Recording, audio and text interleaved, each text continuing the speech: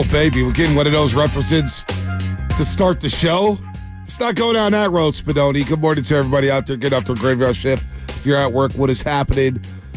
Stay dry, folks. Dry safely. The rain is coming down pretty hard right now in the morning. Good morning to everybody out there who stopped by the Overnight Dancers house, place of business. It's a rainy day. Yay! Yay! Students, cops, teachers, beauty drivers, everybody as we get ready for Super Bowl 58. We got Warriors in Memphis tomorrow. Shasky, Lubman's running around here, stapling everything, running around with his head cut off. What's up, Shasky?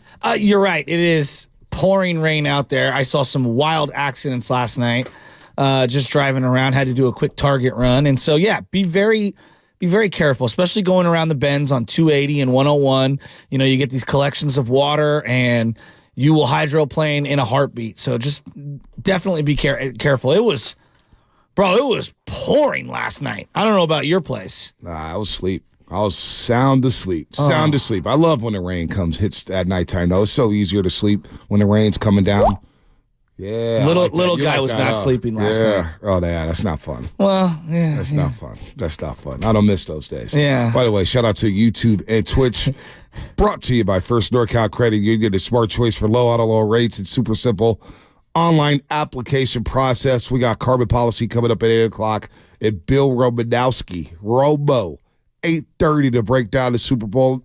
You know, I feel like they're a little bit soft. I'm wondering if he feels like that about the Kansas City Chiefs. We knew the Eagles were soft, and, you know, they're at home right now, and they're all happy because they got Vic Fangio and Kellen Moore. It won't help them next season against the 49ers. But thinking about the Niners, and, you know, we've broken down so much. Just sideswiping Kellen Moore. Forget Philadelphia. They suck. You know, we've talked so much about Purdy. We've talked so much about the defense showing up in the second half. We talked so much about Wilkes and Shanahan and Debo having an all-time game. But I feel like, once again, the offensive player of the year, Christian McCaffrey, is getting overlooked. He continues to get overlooked. And how different has this team been with Christian McCaffrey? You think about the 7 games last year where the 49ers started rolling. They make the trade for Christian McCaffrey. They average 27 points a game. And the offense just looks completely different. They're dropping 30 burgers on the Raiders, 30 burgers on the Commanders, 30 burgers on the Cardinals, 30 burgers on the Dolphins, 30 burgers on the Tampa Bay Buccaneers. And it feels like McCaffrey has been overlooked after a solid performance in the championship game. And just think about his regular season. Just the regular season numbers. 2205. When you just 27 regular season games. 27 regular season games for Christian McCaffrey. He's had 431 rushing attempts, Shasky, 2,205 rushing yards, and 20 touchdowns. And on the flip side of the pass game, he's had over 11 touchdowns, and he's had 1,028 yards on 119 receptions. Now, by the way, he's got the 34-yard touchdown pass in L.A. last year at SoFi Stadium. And in that NFC Championship game against Detroit, the 90 yards that he churned out, the passes that he caught, the subtle pass, not all of them are for first downs, but it keeps you on schedule. Instead of being in 2nd and 9 or 3rd and 9, you're in 3rd and 4, 2nd and 4. And that's the Christian McCaffrey factor. What he has done to this offense in both the run and pass game, he's flipped everything. And I feel like he's getting overlooked as we continue to get ready for Super Bowl 58. Nobody's talking about C-Mac. No, it's a great point. I think when people talk about him as a pass catcher out of the backfield, sometimes you'll hear like, oh, he runs routes like a wide receiver, and they'll do design screens for him, and they'll throw little swing passes to him or wheel routes. My favorite play, which is the most open, easy play of all time, is it feels like you just go 4 wide or 3 wide, 4 deep patterns, and have him just operate underneath. And he just kind of impromptu finds the 5 or 6 yard little hole. Purdy checks down. It's almost unguardable. I mean, it really is. It's almost an unguardable play.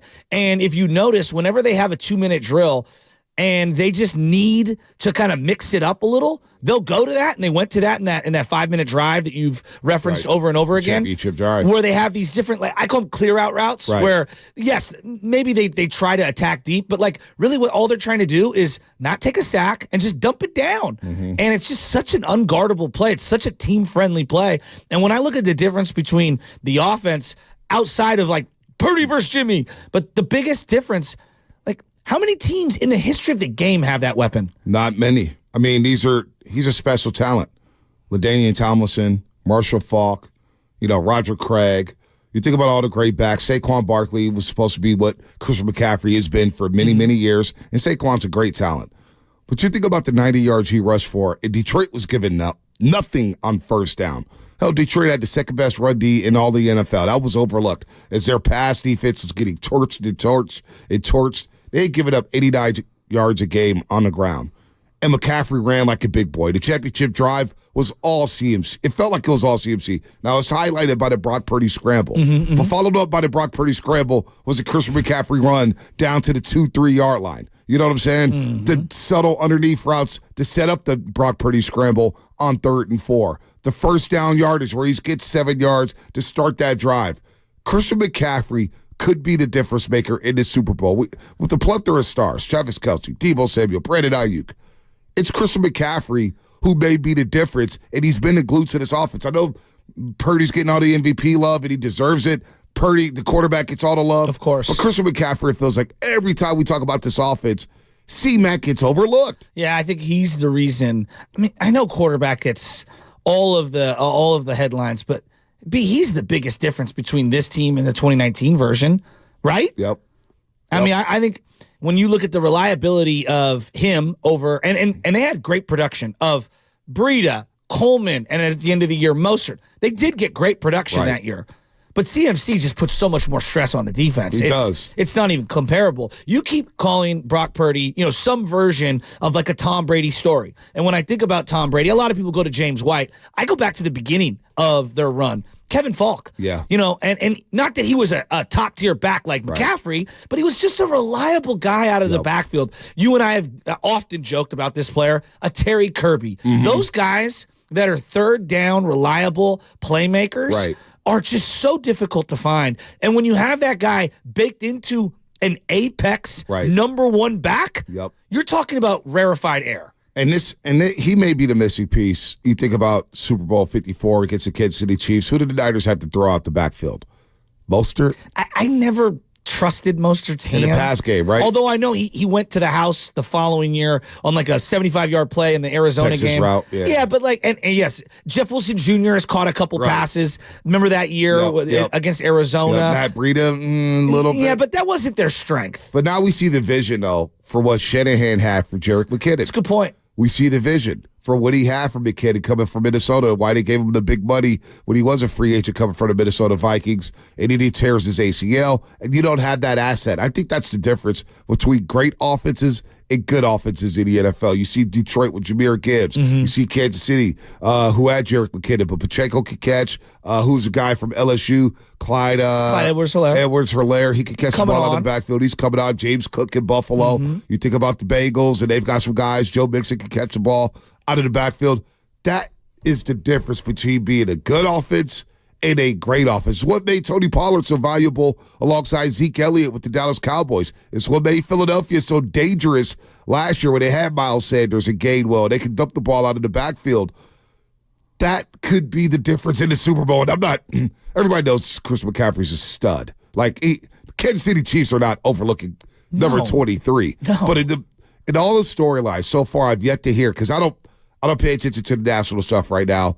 I don't pay attention to predictions. I glance at some of it. I just, I'll read some articles here and there, but as far as talking heads, I'm checked out of that. But I'll read stuff and little schematic stuff and X's and O's on how some guys may be utilized in the Super Bowl. But that is, I think, in all the storylines that we're going to hear next week, I wonder where Christian McCaffrey is going to fall in place. Where is he going to fall? I don't think it's going to be one of the top ones. I think, obviously, quarterback, Mahomes and Purdy, they're just the contrast between the two, right? Right. Mahomes, they traded up for. Now we're hearing stories that they were, advanced scouting him well before they decided to move up and make a move for him. The whole Purdy story is Disney-esque.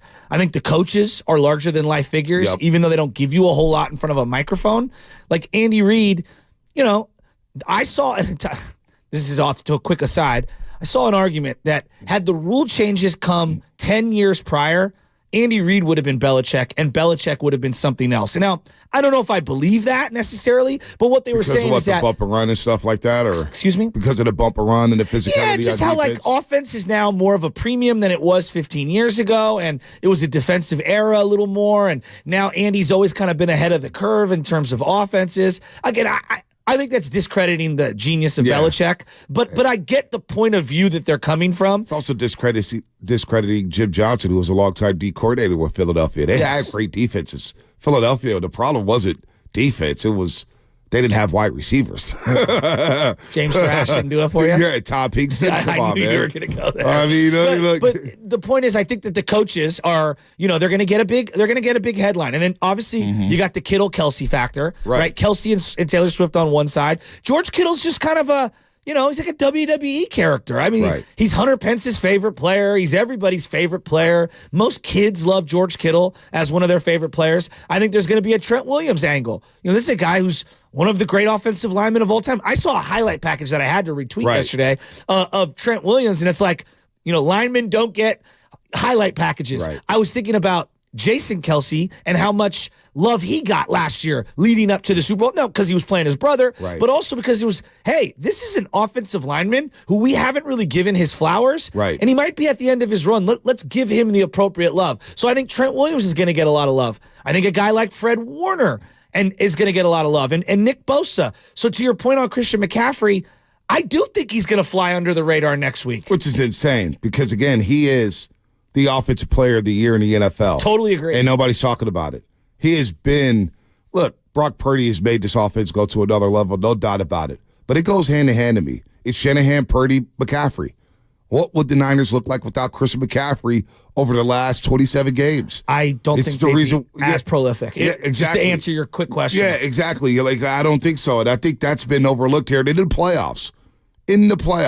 You think about his run in the playoffs. Again, we talk about Brock Purdy, the final drive. Christian McCaffrey had his hands all over it. He had his hands all over it, Shasky. That Green Bay Packers game, he had his hands all over it. And he's just steady. And in a way like Steph, and I know some people are saying, well, we went to a Super Bowl without CMC. Well, that team was led by the defense. We know that. And that was a run-first team.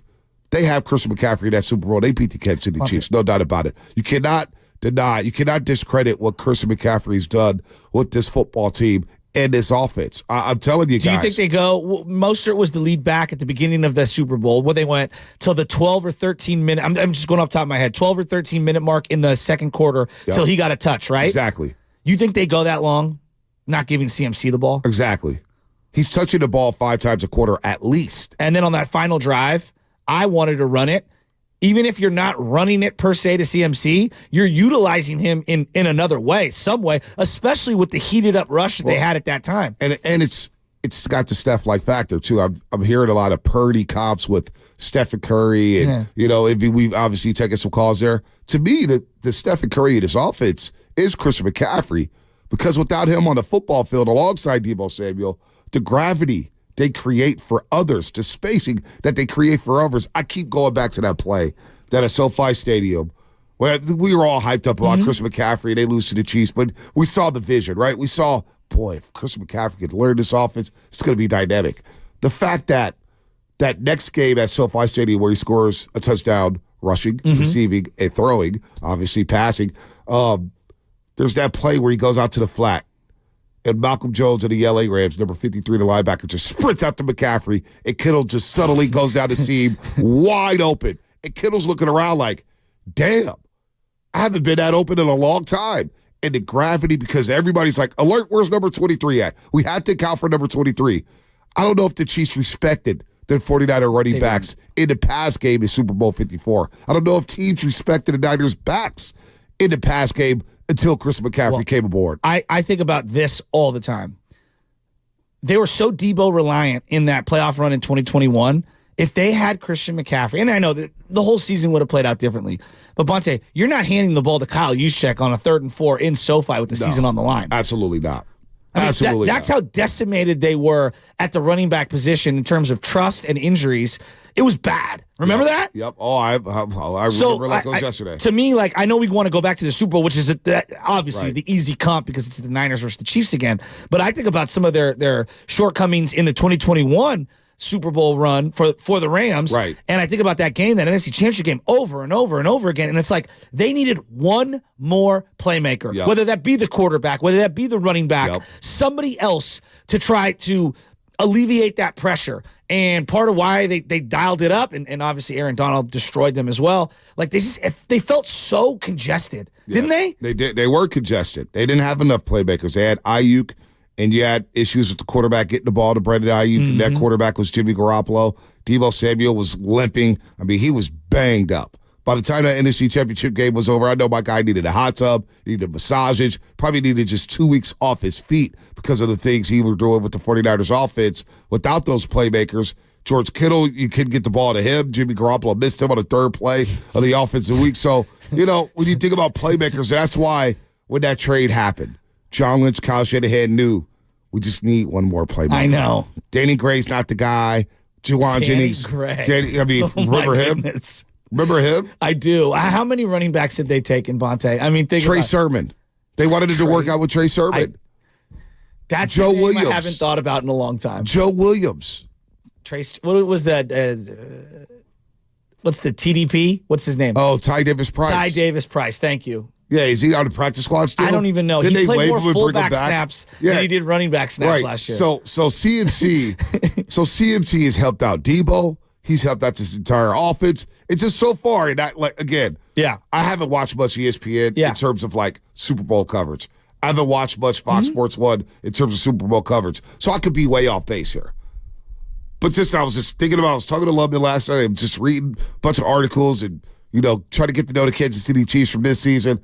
And I'm thinking to myself, boy, nobody's talking about Christian McCaffrey coming off that win against the Detroit Lions. So, I brought up some stats today that I was going to use, like Jimmy Garoppolo in the postseason with the 49ers. No CMC. Remember, he never had CMC. He was a 60% completions, 4 touchdowns, 6 interceptions, 74 quarterback rating. The Niners averaged 22.8 points a game. Brock Purdy with CMC. Now, I took out the NFC Championship game where he got hurt. That was the first drive, so I took it out. 64% completion, 5 touchdowns, 1 interception, 98.2 rating. He also ran for 86 yards, and they're averaging almost 30 points a game. So, yes, I think the quarterback and the quarterback decisions are factored into that, but you can't tell me that isn't the CMC effect. Nah, yeah. You can't tell me that doesn't help the quarterback. Yeah, no doubt. No doubt. Right? It's the quarterback's best friend. It's the quarterback's best friend.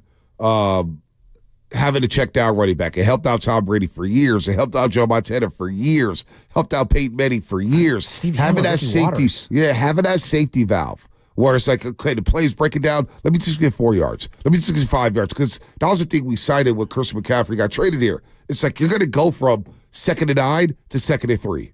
Just because C-Mac on those first downs or those second downs, you check it out to him, boom, that's 5 yards automatically. They were down 14-0 in that game, and he hit a stiff arm on C.J. Gardner-Johnson. To me, it was one of those seminal moments like, we are not going to be bullied around anymore. And I know that they ended up, having a bigger deficit after that because it was 17 points after that. They ended up scoring a touchdown on that drive. But I think we've forgotten that stiff arm was vicious, and I thought it was a huge momentum swing so that the Niners could get a touchdown. Because there was 14-zip after that missed field goal. What is the most underrated part of Chris McCaffrey's game? Is it his physicality?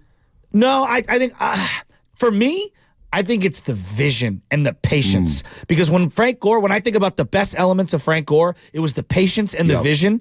And I look at CMC in the same fashion. He's got a beautiful mind. When he hits the edges and the blocks all line up, there's no hole there, and yet somehow he finds the hole. And his feet are incredible. Oh, God, I love watching that guy. 888-957-9570. What's the most underrated aspect of Christian McCaffrey in your opinion? You agree with Shaskin at his vision? There's no wrong answers here. I think it's his physicality. I think people were surprised by the way he's running between the tackles. You might be right on that. And he's lowering that shoulder, and he runs right. with physicality. No, the vision is good. The guy's a great player. I mean, his pass blocking, he blasted a safety.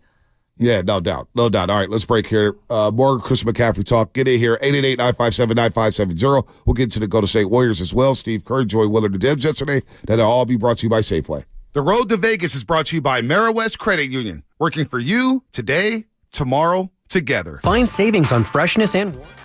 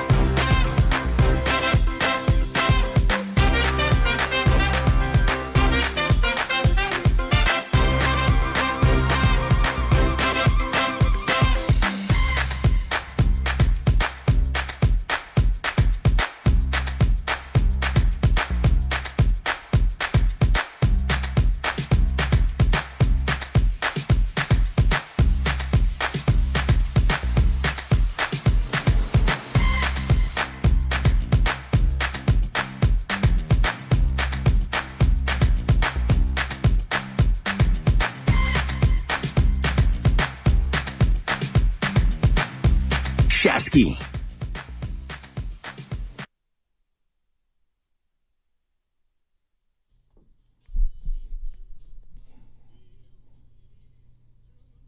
Vegas, baby. Vegas. I love this song. Love this song. Niners are heading to Vegas. They didn't have to leave the Pacific time zone. They only left the Pacific time zone, once since, I believe, the Philadelphia game, right? That was December 3rd. Go ahead, Spinoni. Oh, yeah, it's December 3rd. They came back home, played Seattle again. Yeah, they didn't leave the Pacific time zone. Now they get to go to Vegas. A short flight, hour and a half. They'll leave Sunday night. They'll arrive in Las Vegas next Sunday, and it will get real. It's starting to hit me, Shasky, that the Niners are in the Super Bowl. We've been slow playing this bad boy. It's starting to hit me that it's on. So Monday night is the media thing now, correct? Is it Monday night or Tuesday night? I don't know. It's a nighttime event, correct? Yeah, no, it's a nighttime event. And it's going to be on the NFL Network? NFL Network, all that stuff. Does that hit for anyone? I mean, it doesn't. I'll watch it. I mean, it's a little goofy. I remember when they had it out here for Super Bowl 50. Were you there? Yeah, I was there. It was down in San Jose, the SAP Center. Yeah, lay the scene out So for me. what they do for the media members, so you go in there, right, and they give you your credential, and you get a headset. Okay. And you get a channel, and there's different channels for each podium. So there's like 10 podiums for each team, right? And each team does it their own session. Okay. So it'll be like the Niners first and then the Chiefs first, or however it is. Chiefs second, Niners first, Niners second, Chiefs first, whatever. So you get to make your 10 biggest stars on the podium. So it'll probably be Kittle, Debo, Trent Williams, Purdy, of course, McCaffrey, Shanahan, Trent, Bosa, Fred Warner, and whoever else. And then the rest of the players are just kind of walking around. But in order to listen to the podium, if you're on you can go to each channel. You go to podium 1, podium 2, podium 3, or you can walk up to the podium. So I got some cool stuff. Like I was asking Akeem Talib about his chains. He had the ice. Von Miller, I was asking him about chains. I was just doing goofy stuff, right? And so you walk around, you ask these guys questions, and each guy at the podium is up there for about an hour. That's a 45 long minutes time. to an hour. It's a long time. Wow, that's a long And things time. get really goofy. Questions, and then you got people walking around. Yeah, the Baba Booey, Howard Stern-like stuff, I'm sure. Your boy, what's your boy from the Jimmy Kimmel show? Guillermo. Guillermo's walking around. Mrs. USA, Miss Universe. It's all kind of goofy stuff going on at Media Day. So it's all, It is Monday, by the way, 3 to 8. 3 to 8 Monday? Okay. Wow, that's a long 5-hour media session. Why do you think Marshawn Lynch is, I'm just here so I won't get fined, right? Exactly. Like he just doesn't want any part of that. I actually probably enjoy the non-sports media asking questions more than the actual, sports media asking questions. Why is that? I just think that, it gets very generic. Like the sports media questions are and I know the nation doesn't know all of the stories of all these guys. Like I'm sure the Brock Purdy story will be exhausted because we've kind of known it for a couple of years now, but a lot of the country doesn't know it. Yep. The CMC story that his dad played. I don't know. I would assume most sports fans know, but does the casual fan know about him? My mom last night. We had my mom over last night for dinner, and my mom is so mad about the Taylor Swift thing. Yep. She is so exhausted by the Taylor Swift thing. And she likes Taylor Swift.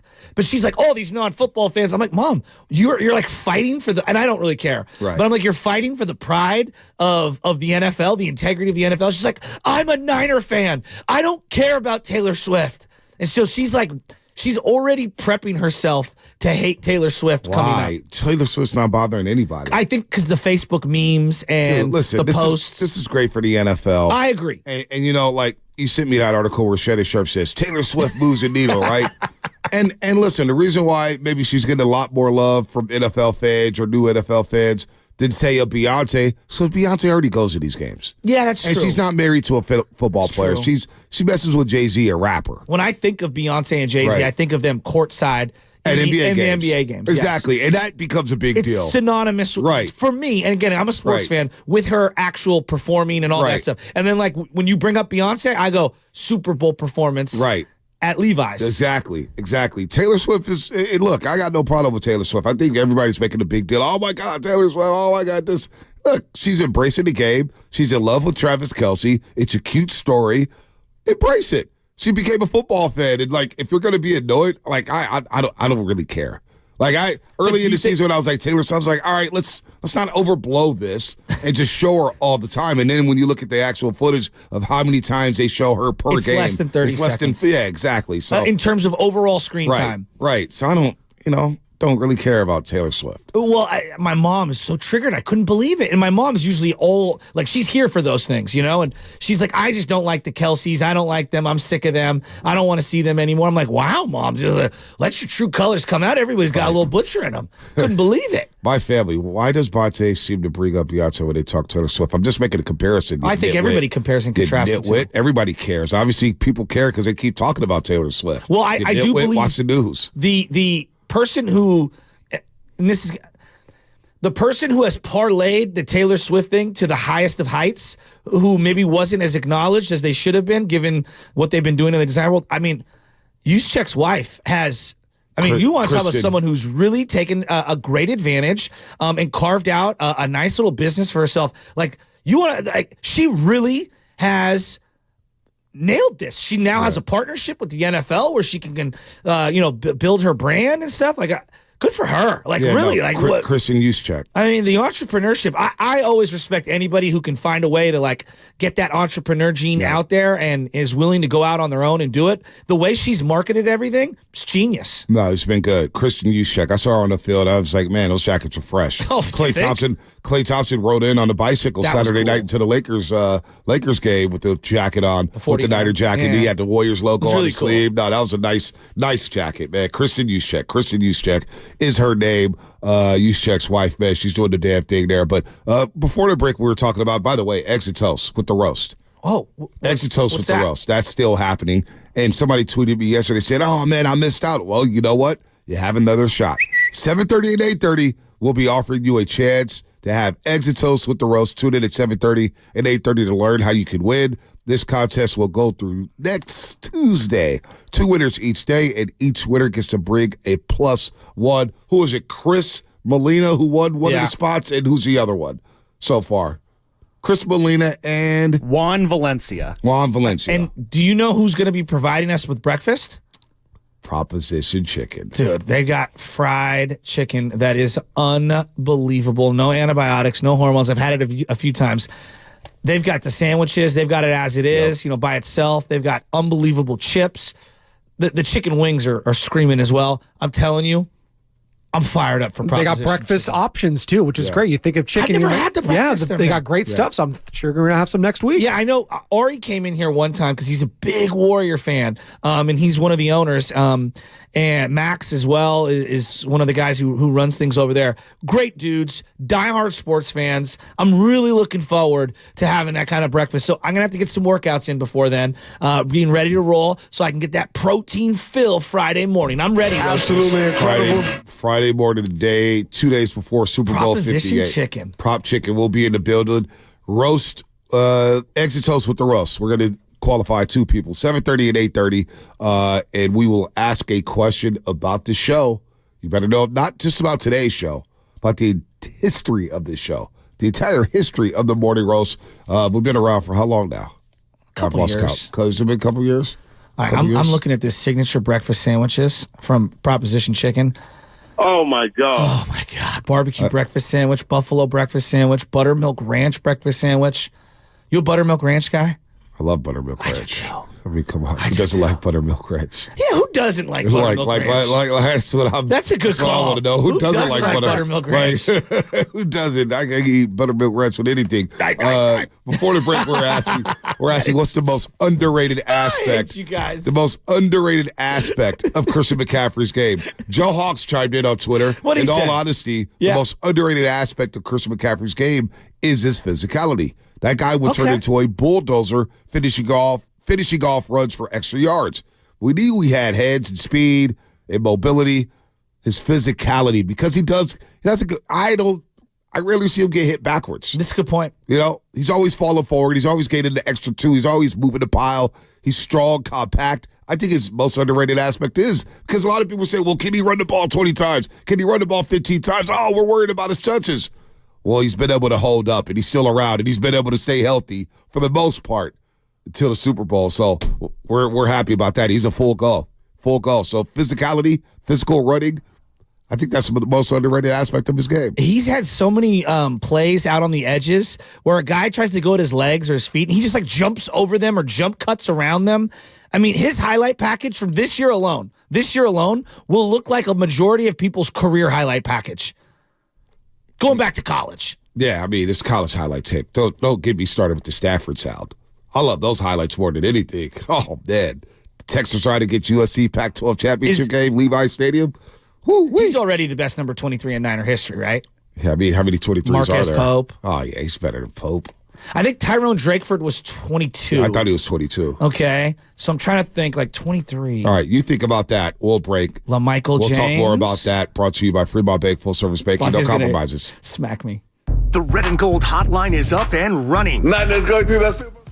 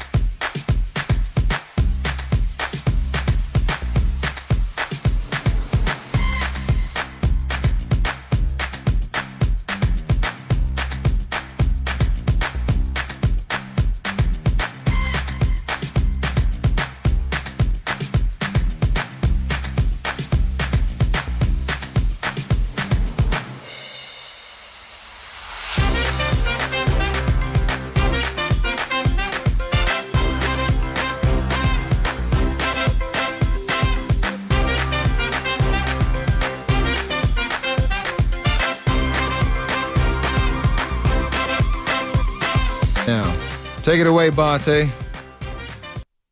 All right, Steph, we'll see you tomorrow in Memphis, Tennessee, where the Warriors will try to win back-to-back games for the first time since December 22nd and 23rd. They haven't won back-to-back games in over a month.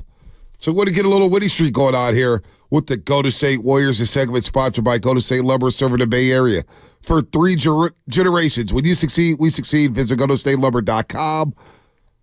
Carmen Policy coming up at 8 o'clock, the former president of the 49ers. He's got a lot of Super Bowl rings. And, of course, Bill Romanowski, another guy who has a lot of Super Bowl rings, 4 and all. He'll join us at 8:30.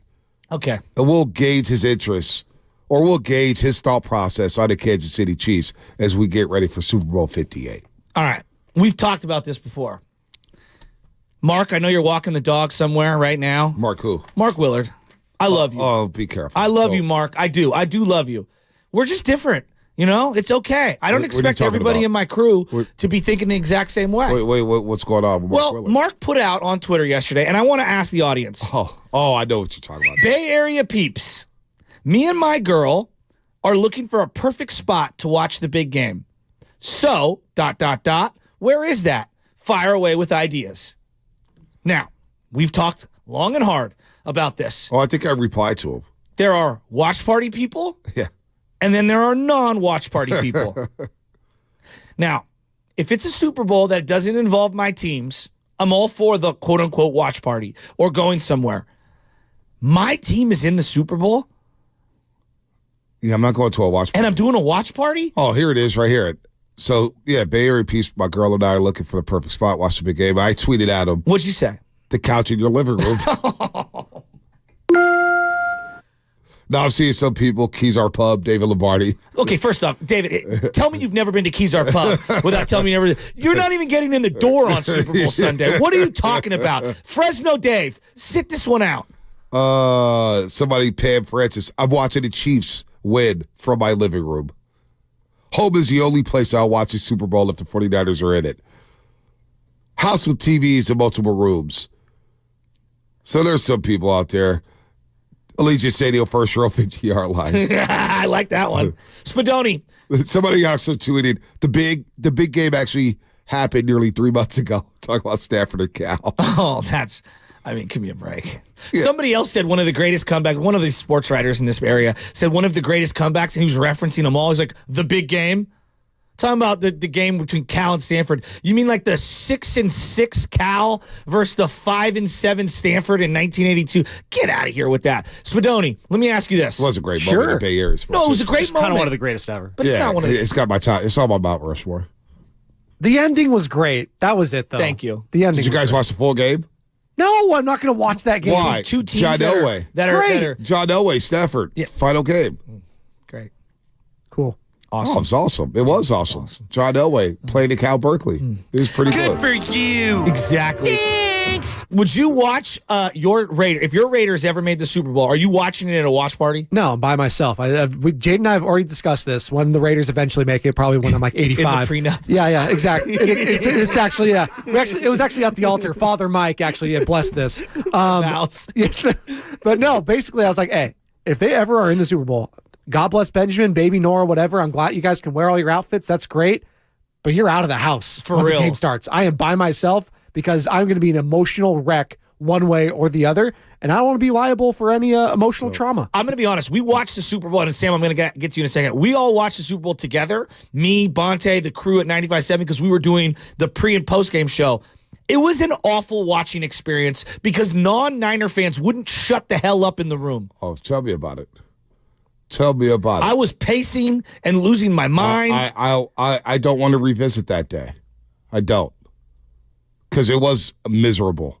I sat to the side. I just shut the hell up. You guys are all talking, and I'm looking at Spadoni. I'm like, dude, it's just too much fraternizing going on. Talking. I was sitting there kneeling. Remember, I was like kneeling, jumping, standing. You got burritos for everyone. I was very That's right. No, I chipped in on that too. You guys, okay, sorry. You guys both did. Hey, whoa. People always see, don't do that. I didn't know. Don't shoot the messenger. I'm shooting the messenger. Oh, that was a disaster. Bonita Taqueria. That was a disaster to watch that game with a bunch of people. It was horrible. And there were some non-Niner fans there just chirping just to chirp. Ruining the experience. Sam, Super Bowl, your team's in it. You're a Niner fan. How would you watch? A watch party or some sort of different experience? I mean, I definitely if it's a team that I have a personal investment in, it's definitely not a watch party. But if anything, it might be a chosen friend or family member who I trust to deal with it with me like that. Like for example, like my mom and I, we've watched a lot of games over the years, so she's someone who but that's not a watch party to me. No, it's not. A better example would be the Miami Hurricanes in the national championship game in football. Where are you watching that game? Yeah, if it's the Hurricanes, it's probably my dad and I are sitting on the couch and saying no one else bother us. Yeah, So I'm not going to I'm not Buffalo necessarily Wild Wings. alone. There will be a select person or two You're about who to can go to join me. Buffalo Wild. Could you imagine hey, we're going to TGI Fridays. Right. I don't even know if those exist anymore. We're going to go watch the big game. All 57 of us. Are you two Go to poll Wild question? Wings before TGI. Yeah, Buffalo. The Jack Daniels Just go sauce to was Wings- hitting, Just though. go to Wingstop. How will you watch the 49ers in the Super Bowl? Are you two poll question a day? Watch party with friends or at home alone in peace? But so let me tell you about a watch story. party with friends. It's one thing if it's like 10 or less, and this is the diehard family. Like if it's your family, like I get that. Like the crew you always watch with. When I mean watch party, I mean like a bunch of randos. Like that's what I mean. What do you mean by watch party? So the Tigers Giants World Series Game 2, 2012. I'll never forget. I went to Hooters to watch that game, and that's what I vowed. Sam Bruno, and I vowed to Rest in never, peace. ever watch another big game at a restaurant like that ever again. It's Because a horrible Bob experience. Gardner was dealing, and there was a girl in the crew who were like, boy, Barry Zito's pitching really well. No. And then I kept hearing things, inaccuracies about the team, and it started bothering me. And I was like, you know what? This sucks. I'll never do this again. I'll never, ever do this again. Did you bite your tongue? Oh, my gosh. It was miserable. It was driving me crazy. Driving me insane. It was the one time I did it. Never again. Nothing bothers me more than when I hear two people talking about sports and I have to interject myself into the conversation. Yeah, I just don't do it. No, more. but I can't help myself. I can't help myself. I used to be that guy. It's unacceptable. Now I just feel like, you know what? I don't need to waste that energy. Nope. See, I'm not different. going to do that. I'm like, no. No, I used You're to be that guy. misremembering. Jimmy No. G was not that good. No, and then I started arguing with him. No, I tell you, the guy at Downtown Disney, who was trying to tell me about whose fault it was and how this team was playing. I'm like, dude, I'm not today. I'm in a great mood. I was just like, okay, pal. Just patted him on the back. You're right. Sometimes just let people just give out false information, misinformation. See, that's the difference between us. No, I've grown out of that. Yeah. I don't care. I was like, I just, Well, see, you know. I'm trying to fight the good fight on an hourly basis. Yeah, that's wasted energy for me. Because then that person's not going to retain it. And they're going to continue to go back to their default answer about whatever it was they were wrong about. So it's like, I can't help you. Big Dog City's chiming in. What's what up, he Big saying? Dog? Raiders make the Super Bowl. I'm selling everything to be at that game. Okay. Tell Spadoni we at the game. Wow, he's even thinking about you, Spadoni. If you also pay for it, shout out Big Dog City, baby. Oh, he ain't paying for you. He'll find a cheap ticket, though.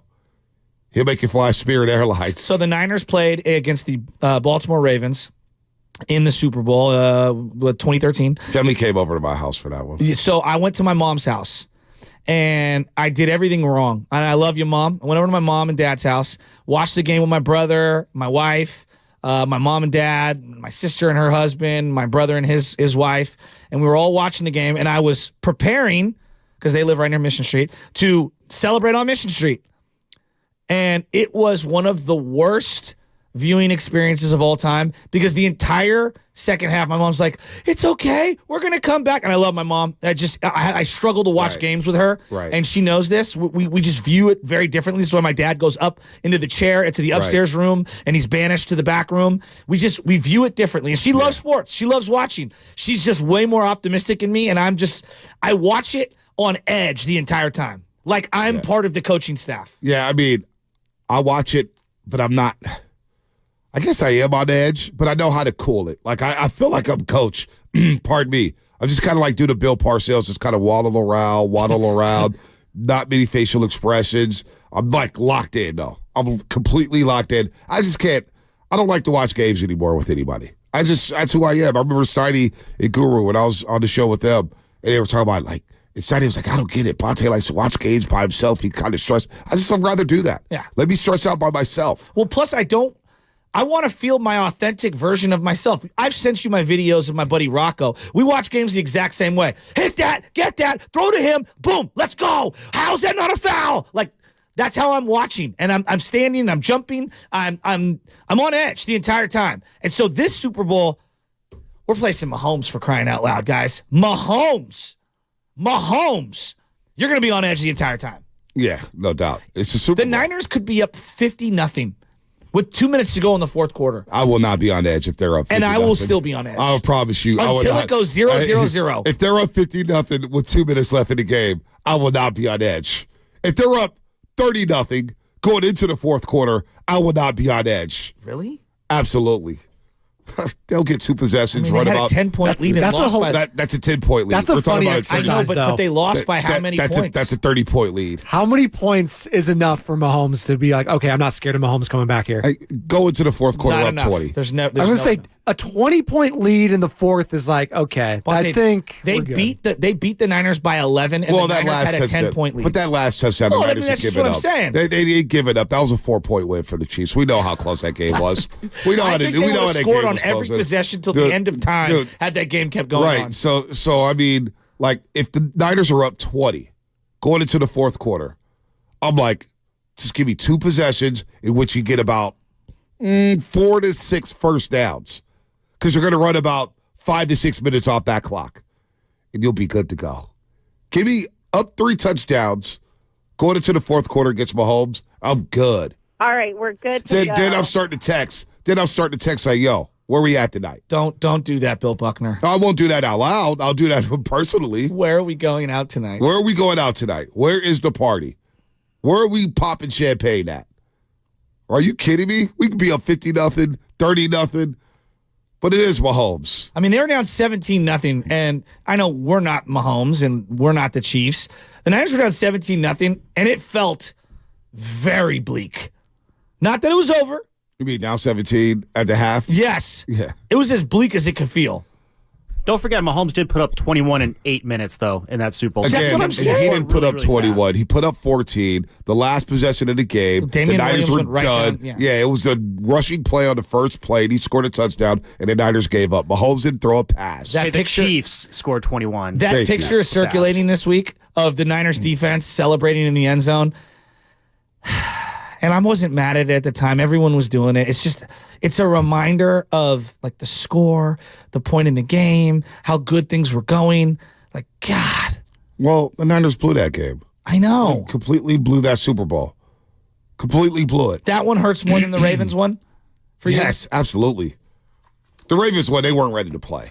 They should have been blown out in that And they football both game. really hurt me. The Ravens one is not even a top 5 for me in terms of all-time hurt. I don't know. I walked Mission Street. So sad that night. I was sad. All by myself. I was sad, but the 2011 game was more heartbreaking for me. Stuffed my face into a burrito. 2013 game, Wow, a little wow, more wow. heartbreaking for me down up in Seattle.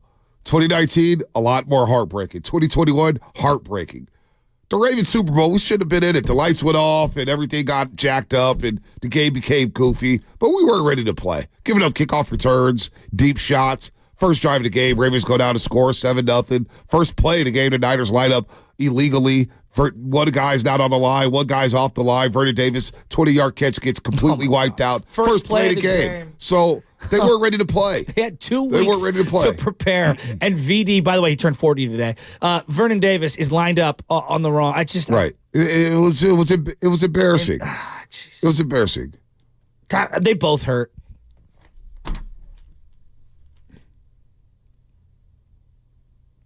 What's Kind of like a mashed potatoes guy.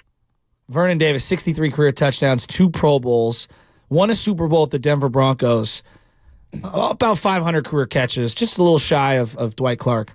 All-time player. You okay? Bonte is just staring down somebody like he's Dave Bonte Stewart. and I are having a moment right now. Yeah, like he's Dave Stewart in the postseason. Legal when you can. Legal when you can. We'll start calling you Bonte Smoke. You got those 9 Bill. clocks there, you know? Let the legal happen organically, please. We're having a conversation. Exit toast with the roast. 7:30, 8:30. We're qualified people. As you're listening to 95.7 The Game, KG&G FM in HU1 San Francisco. Don't forget that you can also watch us every day on our YouTube and Twitch streams. Just log on and search 95.7 The Game. Be sure to like and subscribe to the channel while you are there. Brought to The you by boy First doesn't know NorCal. the zone as well as you do, Fonte. First NorCal Credit Union. Smart choice for low auto loan rates and super simple online application process. So we're kicking this around last night. We're kicking this around during the break. With beating Mahomes, first of all, beating Mahomes would elevate the Super Bowl. There's no doubt about it. But with beating Mahomes, is it equivalent to the Warriors beating LeBron James in 2015? Because of the greatness and the stature of these two athletes. LeBron James, considered one of the best players ever in NBA history. Patrick Mahomes already considered the greatest quarterback in NFL history. Part of why I feel like the Warrior run gets elevated is because it happened in the heart of the LeBron era. For me.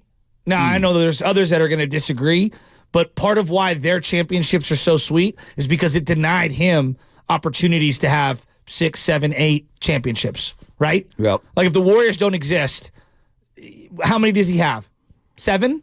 May have 7. Even if we're being conservative. Yeah, no, he has 7. Okay. And then he's like, wow. Right? Jordan only has 6. Right? And so, yes, if you take away championships from Mahomes, they absolutely get elevated. Sam Lubman brings up Eli Manning, right? Automatically. Eli's championships over Tom Brady are not the same as, let's just pick somebody out, had Eli beaten Joe Flacco. Right.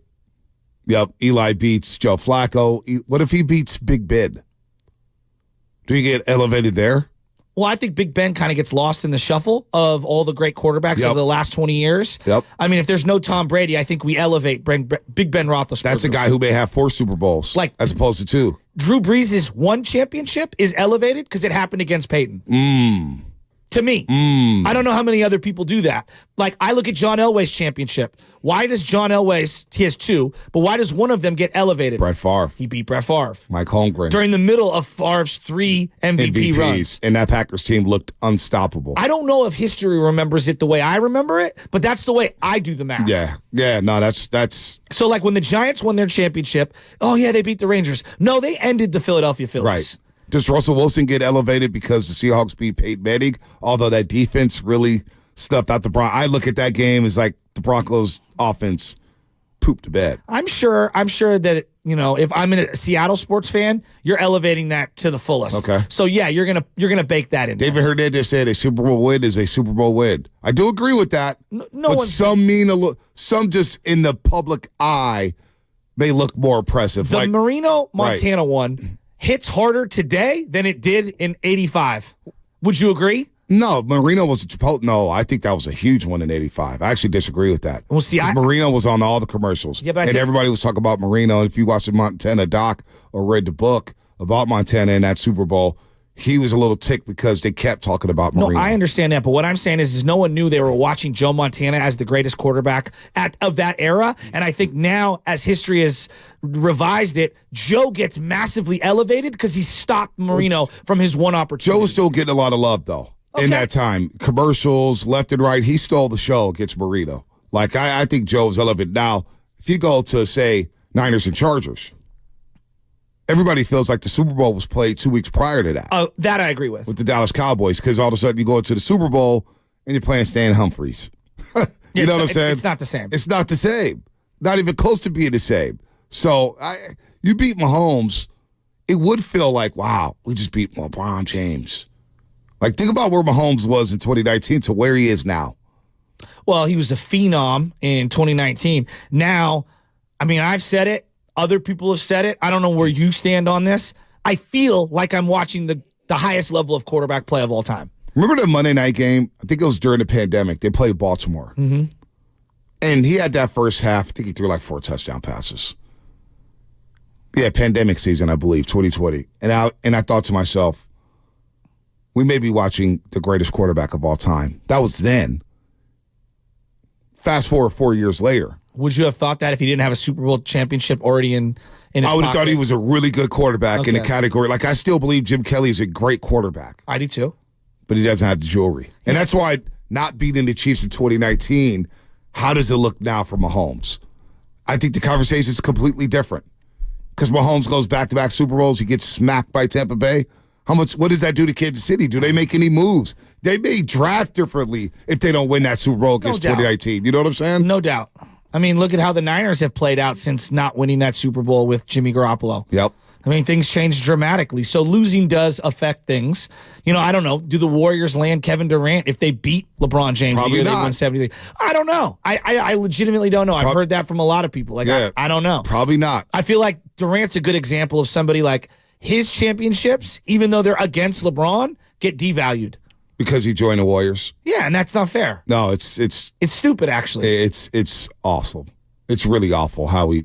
But all championships are not created equal. That's something that I like. Yes, a championship is a championship, but Yep. on the tier of titles, Yep. some hit harder than others. So Magic, this is a great example. 415 Comcast Business Text Line.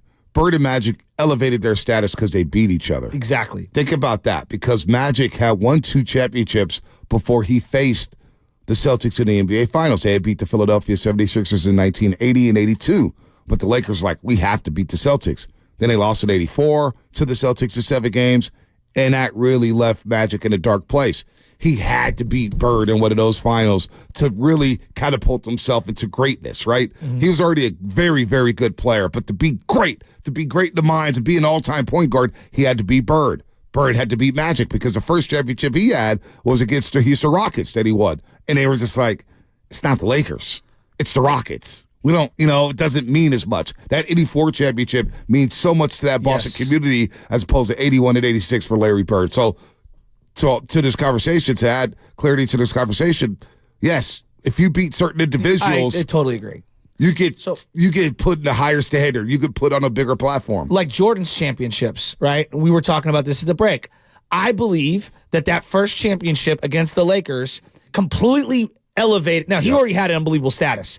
But when you beat Magic Johnson and the Lakers, and you have the iconic play of changing from the right to the left in traffic, and then Gatorade is just going balls to the wall with that as their endorsement, I do believe that completely elevated his profile, which was already through the roof. But beating Magic is a huge part of the elevation of the Jordan brand. Yep, I'm with you.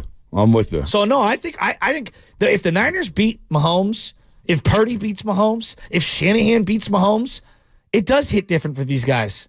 Yo, it hits big time. No doubt. Let's say if it's DeMeco Ryans. I'm just saying, like hypothetically, it's the Houston Texans. Come on, y'all. It doesn't hit the same way as beating Andy Reid and the Chiefs. Now, I'll take it. I am not complaining, like beating the Cincinnati Bengals twice for Joe Montana. No one's complaining, but it's not the same. All right, Exit Toast. We're going to qualify 2 people for Exit Toast with the roast for next Friday. That's coming up at 7:30. Peter and Sammy will get to you on the other side. That's what's coming up on the game, brought to you by the Inn at the Tides. They're back. Legendary. All-you-can-eat Dungeness crab feeds at Tides Wharf Restaurant. Just $99 per person.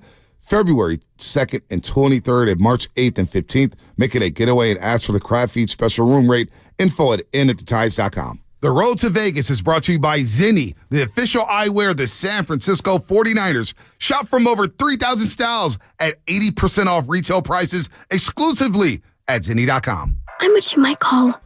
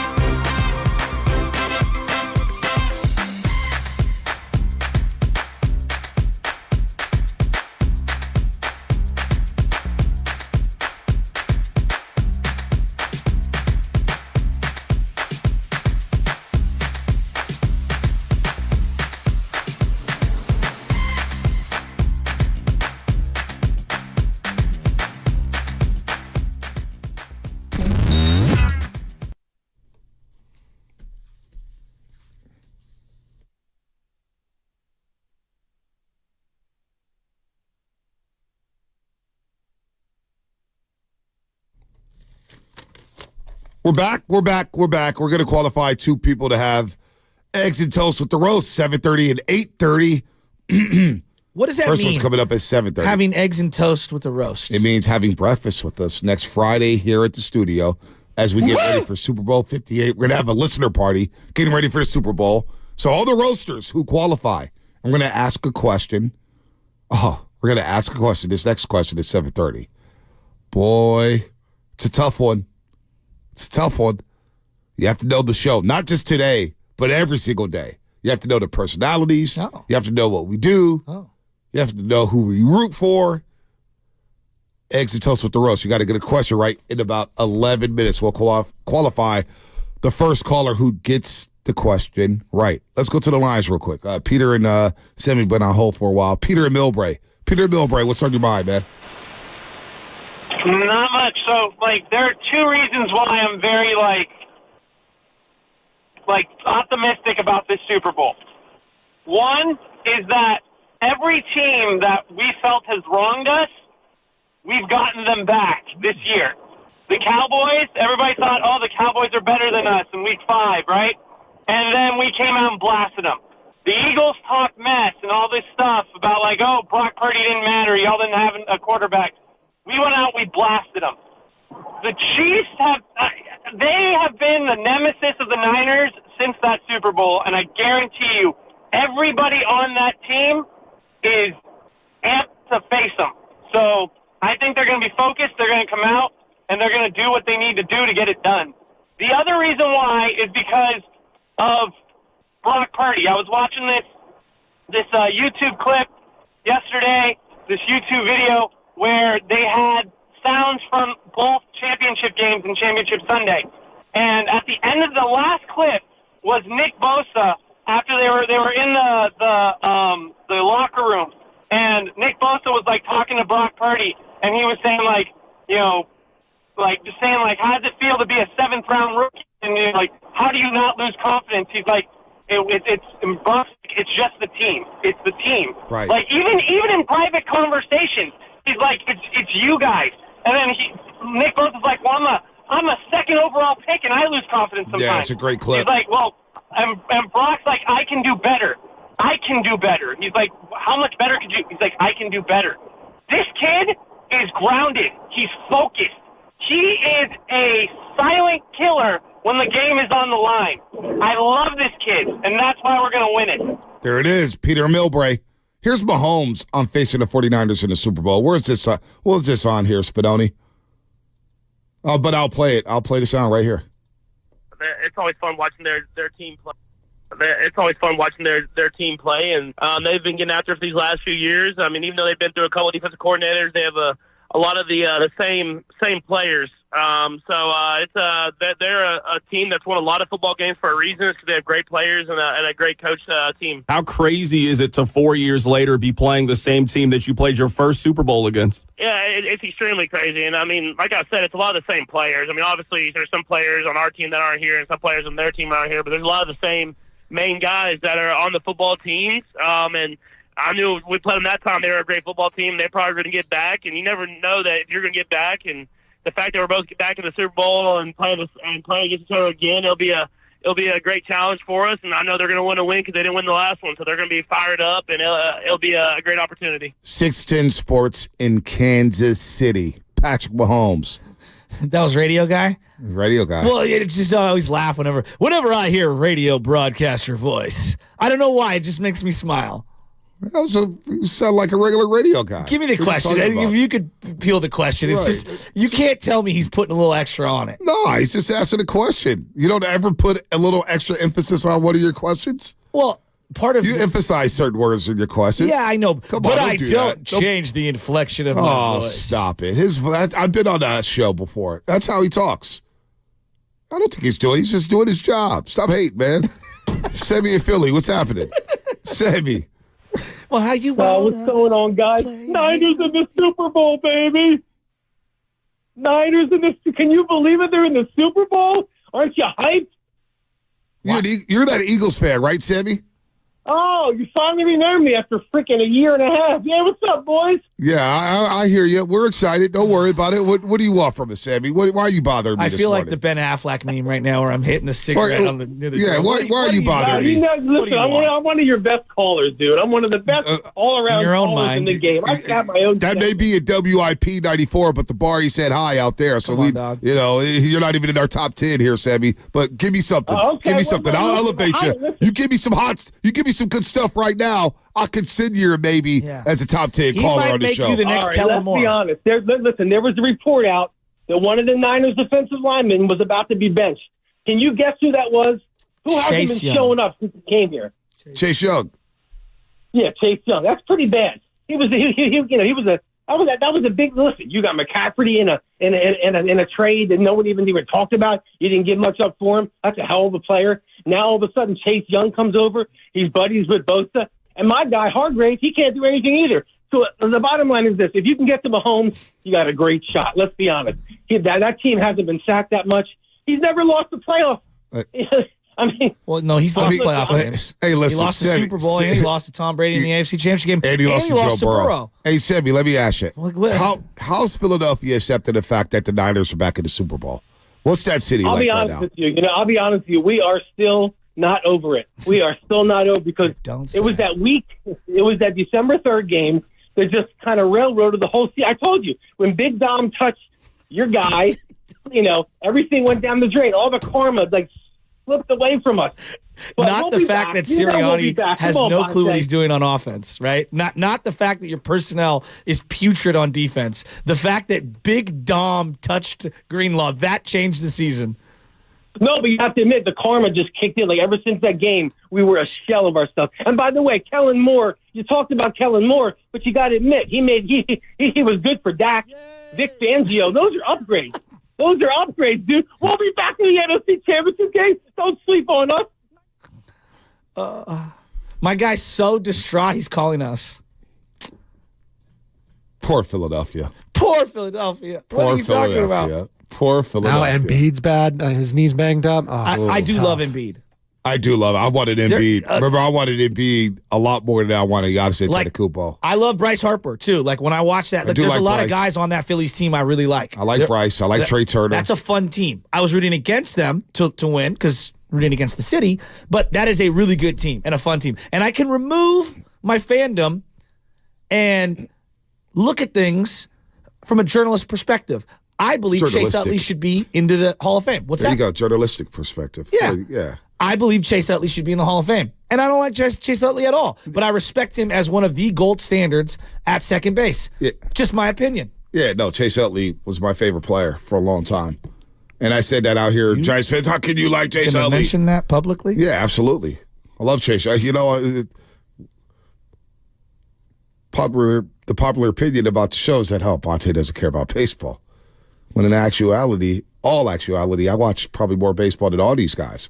I just don't lock in on the Giants like these guys because the Giants stink. Are you serious? By the way, do the San Francisco Giants, did they sign a star yet? Yeah, they did. Jung Hoo Lee, bro.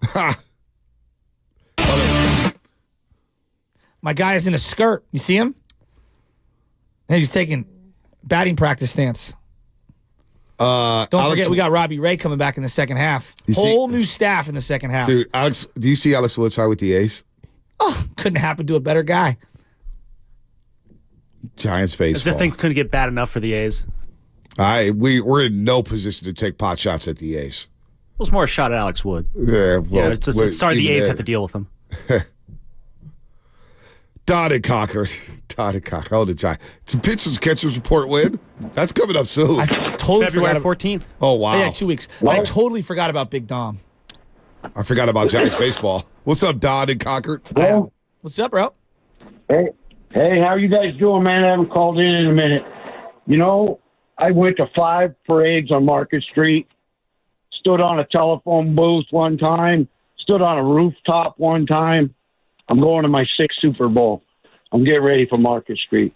What do you guys think about that? I think you're doing it right. Now, I'm not going to put the cart before the horse.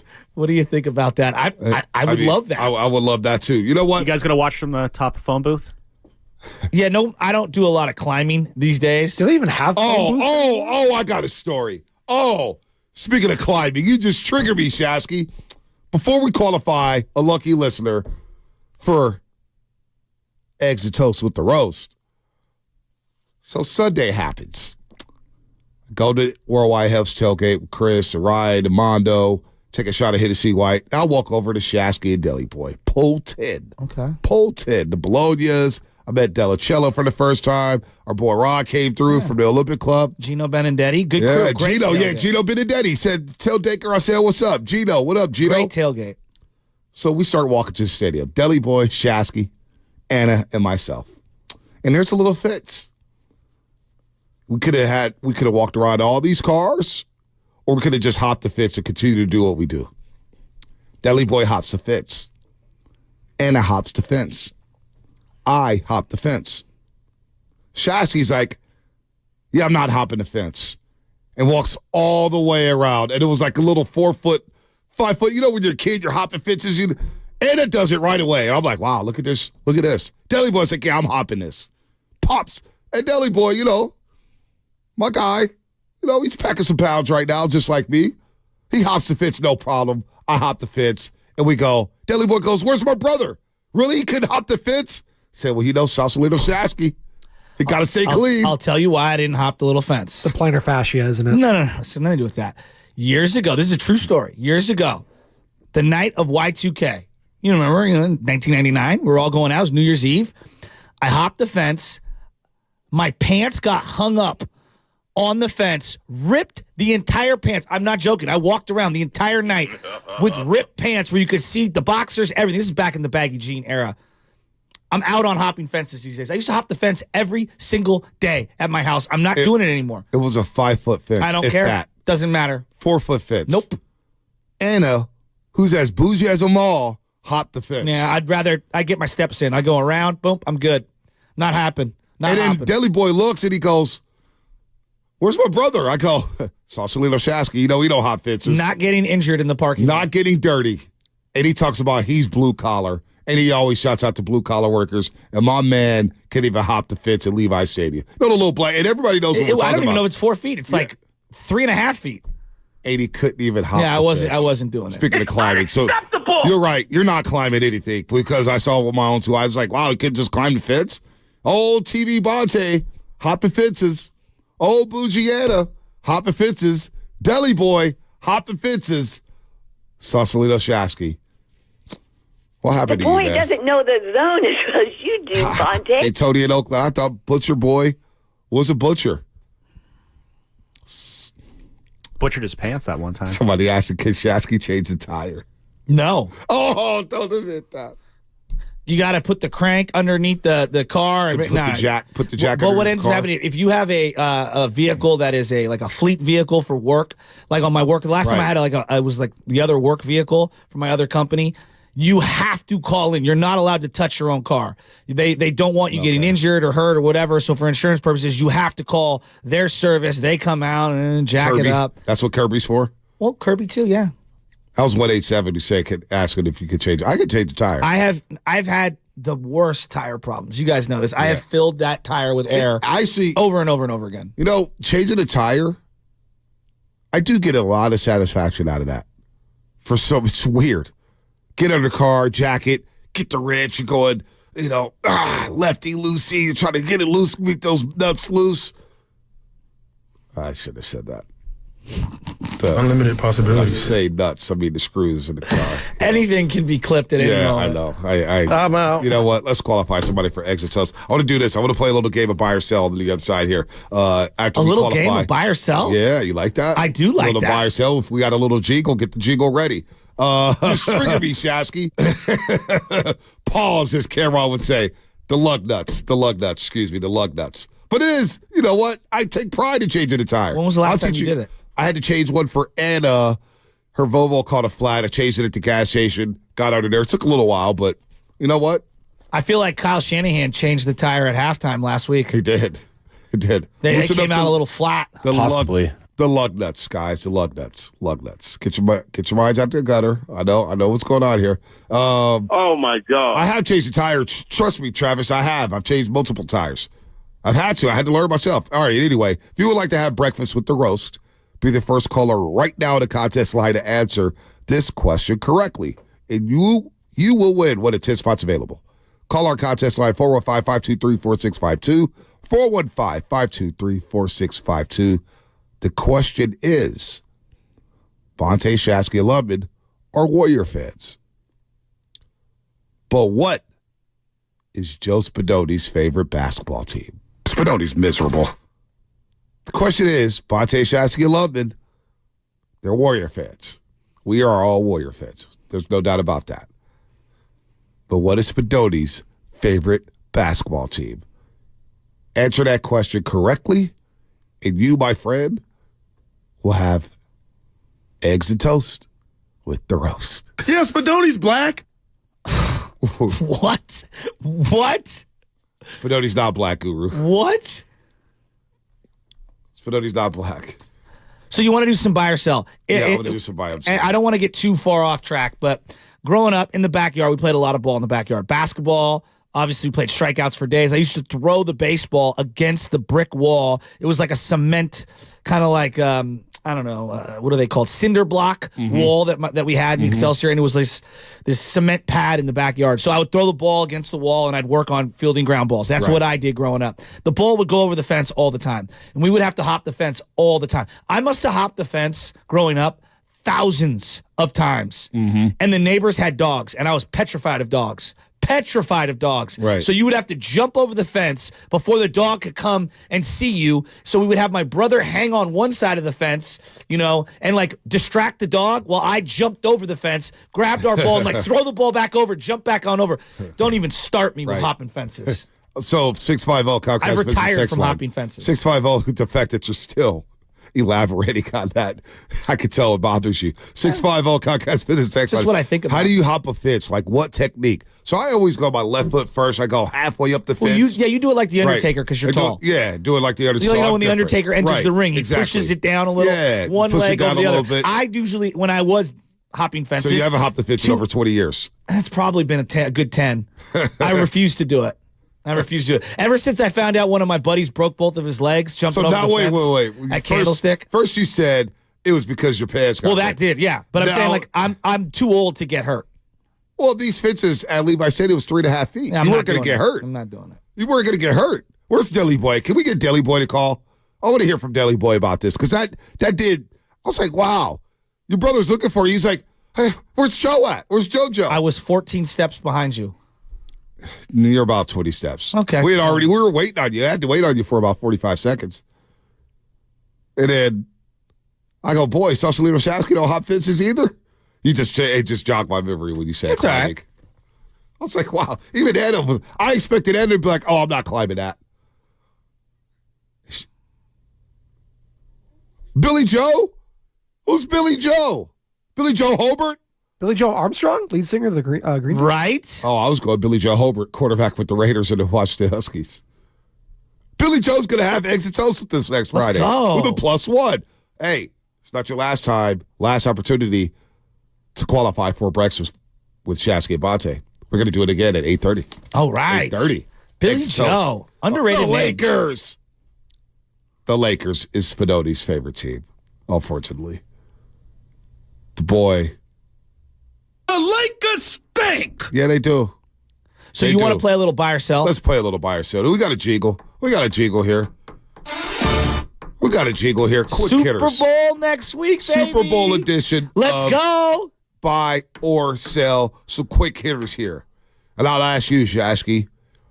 Yes or no? And you could elaborate on it. Okay, give it to me. The 49ers should be favorites in this game. No. Yes or no? No. Why not? No, because I think their form matters. And right now I'm looking at this defense, and I think we've overrated the defense.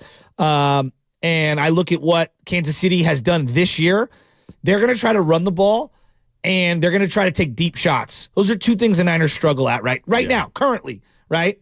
And then I look at who the quarterback is, and it's a big-time game, correct? Yep. Yeah. So why would you ever bet against a big-time player in Patrick Mahomes? You used to call it Pats or pass?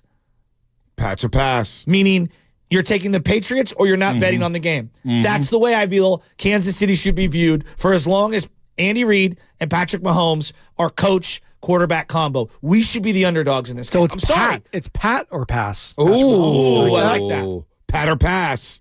I just don't think we should be the favorites. I What do you really think? don't. And it's not because I don't think we're good. It's just you're talking about an all-time legend. Spinoni, what do you think? If we take out the quarterback, the head coach, and that tight end, the Niners have the better roster, right? So if I take out the kitchen, I'm just saying. I've got the better house. If Brock Purdy has been playing like a top 5 quarterback this season, and I get it, Patrick Mahomes on another planet, I'm taking the rest of the 49ers team. I think they should be the favorites. Hey, it's true. Okay. Purdy had a better season than Mahomes at the quarterback position in the regular season, right? It's just a fact. Well, But then you could argue Mahomes is better at playoffs than Purdy. He has. Regular season, Purdy was better. I'm not saying he's a better quarterback, but he was better. He was better. All right. Should the Niners be the favorites? I'll answer the question as well.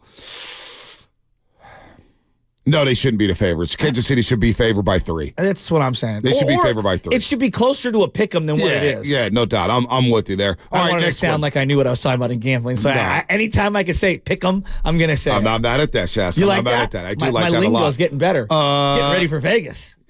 Here we go. Next question. If Kyle Shanahan cannot win this Super Bowl, he never will. Buying or selling? That's not fair. No. There was a point in time where I probably said, Andy Reid's never won this Super Bowl? and then he ended up winning one. So, no, I don't think that's fair. What do you think, Spadone? Yeah, I don't think this is the perfect opportunity for him to win it. It's never going to get, people keep saying, it's like, oh, but it's Mahomes this year, so you can ride. The AFC is stacked with quarterback talent. Exactly. It doesn't matter. So, you have to win it this year. I don't care. The health, I know Hufanga's hurt, but you got McCaffrey healthy. You got Trent Williams. You got Deebo Samuel. You got Brandon Ayuk. You got Brock Purdy playing. So are you saying if they don't win it this year, he'll never win it? Nope. Wow. This is the season for Kyle Shanahan. Wow. Yeah, I think that's too egregious because he's 42, 43, 44 years old? He's going to coach for another 20 years. All right. I'll say if he cannot win this Super Bowl, he never will. I would disagree with that. I think he had plenty of opportunities. He'll be coaching until he's 60 at least. That's what I'm saying. So, as a head coach. So, I'm going to disagree with that one. I'm going to sell that one. Buy or sell, the Chiefs' running game is more of a threat than the Niners' running game. Buy or sell that? I'm selling it. I'm selling it. I think the Niners' run game is so much better, and it's more of a threat in this football game. You will be able to run on Kansas City. Especially between the tackles. I would agree with that, although this defense is really good for Kansas City. But I'm going to take Christian McCaffrey over Pacheco. It is interesting to me. I was just looking, I was telling you all the different narratives. First round quarterback versus late, gem of a find. Right. Well, it's like the opposite in the running back thing. McCaffrey's the first round draft pick, and Pacheco's the late gem find, and they're both excellent players. I would love to have both of them on my team, but McCaffrey is superior to Pacheco. Yep. Look at the text line. Never cease to amaze me. They love us. I'm with you. Pacheco runs hard, though. Pacheco was the difference in that Super Bowl last year against Philadelphia. He was running so damn hard. The Bills game, no, he's as good of a find for them as Purdy was for the Niners. Andy Reid just finds running backs. I know. LaShawn McCoy. All right, Brian Westbrook. Jamal Charles. What about who's before Deuce Staley? Not Deuce Staley. Who's Kareem Hunt? Oh. Out of Toledo. Kareem Hunt, we forget how good he was with Kansas City. No, Kareem Hunt was excellent. Legit. Excellent. No, the whole situation happened. You're right. No, you're 100% correct. Andy Reid knows how to find it. You got to take McCaffrey in this, but Isaiah Pacheco, his nickname is Pop, guys. Pop, because he pops those pads. He runs hard, and if you don't stop him, if Mahomes has a running game to go along with the play action pass, it's going to be a long. Well, Charvarius Ward was interviewed yesterday, and he was explaining that they went too zone heavy, and it ruined their run gap protection. And they went to man in the second half, and that really shored up the run. Now, that gets very technical. I don't know how many people understand that. I'm listening to the players. Let's simplify it. Basically, Charvarius Ward said, we started playing man on man. We just started guarding our man instead of playing zone defense. And it helped the linebackers stuff the run, and the D-line stuff the run better. So, Spadoni selling, Shasky selling, I'm selling as well. I do believe if Pacheco doesn't get going, Kansas City is going to have a tough time, winning this game. I think the Niners can still win with a pedestrian McCaffrey. Next buy or sell question, we'll make it, we got two of them. Buy or sell this. Buy or sell. A win would lock Brock Purdy in as quarterback 1 for the next 10 years. QB1 for the next 10 years if Purdy wins the Super Bowl. You buying or selling that? I am selling it. Look at the next 10 years. Yeah, Flacco won a Super Bowl and was replaced within 5 years. There you go. All right. Russell Wilson won a Super Bowl and 8 years later was traded. Stuff happens. 9 years later was traded. It's so hard to predict. He could get hurt. He could not want to play here. Right. Stuff could happen. Kyle could not be coaching here anymore. There's a variety of things that can happen. How many guys in the history of the game have played 10 years at quarterback in one place? Buying or selling that? I'm a Brock Purdy believer, you guys. He's going to be here for the next decade plus. And he's young. He's about 24 years old. Come on. So he's a 12-year. So you're buying. You're buying it. You're buying it. I'm going to sell because all in on Brock. Yeah, I'm going to sell that one. All right, last but not least. Jerry Rice was with the Niners 15 years. Last but not least. Brock going 12 would be incredible. Yeah, last but not least, final question, quick hitters, buy or sell. The Super Bowl is the most this Super Bowl, if they win it, will be the most satisfying. Oh, wait, actually, I got screwed that up. Let me rephrase that. The Super Bowl is the most satisfying championship to win as a fan. Buy or sell. Who? In major sports? NBA championship, the Larry, the World Series championship, the Stanley Cup. Well, I think right now, given my thirst for wanting a Super Bowl, I'm going to go with Super Bowl. We've just knocked on the door so often. I've gotten the world championships in my adult life for baseball. I've gotten them in basketball. You beat LeBron, for Christ's sake. You know what I mean? You beat the Celtics. Yep. Those are as satisfying as they come. So right now, I'm going to take the Super Bowl. That would be the most satisfying. What about you, Spadoni? The finality of one game is just so much different. It's so unique to this sport. Something about it taking 4 games to win in a series. It's just so grueling. There's losses in there. There is something so damn satisfying about everyone just talking about the one game last night. Chris M. bringing up the World Cup. Would the World Cup be up there? Because for a lot of people around the world, a World Cup championship is very satisfying. It's different, though, because of the culture surrounding soccer in America. It would be awesome. If all of us, because we're all on the same team here, we're all American rooting for them, it would be amazing. It's just different because Super Bowl and American football is so ingrained in our DNA. I love having the Larry. I think it's because my thirst like Shasky that we haven't seen the Super Bowl win here in a long time. Yeah, if you'd asked me 12 years ago, my answer would have been different. I mean, you get immortalized if you win a Super Bowl. Fred Warner may be a lock to go to the Hall of Fame if he wins a Super Bowl. Yeah. George Kittle will be a Hall of Famer if he wins the Super Bowl. You don't win a Super Bowl, you're waiting like Joe Staley. You're waiting like Patrick Willis. So I'm going to buy that as well. That is buy or sell. Some quick hitters there, buy or sell Super Bowl edition. We'll do that again next week as we get ready for Super Bowl 58. But let's get to the lines. These calls are all over the place. So I'm going to start with David on the way to school. Then I'm going to get the deli boy. David on the way to school has his daughter in the car. Oh. David, good morning. David. What's happening? Hey, what up, boys? Thanks for having us on. Super appreciate everything you do. Thanks so much for taking the call. Anytime. Hey, girl, what do you got? I love Taylor Swift. But I think all the fans that like Taylor Swift are now just liking the Chiefs, and I think that's such a bandwagon. And I would never leave the 49ers to just go to the Chiefs because Taylor Swift likes them, even though I do love her. I got to know, what is your name? Where do you go to school? Can you be our 49er correspondent for the next 2 weeks? My name's Fiona. I go to St. Perpetua. Where's that? In Lafayette. Yeah. Lafayette. Nice. East Bay. Yeah. Nice. And okay, so how about this? You're our Taylor Swift correspondent over the next couple of weeks, all right? Does that sound good? So anything that happens with Taylor Swift, I want you to call into us on the roast, and you break it down. Any TikTok, anything that's big, you call us back. How about this one? I got a question for you. David. I must have stuttered. I got you. I've never listened to a Taylor Swift song, or maybe I haven't. Listen. Shake It Off. Listen. What song should I listen to? What Taylor Swift album should I listen to with my daughter in the car? What would you recommend for me?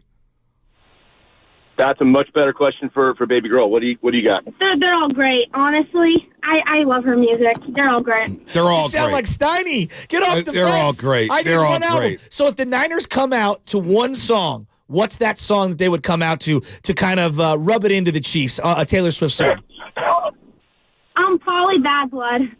Bad Blood? Ooh, I like that. All right, Bad Blood. Cue that up. Bad blood. Because We'll I don't know if you saw the video I retweeted yesterday, but it's the Niners coming out of the tunnel to shake it off. Yeah, and it was so good. Yeah, everybody. I mean, they were nailing the beat the way the guys were coming out, and it was Trent and Debo pointing to their veins. And let's go to Deli Boy.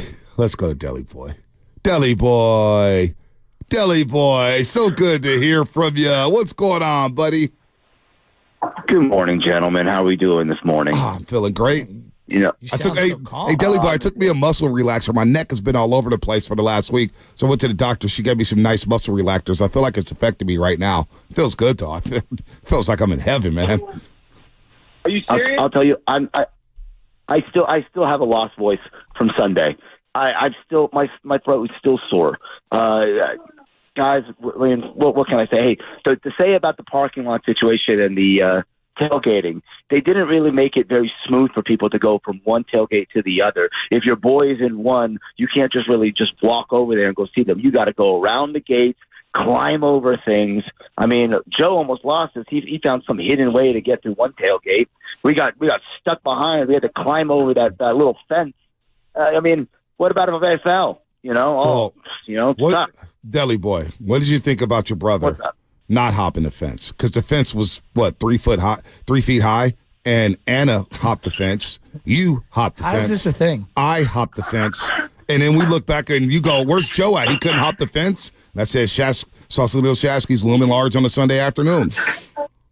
Well, Olympic Club Shasky can't ruin those flag and anthem jeans, Oh, God. Oh, my God. So my guy's getting a little bougie. He's eating with his pinkies up, huh?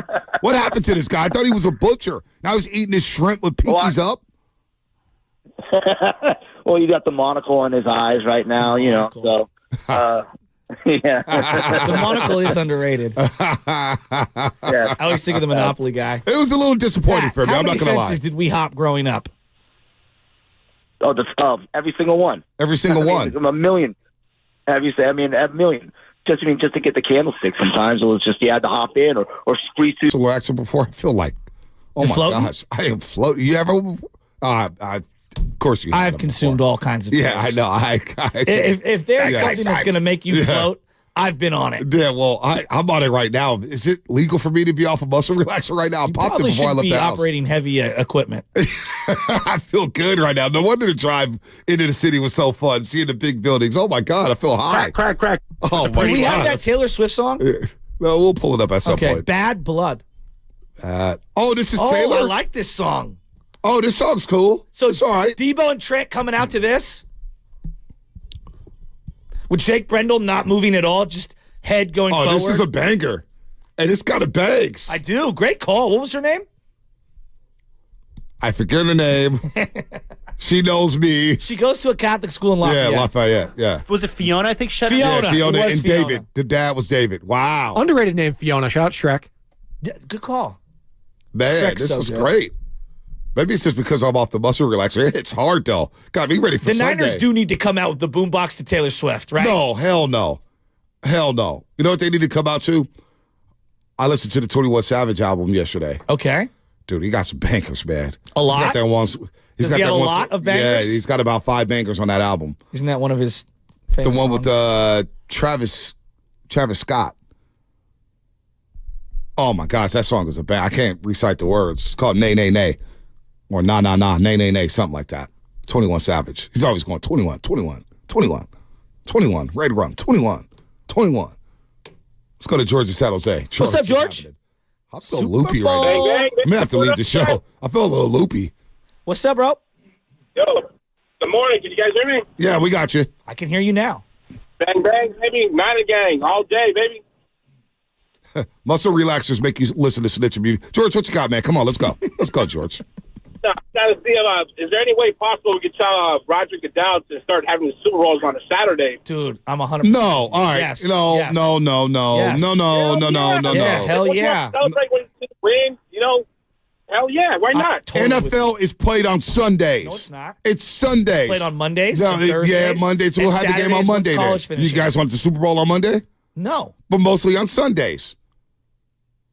You get a one-off on a Monday. You get a one-off on a Thursday. You get a few games on a Saturday at the latest. No.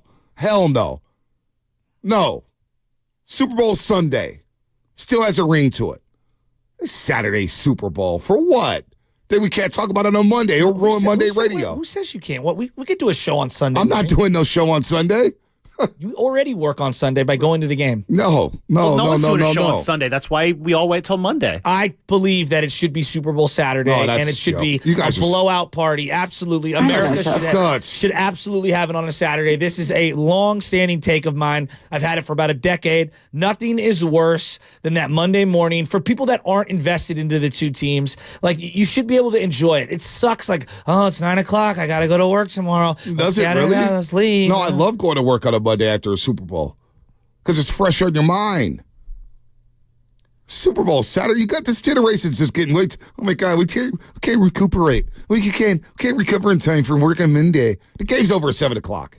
All right, game's over at 7 o'clock. You're worried about getting ready for Monday. Go take your ass to sleep at 9 o'clock. You still get your 8 hours of sleep unless you work on a morning roast or work in morning radio. Super Bowl Saturday, I hope that never happens. What about having Monday as a holiday? No. Why do we need holidays? Because we love America loves football. Gosh, 96 of the top 100 shows this year on television were football related. All right, then our ratings going out on Monday because nobody's listening to their cars because they're not working on Mondays. I don't know. I'm down for Saturday. No, I'm off that. I'm off that. Yeah, you are because you're injured, so you're off that. I'm off that. Muscle relaxer.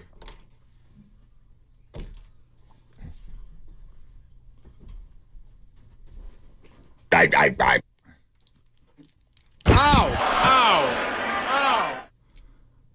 Yeah, this is how do you say this? Naproxen, 500 milligrams, a big boy. The doctor was Max Supreme. She was like, it's a. She goes, you need the big boys. Yeah, you're a big took boy, one, right? Huh? You took one. I took like 3. Bro, I'm kidding. I took one. Yeah, because the Max Supreme, they will. Yeah, I've had enough. They'll light you up. When I had my calf injury, I was putting those down. I had to stop taking those. Like they're very. Damn, powerful. I should have waited till after the show. Yeah, you need 500 to eat a little milligrams. Something. I did. I know. Yeah. No, I'm good. No, I'm kidding. I'm playing. I'm fine, guys. I'm just playing a role here.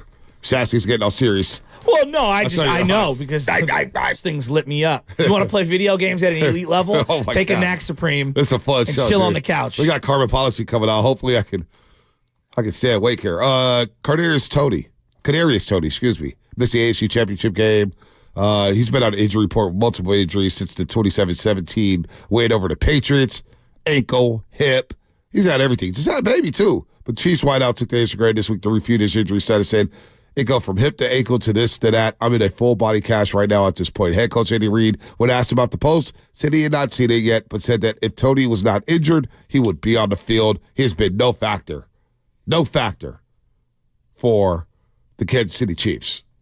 He was a factor last year at the Super Bowl, however. He was. Why you got your headphones off, Shasky? Because they don't want me talking. They want us to go, I just wanted you to talk so you could piss Lovett off. Lovett started to piss me off. Injury report brought to you by Boxer Kerr, Northern California's premier workers' compensation law firm, helping injured workers get their lives back for over 40 years. What's coming up in the game? Brought to you by Fremont Bank, full-service banking, no compromises. We're going to qualify another lucky listener for Eggs and Toast with the Roast at 8:30. But next, Carmen Policy right here on the Morning Roast. Get those nuts loose. The Red and Gold hotline is up and running.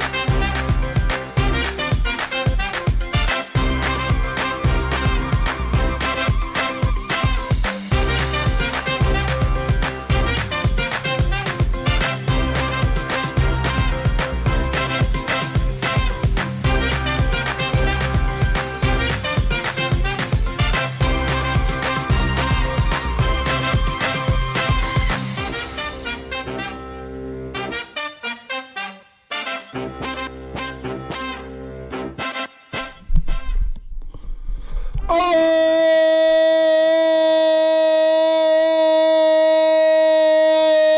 baby! I just wanted to hear what that sounded like off a muscle relaxer. Felt good. Felt really good. I'm felt, baby. YouTube and Twitch brought to you by First NorCal Credit Union. Smart choice for low auto loan rates and super simple online application process. Carmen Policy in moments. I want to give a quick shout out, Shaska, as we say good morning to everybody. A special good morning to my neighbor, Alberto Santana, the son of my guy, Jose Santana. You know about Jose Santana. Oh, yeah. Ripping up tailgates left and right. But Alberto, he always swims with my daughter, helps out my daughter in the swimming pool. Very Love cool. Alberto, so shout out to him. He's on his way to school. You better crack them books, Alberto. Like Tony Soprano told AJ. Remember AJ, they were at the table, and Beto was talking about Harvard and all that stuff, and AJ goes, I want to go to Harvard or Yale. Tony goes, only Harvard or Yale, you got to see is on TV. You better start cracking them books. Well, Alberto, crack the books, buddy. You know, Tony only spent a semester and a half at Seton Hall. I'm deep into The Sopranos, man. Oh, I love The Sopranos. I've watched it so many damn times. I love it. I love The Sopranos, and I love Carmen Policy, former president, vice president, CEO of the 49ers. Kind of like a consigliere. Yeah, no doubt about it. 5-time Super Bowl champion. We love Carmen on the show. I heard through the grapevine that he was hooked up with Mr. Ring. John Ring from the Olympic Club. Way. Yeah, Carmen's making John's the rounds around here. What's up, Carmen? Good morning. Good morning. I'm sharpening my my wits. I have to really be on top form when I show up tomorrow to address the Olympic Club's charitable group, their foundation committee, and it's always fun. Those guys are always a great group, and they do a lot of great things, especially for kids in sports. And it's going to be a fun day. And I could say stuff there I can't say here even. Yeah, I know you can. You can. But if you want to, we won't judge it, Carmen. All right, I got to ask you about this past Sunday because I'm 41 years old. We've gone through the heartbreaks. But I was asking everybody yesterday, from your adult life, from 18 to whatever, over 18, because the last time the Niners won a championship, Shasky and I were 12 years old. We were in middle school, so it's been a while. We haven't seen the 49ers or witnessed the Niners win in our adult life here. But what was your emotions watching that title game, down 17 at the half to the Detroit Lions? Because we're at the stadium, and I actually prayed on Sunday for the first time in a long time, Carmen, just anything to get something done in that football game. What were your emotions like watching that NFC title game? Well, let me start with the week before. So when I saw what occurred, with the Green Bay Packers coming in there and playing the way they did and that game going the way it went and the 49ers surviving it, I thought, okay, so long as this is a situation where we shook off some rust and we're ready to go, and now we're even better positioned to take on whoever is going to play us in the NFC Championship game. We've got to come out, and we've got to come out quick, and we've got to be effective fast. And then I'm watching what's happening during the first half, and I actually thought we may fall apart even worse in this game than the other. I didn't see a comeback at first. And lo and behold, of course, a half a dozen things had to happen, but those things did happen, and somehow we found a way to win. And I think back to how we always were really ready to go in the playoffs. Of our 5 Super Bowls when I was there, I'd say three of the playoff seasons we were ready to go, and we had control of those games, and we went into the Super Bowl looking like the best team and the team most ready to take it on. And this year, here we're struggling to survive, but we did survive. So I think something's happening. And now, cut me off. Don't let me ramble too much. No, keep going. You're rolling. Yeah. Well, as I start looking at it, I start thinking to myself, all these wise guys are picking Kansas City, and I understand why they're picking Kansas City. If you look at it, all the history for the past 4 or 5 Super Bowls, Mahomes being the magician and so forth and so on. Nothing seems quite right with the 49ers in terms of historical approaches to the Super Bowl. You're looking at Kansas City. All of a sudden, they not only have Mahomes, the fellow who beat us, 4 years ago. They now have a defense. Yep. And they now somehow have a running game too, and it just doesn't make any sense. But I have to tell you, and there's no justification for what I'm going to say. There's no logic. There's no intelligence. I should be booed off the radio, okay? But things are happening with these Niners, with this quarterback that you picked out of the practice squad almost, and that you're dealing with on a week after week basis, and then that catch by Ayuk, which I call the ladybug catch. I don't see how the 49ers can lose. I swear to you, something's hanging onto their shoulders. And of course, if you grew up where I did, ladybugs were really respected. I don't know if you guys ever, when you saw a ladybug on your jacket, you don't dare crush it, or you don't even flick it. You may give it a little blow, but they were respected bugs. So I just don't see how you can beat the ladybug effect on this game. I think we're going all the way. Let's go, Carmen. I like to hear that. Carmen, everybody wants to compare and contrast whether it's Belichick, Andy Reid, Kyle Shanahan to Bill Walsh, right? Because Bill's one of the gold standards. How did he evolve over the years? Because I'm sure he wasn't the same coach that he was at the beginning in 79 that he was, let's say, in 85 or in 88. Because I'm looking at Shanahan, and I'm seeing an evolution from Kyle Shanahan. Have you noticed those same differences in Kyle Shanahan? I don't feel like he's the same guy from 2019, that first Super Bowl run. Well, he is not the same guy, and he has evolved. But I think Kyle Shanahan is more like his father than like Bill Walsh. Bill Walsh was so bright, and he was so ahead of his time, and he was marvelous to watch and observe. But the longer he stayed, in the position he had, where he had to manage and maintain a dynasty, the more it tormented him.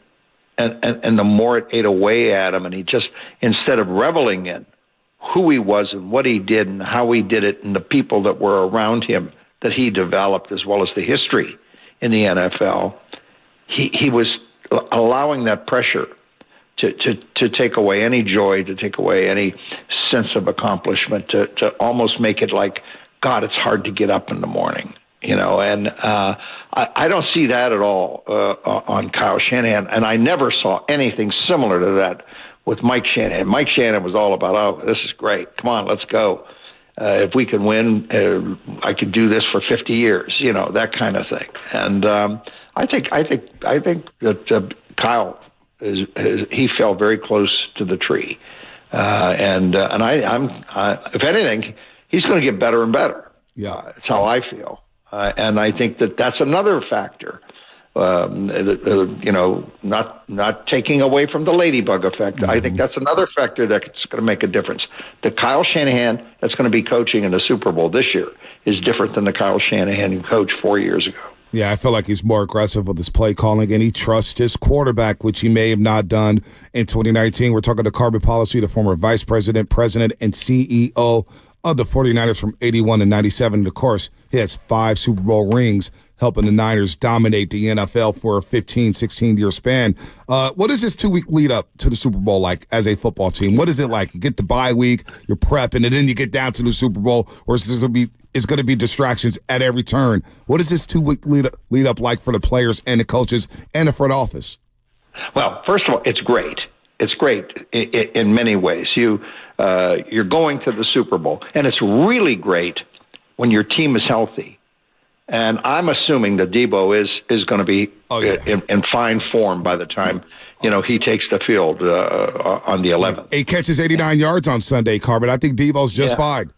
Yeah, he's good. And so when you're turning around and you're looking at all the great names that's on your team, and all those great names also happen to be healthy.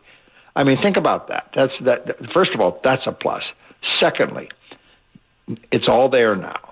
Everything you work for, everything that you've trained for, it's all come together, giving you the opportunity in this last game to prove that you're the absolute very best, and you're going to be part of a situation no one ever can take away from you, and it changes your life. It truly does change your life in so many ways, and they can have a little fun with it, and they could this first week. The next week is craziness, and I think it was so brilliant to keep the teams out there by Lake Las Vegas, which I don't care what anybody says. It's a schlep getting from there down to the Strip, and then they don't. I don't think the players, even the players who aren't playing, are even permitted in the casinos, if I'm not mistaken. Let alone they can't gamble, and you don't want them in the casinos either because you don't want them out late and the shows.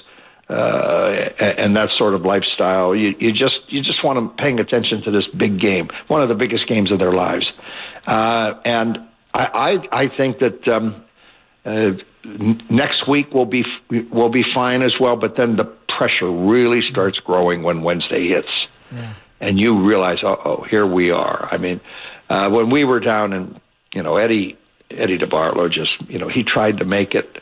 He tried to make it a grand experience for everybody. And the players, there was no limit to what the only limits we put were on Dion. Deion Sanders, because, he said he would call, he'd say, Mr. D, I got some family coming to town. I may need some tickets for parties and maybe even a couple for the game and so forth and so on. And then he said, fine, just call Carmen. He'll take care of it. So he called me. He says, I have family. What do you need, Deion? He says, well, I got about 50 members of my family coming. And I said, what? He said, yeah, and they're bringing somebody. So could I get 100 tickets to the Super Bowl, please? I said, how about dinner reservations for 12 at the restaurant of your choice, and maybe a few party tickets? But it was just it was at one point fun, and we allowed them to have fun. As a matter of fact, do you mind if I digress for a second? Keep going. It became a point of contention with Jerry Rice. Oh, yeah. Remember that? And I mean, I respect Jerry for this, but we were trying to keep everybody loose, too. We said, we'll tighten things down. George Seifert, Mike Shannon, we've talked about how we were going to do it. We'll tighten things down maybe around Tuesday, Wednesday at the latest, and get everybody back to focus, but we don't want to be too uptight and so forth.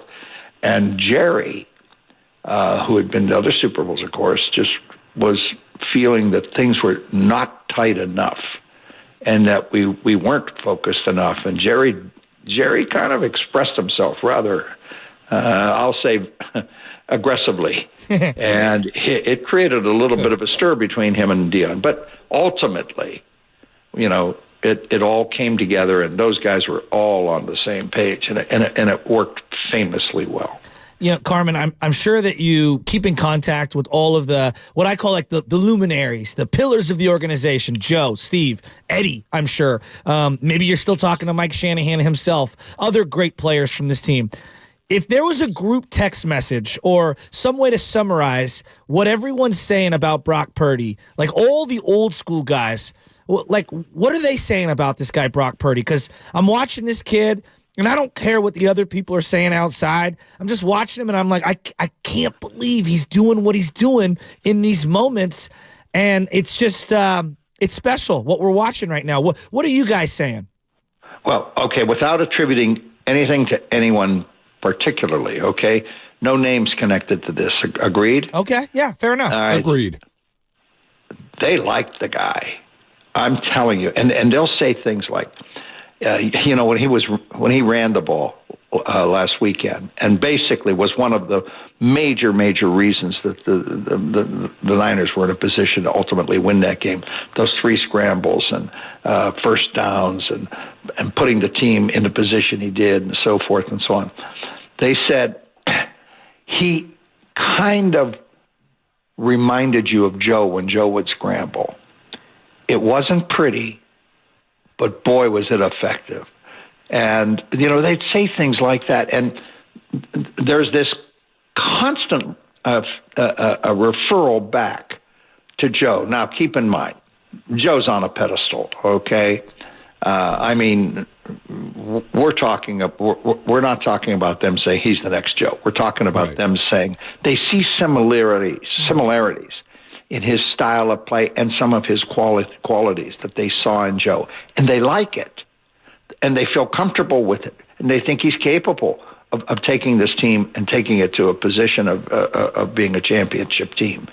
And they like him. I think some of them said they would have liked someone like that in the locker room. And there is some strange resemblances from a personality standpoint, even with Joe, although Joe is exceedingly competitive. But the guys just bonded with them, and they wanted to be part of whatever Joe was doing, and he was like the good kid who had a kind of a not a bad boy attitude, but an attitude that was a little on the edge, and he even brought that to his style of play. They're all in on Purdy. They think we got a quarterback that can win all this for us. Now, let's take it one step further. they're also feeling pretty good about the coach. They're also feeling pretty good about some of those stars on that team.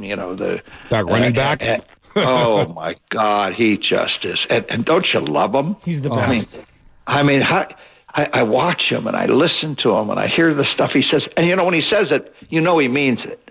And he's just a wonderful, wonderful asset. And then the defense. And God, we should win this game. We should win this game. I'm telling you. Yeah. And it's going back to those indefinable elements. Forgive me, guys, but I got to say the ladybug effect. It's just you just have to believe sometimes that there's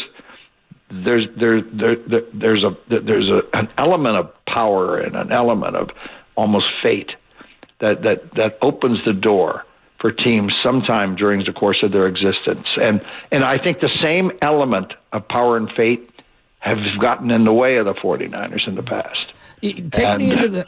Oh, I'm sorry, Carmen. I didn't mean to interrupt you. I just was going to say, take me into the owner's suite. Like Jed York, this is now his third Super Bowl appearance as part of the front man, if you will, for the team.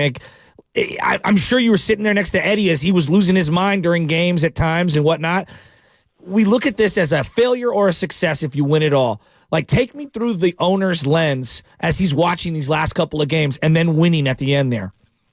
Well, I think the best way I can do that, if you have the time, is for me to tell you what was happening at the end of our Bill Walsh's last Super Bowl, when we're in Miami and Cincinnati's winning by 3 points, and there's I think 2 minutes and 2 seconds left or something like that, and we have the ball on our 8-yard line. You remember that? Oh, yes. Oh, yes. All right, so I'm walking down to the locker room with Eddie, and we're going to the locker room, and we're going to greet the team, and my whole approach is, okay, Ed, you got to get yourself ready.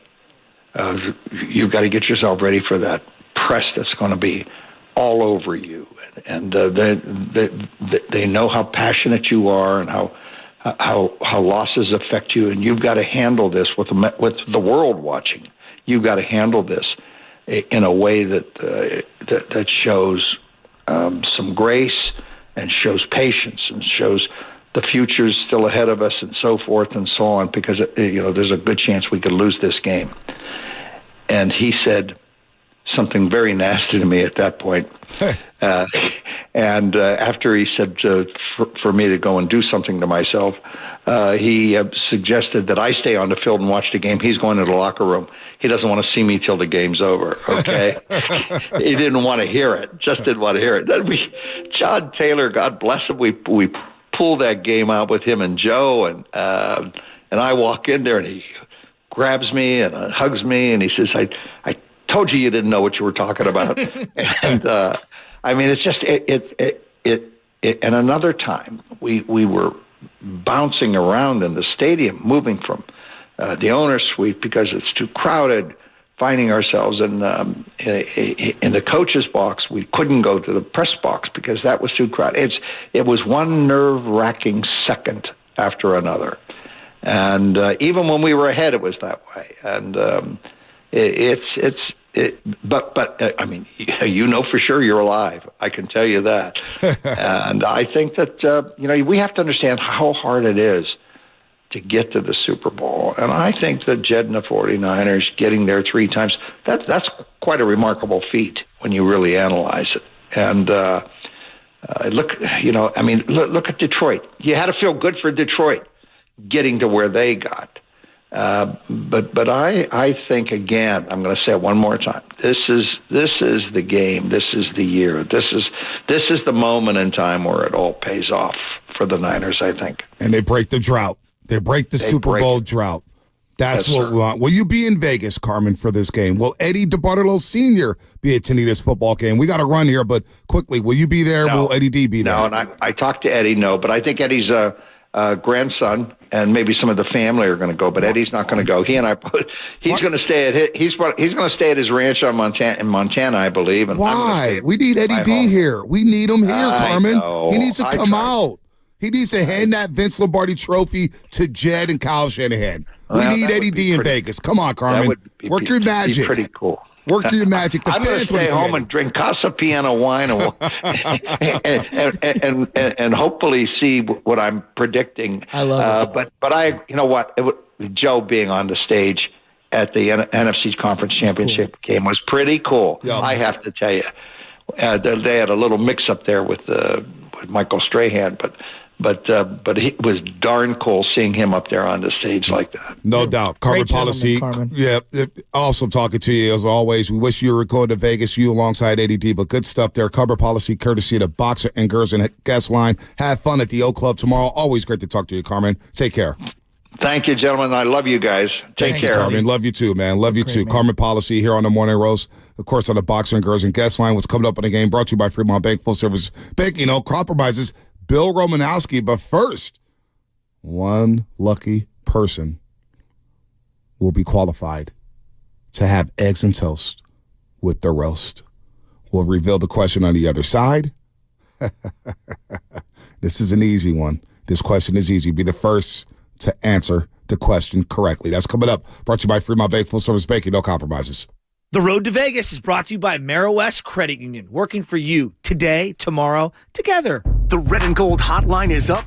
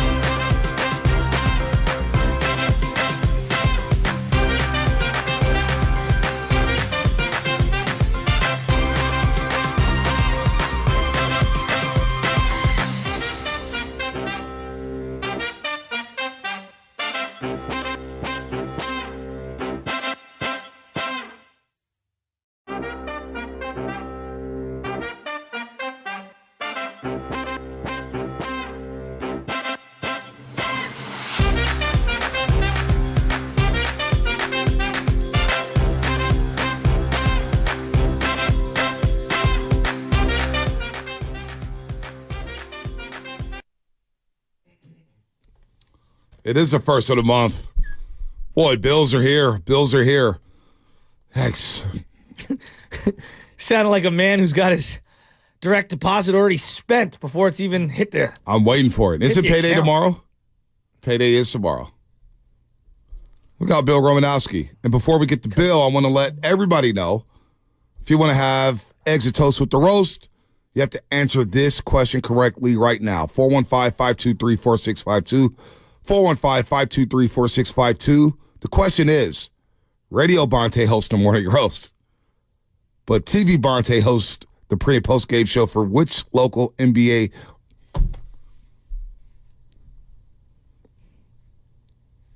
But TV Bonte hosts a pre- and post-game show for a local Bay Area team.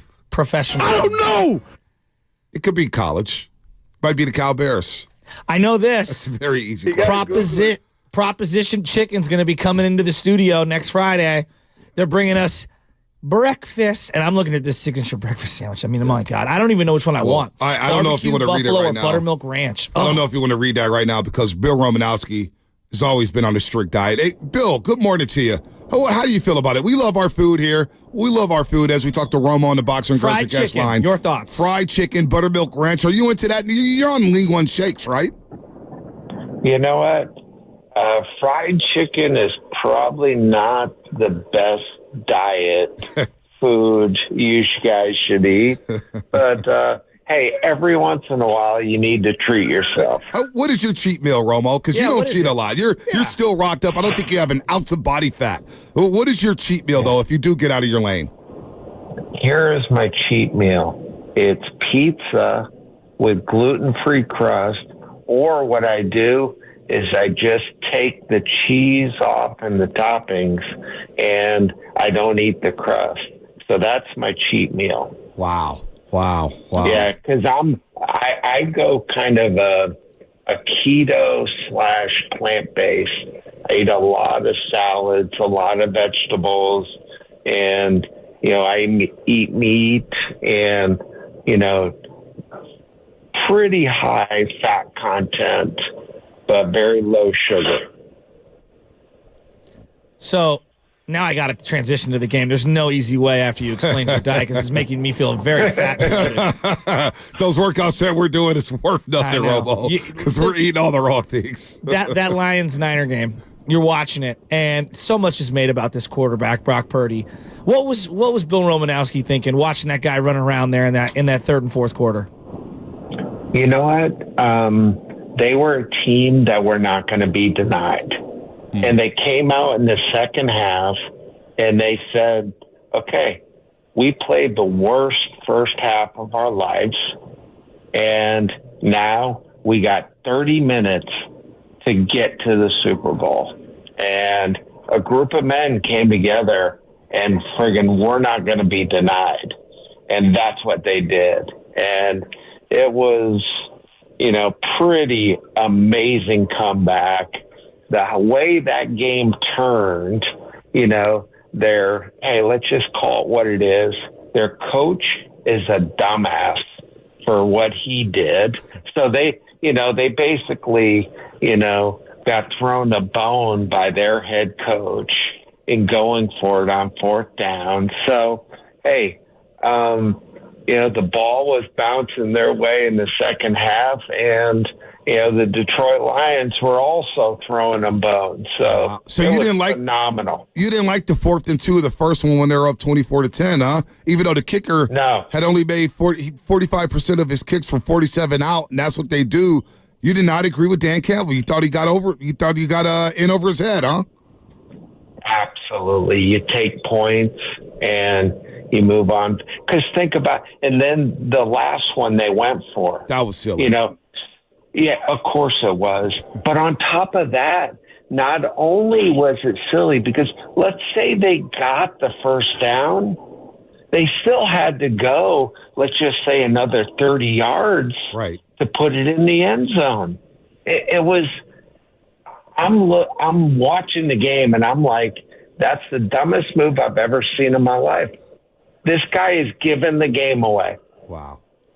And that's what he did. No doubt. Bill, you played in 5 Super Bowls, right? Yes. Okay. What was the biggest adjustment you made from the first Super Bowl you played in to the second one? Because a lot of guys on both teams obviously played each other in 2019, but the Chiefs have a lot of young guys that played last year in the Super Bowl. The Niners have a bunch of guys that played in that 2019 Super Bowl. So what's the biggest thing you did differently from the first to the second Super Bowl? You know what? At the end of the day, both teams know each other inside and out. You know, when you line up, you know what play they're going to run. You know, when Mahomes, you know, lines up, whether he's in shotgun or over the center, he knows the defense. Guys, it's about the players executing. The guys got to make plays. And, you know, the best teams have their best players show up in the big games. And that's what it's about. They are, you know, it's a different game. It's different players. You know, they don't have to deal with Tyreek Hill, which is a big one. But at the end of the day, you know, whose players are ready to play that day, and it's every guy. Because you never know when you're going to get your chance to make a big play. Bill Romanowski here on the Morning Roast on 95.7 in Game, courtesy of the Boxer and Gerson guest line. Now, last time we had you on, it was before the Philadelphia game. If you told us, and whether or not we believed you, you said Philadelphia was soft. I feel like they're a little bit soft. That was what you said. And you know what? You were right, because they wilted down the stretch, and it was due to the Niners taking their souls back on December 3rd. However, this Chiefs team, I'm not sure they're that soft. That defense is flying around hitting people. To go to Baltimore in that environment and out hit the Ravens to confuse them and shut down their running game, it's going to be a hard-hitting football game, Romo. It is going to be a hard-hitting football game, but at the end of the day, I believe Mahomes is a crybaby. And yes, he's talented, but he is a big ass crybaby, and he drives me crazy. And I think we're going to out-hit him. I think we're going to be more physical than them, and that's going to be the difference in this football game. Well, why do you say he's a crybaby? I'm just curious. Is because they're complaining to the officials? Oh yeah, it drives me crazy. You know, play the game. Okay, stop whining to the officials. That stuff drives me crazy. Wow. You know? Wow. So you're much more of a Brock Purdy fan who just goes out there and does his thing. Speak about Brock Purdy, because these playoff games have not been easy. But the name of the game is to survive and advance. And that's what the 49ers have done. And with fourth quarter heroics from Brock Purdy, give us your assessment of his play in the second half against Detroit and Green Bay. Well, that's where he came alive. And what we got to have in the Super Bowl is we got to have 4 quarters. Yep. We can't have 2 quarters anymore. They got by those 2 football teams, but they're not going to get by the Kansas City Chiefs playing a great second half. Ain't going to happen. Yeah. They need 4 quarters of 49er football where they are dominating and taking it to them. And it's going to be physical. We have to be more. Hey, they're a physical team. We got to be more physical, more dominant. We got to, you know, I want to see big hits all over this field. I want to see Travis Kelce being laid out, taken off on a stretcher, and let his girlfriend, visit him in the hospital while we're raising up the Super Bowl trophy and we're Super Bowl champs. Robo, do you know a Taylor Swift song? No, not one. How would you get under his skin if you were playing today? Oh, I couldn't say it on the radio right now, but I would be in his ear about a lot of things about Taylor Swift. As a guy who played with his father, Ed McCaffrey, right, and you played linebacker, so you were going head up with all these running backs.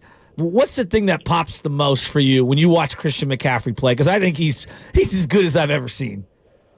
He's, truly the best running back in the NFL. It's because, he's got the ability to break away. He's got the ability to make people miss. He's tough. He catches the ball as well as any receiver in the National Football League. So the guy probably could play receiver on every play. He truly was the missing link to the Niners really elevating and taking their game to another level. And, to me, he's the difference maker. And, you could say the same about Purdy, but Christian McCaffrey is, to me, the 49ers MVP. Yeah, I'm with you. I'm right there with you. I'm in lockstep with you. He's already the offensive player of the year, but I think the difference, I wrote down some numbers from McCaffrey. Since he's joined the 49ers in 27 games, he's ran for over 2,200 yards. He's got over another 1,000 yards in the pass game, and you mentioned his physicality running between the tackles. He has been the missing element of this football team, and he pairs well with Deebo Samuel. Deebo Samuel's 50-50 going into the NFC title game. Jerry Rice joined us last week. He said Deebo's playing. And you hear that from Jerry, I'm like, okay, he's playing. And boy, did he play well. 8 catches, 89 yards. And when you talk about setting a physical tone, this guy's got a shoulder injury, and he's still going head up with Detroit Lions on the sideline. It's like, Deebo, get out of bounds. But I think it's that type of toughness that resonates with this football team and why they play like that with George Kittle and, of course, Deebo Samuel. You know what? Our receivers and our running backs at the Broncos, they used to have to pay a fine if they ran out of bounds. Wow. Yeah. And I love that. But you know what the fine was? It was $1. but it was the fact that they had to show up on Monday when they watched the game film, and every time, they ran out of bounds, they had to pull $1 out of their pocket and in front of the other guys, in front of the offense, they had to walk up and put it in the dollar jar. Wow. So you must love the way Deebo runs the football then when he catches it. Oh, my God. Absolutely. It's just a mindset, guy. At the end of the day, it's a mindset that you're going to be more physical. You're going to be more dominant. And there's a lot of pretty boy receivers out there. The 49ers don't have pretty boy receivers. We don't have a pretty boy running back, and we don't have a pretty boy quarterback. We got tough SOBs that just go out there and friggin' grind, perform at the highest level. It's awesome. Well, Romo, I think I need you on this defense because I don't see enough bore hunters on this defense. Nick Bosa was a man amongst men last week, but that was about it. What the hell is going on with Chase Young? What's going on with this pass rush? Detroit was running the ball down their throats up to that first fourth down. They were averaging 7 yards a pop. It was driving me crazy here. So we need some more bore hunters on this defense, Romo. I'm not feeling too confident with the way they're playing right now. Oh, well, guess what? They're gonna get a big dose of the running game with the Chiefs. So, that's one thing that's got to be fixed. They absolutely have to be bore hunters, but a lot of times they're playing 7-man front football so they can, stop the pass. I love seeing put an extra guy in the box once in a while because I think the Chiefs think the way they can beat the 49ers is they have to run the football. And if they can stop the run against the Chiefs, they will win. If they make it a one-dimensional game and they force Mahomes to throw the football, we've got the pass rush. And we got the guys that can cover their receivers. Hey, Kelsey's going to be an issue, but what I want to see them do is really knock Kelsey around. You're going to have to double team him, single up everybody else, and then let those defensive linemen. They got to eat. They got to eat big in the Super Bowl. So get ready. It's one of those days where they just got to keep eating all game long. Bill, last one here. Do you still keep in contact with Mike Shanahan? Well, last time I saw him, I texted him a couple months ago when I was at the 49er game and he wasn't there. And then I saw him at our reunion for the Denver Broncos, the Super Bowl reunion we had. So, spent, a good bit of time with him in the box, talking with him. So, I just know how me and my dad are, and like anything I do, he's got critiques, he's got suggestions. And I didn't even follow the same professional path as Kyle did to his dad, Like, Mike's pretty involved, huh? Like, he's keeping a line of communication with Kyle. They have to be, right? If I would basically put it this way, I bet he's watching all the meetings. Yep. I bet he has been scouting Kansas City since they won that game. I bet he started that night scouting them. And, you've got Mike Shanahan helping out his son, and I would say everything they're going to do against the Kansas City Chiefs. And questioning, I bet they go back and forth with one another. Hey, Mike's a brilliant offensive mind. He's won, 2 Super Bowls as a head coach and a Super Bowl as an offensive coordinator with the 49ers. So why would you not, Yeah. So how nice is it to have someone like that to bounce off ideas and strategy on what it's going to take to win the biggest game there is. No, you're spot on, Roma. I just saw a video recently of Mike Shanahan and his lovely wife sitting there with Mike Tirico, and I see Shanahan in the box, Mike Shanahan in the box all the time, and he mentioned how he gets all the practice tape, he gets all the meeting tape, he watches practice, he takes his notes, and he just preps himself in case Kyle asks him on it. That's a great point, Robo. There's no doubt he's using Mike here. Lastly here, are you going to be in Vegas for the Super Bowl? You're a 4-time Super Bowl champion. I think people forget that. You're going to be out there in Vegas, Robo? Absolutely. For this game, too? Oh, yeah. Oh, wow. Wow. See, I don't have the Niners honored you in any way because you were a classic 49er. I think people forget that. I got a Raider fan on the board, Joe Spadoni. We got love for the Raiders, but a lot of people know you from the Raiders and the Broncos. I think people forget you were a Niner during the heyday. Oh, yeah. Have they ever honored you, Romo, or brought you back to Levi Stadium?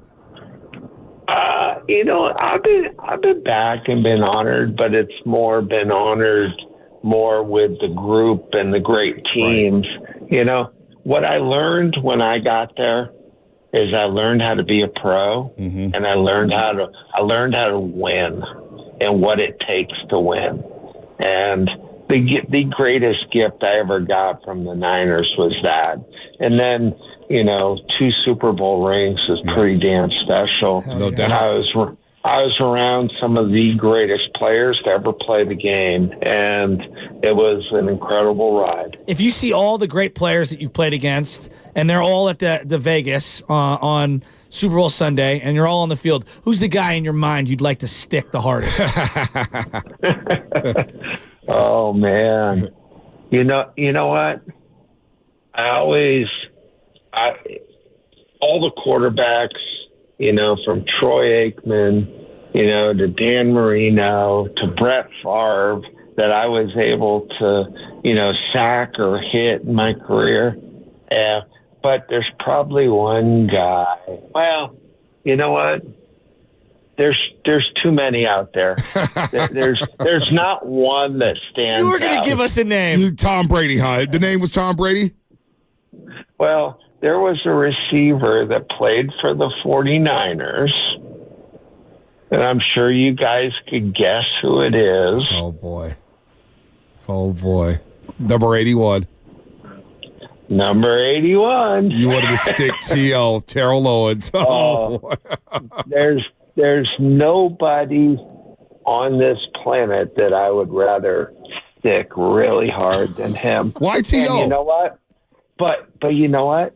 I say that with respect. Okay. Because, the antics and the different things like that. But at the end of the day, he was a damn good football player. Yep. And he was tough and he competed, and he was a badass. So I say that with respect, but all the other antics are probably, definitely tie into why I would want to hit him really hard. What would that Super Bowl speech be like for you, Robo? The Niners are getting ready to play this game, and we haven't won the Super Bowl out here since 94 and 95. What would your speech to the team be before they walked on that field at Allegiant Stadium in Las Vegas? You know what I would probably put it this way. And I don't think it's got to be that much because they're fired up already, Right. But we are a fist going into a fight. That's what we are. Every finger clenched so tight. And when we deliver blows, we do damage. And let's do that for 60 minutes and go out and raise that Super Bowl trophy when we're done. That's how I would do it. I love you. You're the best. Robo, you had everybody jacked up for Philadelphia. We may need to get you back on next week just for another hype on Friday. But I'm fired up. Shasky's fired up. Thanks it sounds like you're fired up. And we always appreciate your time, Robo. You're a Super Bowl champion and a damn good linebacker, man. I think people forget about it, man. You were as intense as they come every single Sunday, Monday, or Thursday or Saturday, Romo. Thanks for the time, man. We'll see you in Vegas. You got it. Thanks, guys. Anytime. Bill Romanowski here on the Morning Roast on 95.7 The Game, courtesy of the Boxer and Gerson guest line. Boy, Robo, I wish this game was on Sunday now. I swear to God, I wish this game was on Sunday now. I thought he was going to go J.J. Stokes. Yeah, no, I knew he said T.O. because, he's not going to go to – he's smarter than that. There's one guy. One guy, T.O. I had to press him on that one. Hey, well, listen, man. I really want to see him walk up to the old legends. They're all lined up, and Romo just spearing old dudes that he's trying to take out. I don't know why we blew Romo so early in the week. We blew our wad with that one. No. We can bring him back. We can reload that next week. Reload that clip? Just replay the interview? As we get cranked up closer to the Super Bowl, that man's only going to get himself more fired up.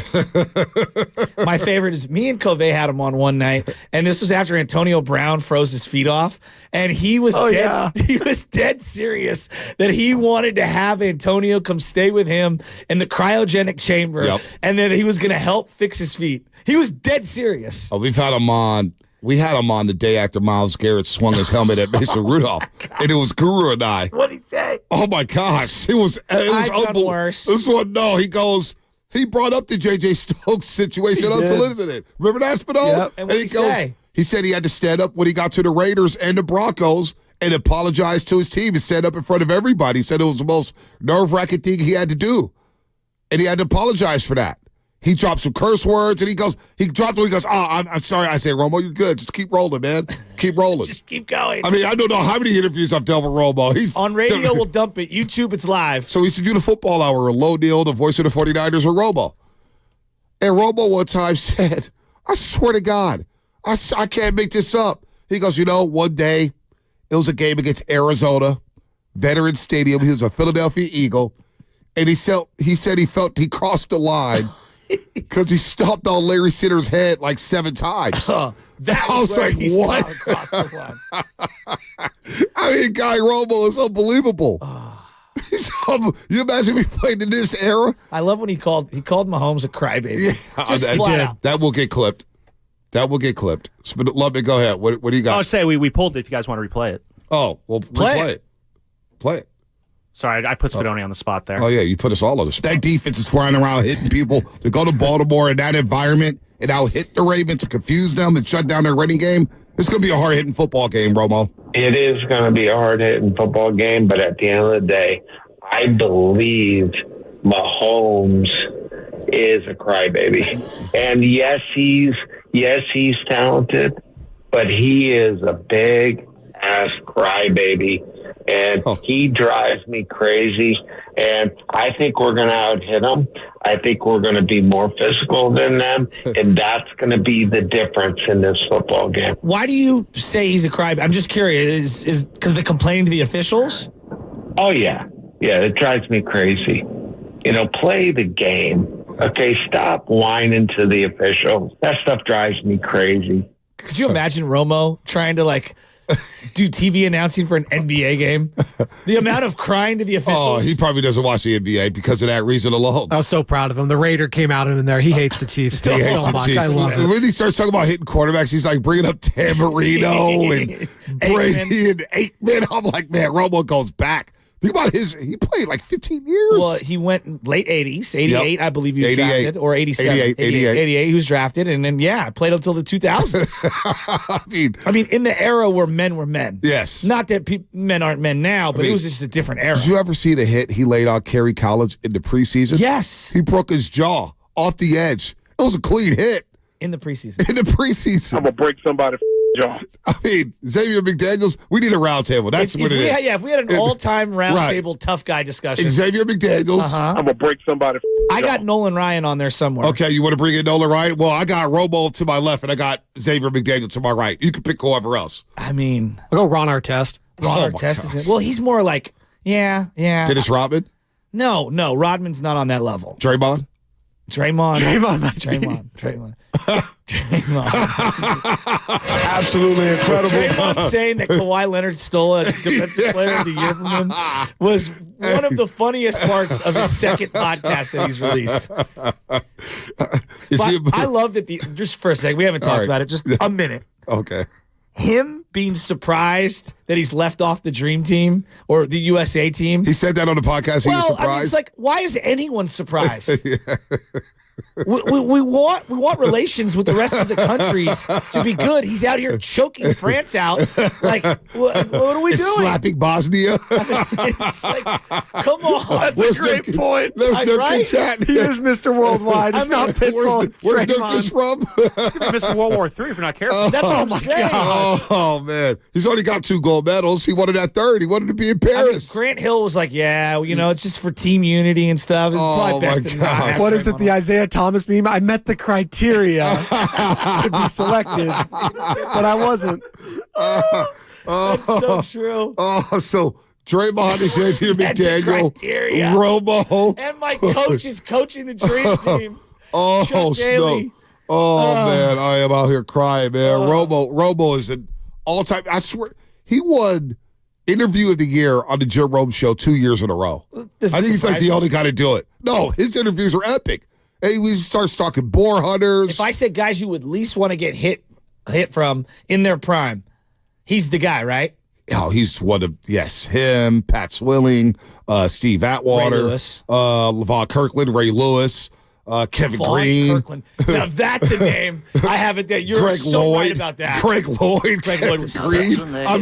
I mean, there's a lot of dudes I could name who I don't. Aeneas Williams was a quiet hitter. Yeah, Pat Tillman, rest in peace. Was not quiet. Pat Tillman, rest in peace. He was a hitter. I mean, Atwater. Yeah, I said Atwater. Yeah, Atwater was a hitter. That. Sorry, I was laughing. But Brian Dawkins. Brian Dawkins, absolutely. You ever watch a Brian Dawkins NFL film? So one of the best. Late night. This is early 2000s. Right out of high school, actually. Will and Danny O'Hara stayed on 9th and Gary, next to the Shell station. We're at his house, Big Dog City, and we were playing this Brian Dawkins interview. I'll never forget it. And it was just like highlight package of Brian Dawkins, and he's running down the tunnel all mad, and he's in the huddle, where everybody's breaking it down, and Fred Waters, hey, we got to have it. Brian Dawkins goes, I want to see snot bubbles. It's like yelling, and it just drops I want to see snot bubbles. He would hit people and just do the fist. It's like, damn, how hard do you got to hit somebody to see snot bubbles, dude? But I know the young people probably don't remember. Dante Whitner was as good of a hitter as anyone I know. Oh, he was good. By the way, 888-957-9570. We're going to have some fun with this. Who's the guy? If you're out there playing football, you're a wide receiver, a quarterback, or running back, whatever. Who's the guy you fear most on the football field who you don't want to be hit by? Jim Burt. Oh, Jim Burt. That's a good one. Jim Burt? That's a good one. Jim Burt looks like he could have been in any wrestling movie ever. Ronnie Lott. How do we not say Ronnie Lott? Of course, Ronnie Lott. That goes without saying. Yeah, I mean, Sean Taylor. Sean Taylor knocked out a punter in a Pro Bowl. Sean Taylor, just taken from us way too soon. Way too soon. One of the greats. Hitter, right? Jack Tatum. Jack Tatum. Oh, my God, the assassin. Holy smokes, ask Lynn Swan about him. They tried to press charges on Jack Tatum. They say what he did at the Coliseum was malicious, and he should be sued. They tried to take him to court. John Lynch is really good. John Lynch was a hard hitter. So those Bucks defenses, like they were speed. He was the thump. Dude, so Monday Night Football, you remember this classic game? It was the St. Louis Rams versus the Buccaneers. They had, I think John Lynch or Marshall Faulk was mic'd up. It was a classic Monday Night Football game. Back and forth. Worked up, went crazy. Great game. John Lynch had a hit on Marshall Faulk, and John was like, I finally got you. I finally got you. And it was one of those woo hits, like, damn. You could just tell by looking at his forehead today how hard of a hitter he was. This was the guy I was looking for. Chuck Cecil. Chuck Cecil. You remember him? Safety, yes. White guy. Scary. That's a name I haven't heard. Chuck Cecil, former Bernard Packer. Pollard, Carter. I always thought that way too. Bernard Pollard's a really good one. You know, I mean, Vontez Burfict is a guy I would not want to be hit by. Oh my god! But look, you're shaking your head. I watched him in the high school. Might be on that round table. The California High School State Championship, and I said, that man is insane. And I knew right then and there. He went to Arizona State, correct? Yep. I knew he was going to the pros. So my buddy Scott Armstrong was on the call. They played De La Salle. I know Scott Armstrong. Was he Grant High? I don't know what team he played Scott for. Armstrong used to call De La Salle games. I watched that game on whatever, low budget cable channel, and I was like, this man's going to the NFL. James Harrison. I follow him on Instagram. The guy, you want to talk about moving iron? He moves weights. Cam Chancellor. Still to this day, one of my favorites, ESPN, the magazine article covers. Yeah. He's got the two guns, Yep. and he's got no shirt on. With the shirt. You could not do that in today's day. Wow, James Harrison on here. Cam Chancellor. Of course, he knocked us all out of Vernon Davis twice. Absolutely. By the way, you're listening to 95.7 The Game, KGMZ FM in HU1 San Francisco, always live on the free Odyssey app. Just log on and search 95.7 The Game. Be sure to like and subscribe to the channel while you are there. Brought to you by First NorCal Credit Union, the smart choice for low auto loan rates and super simple online application process. King of the Hill coming up in a second, but let's get to Kurt in Oakland. Yeah. Kurt, what's happening? Hey, guys. Thanks for taking the call. I got 4 players that I would think of that would come to my mind that I want with me.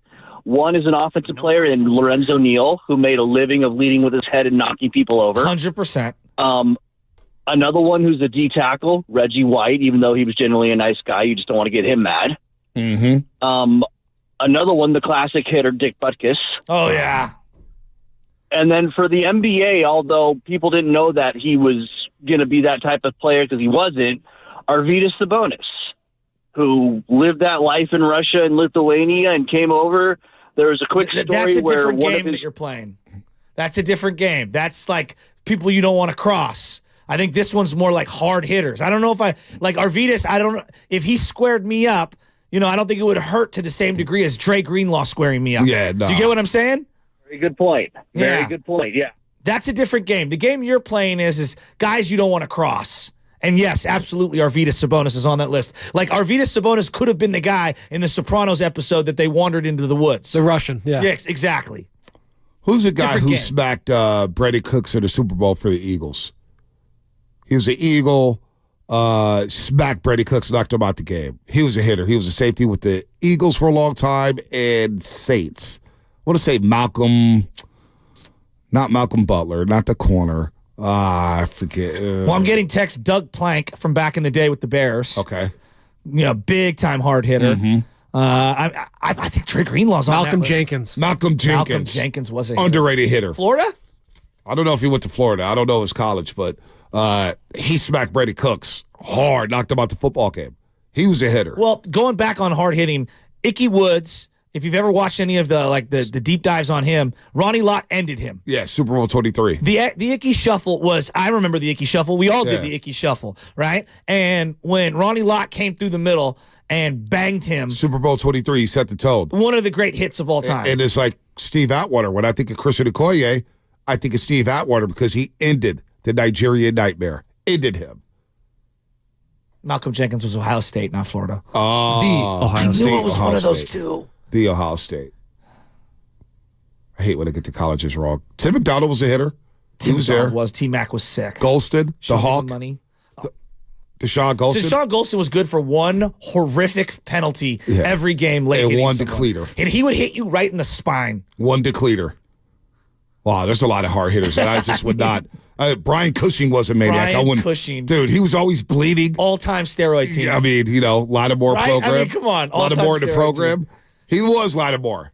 Brian Cushing was the modern-day Lattimore. He was always bleeding in his head. Remember him in Texas? Oh, absolutely. Insane. insane. These guys are like, you imagine running the ball Romo's way. You're like, damn, this dude's going to do everything in the book. He's going to be dirty. He's going to land on you. He's going to kick you. He's going to knee you.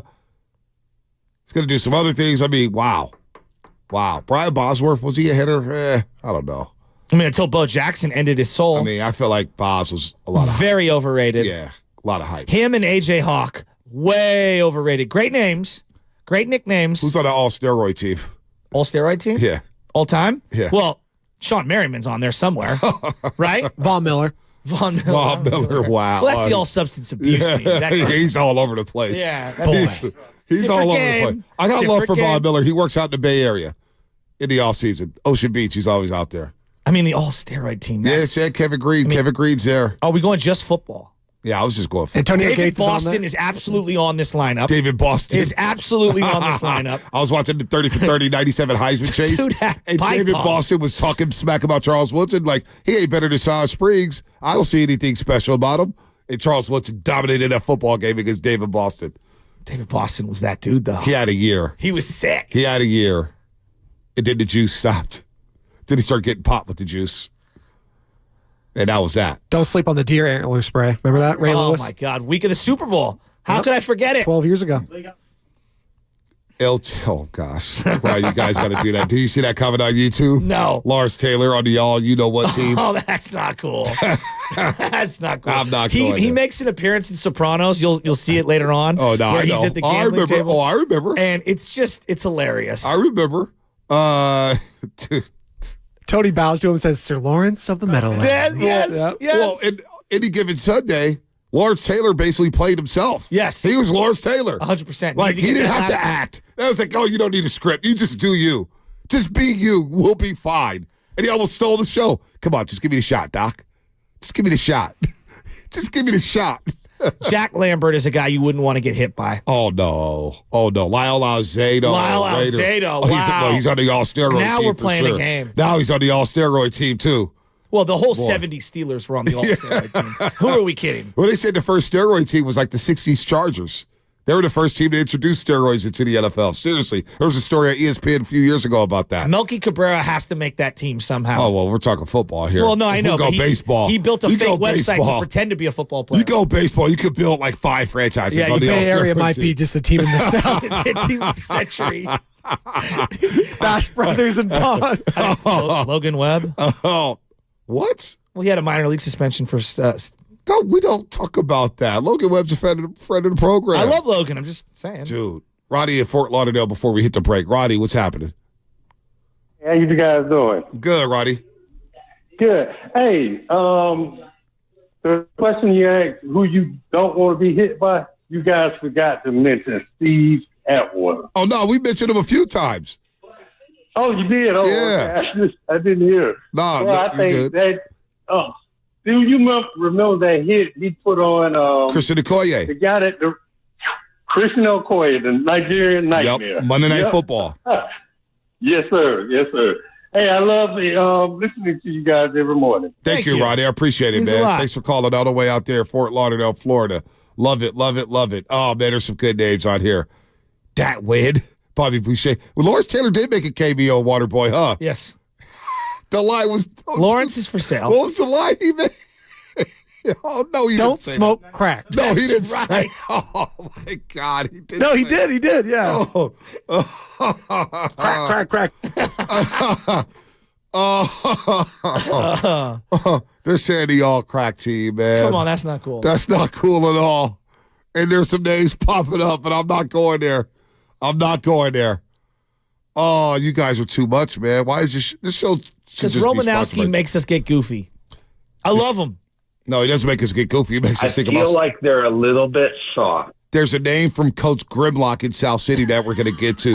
Coach Grimlock coming up on the other side. Coach Gridlock? Thomas in What San a Jose and the name. rest of you. We could do this the rest of the show. The hardest hitters in pro football. Who would you not? Well, the hardest hitter on the Niners right now is Drake Drake Greenlaw. Not even close. He almost hurt himself to the point where he was going to be out for the year.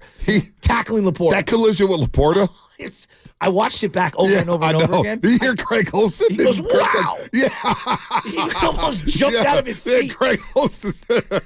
Dude's a missile, man. Oh, what's coming up in the game? Brought to you by Fremont Bank, full service banking, no compromises. We'll get the king of the hill. I promise you. And your phone calls on the other side as we wrap up this Thursday edition of the Morning Roast. The Road to Vegas is brought to you by Zenni, the official eyewear of the San Francisco 49ers. Shop from over 3,000 styles at 80% off retail prices exclusively at Zenni.com. The Red and Gold hotline is up and running. Bang, bang, night of gang.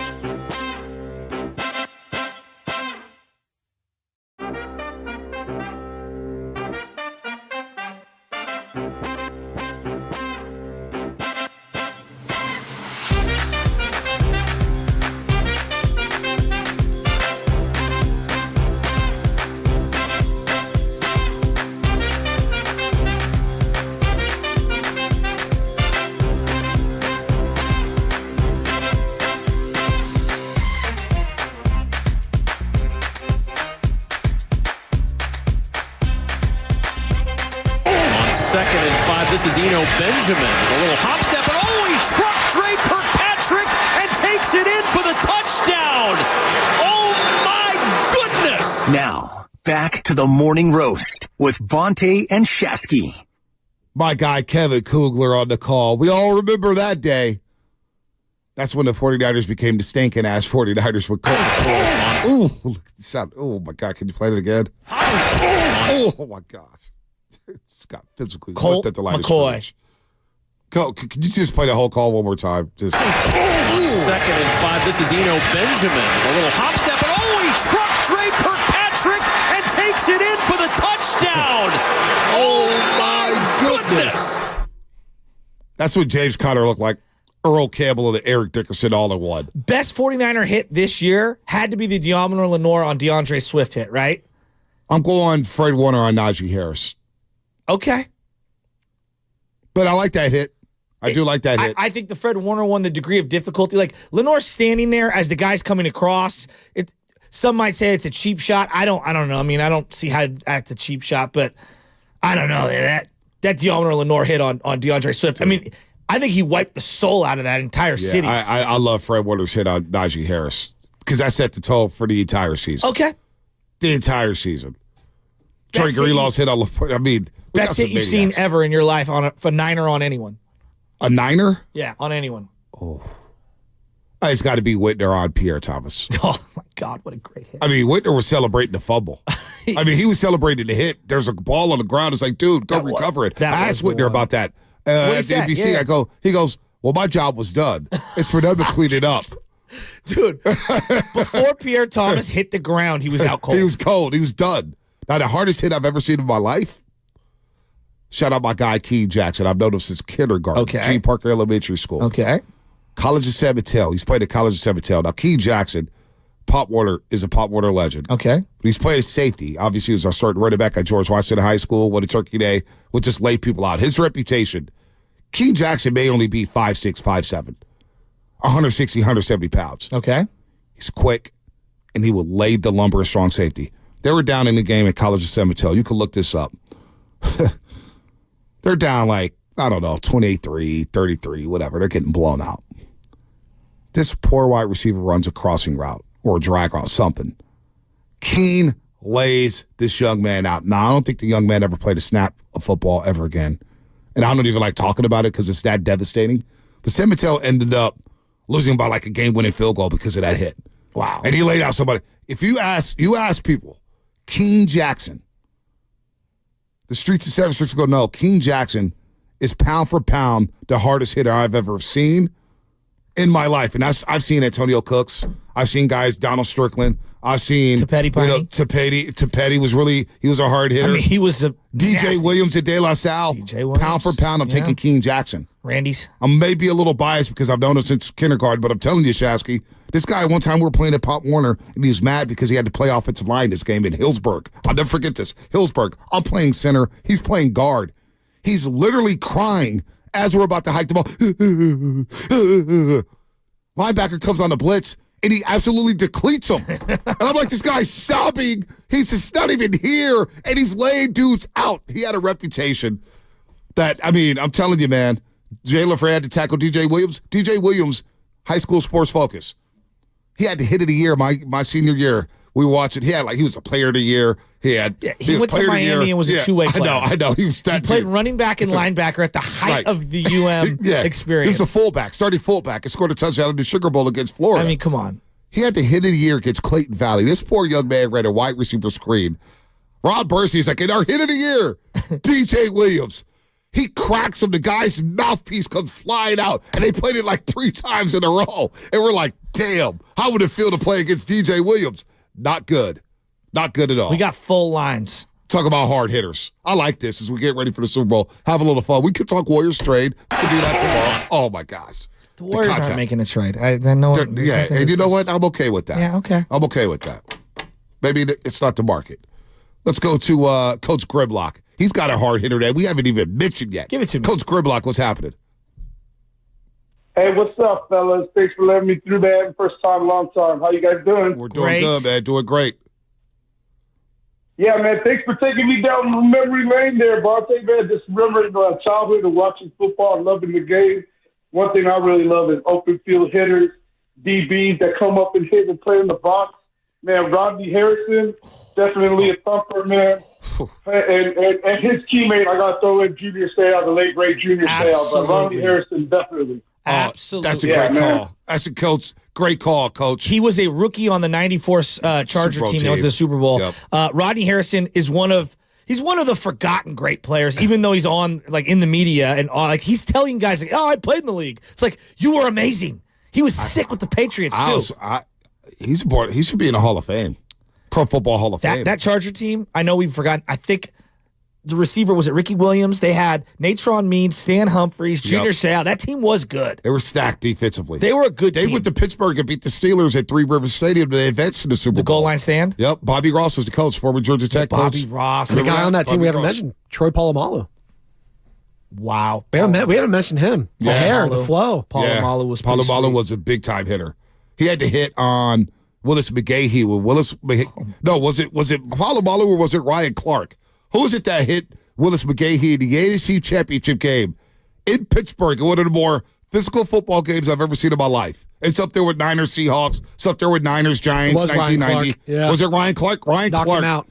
knocked out Willis McGahee. What about, was it Pollard who knocked out Stephen Ridley? Yes, it was Bernard Pollard. I'm telling you, Bernard Pollard was awesome. Hardest hitters you've ever seen. They basically adjudicated that player out of the league. They did. Rodney Harrison couldn't play today. No. Ronnie Lott couldn't play today.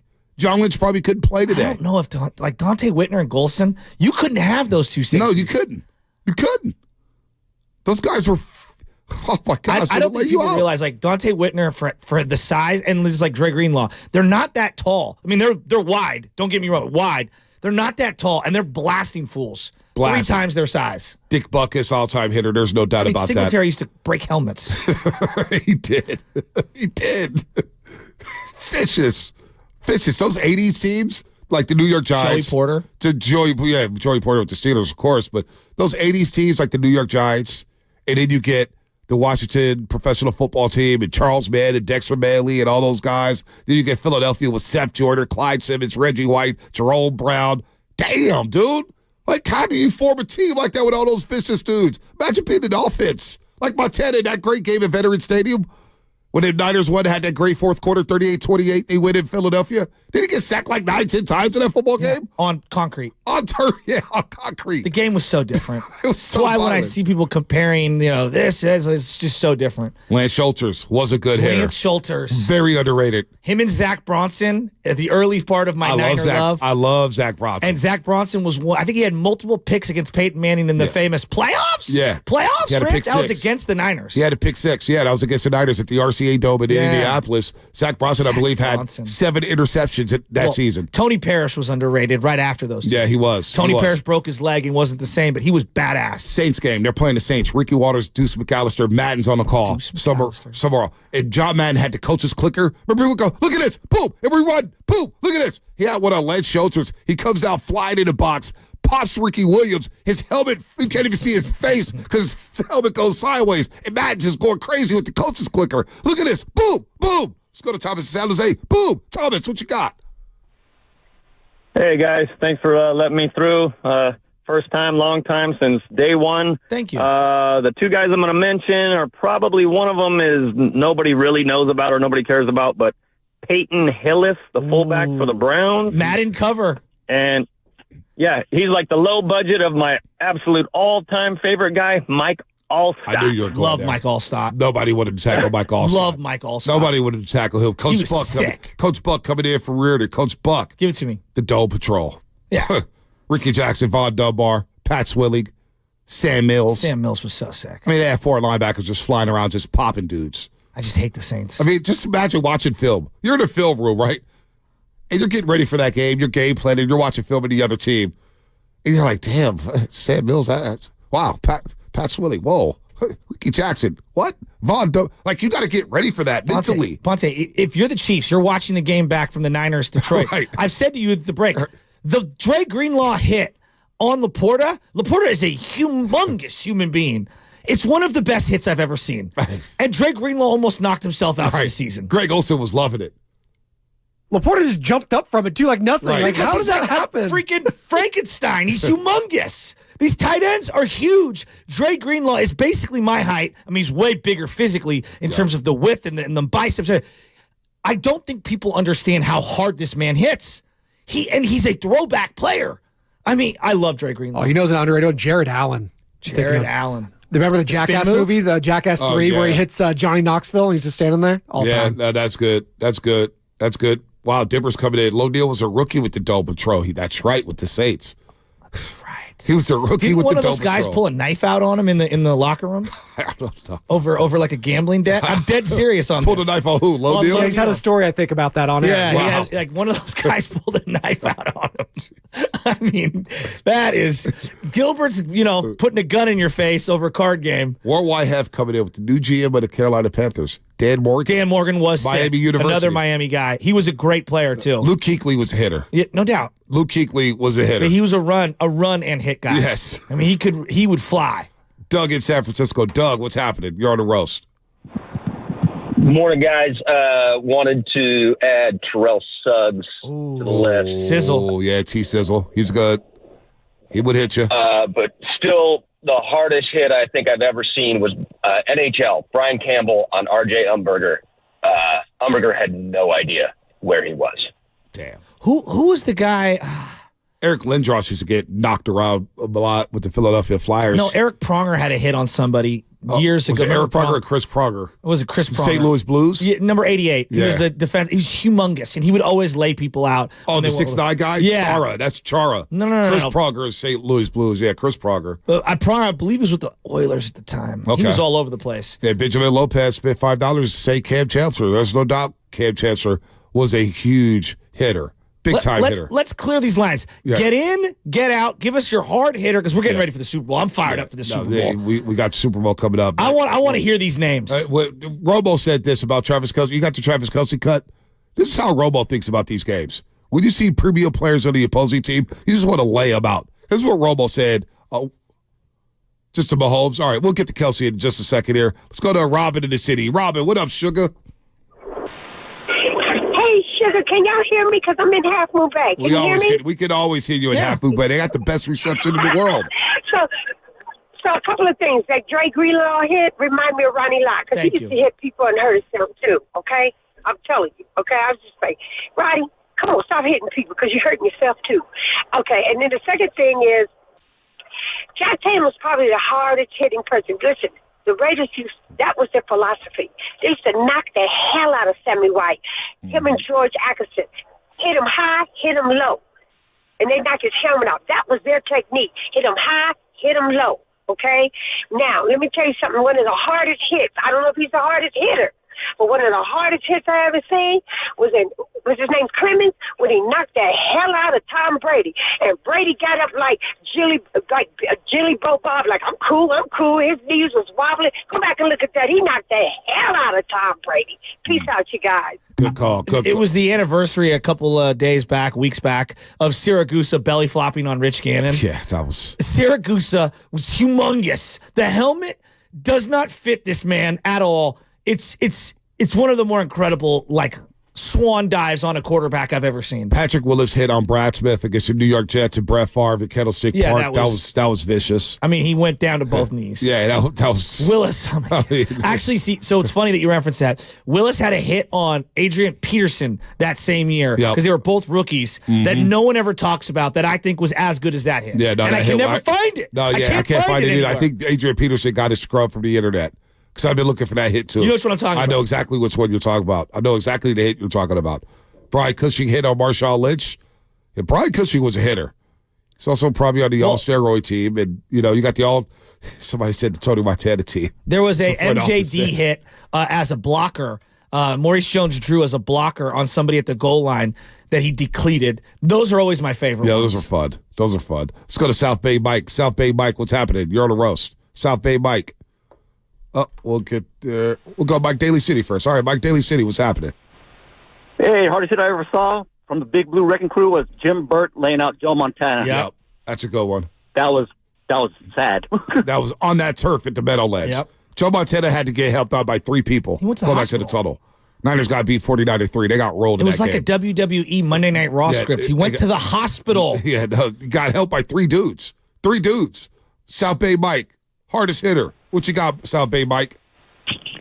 I got Deacon Jones, Randy White, Mike Singletary, and Bob Sanders. Ooh, Bob Sanders. Bob Sanders is a good one. And he was small. Colts helped to win that Super Bowl. He was a difference maker. Jeff Fuller and Chet Brooks texts. I like Jeff Fuller, former 49er. He would have been an all-time great had he not suffered that horrific injury at Stafford Stadium against the Patriots. Remember, Niners had to play at Stafford Stadium due to the earthquake. Let's go MJD on Sean Merriman. That's what it was. That was the one. That was all lights out. That was the one. Was Sean Merriman off the juice by then? It was right after the Tila Tequila era for him. Spadoni. It's a rough stretch for him. Rough stretch. Hey, lights out he was that dude. His dance? Yeah, his dance told you everything you needed to know about him and steroids. Go look at that dance. He had a moment in time. Dude, his dance, he was like, oh yeah, he's a maniac. Let's go to Big Smooth in Oakland. Big Smooth. Big Smooth, what's happening? Gentlemen, top of the morning. Hey, top of the morning. This guy, Kenny Easley, was actually taking a pick before Ronnie Lott, the enforcer. I'm telling you right now, go back and look at his highlights. Big corner, he laid a wood, and also was a punt returner and a great runner once he intercepted. Kenny Easley, we got cheated because he had an injury, a career that's shortened due to injury, but actually taking one pick before the great Ronnie Lott. Wow. I didn't know that part. Wow. That's pretty good. That is pretty good. Hardest hitters you've ever seen. We'll clear the board here before we get back to some other pressing needs, pressing issues here when it comes to the Super Bowl. Of course, the Golden State Warriors. Just love football. Sheldon Brown hit on Reggie Bush in that playoff game. That was nasty. Reggie Bush going out for a little swing route, and it's Sheldon Brown coming up and just knocking the wind out of him. Oh, that was nasty. But the Saints did win that game, 27-24 in the Superdome. We're just talking about single hits. Rolando McClain suplexing Darren Sproles. Oh, my on the God. Coliseum dirt. I was convinced Rolando McClain was going to be a great NFL player. So was I. Everyone was. I was convinced. That police shot, all time, by the way, smiling at the camera. Oh, yeah, that was hilarious. Let's go to Vincent in Columbus. Vincent, what's happening, man? You're on the roast. Hey, guys.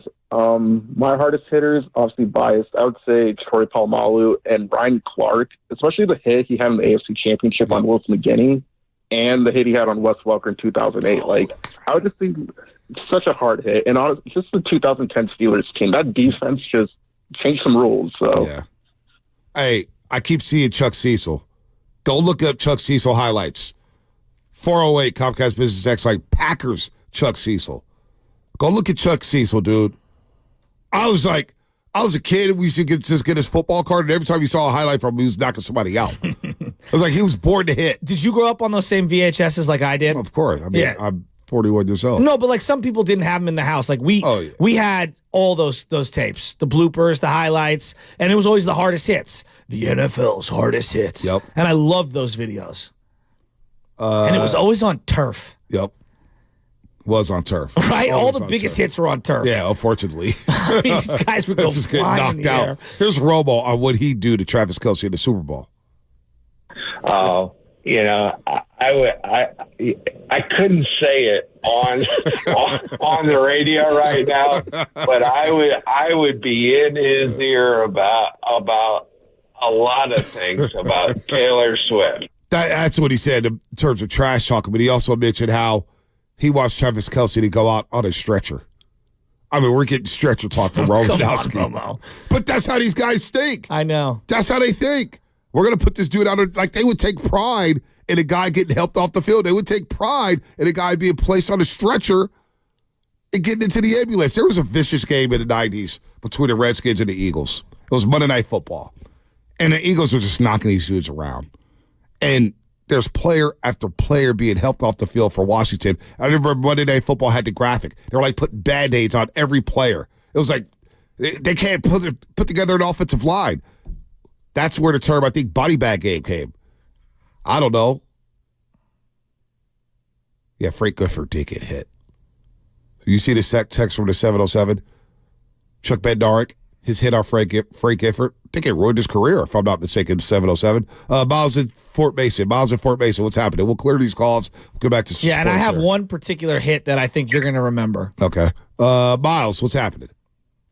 Hey, guys. Good morning. All right, quick for big hitters. I would say John Lynch. Man, can't forget about him. He would lay hat back playing safety. And, more of a safety bias, Ed Reed. And then, of course, Ray Lewis and, Patrick Willis and Navarro Bowman, who can go wrong there. And, I know I'm really late with this, but in defensive watch parties, I have had a great time, and the energy that you get with being with other people, and to where for Super Bowl, I'm looking forward to being out with the crowd. If the Niners win, I want to be out in the area, because when the Giants and the Warriors have won, I've really had a great time downtown. So in defensive watch parties, love you guys. Take care.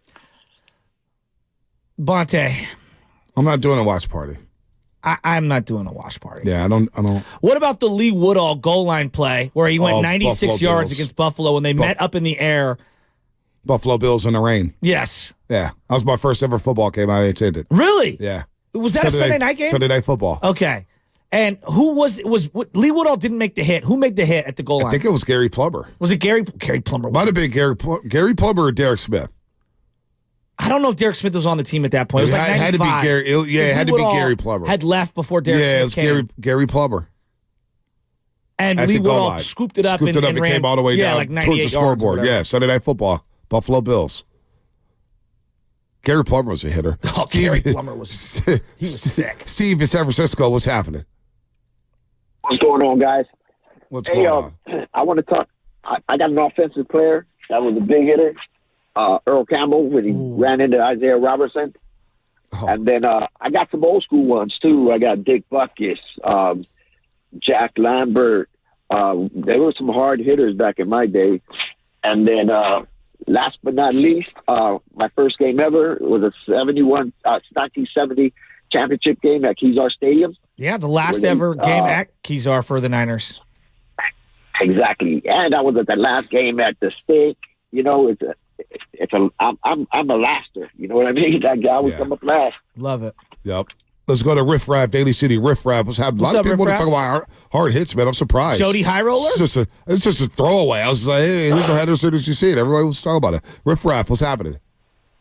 Good morning, guys. Great show. I love you guys. You're the best team out there. Thank you. Hey, he already said Earl Campbell. I got Mike Singletary hitting Steve Pallur when he played for Dallas, and Wilbur Marshall on Joe Ferguson for the Lions. Good call. Put those up. Let's go to Mark in Alameda. What's up, Mark? Hey, good morning, guys. Love the show. I don't know if this was already said, but what about the Steve Atwater hit on Christian Okoye? Yep. Monday Night Football. I think it was a Monday night. Yep. Monday Night Football, Mile High Stadium. Just real quick, on the VHS thing, what about Michael Jordan Come Fly With Me? Oh, it's one of the best. Oh, yeah, that's the best. If you didn't impersonate that in the backyard or at the playground, then you just, I don't even know what your childhood was like. That was great. Such a great one. Al and Chico. Al, what's happening? Hey, how you guys doing? Great show, by the way. Thank you. Well, I want to talk about the biggest hit, worst hit I've ever seen in my life. 1981 Niners. This guy named Ronaldo Nehemiah. Oh, yeah. Right? Remember him? Mm-hmm. He got absolutely plastered by Kenny Johnson of the Falcons. My dad and I thought the guy was dead. And the Niners lost that game on a Hail Mary at the end, too. It was horrific against the Atlanta Falcons. But, yeah, YouTube that. That is the most vicious hit I have ever seen. Nehemiah looked like he was out, 6 feet under. He was the track and field guy that Walsh brought in, right? Yep. Yeah. He didn't last long. That was it. Thanks a lot, guys. Good call. No problem. Yeah, I was reading about him in the book on how they drafted him and how they tried to work him in. Yeah, football's different than track, buddy. It is different. Let's go to Cliff of Leo. Cliff, what's happening? Hey, what's cracking with you guys this morning? What's up, Cliff? How y'all doing, man? Good, right. Hey, since Robin and everybody else stealing my thunder, because the first guy I wanted to mention was Jack Tatum, and then the other guy couldn't steal my thunder with John Lynch. So I got to go back to my boy, Bo Jackson hit on Brian Boswell in the end zone. That one there, and my other man, Ricky Jackson from the New Orleans Saints, when he used to pound Montana like crazy every game. So those my two guys right there. Ricky Jackson was so underrated. Yeah, he's. I love Ricky Jackson. Got that Super Bowl with the Niners, 57. There is something, and I know we're talking about hard hitters. If you look at the linebackers for Kansas City, they're dramatically underrated. Yep. And I look at the 49ers, and clearly linebacker play has been very important for their success the last couple of years. It feels to me the way we viewed running backs for a long time is how we're viewing linebackers, and it could not be farther from the truth. Linebacker play is so important in the modern era where you got to cover tight ends and you got to stop the run, stop play action, and all those things. I know we love to pass, but linebacker play is everything. No doubt. So this Eagle safety, William Frizzle, 547 on the Comcast Business Text. I remember I just brought up that Monday night game between Washington and the Eagles. I remember Monday night because they had the graphic of all the Band-Aids and all the Redskins coming off the field. So this guy from Philadelphia just texts in, William Frizzle of the Eagles turned to the Washington bench and asked, "You need any more body bags?" I mean, think about that. That game, I was a kid. I may have been traumatized from that game. I probably shouldn't have been watching that football game. The hit that was going on at Veterans Stadium that night, good Lord. Would have scared the hell out of you. No wonder nobody wants their kids playing football anymore. Just pop in the tape of that game in the early 90s. I'm telling you, guy looked over at the bench and said, "You need any more body bags?" I know I wasn't tripping. Dudes were dropping like flies in that game. It's like, damn, you hate Washington that much? Let's go to Will in San Francisco. Will, what's happening? Love being a hard hitter, though. God, it's nothing like a woo hit. Nothing like it. Will, what's happening? My master roasters. What's going on, fellas? What's up, baby? I was going to tell you, man, don't forget about the backfield duo. It was Ronnie Lott and his man, Jeff Fuller. Man, Jeff Fuller would put a hit on you, number 49. It was always, you didn't want to know who to get hit by, Ronnie Lott or Fuller, because Fuller, he paralyzed himself getting hit. His whole left side went paralyzed because he used to just come up and hit you so hard. But I don't know if you remember that guy, Jeff Fuller. Oh, yeah, we do. He was a beast back in the backfield. Jeff Fuller was nasty. Nasty. Why are you laughing? Why are you smiling? He really is a forgotten great 49er. He was going to be an amazing player for a long time, and that injury was devastating. It was after the earthquake, and they were playing down in Palo Alto. Safety play and linebacker play has been underrated when we talk about the 49ers in positions. Agreed. It's a very long legacy. They have a rich history of great safety to great linebackers. I would agree. Just hard-hitting guys. We've been fortunate. You brought up Lee Woodall. Lee Woodall had a run. Lee Woodall had a run. Gary Plummer, Derek Smith. Jeff Olbrich, who's now a defensive coordinator in New York. Julian Peterson, one of the most violent hits. Jeremy Shockey, Julian Peterson, that wild card game. Come on. Jeremy Shockey had an easy touchdown. All-time Roy team? He saw Julian Peterson and said, "Forget the touchdown. I want to truck you." Chris Collinsworth, Troy Aikman, Joe Buck was in the booth that day. Go back and watch that. The collision at the goal line in that play. You were at that game. Sean Williams is still talking. But Julian Peterson had to man up and go head up with Jeremy Shockey at the goal line. And Shockey was looking for the smoke. I was convinced Julian Peterson was going to be an all-time linebacker. The Achilles and everything. It's just there's a variety of injuries. He was awesome. Damn. God, Shockey was looking for the smoke. I had that 98 jersey, too. Matt in Indiana, what's happening? Matt.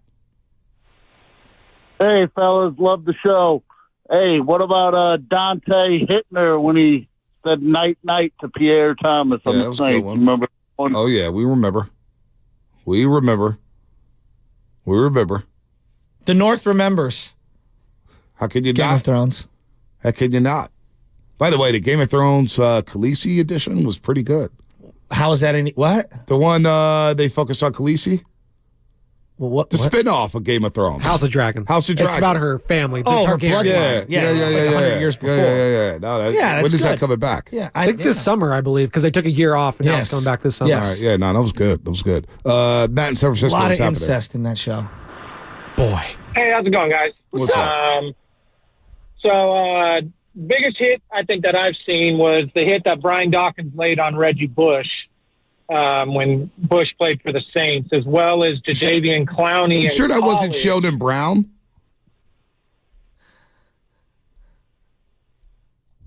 I can't get over the Khaleesi edition. I just had never heard that. I was like, it's like a special edition. I thought I missed something because I do like Game of Thrones. Yeah. House Super cut of just Daenerys Targaryen scene. Yeah, Khaleesi, right? What is the Khaleesi edition? Right. Did they just re-release this on HBO Max? Yeah, Khaleesi edition. How did I miss this? It's like a new version that tells the story completely from Daenerys' point of view. Hey, she's the victim. I'm sorry we had to be accurate on this one. No, I thought I was missing. Help me out here. I'm loopy. Naproxen, by the way, not an opioid. So for those of you who are concerned about what is it? Yeah, can you explain what this is? Well, you're on a pain relief right here. So it's usually used for muscle aches, headaches, tendinitis. It's an anti-inflammatory. It is, but it also can treat fever and pain. It is an anti-inflammatory, but it is not classified as a narcotic. So there you go. I like that. So it's not quite like a Vicodin level. Narco, season 6. All right. Downtown San Francisco. We may replay this every single day leading up to the Super Bowl. Here's Romo. What did he tell the Niners before they took those nuts loose? We are fist going into a fight. That's what we are. Every finger clenched so tight. And when we deliver blows, we do damage. And let's do that for 60 minutes and go out and raise that Super Bowl trophy when we're done. You know? That's how I would do it. Can you just, what was the drop that you played right before that? I don't know what that is. That was incredible. Get those nuts loose. The way you're saying it, the inflection in your voice. Get those nuts loose. Oh my God.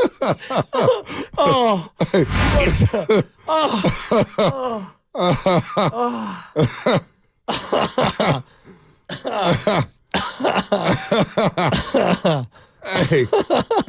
So last week, hardest hitters, that Knack Supreme was hitting so hard right there. That was as good as any hit. When Bonte was describing taking off the tire of a vehicle and changing, oh my God. Give it to me one more time. Get those nuts loose. Sounds like he's actually turning the jack. Well, last week, I don't know what he's doing. Well, what somebody started talking last week. No, last week somebody. How did we get on to? I was like, I already blew my wad. I blew 5 wads, and I blew another wad after the game, right? So I got my boy Igor in the front office. He sends me a text. He goes, "Hey, Jamal Crawford's talking about blowing wads on this NBA pregame show. You know, I blew my. What did he say? So I was like, it's not just me talking about blowing wads. Oh man, unbelievable. Get those nuts loose. Get those nuts loose. He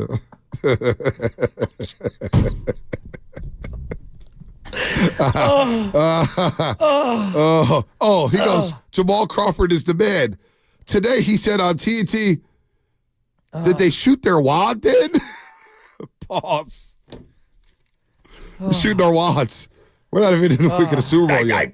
Shanahan better keep those nuts loose. Keep those nuts loose. Just drop your nuts on the table. No, okay. Now we're going too far. What do you mean? No, now we're going too far? That's where the line's. That's you gotta stay loose. You gotta starting to pull the waddle too much. Is that crossing the line now? It's not the cocaine talk. It's not the all cocaine talk or the all steroid talk. That's where we draw the line. Crack. God, I can't wait for this game. That's my final thought. I can't wait for this game. It's the Taylor Swift Khaleesi edition of this Super Bowl. How about a Khaleesi edition of Garlic Fries and Baseball, guys, huh? New episode with myself and Joe Shasky is now available. We are 2 weeks away from pitchers and catchers reporting, so while you're waiting for the Super Bowl to get here, listen to some baseball talk, because, no one else is doing good baseball talk these days. We break down. They've got 2 rotations, a pre-injury return rotation and a post-injury return rotation. It's a tale of two rotations. Your 2024 San Francisco Giants. What did you say about the baseball talk, Lubman? You said it's the best baseball talk going around? All best baseball talk in the Bay Area, it's the only baseball talk going on. Like I said, we Not are only the in best, the Bay Area, we are the best baseball talk in the Bay Area right now. Growing podcast. When you have zero audience, you can only grow. It's starting to piss me off. It's the only baseball talk going on. It's the best. Good for you. Thanks. Spinoni, what you got? I don't know what I have at this point. It's been a fun show. I think it's been fun. It's been good. Romanowski, by the way, it's always 60 minutes. Not 45, not 40, 60 minutes of 49ers or Raiders football and kick their asses. I love when he does the we over and over and over again. So there's some drops in that interview with Romo we can't even play because it's just where we are in society. We just can't do it. Clip it. I feel like they're a little bit soft. Oh, man. All right. I'm going to go try to take a nap. I love you, buddy. I'm scared of what Spinoni's going to play as we go on. All right. We're good to go. That was Fast Five brought to you by Xfinity. Next generation.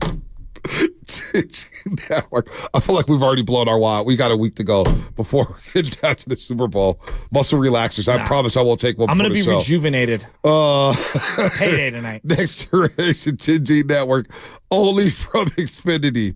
The future starts now. With those nuts loose. I'm what you might call very good at hide and seek. This one time, my parents had to round up the whole neighborhood to track me down.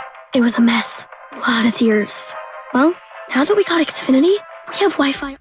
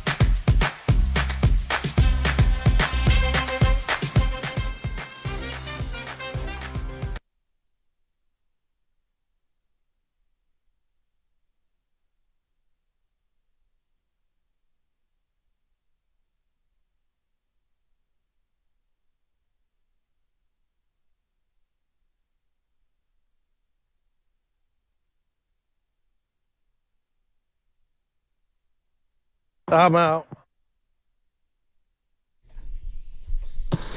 Goo, right off the bat, I got to apologize to you, man. What? I got to apologize to you. Spadoni going in I got to apologize because you have been harping on something that has continuously just seeped, and it's taken a long time, but it's seeped into my head just about how big the Super Bowl is, what it means, and specifically how history remembers the first and second place teams in these kind of games. So I got to apologize to you because you've been on top of this the entire time, just about the glory, right? Yes. Everything that's at stake come next weekend on February 11th. No doubt, Evan, and I mean it. And I just hate this new world we're in where we break down every damn component and aspect of credit, the Equifax, who gets this or who gets that. Evan, when a team wins and you're the starting quarterback, tight end for that team, that's it to me. You ride off on that horse. Nobody can ever take that from you. And that's why, and I know we'll get to it later, Cam Newton's comments about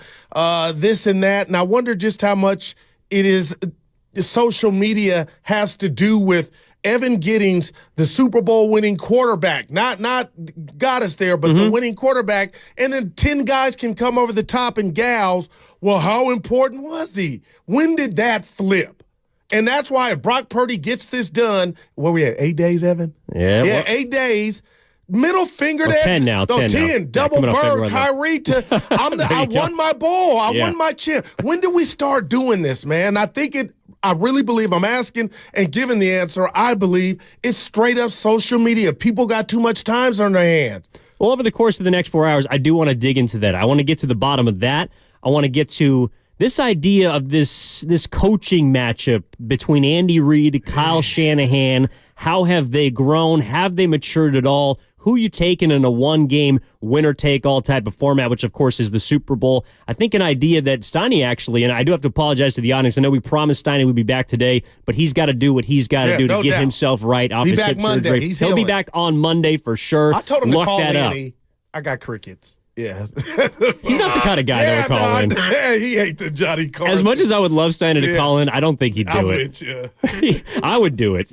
He wouldn't do it. No, I'd love to hear from Steiny on a day like this. But we want to also get into this idea of potential extension. I know Steve Kerr had some hot things to say on Wilder Dibs yesterday about a potential trade deadline, about an up-and-comer and a guy like Jonathan Kuminga. Also, I want to play Cam Newton's comments as he continues to double and triple down on this idea that Brock Purdy's not the dude. And that's what you're kind of talking about, Goo. It's like, when did we start doing the whole bus driver thing? When did we start doing it? Yeah, and I'm going to tell you what, I don't know. I'm going social media as my first answer, but what if I told you this? And maybe I'm growing up, I'm old, but it starts from jealousy. The origin is jealousy. Cam Newton's out the league. We understand he's bitter. I'll never forgive him for not falling on the fumble in the Super Bowl. But to sit there and give your list of a guy that's about to play in one of the biggest games of his career and what Brock Purdy has done. I'm not a Brock Purdy stan. I'm a fair guy, Evan. I believe you and Spadoni know that. And I just hate the treatment Brock Purdy's getting after he beat the flavor of the month in young Jordan Love coming off that Dallas win. Then beating Marin's own Jared Goff, who's already played in the Super Bowl with another team, the Rams. So it's like, can we slow down and just appreciate instead of hate? I think we can, but it's interesting to me how people take those kind of comments. Like, I understand they came from Cam Newton and a guy that had to do everything for his franchise, right? And Cam was a beast. He was awesome. Yeah, I mean, 15-1 team, but he fell MVP. Off too, Evan. Oh, he fell off a cliff. Yes, he did. But here's kind of my thing on that. Like, if we take a look at, and I want to do this maybe a little bit later, just a pool of players for the 49ers, for other teams, there might be something that I pulled from his comments that I don't know if he was trying to get at, but I could understand why. But where I want to start today, Goo, is this, because I put on my Steiny cap yesterday, and a lot of people may not know this. I do love documentaries as much as the next guy. And I was watching this new documentary about Alexander the Great, right? Just one of the greatest leaders, but how did you military fall minds. on that one? Just like, what made you say that's the one? A little medicinal help. Oh, okay. Put it that way. All right, gotcha. But I love history. And so I was like, I know a little bit about the guy. I know a lot about Greece, studied in college. But let me actually dig in. Let me see what's going on with this guy, because he is the Patrick Mahomes of his day, right? He's the number one. He's the Dundada. So did he earn his name when it was all said and done? Oh, he's great. Okay. Oh, he's great. But this is the thing, though. History, when it looks back in 20 years on this Super Bowl or on any Super Bowl, first and second place get remembered completely differently. Man. Like Alexander the Great overtook Persia, which at the time was the greatest civilization that anyone had ever seen. They were the Belichick and Tom Brady Patriots, right? But Alexander the Great, by murder, by assassination, by some behind-the-scenes type of black dealing, got his way to the throne, and then ended up, because of his brilliance, overtaking the greatest empire that the history had ever known to that point. No one cares about Persia anymore. Wow, no one remembers Darius III. No one remembers the fact that they had half of the world's population at the time when Alexander the Great took over. You know why? Because history doesn't remember second place. To the winner go the spoils. And that's why, off the top, I wanted to apologize to you, because you are completely right. The glory goes to whoever wins the Super Bowl. And that is what it says is at stake when you're talking about Brock Purdy becoming a Super Bowl champ, Kyle Shanahan getting that ring, entering the type of conversations and areas and names and groups. That is what is on the line come Super Bowl Sunday. Legacy is on the line. I love it. I love it. I got to check that. How long? 2 hours? I got 2 hours for that, Doc. It's about 6 episodes. Oh, good Lord. Yeah, I watched real quick here. About 3.5 hours. On Prime, you're watching the doc. I watched Snoop Dogg, his new movie, The Underdog. So that's pretty good. He's a football coach. Snoop. Shocker. I'm always shocked that he's only like 55 years old. Dude, Snoop is he does it all. Look at his sticky icky. That's why I was watching Alexander the Great. Look at you. But I will say this. You look at Kyle. I've told you the brilliance, everything is there. All you have to do is just play have your team play the best 60 minutes of football, and you're a made man. You're up there with the Andy Reids, the greatest to ever do it, and you're still going. And the Brock Purdy aspect or component of it to me is, Evan, I mean, you just talked about it yesterday. This is his first full year as a starter, and if you're telling me you're going to have Super Bowl winning quarterback on your resume and everything right before you in regard to your career, and guess what? McCaffrey's not going anywhere. Debo's not going anywhere. Kyle's not going. So you get to hit the plus button on the calculator. You get to add. So, I mean, all that to me means something. So we'll see if who gets lemon booty on both sides, if it even shows its face. But the opportunity cannot be ignored by me, Evan. And it's true, man. I think of Jim Kelly and that era, as we talked about eras yesterday. I mean, they were phenomenal. The gun, Jim Kelly operating that gun offense, and they got nothing to show for it. So if you can get one, people will remember you. And I brought up Trent Dilfer. I brought up Brad Johnson. Nobody can take that from them. But I don't hear people saying, well, like a bus driver gets paid. A bus driver can take care of his family. They can retire. Like, when did a bus driver have a negative connotation to it? Like, I'm being real. I don't get it. I'm not sure, because it also applies to other sports too, right? We talk about that with the Warriors and their dynasty. Yeah. Is it KD? Is it Steph Curry? Is it, was it Michael Jordan? Well, it was Michael, but was it Kobe? Was it Shaq? That kind of conversation. Now in the NFL, is it the quarterback? Is it Christian McCaffrey with the 49ers? I don't know when we started to do that, and I don't know if people necessarily care about it. But if you have a take on it, we do want to hear from you. 888-957-9570. When did the bus driver become a driving point of conversation? Because here's my thing. You brought up Brad Johnson, Trent Dilfer, the boss was talking about before the show. I know that we don't look at those guys as the main ones, right? The number ones. But their names always come up. Like, we remember those guys for their association with great football teams or with Super Bowl winning football teams. And that's kind of the point. It doesn't matter if you are a bus driver or if you're sitting in the back of the bus, or if you're, I don't know, just the navigator, right? If you're on the bus of a Super Bowl winning championship team, you get remembered. No doubt about it. Whether you're Brad Johnson, Trent Dilfer, or Tom Brady, those guys are etched in stone. Yeah, exactly. I'm with you, Goo. So 888-957-9570. Evan Giddings filling in for Matt Steinmetz. He's going to be back on Monday. Daryl the Guru Johnson is with you. We're talking about the Chiefs and the 49ers, a couple of Titans clashing. And this also, I think, factors in, too, from a historic standpoint. And one of the reasons why I do believe this was the best matchup is because people always want to see rematches. People always, I mean, you take a look at Joe Frazier, Muhammad Ali, what they fought 3 times. Thrilla in Manila. The Thrilla in Manila. You know, the matchup at the Down goes Frazier! Yeah.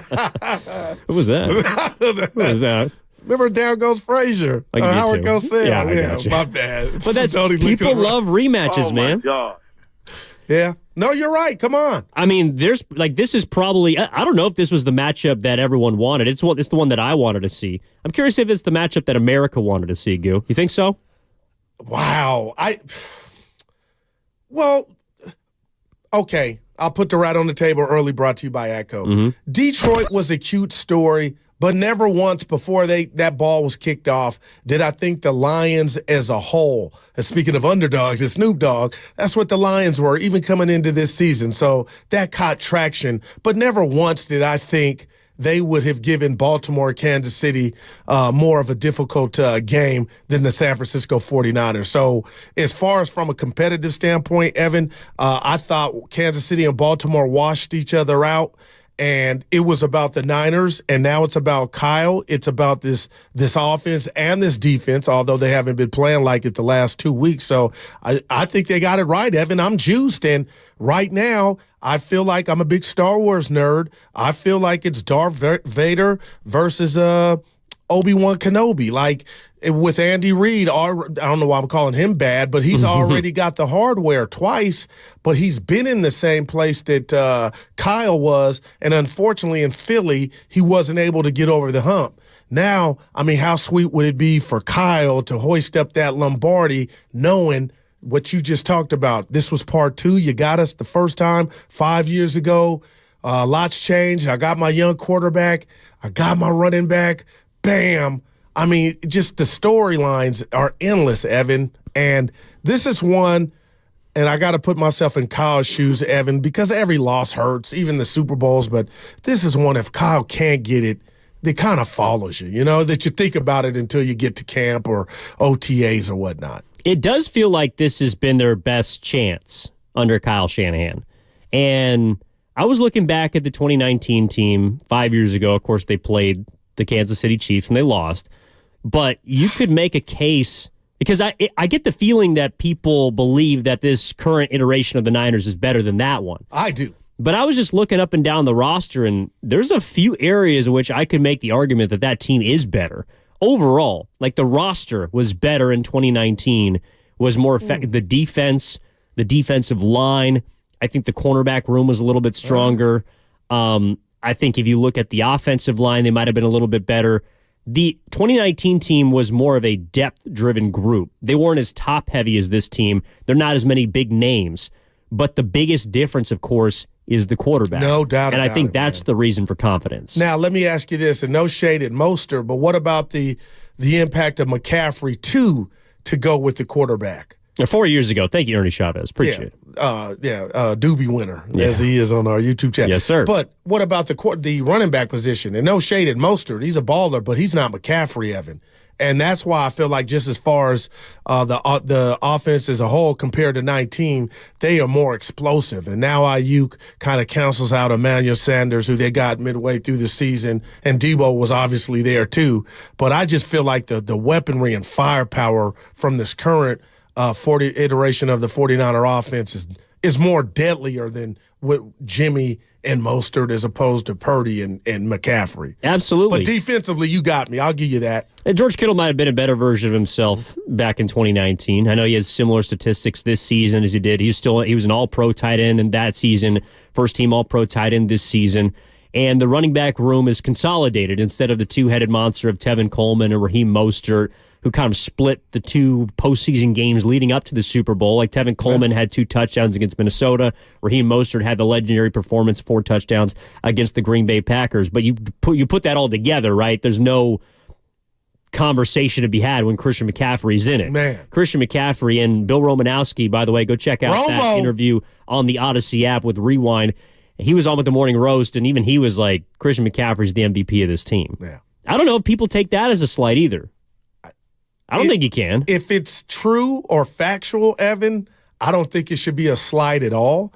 I think he makes this offense go, and he has components that help make his job easier. We can Brock Purdy, the weaponry on the outside, Kyle Shanahan. But I know that's a story for another day, how despondent I've been on how the NFL has kind of just frowned on the running back position. But, Evan, your boy is a badass. And McCaffrey, we see it. He runs hard. He stays healthy.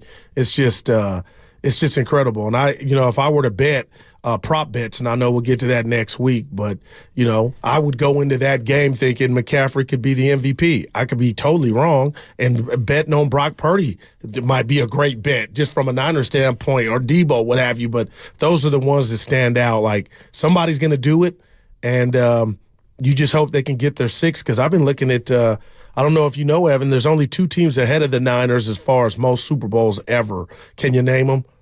There's 2 teams on Spadoni. 2 franchises? Yeah, 2 franchises. Scott, That have 6. Spadoni, this right. Well, New England. God dog it. New England. And then there's one more. If we can get the I think I know who it is. Give it to me. Pennsylvania's own. Oh, you got it. Western Pennsylvania. Yeah, Pittsburgh. Yeah. Pittsburgh Steelers. Some will be like, come on, go back to the lab. That was a meatball. But with a Super Bowl, the Niners enter. Oh, no, right there. That realm. They're tied with Dallas with 5. Yeah. Yep. So, could have 7, the Niners, had they beat the Ravens and Kansas City. Could have. Yeah, they're in a position to tie those top 2 franchises for the most Super Bowls ever. That's nothing to scoff at. Yeah. And what it's kind of an extension of yesterday, like we were talking about. Well, the 30 and unders don't know Super Bowl did wins. Like that, man. And it was true. It's been a long time. Yeah, we heard from a lot of people. Nobody's wrong. No. The Niners in my lifetime have been the team that's fallen short. Meanwhile, the Niners from your lifetime and before you, those are the guys that believe that, and gals, that believe that the 49ers are, once they get in, they're going to win. Well, that's how it used to be. When we go, we win. It's an interesting contrast of eras. What did you make of Willard when we go with him and Dibs? I'm glad he's come around and really sat on the couch and done some introspection. Dude, that is awesome, man. But really he feels like, like the Niner fan is feeling some type of way. I was like, that was just interesting to hear, man. Yeah, and we're going to go through that with probably the Warriors. I mean, you hope they can continue winning championships, but more likely than not, there's probably going to be a bit of a break. I think Giants fans are maybe starting to feel like that a little bit. In another 10 years, they might be saying, well, okay, is this team actually the one that won 3 titles in 5 years, or are they the team Cycles. Exactly. And we've been very lucky that the sports here in the Bay Area has generally given us one team. You've been on that, man. That has provided some sort of relief from the other 2. Parades. Or one of them. Yeah, they've provided parades like the Warriors did a couple of years ago, like the Giants were doing in the 2010s, and like the 49ers were doing in the 80s and the 90s. So, you can't have it all, but it doesn't mean you can't want it. It doesn't mean you can't want number 6. And again, to just go back to your point, Goo, from yesterday, really from this entire week since the Niners won the NFC Championship game, to the victor go the spoils. Man. History remembers you for winning, not for losing. No doubt about it, and that's why I'm just so hell-bent and confident in saying, Evan, and I hate doing this, but this is the reality of the society we live in when it comes to sports.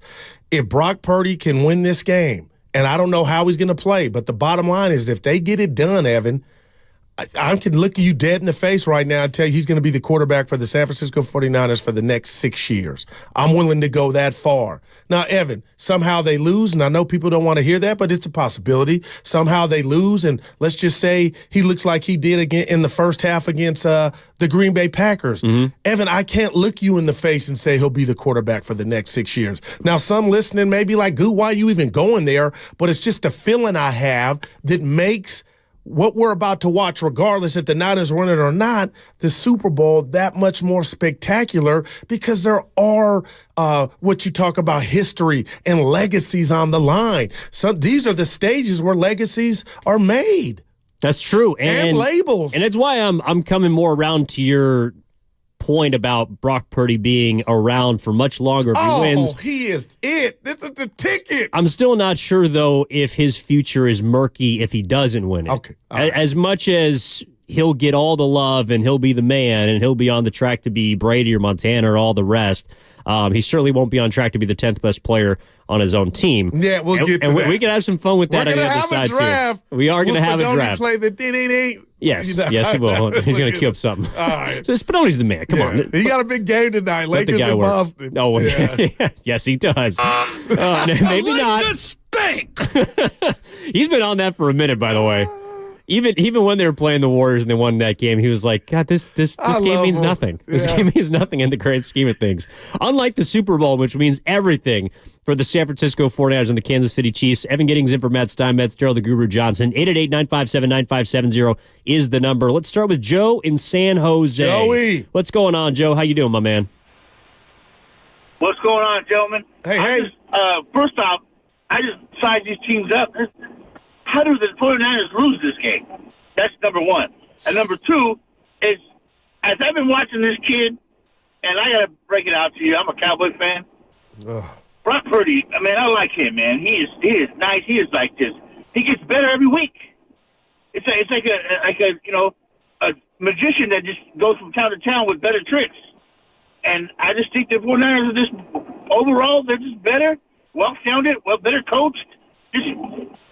It's their year, man. I got to say, it is what it is. I appreciate you, man. And being a fan from another team, I'm being real, Spadoni and Evan. That's what I like. And that's why I like what I do. I can be objective. But to sit here and say he can give flowers or kudos to Brock Purdy, that's what I'm talking about. Because let's be honest, Evan, all year long, this guy's been doubted, and he's not been Dak. He's not been Lamar or Josh Allen, and we know what comes with that, but all those dudes crapped out. Some crapped out tragically, like Dak against Green Bay, and yet here we are, Brock Purdy still having to answer the Cam Newton questions.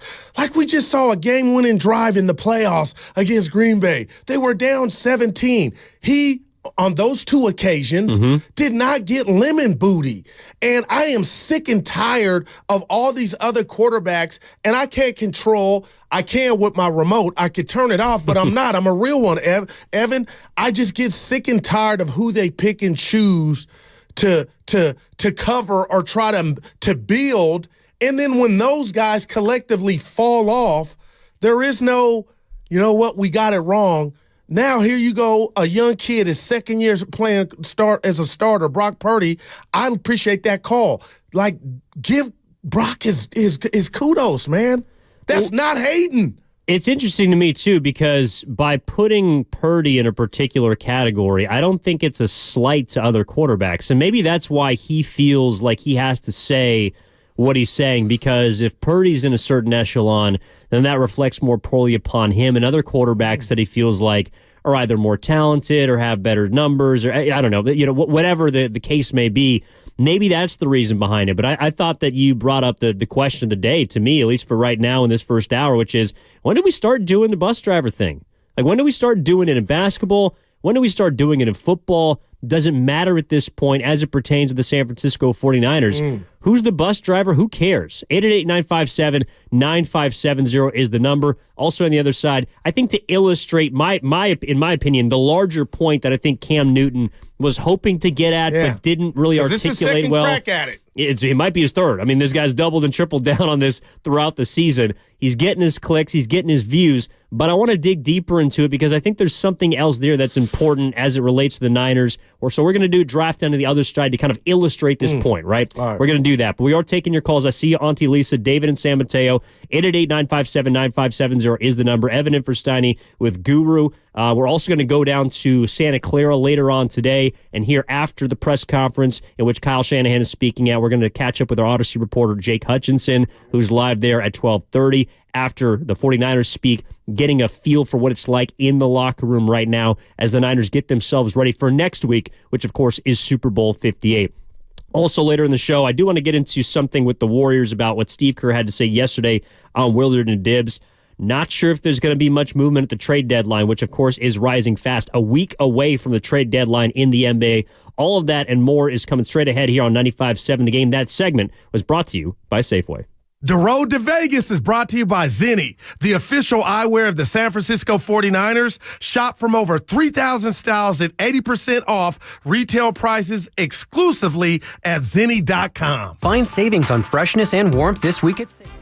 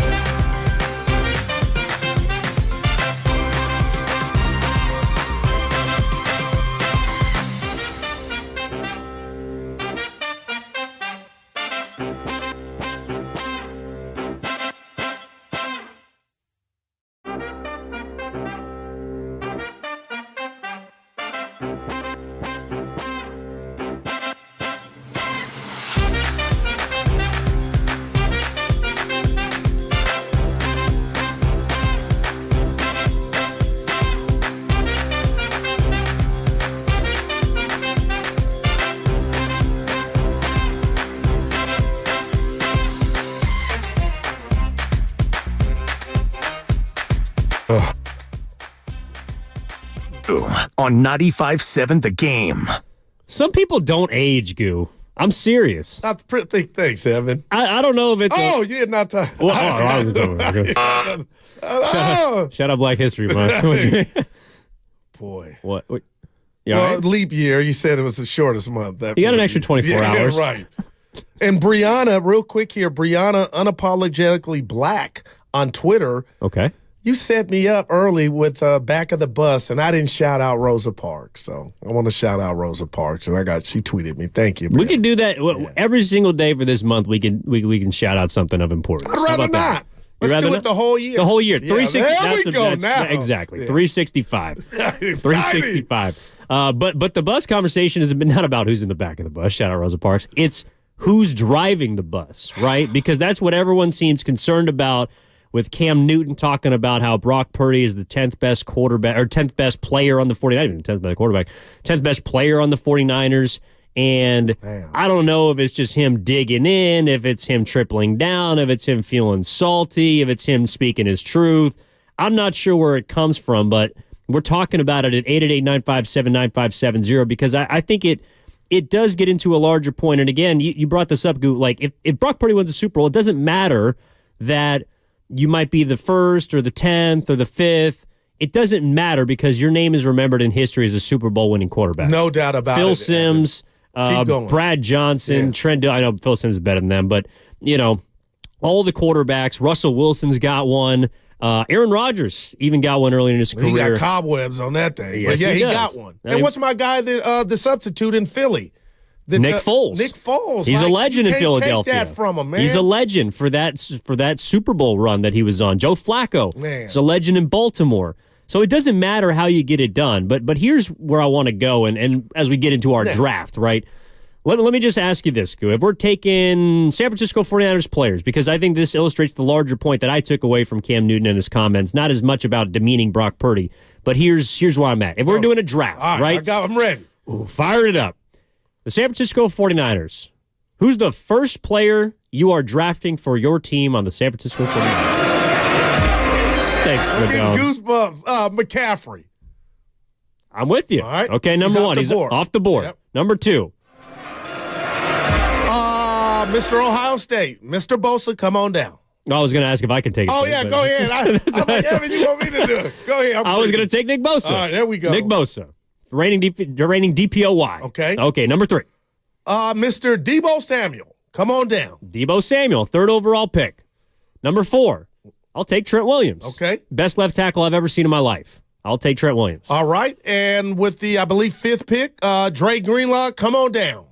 Okay. I probably would take Brock Purdy in front of Dre Greenlaw. All right. I also might take Fred Warner in front of Dre Greenlaw. That's who I messed up. But still, okay, so that's right now. We've already got to 5 players. Okay. And we haven't taken a quarterback.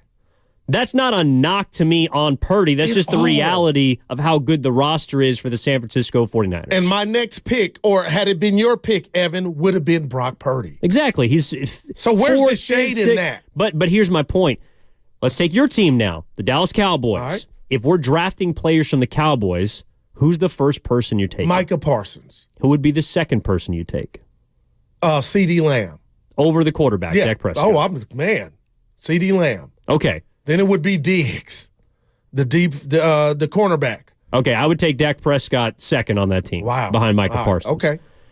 My point is, if we look at the rest of these teams, Cincinnati Bengals, who's the first player off the board? Joe Burrow. If we're looking at even a team with maybe a lesser quarterback, say the Jacksonville Jaguars, who's the first player you're taking? Trevor Lawrence. Their quarterback. I think Brock Purdy is a better quarterback than Trevor Lawrence. He outplayed Dak Prescott in a playoff game. I think he's had a better year. I outplayed him in a regular season game. Yeah. To me, that's not a knock on Purdy. That's just the reality of the situation. And the Niners are in a position to win a Super Bowl, yes, because they have a quarterback that is better than his predecessor and that has been the most efficient passer in the league. But it doesn't discount the rest of how good that roster is. All right, no doubt about it. That is what I hope that someone like Cam Newton is really trying to get at instead of taking cheap shots by saying that he's the 10th best player on the team. That's clearly false. That's not true. No doubt about it. We just did the exercise. At worst, he's your 5th best player on your team. So that's not the case. But again, with the rest of the rosters around the NFL, even, the Chargers, people will say that Justin Herbert is not a clutch quarterback. That's fine. Doesn't have evidence showing that he is. But he's still the first person you're taking off of that team. The point is, just because Brock Purdy might not be the best player on his team doesn't mean he isn't the right quarterback for the San Francisco 49ers. And that's the reason why he's sitting with a chance to win a Super Bowl. No doubt about it. And I'll say this, Evan, on top of that, because you got me thinking. Flukes don't go to the Super Bowl. Flukes don't get close to the Super Bowl. And I say that to say is last year we saw what happened in Philly. That opportunity was obviously, snatched out from underneath Brock Purdy. Nothing he could do about it. But I'm just like, you don't throw for 4,200 yards, Evan, in this league, our league, 31 touchdowns, QBR 73, and you're a fluke. I'm being so real with what I'm about to say. My phone blows up all throughout the Niner game. My boy Tone, he cannot take that Brock Purdy's doing what he's doing. Nobody saw it coming. But you talked about what's at the epicenter of Cam Newton's thoughts, the ideology behind him saying Brock Purdy's the 10th. Let me tell you, Evan, and I'm being so real. It's DNA. It's Brock Purdy's height. It's Brock Purdy doesn't have a cannon. It's Brock Purdy is not Michael Vick. All that stuff that we think is not on Cam Newton's computer or analytics, it is. And the sad part, Evan, is it's not just Cam. It's almost like we're watching this guy doing something in Brock Purdy that's too good to be true, or where he got drafted, we're not accustomed to pick those guys throwing passes, far less winning and going to a Super Bowl, Evan. So in my world, all that boils down to is jealousy. That's the only reason I feel like Cam Newton can say, and although Cam Newton got his team to the Super Bowl and his usage rate was through the roof, I get it. But this just reeks of jealousy if what we just did, our exercise, and I'll even give Cam the win. He knows more football than you and I. Mm-hmm. But to say 10th, that's where I draw the line and say, okay, now you have entered into hater territory. You are not – hey, Cam, how good is Brock Purdy at reading defenses pre-snap? I think he's pretty damn good. And that's why he won 2 playoff games last year and 2 playoff games this year, Evan. Well, I think the biggest reason why he won the 2 playoff games this year is because of his ability to fight through a tough spot. Like, his second half resiliency was better than a lot of quarterbacks that I've seen in those spots. Let me just read you this. In the first half of the first 2 playoff games that Brock Purdy played in, he had a 56 QBR. Oh, my goodness. Pretty average, a little bit above. All right. In the second half of those 2 playoff games, regular season, 91. Yeah. That's when you got to have it. Cream rises. That's when you got to be clutch. In the second half of games, whether you're up, whether you're down, Jimmy Garoppolo put you in a position to be up 10 points in a Super Bowl. But what happened in the fourth quarter? He was opposite maybe the best quarterback of my lifetime, Patrick Mahomes, and a guy that's trying to get his 3rd Super Bowl. That is money time. And Brock Purdy, whether he's the 10th best player, whether he's your number 1 player, he is money in money time. And that is what mattered during the postseason. That's why they're sitting with a chance to get to the Super Bowl. It's not because he was 8 for 15 in the first half with a pick against Detroit.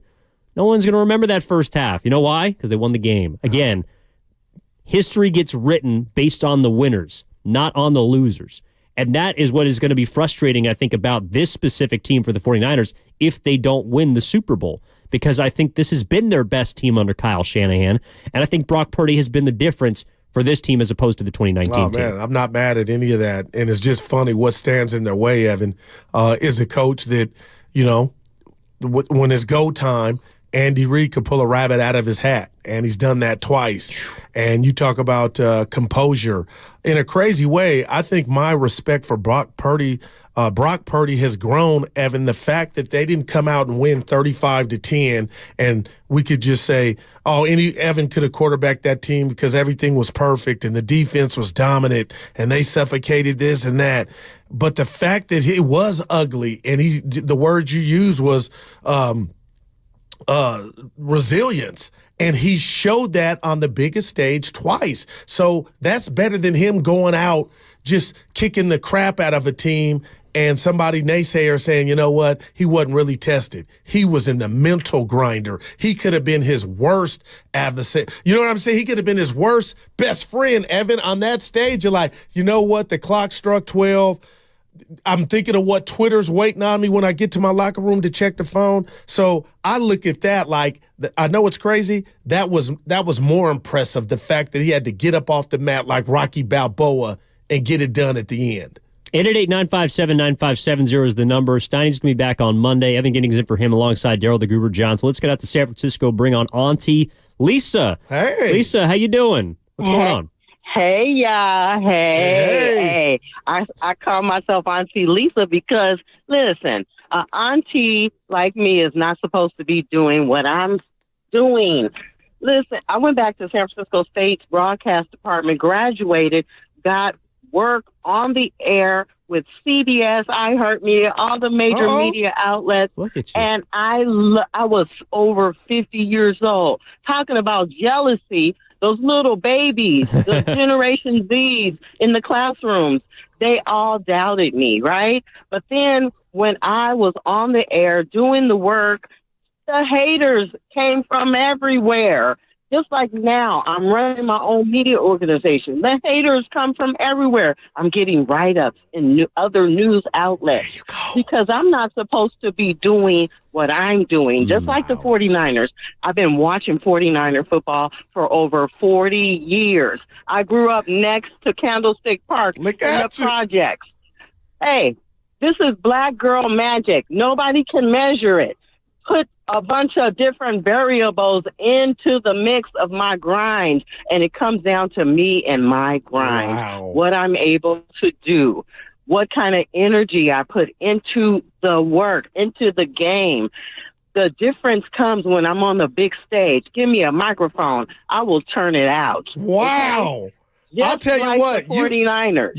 Your story is inspiring, and I got two good friends, young lady. We have that graduated San Francisco State, Joe Spadoni. Go Gators. And Bonte Hill. Are you familiar with those two gentlemen? Okay, yes. All I right. absolutely am. And look, and guess what? They're familiar with me too, because at my age, I now run my own media organization, right? People know who I am.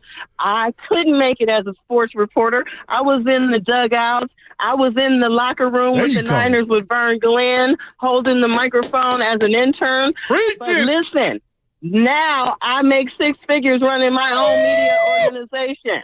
Okay? There you go. So the Niners, let me tell you, the organization of the Niners, like I said, 40 years of 49er football. What I do know is this. When you invest in the best, when it comes time to making the money, proving your worth and winning, there's just a few of us who can do it. Wow. Well, we appreciate you, Auntie Lisa. Yeah, Thank you. Auntie Lisa, 6 figures. Continued success. 6 figures. From the dugout to 6 figures. We need that confidence. You know her, Spadoni? Did you know her? I don't recall. I think she may have spoken at one of my classes as a guest speaker, though. Yeah. That's incredible. Go Gators. Like, SF State littered all throughout the Bear. You also got, I think, a couple in promotions that went to SF State. If you're lost out there listening, she was comparing her story with Brock Purdy. The underdog, Snoop Dogg. You know, the funny part is, I think Brock Purdy's also making 6 figures instead of like 7 or 8 figures, which is how he's playing right now. That was because he's been balling as quarterback for the San Francisco 49ers. Let's keep this thing rolling with Bay Rob in San Francisco. What's going on, Bay Rob? How are you? Talk to us. What's up with you guys? Good. What's up, man? What's going on with you guys, man? Hey, man. Hey, we ain't worried about Cam. Wow. Because The reason I say we ain't worried about Cam, because Cam could get on that fool right. Cam could get on that field right now. He can't do what Brock doing. With all the knowledge that Cam got, all the knowledge that he got, he cannot do what Brock doing. Brock is special, bro. He wasn't on that sideline when Garoppolo and all them other dudes in here on that sideline running them plays and staying after practice by himself. That dude got the juice, man. So the haters go hate no matter what. There it so is. We just gonna let it happen. And when he win that Super Bowl, then I want to see what they gonna have to say then. No doubt. We ain't gonna be able to find nobody then. And Bay Rob, let me say this to you. Maybe it's because we're both from the Bay. All of us are. But listen, I'm being so real. I've been around some fair people. I have no problem, even myself, when it comes to critique. But when the critique you feel like is coming from the heart, you have no problem with it. You respect it. If I was sitting next to Cam Newton, you can't tell me, Bay Rob, this does not reek of jealousy. Oh, it is jealous. He's jealous because guess what? He was here and he didn't finish the job. Yeah, no doubt. If Purdy finished the job, he's gonna be really crushed. You're right. Then what he gonna rank him then? Wow. No, Evan, it's I hate to say it about, I don't have to tell you our society, but that's what this is, man. And it's bigger than just Cam. It's what was the young lady with the Raiders that gave their 7 quarterbacks? Amy Trask. Amy Trask, give us the remix. There's only 2 now. It's Patrick Mahomes. You know what I mean? One terrific quarterback. Like, you didn't have to hate, but what you said was, it was festered. I don't know what people are going to do if this dude wins it, man. Well, you're going to have to bow down. And I think Ice Cube, Cam Newton is a prime example. Nobody remembers how or why you came in second. They just remembered that you came in second place. Right. Because Cam Newton was incredible that season. MVP. He was the MVP of the league. He was the offensive player of the year. He was Josh Allen before Josh Allen. He might have been a better version of him when he was 15-1 throwing to Ted Ginn, I think was his number 1 receiver. He was a bad Greg Olsen, who's in the booth now, was his tight end. That defense was great, but it was all Cam Newton offensively. He was lying. Unbelievable. And what do we remember him for? Not falling on a fumble, that Von Miller streak. And I'm serious. Like, that's what everyone remembers in that Super Bowl. Him letting defensive coordinators, his game, his mental game upstairs not growing, Ev. I feel like they caught up with him, figured him out, and he had nothing to come back, And that's why I believe Brock Purdy's biggest asset to me is upstairs. It's not physical. Not that, I'm not sitting there telling you, and he won't. Oh, he's Dan Marino with the cannon. But this pre-snap stuff is what sets him apart, and his ability to look downfield when he's scrambling. And I'll leave that there, Evan. But some people are going to be mad if this dude pulls this off, man. You think so? Yeah, just in the simple fact that he doesn't look the part. Let's be like Brock Purdy don't. And when I say that, like Patrick Mahomes, I guess, Evan, I mean, I got to be careful here. I don't want to use gorgeous because I got beat up. I called him dreamy on Twitter, and I got Patrick Mahomes. Yeah, as a quarterback, he's dreamy. It's Spadoni. The way he swishes his hips just pissed me. I don't know where you're going with that. It sounds I was like, wait, what? You know what? He's a dream. He's a dream. There's nothing else you want at the quarterback position. Like he checks all the boxes. Yeah, as a quarterback. Not as talking about his physical appearance. Okay, that's what people win. I was like, I guess he's a good-looking dude. Yeah, come on. Yeah, exactly. I'm sure. Yeah. No, Patrick Mahomes is everything you want in a quarterback. That's all. There we go. Although I think Romanowski we got it. Would beg to differ. We had that sound. I would love to cue that up because Bill Romanowski, who's got his own couple of Super Bowls, has had something to say about Patrick Mahomes. Here's what I believe Mahomes is a crybaby. That is the Bill, we love you. He's a crybaby. He's got hardware. He's about to try to get his 3rd Super Bowl. See, that's LeBron's a crybaby. Exactly. I think that's why a lot of people can't stand him. Michael cried. Exactly. I think that's why a lot of people can't stand him. Everybody cried. Well, some people literally cried. Other people are crybabies. Well, there's a big difference between getting your first championship, hugging it, tears falling from your face with the immense joy that you felt as becoming a first-time champion and begging for a call on a third-quarter flop. And some Niner players, if they get it done and they're emotional, have an opportunity to have that moment. You think Brock cries if he wins the Super Bowl? I don't think he does. He's just so steady. You know what? I'm with you. I would bet that he doesn't. He's just so steady, man. He's just unfazed by it all. I don't know if it's just unfazed. Like, I wonder what's going on upstairs sometimes with Brock Purdy. I'm not saying he's absolutely not stupid, but he's so I hear you. Boring. Yeah. And I think that's maybe one of the way. exactly. Yeah. No, I don't want my quarterback to be the belle of the ball. Yeah. Like, I don't want him to be the guy that's getting all the attention for calling out other players or stuffing their finger in people's faces or talking bleep. You know, I don't want a quarterback like that. I want a quarterback that steps to the podium, deflects, gives all the credit to his teammates, and pretty much just keeps it moving. And Patrick Mahomes may be that guy.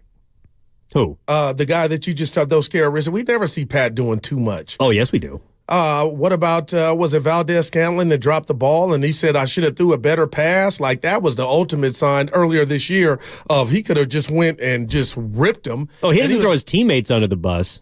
But, I mean, you watch the quarterback, Doc. Like, he talks to other players. He tries to get under their skin.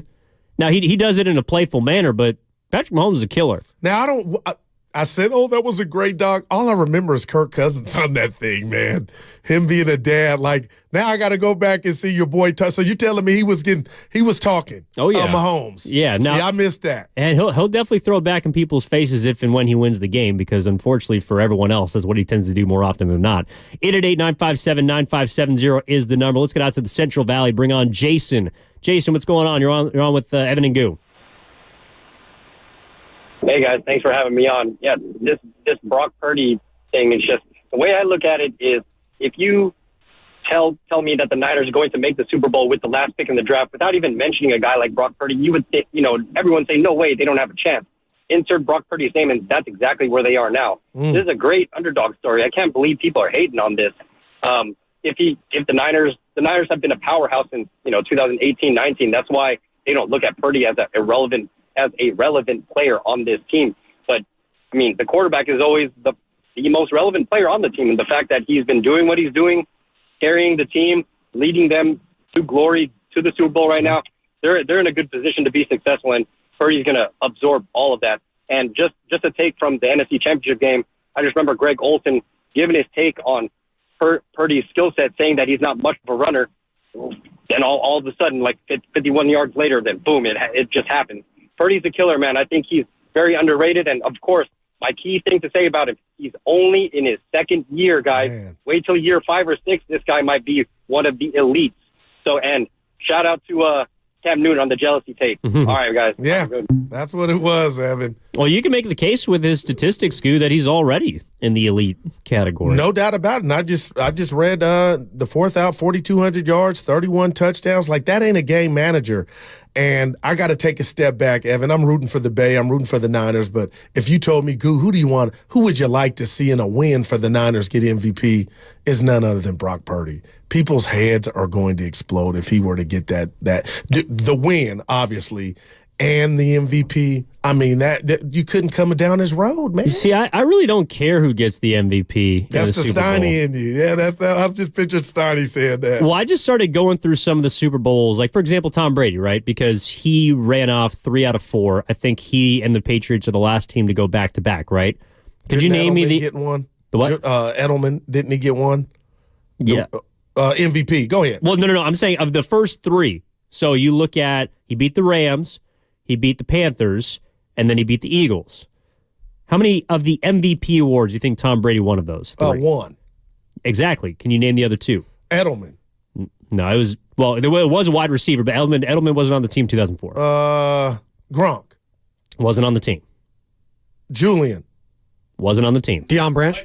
Yes, sir. Oh, my God. Deion Branch. Did you look it up? No. No, but he was... Give me the other one well, now. but that's what I'm saying. Yeah. It's like... Not everyone's going to remember the MVP. They just remember the Super Bowl winning quarterback. I'm mad at you. Could you name me the MVP in 2000 when Trent Dilfer won the won the Super Bowl? No, I can't. Ray Lewis. He's a much better player. He's a Hall of Fame player, but Trent Dilfer gets associated with that Super Bowl because he was the quarterback. Yeah. The bus driving conversation moves forward here on 95.7 The Game. We're also going to get into I think an interesting comparison about who deserves what, the extensions. We're looking at the Warriors, we're looking at the 49ers. There's a couple of players I want to dig into as far as what needs to happen in the future to secure their success. Also, if you had one head coach for one game for the Super Bowl, who are you taking? Might it be Kyle Shanahan?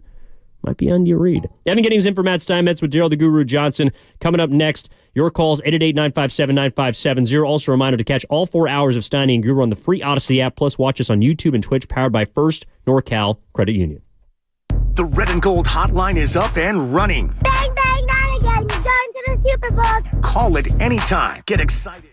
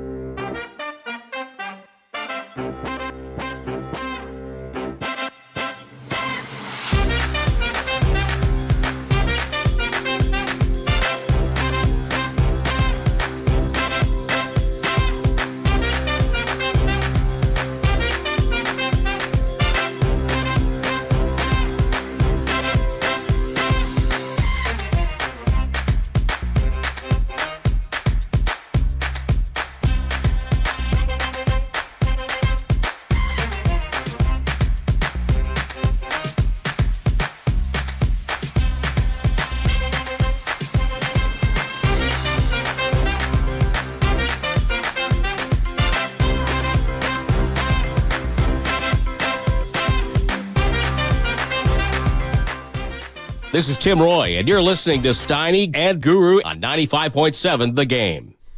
We're just talking about broadcasting, and I think CBS has the Super Bowl, Goo. Well, you don't like Jim Nantz? I love Nance, but Tony Romo, who I thought was a phenom Spadoni, has just, I don't know what's happened. He's like a bad comedian. His material's just not going over. And you had mentioned Olsen and Burkhart. They are the new tandem. But Tony, I don't know what happened to him. I don't know if he got big-headed or what. Something just, it ain't right. Yeah, it's weird. When he came into the league, I mean, I never thought that they were the automatic one. Like, if you're ranking CBS, NBC, and then love me some Collinsworth. ESPN and Fox, Tirico. Those are the main four. Like, Joe Buck and Aikman, I think, are really good. Tirico and Collinsworth have grown on me a lot. And then I would say CBS might be the fourth. I know that ESPN doesn't get the Super Bowl, but Nance is phenomenal. He is. Yeah. Tony Romo, though, it's like, speaking about comedians, he's the guy that tells the same joke. And I think that's why you're thinking he's getting worse when he's just the same. And my ears tell me sometimes, theater of the mind, that I think sometimes Evan Nance is getting tired of his act. Like, he'll never diss him, but you could just, on the broad, like, did you really say that? Without saying it, like, I'm feeling like Nance is kind of fed up, too. Well, there's some people in the YouTube chat powered by First NorCal Credit Union saying he calls the plays before they happen. Well, he used to. Now, yeah, you notice he doesn't do that a whole lot anymore. No doubt about it, man. He's that not was telling his you where claim it's going. to fame. Exactly. You know why? I think it's because he's not close to the game anymore. Like, when we went straight to the booth, he knew offenses, he knew defenses, and 5 years later, it's like, well, they're a lot different now, so he can't tell you where the ball's going. Because that was his thing early. He was the predictor, and now he's just a color guy. Drew down saying Romo solid. I ain't mad at you. I mean, he's got talent, but I was a big fan early on. Yeah. No, I mean, look, I'm a big fan of Jim Nance. I can't wait to hear him call the Super Bowl. And either way, like, the broadcast is going to be fine. All right. I just think there's a couple guys that do a little bit better. I'm a big Chris Collinsworth guy right now. No doubt. You had to give me one. No doubt. And I'm a big Brock Purdy fan right now as he gets set for the Super Bowl. I honestly do like Patrick Mahomes a lot, even though he's in the division of the team that I root for. That pisses me off. But he's a fantastic quarterback. And the Chiefs have been in this situation more often than not. The San Francisco 49ers are trying to break through. And we're trying to discuss just what and why. I don't know if it's doubt or if it's hate or if it's just a dismissive type of tone that continues to surround the team, because the Niners are the favorites, Scoo. Like, they're 2-point favorites right now. They're expected to win via the betting the Super Bowl 58. So where are you at? 888-957-9570 is the number. Let's get out to Vallejo and bring on Anthony. Wants to talk about Brock Purdy and some of the dismissive comments. What's going on, Anthony? How you doing, my man? Oh, man, I'm blessed, man. Hey, I see all these haters hating on Brock, but to me, a true man in his character is a man that puts God first and then put other people above himself. And you see that in his interviews. He gives glory to God. He gives glory to his teammates. He's a humble person. I don't understand where all the hating is coming from when the dude just wins. To me, he reminds me of a young Peyton Manning. The way he walks up to the line and analyzes the defense like a human computer reminds me of Peyton Manning. Dude is a beast, man. And I'm excited to watch him play, and I'm excited to watch him shut up all the haters and bring one back to the Bay. He said back to the Bay. It's been 30 years. No doubt, man. It's been 30 years. 1994. 29, I guess. Yeah. Technically 1995. But you're right. And I think, I don't know if I would put Brock Purdy yet in the Peyton Manning type of atmosphere, because I think Peyton Manning was his own OC. Like, he was his own play caller, knew exactly what he was doing by year 5 or 6 with Indianapolis. Brock Purdy still needs Kyle Shanahan. That's also not a knock on him. Like, this is it too, Go. When we look at the two head coaches, they're probably the two best play callers in the game, in the NFL. No doubt. But, and I wonder about this too, how people feel comparing Shanahan to Reed. I do think that Mahomes can be closer to his OC, his own OC, than someone like Brock Purdy can.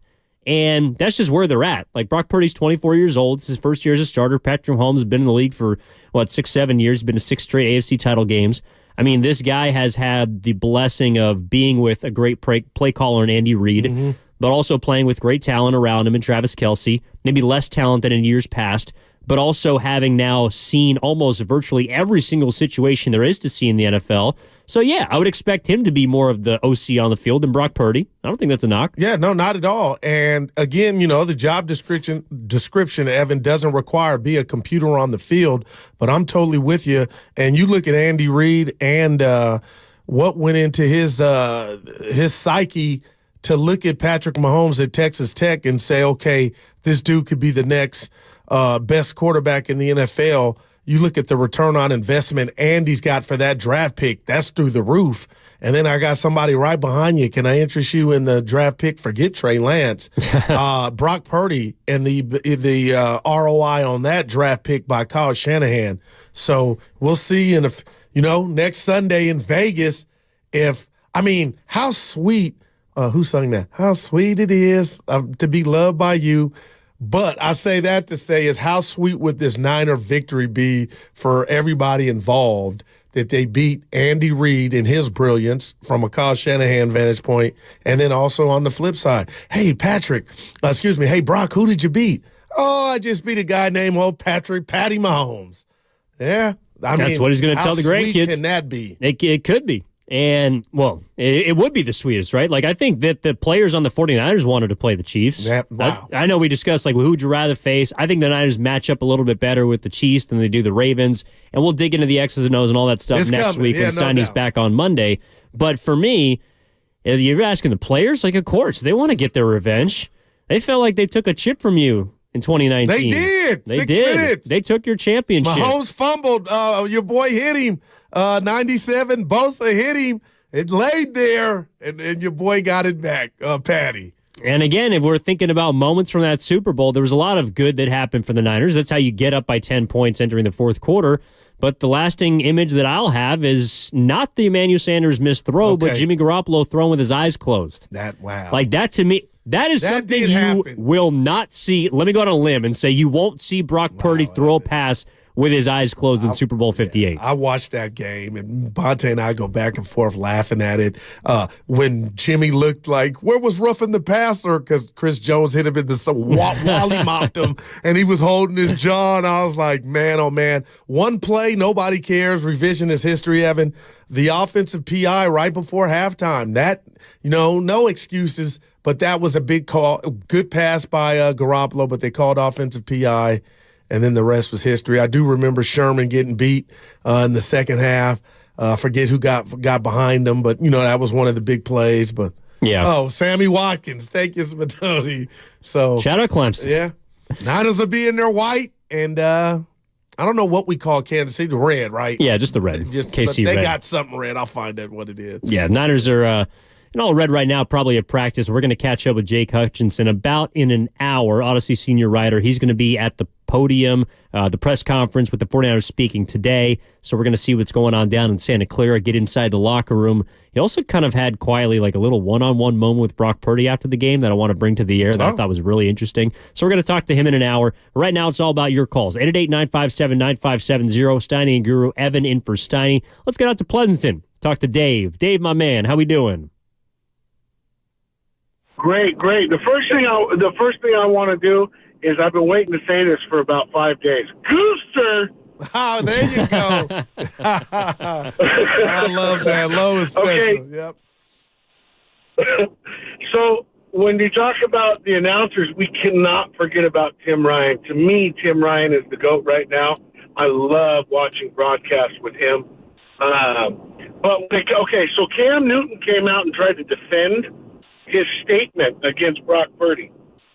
But during that statement that he made, he lost all credibility. And he said a game changer can only be the best offensive player, right? So they even asked, who's the best offensive player in the Niners? CMC. So you're telling me Debo can't be a game changer? Yeah. Is that what you're telling me, Cam? So I can't respect his opinion at this point. He knows football, but, man, come on.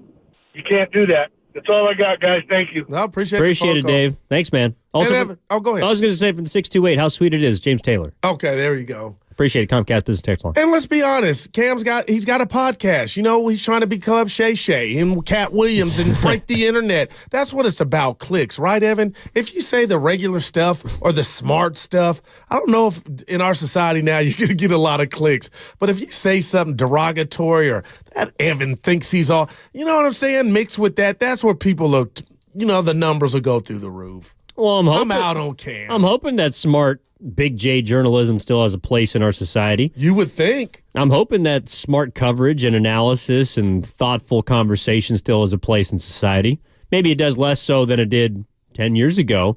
But the fact that Cam Newton has a platform, I'm not going to sit up here and say, he needs to be stripped of it. Yeah. Like it's his lane. Someone paid him to do the podcast. It's his opinion. Just like there are other opinions that we agree with out there, and there are great platforms. We have 4 hours every single day to voice our opinions. People don't agree with everything we say. For real. But ideally, we can have a conversation about it. That's the one thing that I guess sometimes I struggle with in these social media blasts, right? Is Cam Newton puts his word out there, whether it's right or wrong, immediately just the comments or the replies are always one-sided, right? And it's really hard to voice your opinion through 120 characters or 240 characters on Twitter. But if we can talk about it, to me, that's where we can get to the bottom of this thing. And to me, it's your question off the top of the show, Goo, is like, when did we start doing the whole bus driver thing? Man. When did it start to matter about who's the guy or who's the man? Because, again, we just kind of went down some of the lists of the Super Bowls and MVPs that aren't necessarily quarterbacks, right? Hines Ward was the quarterback for the first Super Bowl that Ben Roethlisberger won. But Ben Roethlisberger gets that Super Bowl. Peyton Manning, the Super Bowl he won in Denver. That MVP goes to Von Miller. Yeah. But Peyton Manning's a two-time Super Bowl champ. So when did the bus driving aspect of this begin to matter? 888-957-9570. Steven's in San Francisco. What's going on, Steve? How we doing? Yeah, we're doing great, man. Thanks for taking my call. What's up, Goo? Hey. So real quick, just to answer the other caller's point who said that, why can't Debo be a game changer? And they're talking about the game changers, McCaffrey. I think that also helps as to what hurts Brock Purdy. And we already talked about this, but you have potentially 3 different game changers between CMC, Debo, and the tight end there, Kittle. So those are top talent positions. We already know that. What people really give Purdy the disrespect for is a couple things. Here's my opinion. One, the Niners had Joe Montana and Steve Young. So the nation, especially as a Rams fan, we don't want to see another quarterback for the Niners succeed, period. I could care less who it is. We don't feel, or at least in my opinion, I don't feel you deserve another MVP quarterback. You've got 2 back-to-back. Why would you need another one? Let another team have it. The other part is that you guys wasted, or the Niners wasted 3 draft picks on Trey Lance. Yeah. That didn't pan out. As a fan of an NFL team other than the Niners, we've made so many poor choices in the top 5 draft picks, and we have to suffer with those. We suffer through the years related to those picks based on a poor choice or a poor performance by the person that was selected. The NFL fan base wants to see the Niners suffer for making that stupid decision or whatever decision it was to get Trey Lance, give up that much draft capital, but they got saved by the fact that Purdy, as great of a person he is, he's operating within the system efficiently, effectively, and I think that's why people put that hate out there. They want to see the Niners fail based on what they gave up just to get a poor choice in Trey Lance. I don't know if it's that deep, but look, I appreciate the call. Maybe there could be something to it. I don't know if people want to see him fail, though. And I would just say I appreciate the honesty. I mean, the Niners. I do think there are people out there that want to see Brock Purdy fail. Yeah, and exactly. And I don't think it's all of that, but it's just kind of unfortunate, Evan, that, they don't want to put it at Kyle's doorstep, and maybe they do, but that caller just specifically he painted the picture with me with a great brush of, okay, if all that is true and that's how you feel rooting for the Rams, and you are right, they got saved. Forget baseball and the closer saving the game. He has saved this era, because we could be talking about jobs had Brock Purdy not been on its P's and Q's. But Evan, I just find it funny that, okay, why can't we congratulate? Why does it have to be at the UPS delivery of resentment? Because the Niners got saved and they're still formidable, why has it got to be at Brock's door? I don't think it does. And for every blown first-round pick, there's a great late-round pick. Right. May I present to you a third-rounder in Fred Warner? May I present to you a fifth-rounder in George Kittle? May I present to you other later picks beyond the first round? Even a first-round pick. Brandon Ayuk was a first-round pick. He's turned out pretty well. You think? And he might get paid this summer. Yeah. He should get paid this summer. For the 415 Comcast Business Text Line, we're getting all kind of people chiming in. From the Big O, Marvin Gaye and Tammy Terrell, the original How Sweet It Is. Is that true? Yeah, I think that's my black car, boy. I got to hold on to it. Well, I don't know. Was the How Sweet I don't have a car. He loved my I lost. I'm out. I don't have a car, so. I'm out. Yeah, ain't much on there. Oh, boy. Oh, man. Let's get out to Mike in Oakland. What's going on, Mike? How you doing? Welcome to 95.7 The Game. Thank you very much, gentlemen. How you doing? Hope all is well. All right. I'm not a 49er fan, but I believe this. If Brock Purdy can run the ball when the pressure comes like he did these last few games, he's exactly Patrick Mahomes. Ooh. So I think that you got two Patrick Mahomes in this game. You got to put a spy on Brock Purdy, and you better put a spy on Patrick Mahomes. That's my opinion as a guy looking out. I'm not a fan of the Niners, just letting you know. But thank you for having me. I appreciate that. Thanks, Mike. I hope you have a good day. That's interesting. I mean, to him, we can't. Hey, I'm not. But I'll tell you what. If he wins this game, Evan, he's won Super Bowl behind Patrick Mahomes early in the game. And when I say early in the game of his career, I'm just saying. Yeah, but he's in a spot right now. Brock Purdy is. They are. Kyle's. They might. If you could run 2 out of 3, I'm just like, that's where this thing is at. It is on the tee right now. What you're going to do with it when you come Sunday and next year. But if we were to get into that, and I know we won't, Spinoni, who you got winning the NFC next year? I mean, the Niners, if they're not 1, they're 2 or 1A or 1B. It's right there for a run. But you had the trivia earlier in the show, which I think points to how urgent it is to win one Super Bowl, because the Niners are trying to get their 6th in the history of their franchise. This ain't the New York Yankees. Like, you're not just going to rattle off 27 championships over the course of your existence. Man. You're not winning like the Boston Celtics in the 60s. You're not winning like the Golden State Warriors all of a sudden. Now, you might, and those are dynasties. And nobody saw those 4 coming at all. Exactly. They came out of nowhere. But I don't want to put the cart before the horse of, like, oh, he's 1 behind Mahomes. Again, Peyton Manning's got 2. He's one of the greatest quarterbacks of all time. I think there's other great quarterbacks that are Hall of Famers. Drew Brees, Aaron Rodgers. Yeah. They got 1. Just to get 1 is incredibly difficult. Nevertheless, 2, 3, 4, like quarterbacks that have played for the 49ers, a.k.a. Joe Montana. I love you. So how did you compute that call when he said there's 2 Mahomes? There's Would not. You be like slow? So, with all due respect, okay, right, let's slow down. There are not 2 Mahomes. But he felt it. But again, you don't have to be Mahomes to beat Mahomes. Like, Joe Burrow has beaten him. Tom Brady, at his age, beat Patrick Mahomes. Yep. But I'm looking at quarterbacks that Pat Mahomes has lost to this year. Aiden O'Connell has beaten Patrick Mahomes. I mean, Jared Goff, who Brock Purdy just beat, has beaten Patrick Mahomes. Hurts. The question is, can you do it on the biggest of stages? And so far, Brock Purdy has come up aces in every game that he's started and finished for the 49ers. Yeah. And I believe he's got what it takes. If there's someone that could do it, I'm not going to write Brock Purdy off. I can't do that because there's no evidence so far to suggest I should. Yeah, I'm totally with you. So that's all I am, is trying to live my life and be fair with my sports analysis, Evan. And like I said, this is a major, major opportunity for the franchise, the head coach, however you break it down, for them to go on a run. Hey, YouTube chat, get off my card, okay? First NorCal Credit Union. Get off my card, all right? This guy, what happened? My guy to Mike said Evan's only got Pokemon cards. That's a 4. Evan was in a caddy back in the day, baby. Yeah, 1974 Gold Caddy on 22s. How about that? Shout out North Oakland. Let's keep this thing rolling here on 95.7 The Game. Evan Giddings in for Matt Steinmetz. Daryl the Guru Johnson. Steiny's going to be back on Monday off the hip surgery. Looking forward to that. Let's go out to Flea in Oakland. Wants to discuss this concept that Cam Newton's presenting. What's up, my man Flea? How you doing? Good afternoon on this rainy day, man. I got something to say. All right. Do you guys notice it's not the great players talking down on Purdy? It's the mid-level dudes, the dudes that got cut, couldn't make it back in the league. Cam is bitter right now. Man. He want to play quarterback. So he found somebody he can pick on his frustrations out. Cam ain't never been in top with the stats that Purdy have. Cam never had those stats. And I'm not even speaking down on Cam. Cam won an MVP, but he won an MVP basically on his leg. Because remember, when we used to play him, we used to say Cam can't throw.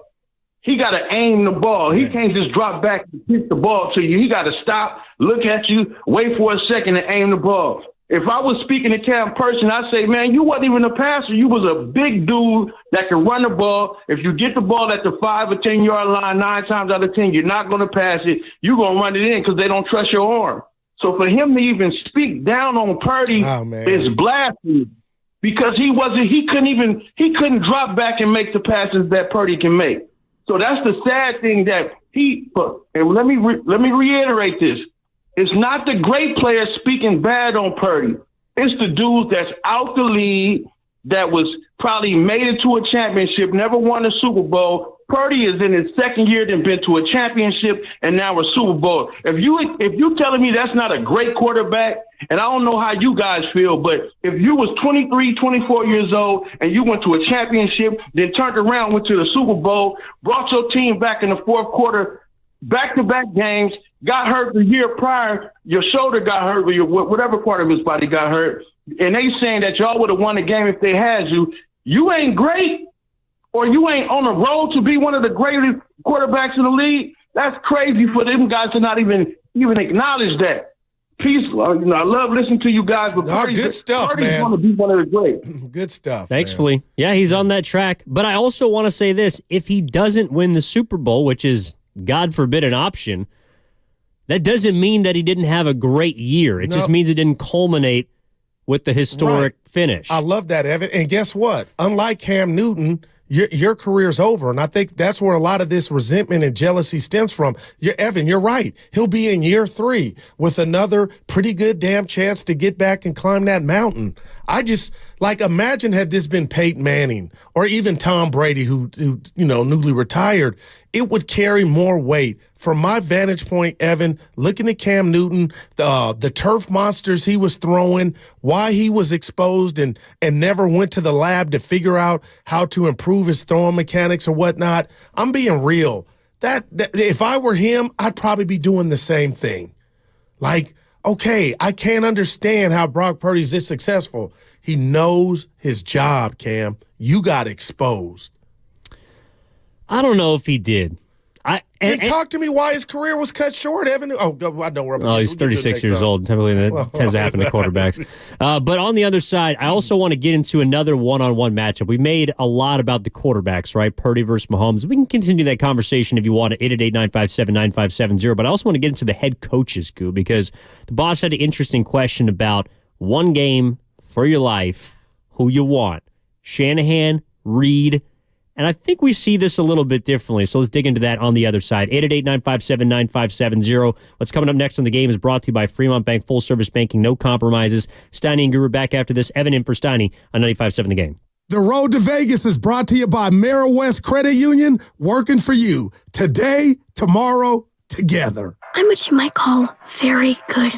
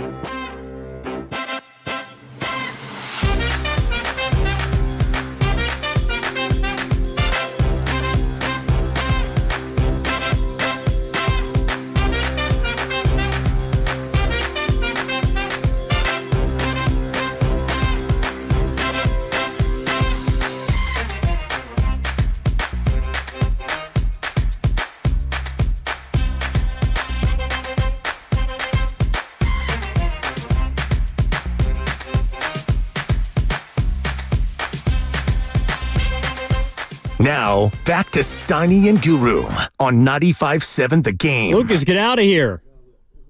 Director of Sports.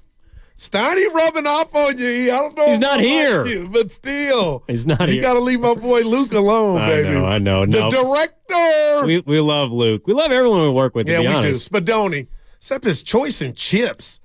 Comes in with plain. Is that the gripe? No, it's not. Oh. Yeah, plain Lay's. There's nothing wrong with plain Lay's. Got to put some hot sauce on it. You put hot sauce on chips? Boy, I could get busy. Well, I put hot sauce on a lot of things, but Lay's is not one of them. Put it on Fritos, though. Shout out. Okay, Evan Giddings in for Matt Steinmetz, Jill the Guru Johnson. I see you, Tim, Al, David. Do you want to do your gripe right now? Let's hold down. We'll do it later. You want to do it like we're noon? People. Yeah, noon? Okay, let's tease that. All Goo's got a gripe coming up. Sorry, Spadoni. No, you're all good. Spadoni was ready. 707 Comcast Business text line. It sounds like 49ers fans would be fine if Brock had a great game in the Super Bowl and lost. I don't know about that. I'm not sure. But then that would be doing too much, right? It would be a Super Bowl loss. Exactly. I don't want any, as a fan, I wouldn't want any part of that. It's about another, this would be the third loss, as you had pointed that we talked about this week. We don't want to talk about it, but it's there staring the Niner fans in the face, Evan. There's no solace in the fact that, Evan played good, but we lost. Yeah, they're trying to win number 6. Exactly. And I'm not sure if this is what the Comcast Business text line is saying, but does that mean if Brock Purdy played poorly and won that you would hold it against him? Okay, gotcha. No, again, there are quarterbacks that have played poorly in Super Bowls throughout history. Yes. But if they win, that's all you care about. Bottom line. To the winner go the spoils. They get to write history however they want it. Heavy is the crown. All right, 888-957-9570 is the number. Let's get out to San Francisco. Bring on Al. Al, what's up, my man? How you doing? Hey, what's up, guys? Thank you for getting me on here. Hey, what's up, Guru? What's up, baby?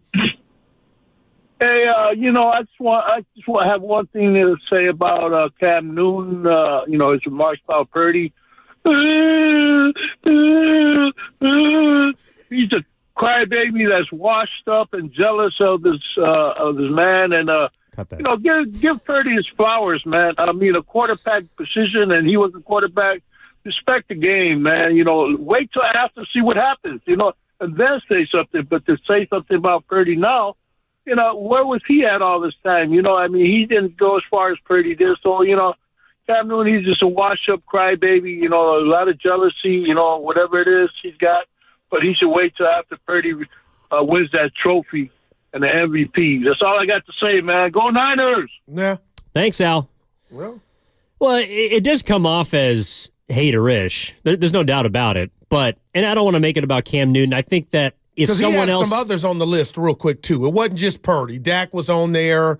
He had some others originally. For the same reason that we're talking about it and that it's getting run on all the big networks is the same reason why I think people are assuming that he's talking like he is, which is because he's a former quarterback, doesn't have a Super Bowl, got close, was an extremely talented player, national champ at Auburn, MVP of this league. But the way that he left the NFL, I think a lot of people is what they remember him as, which is someone that was trying to get back in, but just there was no place for him. And you know why I love you, Evan? Before the break, as I was going to get my 7-Up, I kind of told you Cam was throwing turf monsters, and I was coming from a place of, come on, Goo, remember Cam of the good times. Remember, he had torn his labrum, and that went into what he was and what he lost physically. And you kind of hit me like some deodorant or a good cologne. Like, you know what? That's injury played a big part of why Cam was out the game. Regardless, I just thought it's weak that you got this guy, Brock Purdy, doing what he's doing, a great story. No one can deny it. And then I'm thinking, do I appreciate that more than what Amy Trask said? And my point is, wherever we go, whatever room we're in, Evan, Brock Purdy's going to face some type of, you ain't that dude. But if he has his hardware, and even if he doesn't, the fact that he could say, I took my team second year starting, first full year starting, I mean, that's got to silence a lot of the haters in an era of Dak Prescott getting extensions.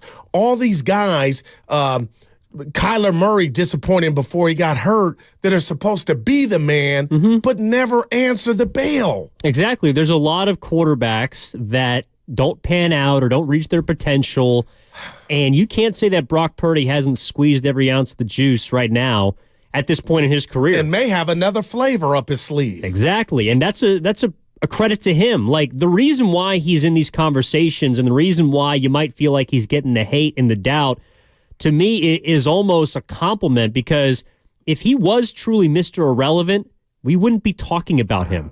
We wouldn't be discussing him as a potential Super Bowl winning quarterback. We wouldn't be discussing him as a guy who can bring his team back in the second half of playoff games. We wouldn't be talking about him in MVP conversations. We wouldn't be talking about the fact that Brock Purdy has been one of the most, if not the most efficient passers in the NFL this season.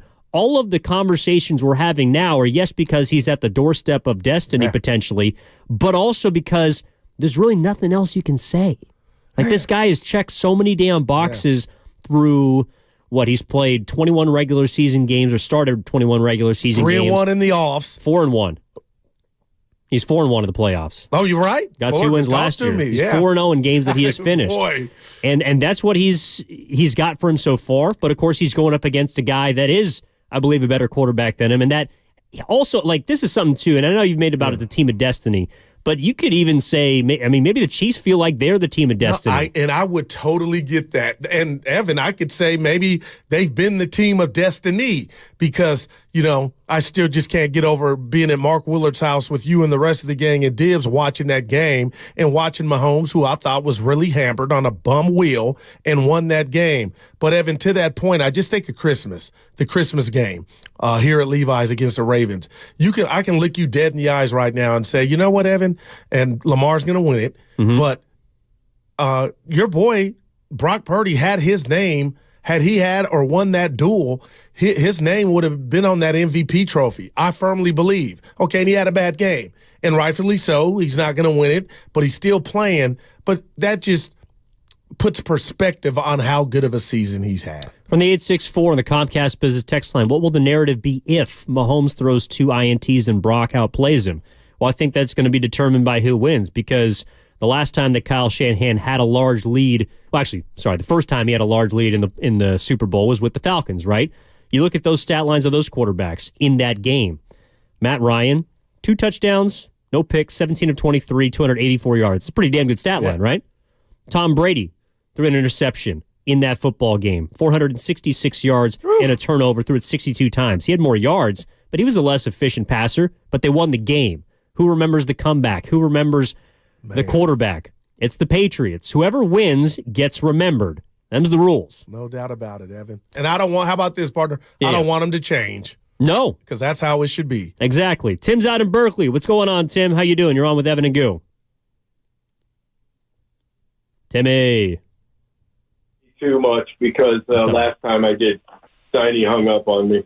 So, but hey, here's how you know Brock Purdy is the real deal. I just checked the latest odds, and on FanDuel, the 49ers are 2.5-point favorites now. So you're telling me that Patrick Mahomes is the greatest quarterback ever, and the Chiefs are the defending Super Bowl champions, and this is basically America's team now, because all the people who don't even care about football are going into Vegas, and they're going to put their $20 or $50 or whatever on the Chiefs. And yet the Niners are still favored, and nobody can figure out why. And the answer is because, guess what? If the Niners had a system quarterback back there, his name would be Sam Darnold, and the Chiefs would be favored by probably 6 or 6.5 points. Thanks, guys. Thanks, Tim. Appreciate the call. Yeah, and I don't know if this is what Willard's point was yesterday with his just, the psyche of the Niner fan. But, Evan, just think about what that caller laid out. You arguably got the best quarterback in the game with Mahomes. Andy Reid, 2-time Super Bowl winner. And we'll get to who you want. Tell of the tape as a head coach. I do find it fascinating that the Niners are favored. I'll say, I just am. They should be. The defending champs are the same team that they're facing. Are they the same team as last year? Yeah, in the most important parts of it, yeah, the quarterback and the head coach. What about the rest of the team? I didn't get it. What about the Niners? They have a better team, but they haven't. The Chiefs. Well, the Chiefs weren't down 24-7 a week ago, so I'll let you deal with that. We saw the Niners in their home backyard be down 17. If you're going there, my point is the Chiefs have won 2 of the last 3 Super Bowls. They have. One last year. How are they not favored? Because history doesn't matter. It's about what you've done lately. The Chiefs should have lost to the Baltimore Ravens, but they didn't. Same with the 49ers. And how they should have lost to the Lions, but they didn't. Please explain to how the Chiefs should have lost to the Baltimore Ravens and they had the lead at halftime in the whole game. And I'll be quiet. How should they have lost to the Baltimore Ravens? Because they fumbled the ball through the end zone that was on the goal line. Okay, but they had a lead of more than 7 points. They turned the ball over twice in the red zone. They didn't run the ball. No, I just feel like you're giving scholarships to fit your argument there. Well, and for you to say the Chiefs should have lost to the Baltimore Ravens, I mean, no way. Would you say that the 49ers should have lost to the Green Bay Packers? You could sell me on that. That's the same thing. That's the same argument. Like that's all I'm trying to get at. The Chiefs deserve to win because they played better than the Ravens. All right. The 49ers played better when it mattered against the Packers and the Lions. That's why they deserve to win those games. But if you just look at these two teams and these two rosters, the 49ers, I believe, have a slightly better roster. But they got an experience at the most important position at quarterback. It was my main point. And if we're going to call Patrick Mahomes the best quarterback in football, Evan, and he just won one last year, I'm asking you, experience means nothing? Patrick Mahomes was the MVP of the league last year, right? Yeah. And he won the Super Bowl. Who threw more touchdowns this season, Brock Purdy or Patrick Mahomes? Brock Purdy. Patrick Mahomes has not had the same season. I'm asking you, what are you selling us on reading that stat? Well, I'm just telling you. You're not, because I'm asking, here I go real quick. Yeah. You're not telling me Brock's better than Patrick because it sounds like you're trying to get to that by telling me who threw the most touchdowns. No, what I'm telling you that this Chiefs team this year is not and has not played as well as the Chiefs team from last year. That's why they had to play multiple road playoff games. But what about the way and these the Niners last two were the playoff, 1 seed weeks have gone? Don't you think that would, just to me, wouldn't that throw wouldn't that be some chinks in the armor? The way that the Niners were down to Green Bay in a playoff game, they won it collectively, and then down 24-7 just a week ago. So I'm shocked that Vegas won't take that into account. If you're going to go back and say the whole season, which you are right, the Chiefs have sputtered, but here they are again, and we can make an argument they played their best football the last 2 weeks. So that's why I'm saying both teams have won by single digits in each of their last 2 postseason games. The Chiefs won by 3 points in Buffalo, and they won by a touchdown in Baltimore. Yeah, where they weren't favored going into the game. The Niners were favored and struggled in 2 games where they were favored by 9.5 and favored by 7 and didn't cover them both. And that's just for the gamblers. I agree. Yeah, but we're not talking about a touchdown spread in the Super Bowl. We're talking about 2 points. I think it's fair to say the Niners are a slightly better overall team than this edition of the Kansas City Chiefs. Maybe I'm wrong. No, you feel like I am? No, Vegas agrees with. I just, there's got to be something for Andy Reid doing this. And when I say that doesn't impact how I view who's going to win the game, and we're going to give our picks next week. But I think from a gambling standpoint, I can see why they would say the Niners should be favored in this game. I wondered why the 49ers should have been favored by 6.5 points on Christmas Day against the Baltimore Ravens. Right. I think you can look at those 2 teams at that time and say the 49ers were better. That I still picked the Ravens to win that game. Like it did. You know what I'm saying? Like just because Vegas says something doesn't mean that I have to necessarily. No doubt. And that you just hit me with that. But I guess Evan, I'm mad at Vegas for not taking into account when we talk about experience on this stage. Wouldn't the edge go to Andy Reid? And we'll just keep it a quarterback and head coach. Wouldn't the experience go to Andy Reid and Patrick Mahomes? That's an interesting conversation. If you had one head coach that you'd have, or if you could choose one head coach for this Super Bowl game, which one would it be, Andy Reid or Kyle Shanahan? And I'm being so real. It would be Andy Reid. Okay. All right. And only because he's done it twice. I questioned him in Philly. Scotty and I got into it, but he's shown me. So you wouldn't bark at that if somebody said, you know what, Evan, I feel more comfortable with Andy Reid than Kyle on this stage. No, but I also think when it comes to management, and this is really the biggest question I have for Kyle Shanahan, because over the last now 4 seasons, going back to the Super Bowl year, right? How much has Kyle Shanahan changed? Like, how much has he matured as an in-game play caller, decision maker? Because there's still been some times where we're a little bit like, well, what are you doing? I mean, before halftime against Green Bay. Yeah, and you still are calling the games at some points, in some situations. Like in that first half, I thought he thought that Jimmy Garoppolo was still playing under center. That's wow. He was playing not to lose the tail end of the half as opposed to trusting a quarterback that is clearly better than his predecessor. That was the weird thing to me. So, come Super Bowl time, Kyle Shanahan, if you've seen Brock Purdy do it not once on a game-winning drive against Green Bay, but also twice with a fourth-quarter comeback against Detroit, well, then at the tail end of the first half, are you going to turtle up the way you have in previous years? How much has Kyle Shanahan actually grown? That, to me, is the deciding factor of which head coach I want. Because I believe that Andy Reid, in one aspect, yes, he's more experienced, he's coached for a much longer time, but he's also allowed to be a more risk-taking play caller. I think he's allowed to do things that Kyle Shanahan, for whatever reason, doesn't want to in those moments because he's got Patrick Mahomes.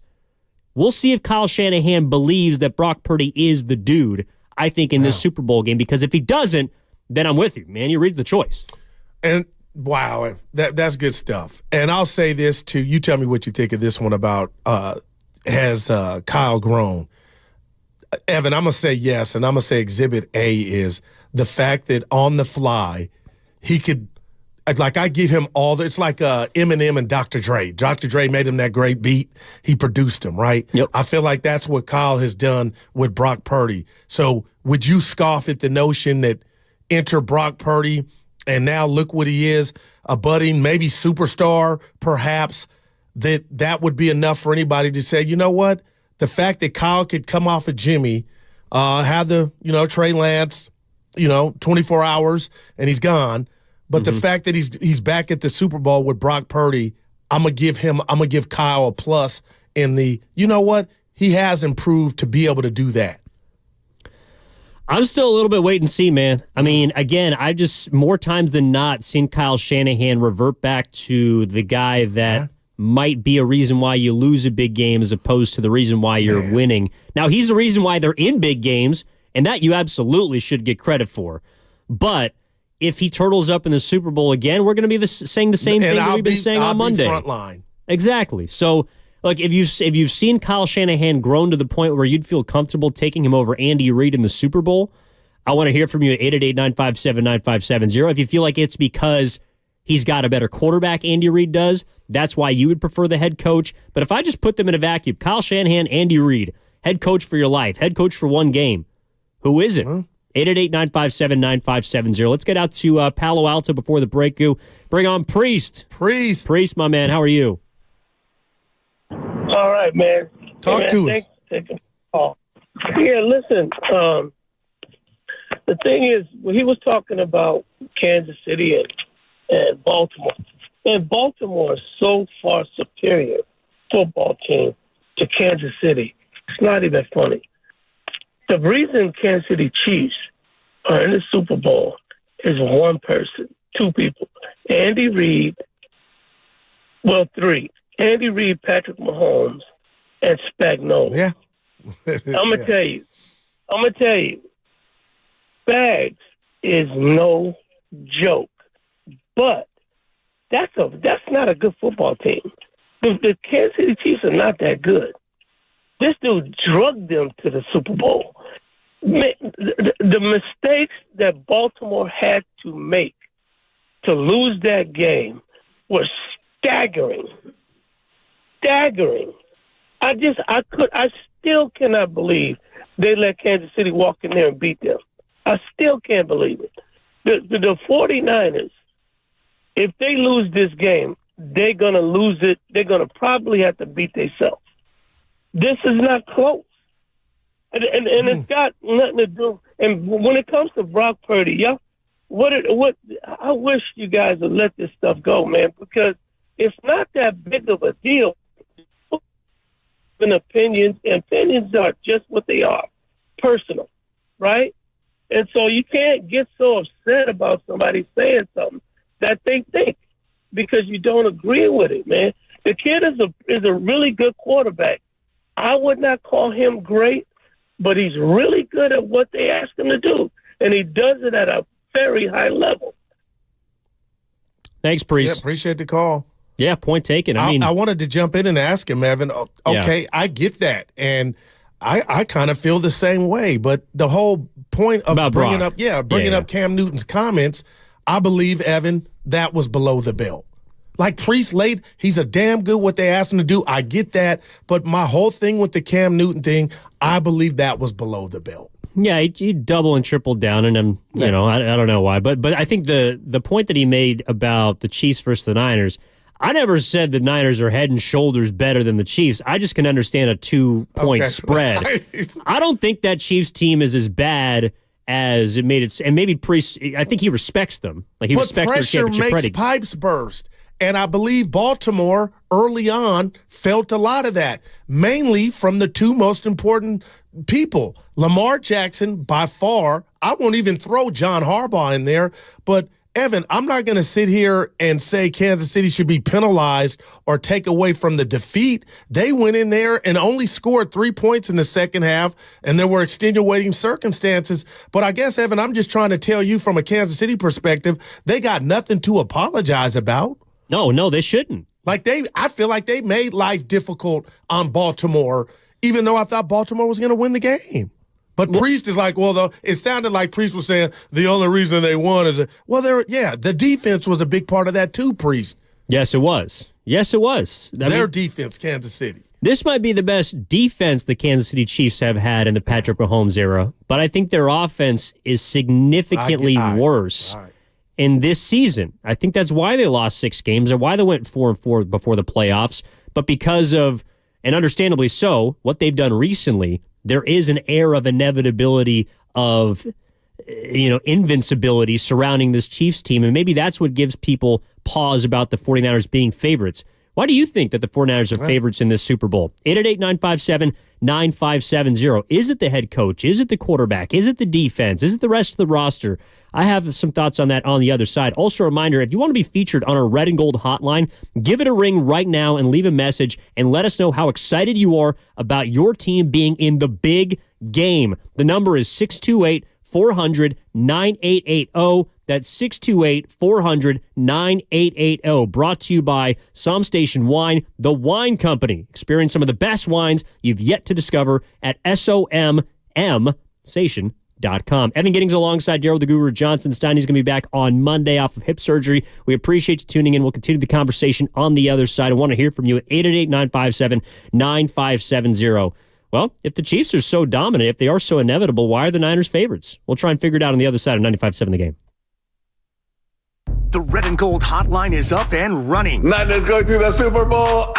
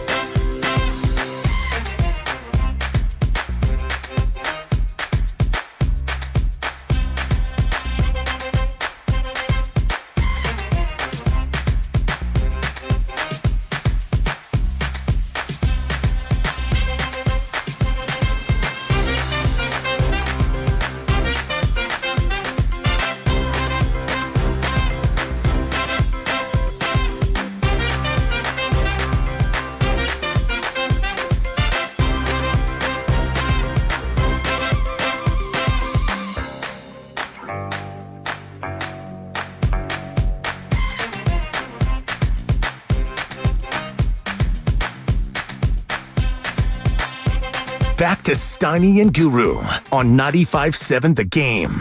We got to get Jacques Cousteau on the case. Man, we got to get Sherlock Holmes on the case. Why are the 49ers favored against the Kansas City Chiefs? -2 heading into Super Bowl 58. Evan in for Steiny with Daryl the Guru Johnson. Why, Goo? Why? I get it, but I am puzzled that the experience, if we did the tell of the tape, you agree with me. You look at Andy Reid. He's done this twice in regard to victory. He's been there 3 times, and Mahomes has done it twice. So I guess that's why I'm a bit perplexed as to, not 1 but 2, Evan. They do have the pedigree. They have the better quarterback, and I would say they have the better head coach. But I don't think they have the better team. Damn. And I think that's what matters to bettors in Vegas. We have a theory from the 415. It's plain and simple why the 49ers are favored, because they have a lethal running back with Christian McCaffrey. He's the X factor. All right. If he has a great game, it's over. Not just on the ground, but through the air as well. Great show, guys. Bang, bang, Niner gang. I love that. But let me say something to you, Evan, and that caller. The fact that Kansas City went and beat what we deem the Niner kryptonite, kind of don't they get, I guess I'm talking to the bettors, the casinos, but don't they get credit for going to beat something that beat you at your house just a few months ago? Wait, what do you mean? Kansas City went and beat the team, even though, yeah, we saw the fumble and Flowers and all that stuff, but they went and beat the team that we thought posed the biggest threat to the Niners. Oh, I see what you're saying. So like they got over on Baltimore. No doubt, at their house on the biggest stage. So I guess, Evan, there was nothing fluke about that game. Baltimore made mistakes, but I'm looking at that like I would be scared if I were Vegas to just and I'm not saying Vegas is sending this message like the Niners got this, because that would be 5 or 6 point spread. But I'm like, don't sleep on Kansas City and what problems they possess. And Priest, if you're out there listening, I hear you, but they're back at this juncture again, even if it's the lesser version of their offense. Well, what do you make of this theory? This is from our guy Leroy, who Lee. we love. For the 510, talking about Vegas is trying to hoodwink everyone by making the 49ers the favorites, because Vegas knows that everyone will put their money down on Kansas City to win.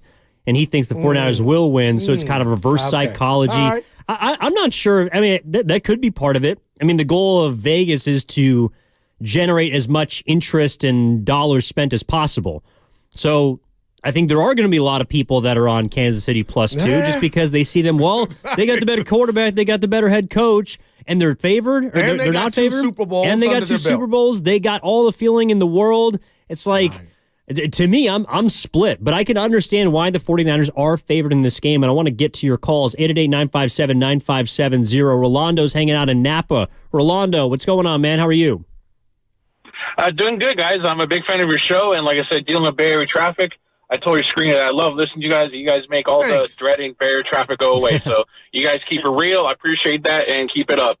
Thanks, man. I want to talk about Brock Purdy and all the hate. Like, people are saying, people like Skip Bayless and, Amy Trask are saying, like, stuff like that. And, everybody's saying that, oh, he's not Josh Allen. Oh, he's not Lamar Jackson. They're better than him. Well, I got news for everybody. Brock Purdy has more playoff wins than those two combined. And, I want to say this about Lamar Jackson. I don't know if you guys know this, but if he does win his second MVP, I don't know if you guys know his stat, but there's only been 10 players in NFL history to win the MVP award twice.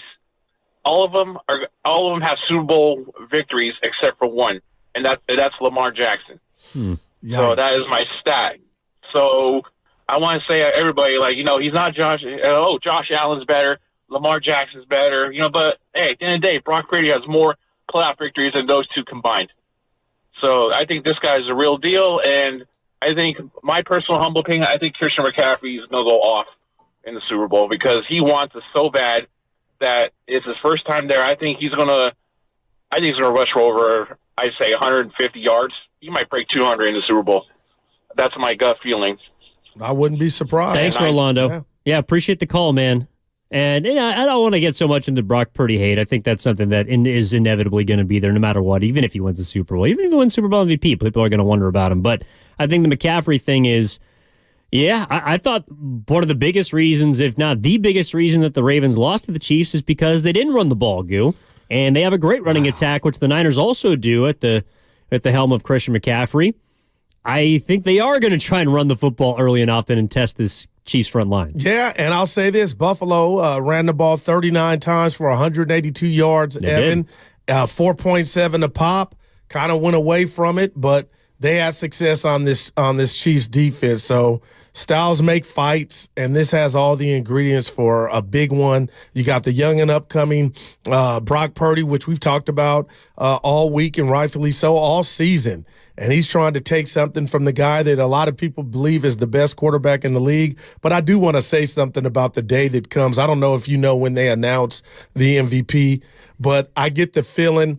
Oh, for regular season. Yeah, for regular season, that Lamar's going to get it. But it kind of felt like when Dirk got his after we believe Warriors upset 8-1. It was kind of, okay, I got the, you know what I'm saying? And Lamar's losing to Kansas City wasn't as tragic as that upset, but you're kind of like, damn, you're going to give me the award now.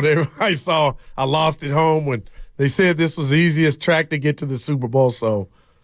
Yeah, I mean, do you want to hear why I think the biggest reason behind the Niners being favored is? Would love to. It's math. I think there's a lot of people with their computers and calculators in Las Vegas that are looking at these teams on paper that have seen what they've done in the playoffs. And although the Chiefs haven't had to come back like the Niners have, there's been 2 single-digit wins in each of the last 2 postseason games for both of these 2 teams. But I'm looking at a San Francisco 49ers team that in terms of point differential this season. Okay, this season, I got third best in the NFL.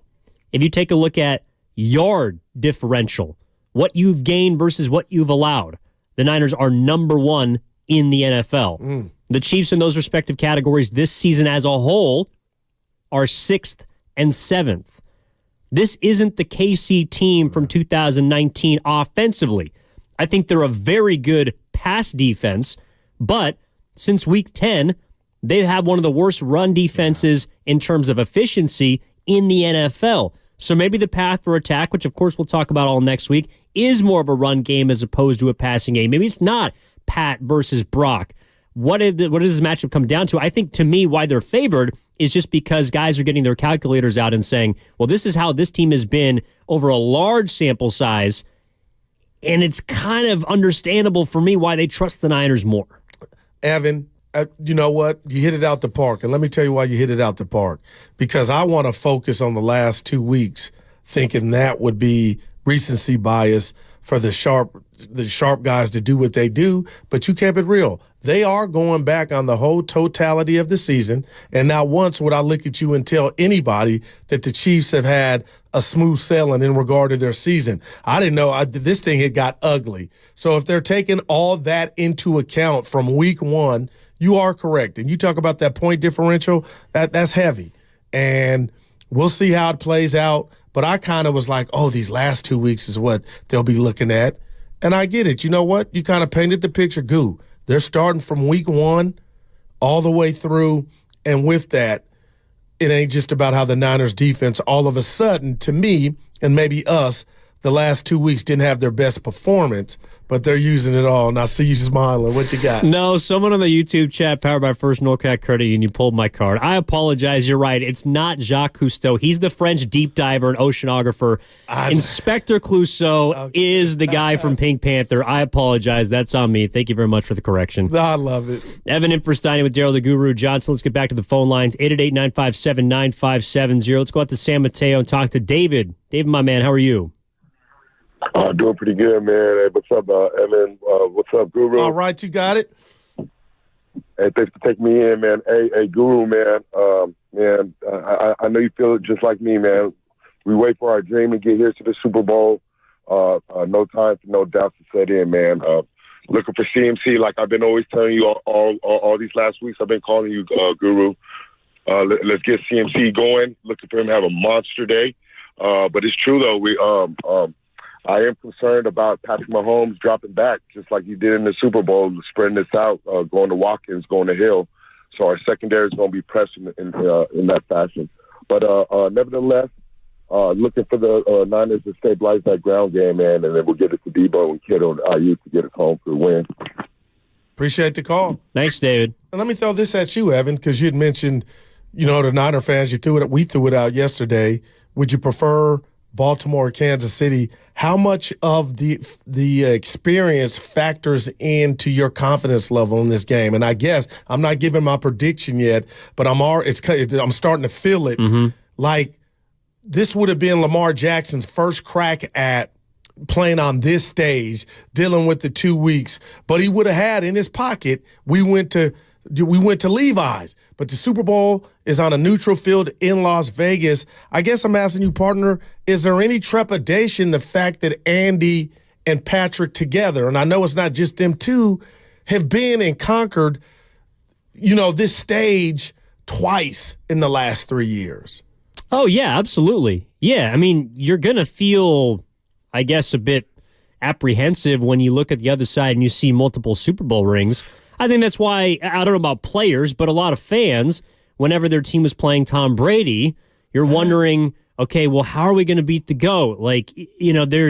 I think there is a little bit of that. I don't know if it's, Jordan or Kobe or Curry sometimes or LeBron. I don't know, whoever you feel like your great winner is. Like when you have the best player on the field in a game, you always feel better about your chances, right? And sometimes the best player doesn't always win. Like I thought last year in the postseason, for example, I thought the Eagles were a better team than the Chiefs. It didn't end up mattering because Mahomes was the one that had the ball in the final drive, and they went and scored, and they won by 3 points. Wow. The one mistake that Jalen Hurts made ended up costing him the game, even though I think he was the first quarterback in NFL history in the Super Bowl to rush for 3 touchdowns. Like, he did some historic things in that game, but it didn't end up mattering because they had Jordan, right? They had Curry. They had the best player on the field, and that is something that I believe they can still say, even though Mahomes has not been the best version of himself this season.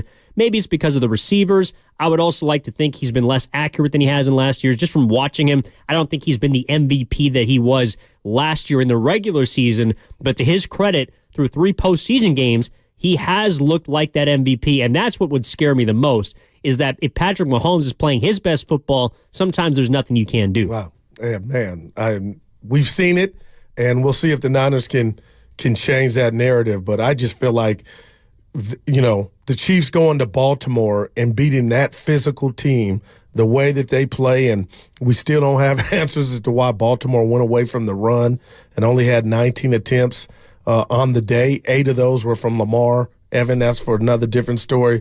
But it will, to ask me, is this a great matchup? This is a sexy matchup. Like, you got Kyle trying to get in the club with Andy. You got Brock Purdy trying to solidify to those that feel like they need to see more against the GOAT or the current GOAT. Everything and all the ingredients are there, man. Well, let's throw this out because the Comcast Business Text line's got me thinking. From the 415, if the 49ers get behind in this game, Casey will not let the 49ers back in.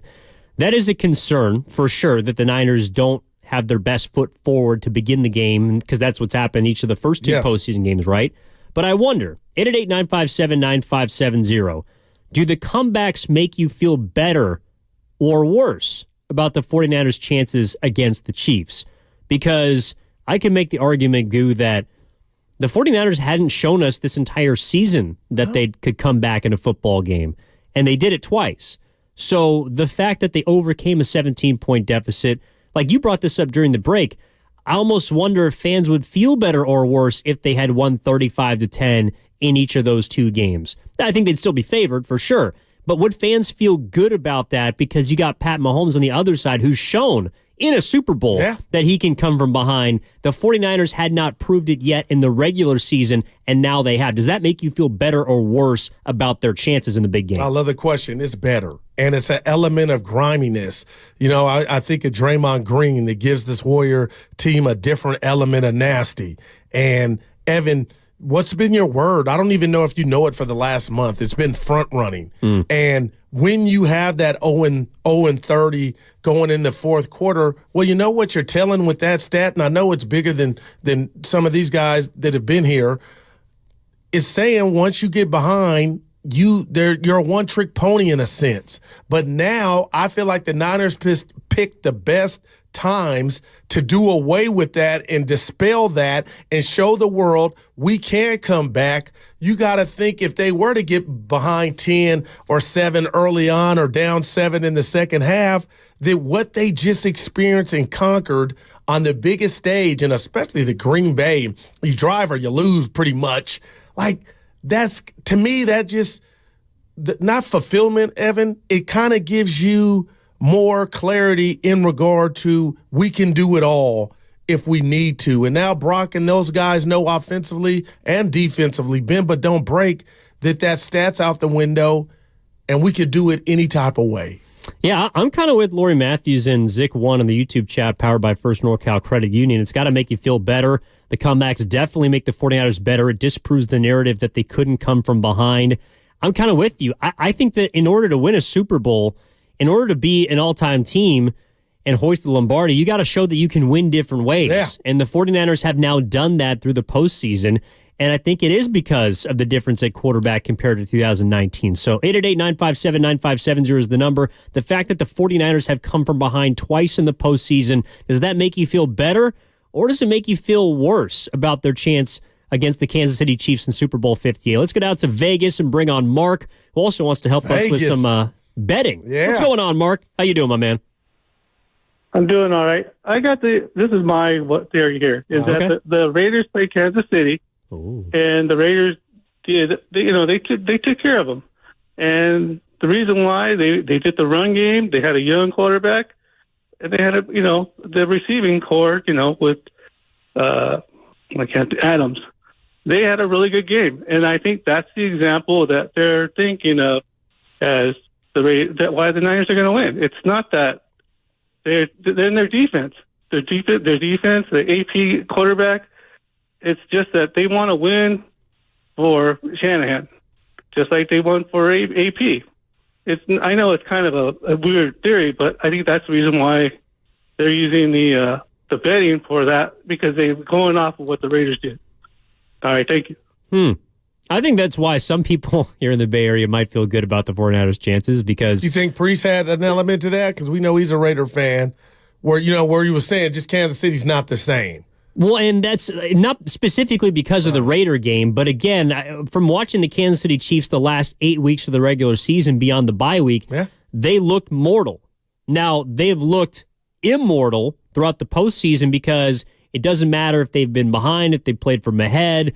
Other teams have beaten themselves against them, but I also think that's because the Chiefs are so good at not making mistakes. Like Patrick Mahomes, for example, I think he has thrown 11 straight touchdowns without a pick. I don't know how many pass attempts in a row, but like a big way you can win a postseason game in these type matchups is just not messing up. Yeah. And they don't mess up. And he got Rice back, which helped him. Rasheed. Yeah, he's been emerging as a rookie receiver. And they haven't been dropping as many balls. But I will say about the journey that was the Kansas City season, Evan, that Raider game at home, I thought that was the end of the Chiefs. Not that they would make or qualify for the playoffs, but like they had no chance to get to this juncture, and bam, here they are. And here they are, right back in the same place after the worst season in the worst regular season that Patrick Mahomes has had. He's had to go on the road twice in the playoffs for the first time in his career. Hasn't mattered. I could also look at the San Francisco 49ers and say for the first 2 times in their season this year, they had to come from behind. They also checked that box. So it does seem like there's 2 Titans from the standpoint of boxes checked, right? Each team has shown you really, or I guess kind of dispelled the narrative that they had throughout the regular season. For the Chiefs, it was, well, they're not the same team. They're dropping passes. Yeah. They don't have the same offense. They've dispelled that so far in the postseason. Niners can't come back. The 49ers can't come back. They're front runners. Well, they've dispelled that in the postseason. So which way do you lean? Which team are you giving the edge to? Where do you go, Evan? It's fascinating, man. It's fascinating. And I think Anthony Vallejo wants to chime into the conversation. Let's bring him on. Anthony, my man, what's going on? You're on 95.7 The Game. How are you? What's up, Evan? What's up, Guru, baby? Hey. Long time no talk to, man. So I kind of wanted to just offer a little perspective. I think Evan is 100% correct when you think about why the Niners are favorite. I don't think they're favorite because they're better. I think it's just a numbers game, and the smart guys that do this for a living came up with that formula. But I just want to say, let me start right here. Deebo Samuel is not a game changer. He's a tone setter. I think I think what he brings is beyond like just getting the ball. Like he brings a certain he brings a certain attitude that the team just doesn't have. He's that junkyard bulldog, and he's also that parachute / safety net for Brock. he's that level of toughness that the team kind of leads on. So I think I really want to see them get him involved early because he can set the tone and everything goes as Debo goes. When Debo was in that game last Sunday, everybody just felt better watching him get the ball and run through tackles than everybody felt that when the guys were bouncing off of him, and nobody wants to tackle Debo. I also want to say this.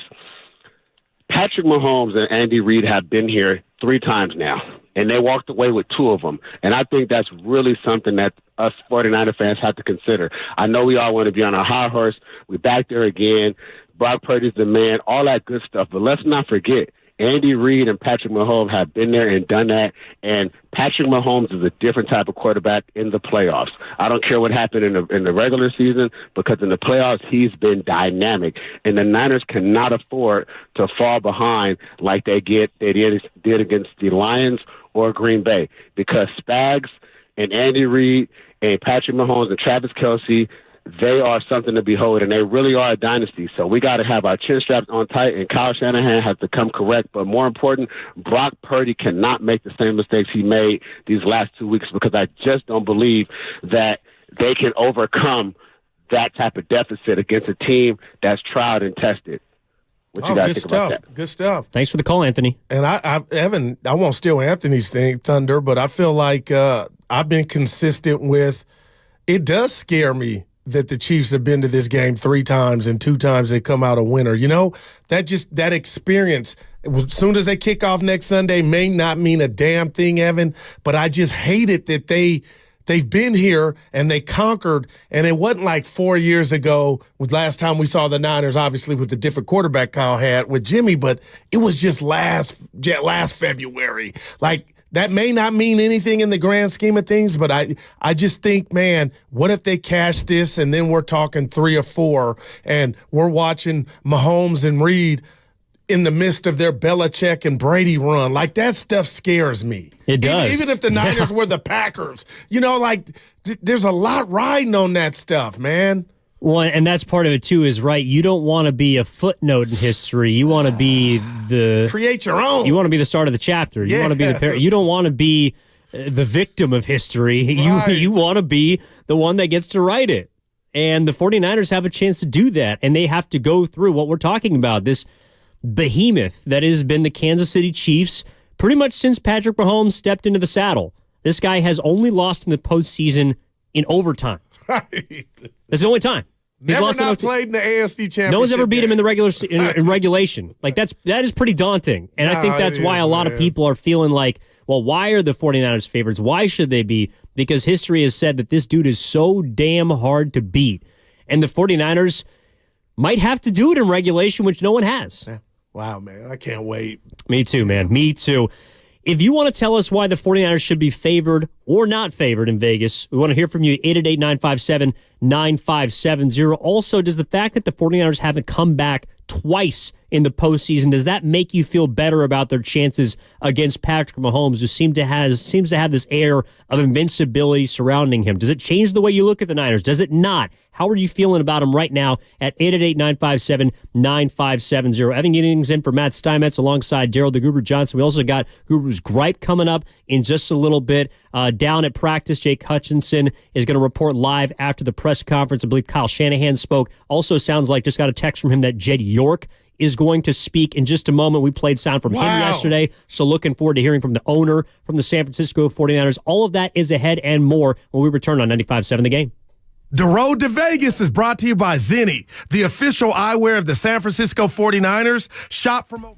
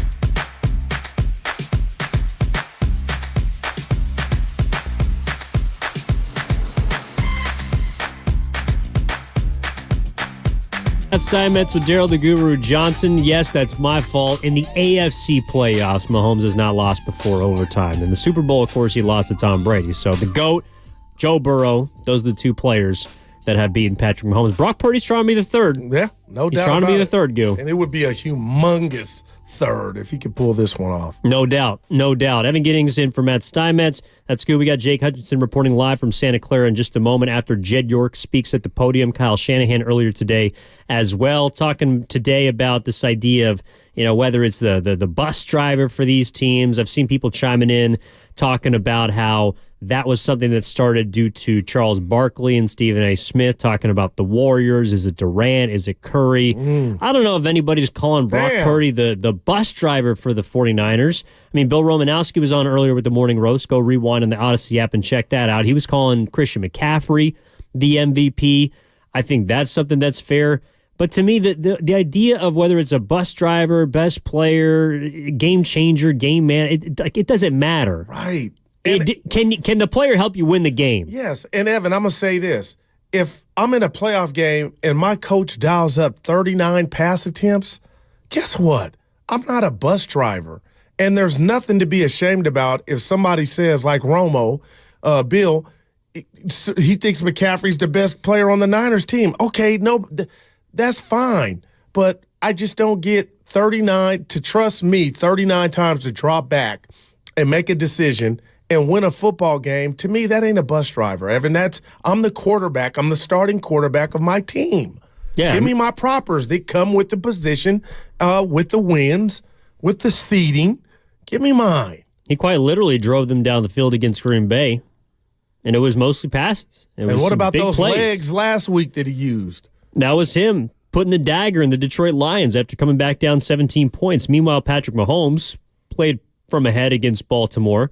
And credit to him for going up early. 3 points only in the second half. Only 3 points. And that, interestingly enough, is where the Niners have been really good in this postseason as opposed to the first half. So I don't know if you look at that and you say, well, the Chiefs have actually kind of been the team that's stronger out of the gates. The 49ers haven't. I know we've tossed around this theory of, well, the Niners can't start slow because they have. That's not going to work against the Chiefs. Yeah. But quietly, that's kind of been their MO versus the Chiefs, who in the AFC Championship, to your point, started out fast and then were slow in the second half. Almost to the point where Flowers doesn't do the bonehead stuff. Yep. Different outcome. So it's really interesting, and I wonder how people are feeling in terms of their confidence. Obviously, you got Mahomes, who's got 2 Super Bowls, going for a third in 4 years.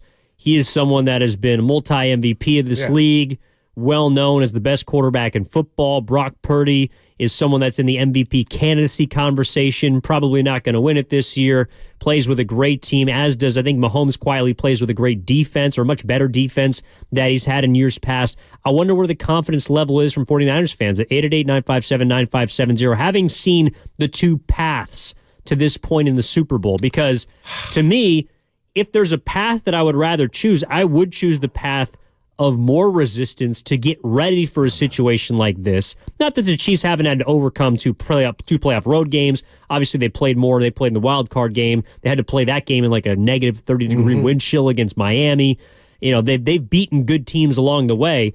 They also, and I don't know what you make of this, Goob, the quarterbacks that they've beaten along the path in the playoffs. You look at Tua, who is a solid, serviceable signal caller, but then Josh Allen, Lamar Jackson versus Jordan Love, Jared Goff. I get mad. How does that factor into your equation?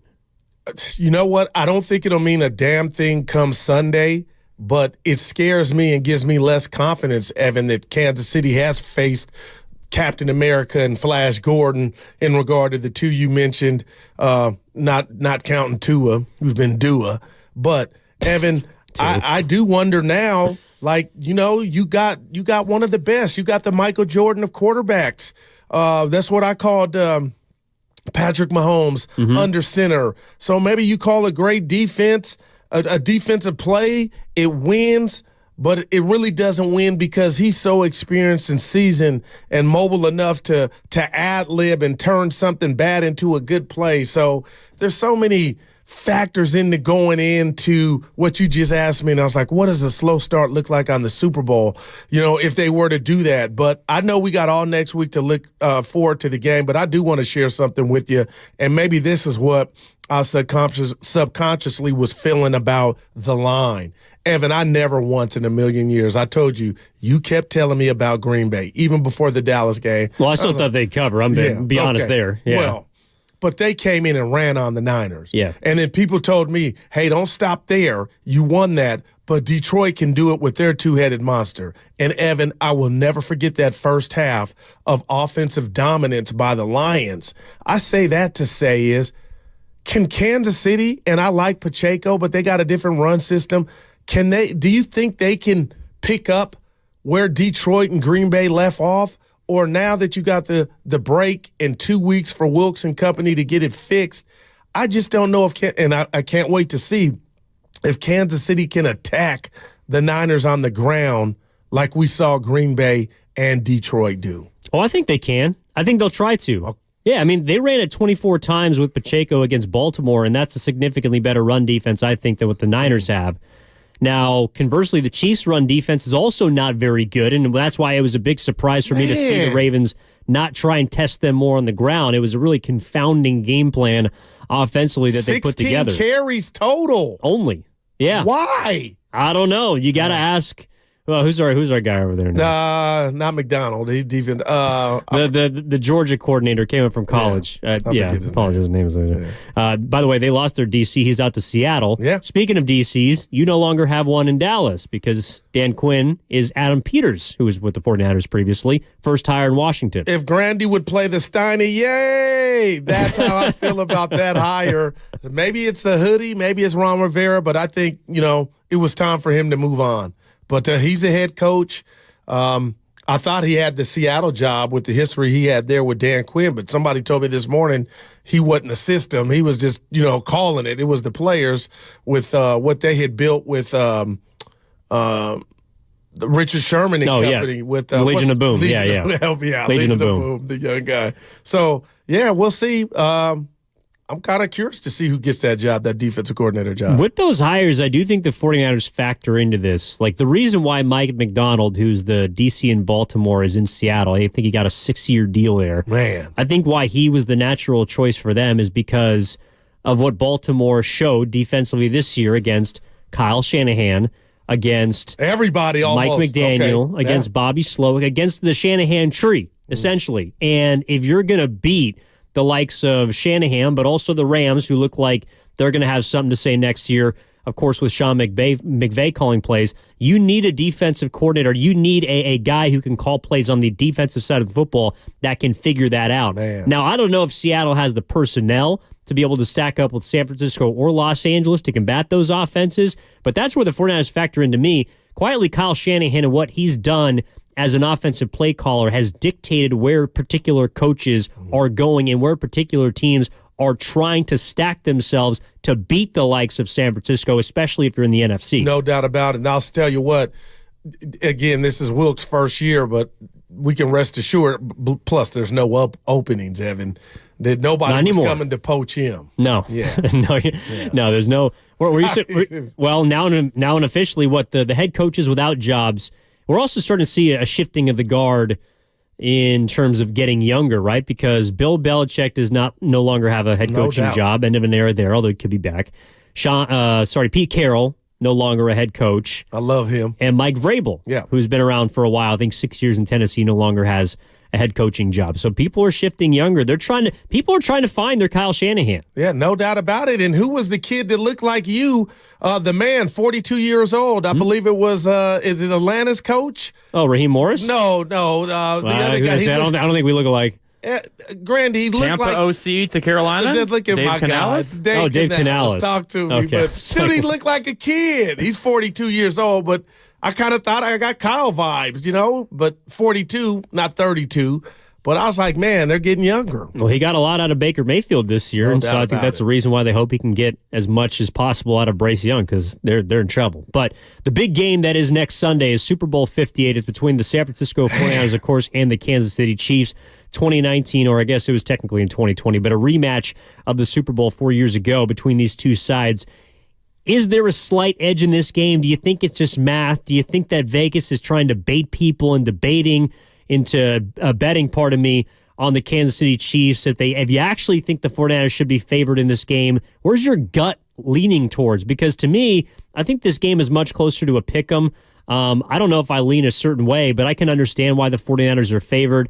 It's interesting to me, though, Goo, looking at the 2019 teams and these teams, I think the 49ers are probably weaker on the defensive line, even though Nick Bosa is still on the team, Eric Armstead's still on the team. That was a defense that got off the field a lot easier than this team. Defensively, I think that they are maybe a little bit lesser than, but I think why their confidence is now is because of the offense. They're an offensive-driven team as opposed to relying on their defense to stop the likes of Mahomes. No doubt. You talk about the depth on that defensive line back then, and led by Bosa, but you had Buckner too. So I totally get that, Evan. But the fact that you got Christian McCaffrey, who is everything to this 49er offense, can do it in the passing game, can do it in the run game. I mean, he's just a game changer. And if I'm I believe it was Priest that talked about Spags, defensive coordinator for the Kansas City Chiefs. I'm staying up at night with the headache that he presents along with Debo. And who called in and said Debo is a tone setter? Yeah. Oh, Anthony. Mm-hmm. And I don't disagree, but he's also a game changer to me too. And I'm not saying Anthony wasn't saying that, but Debo's a both.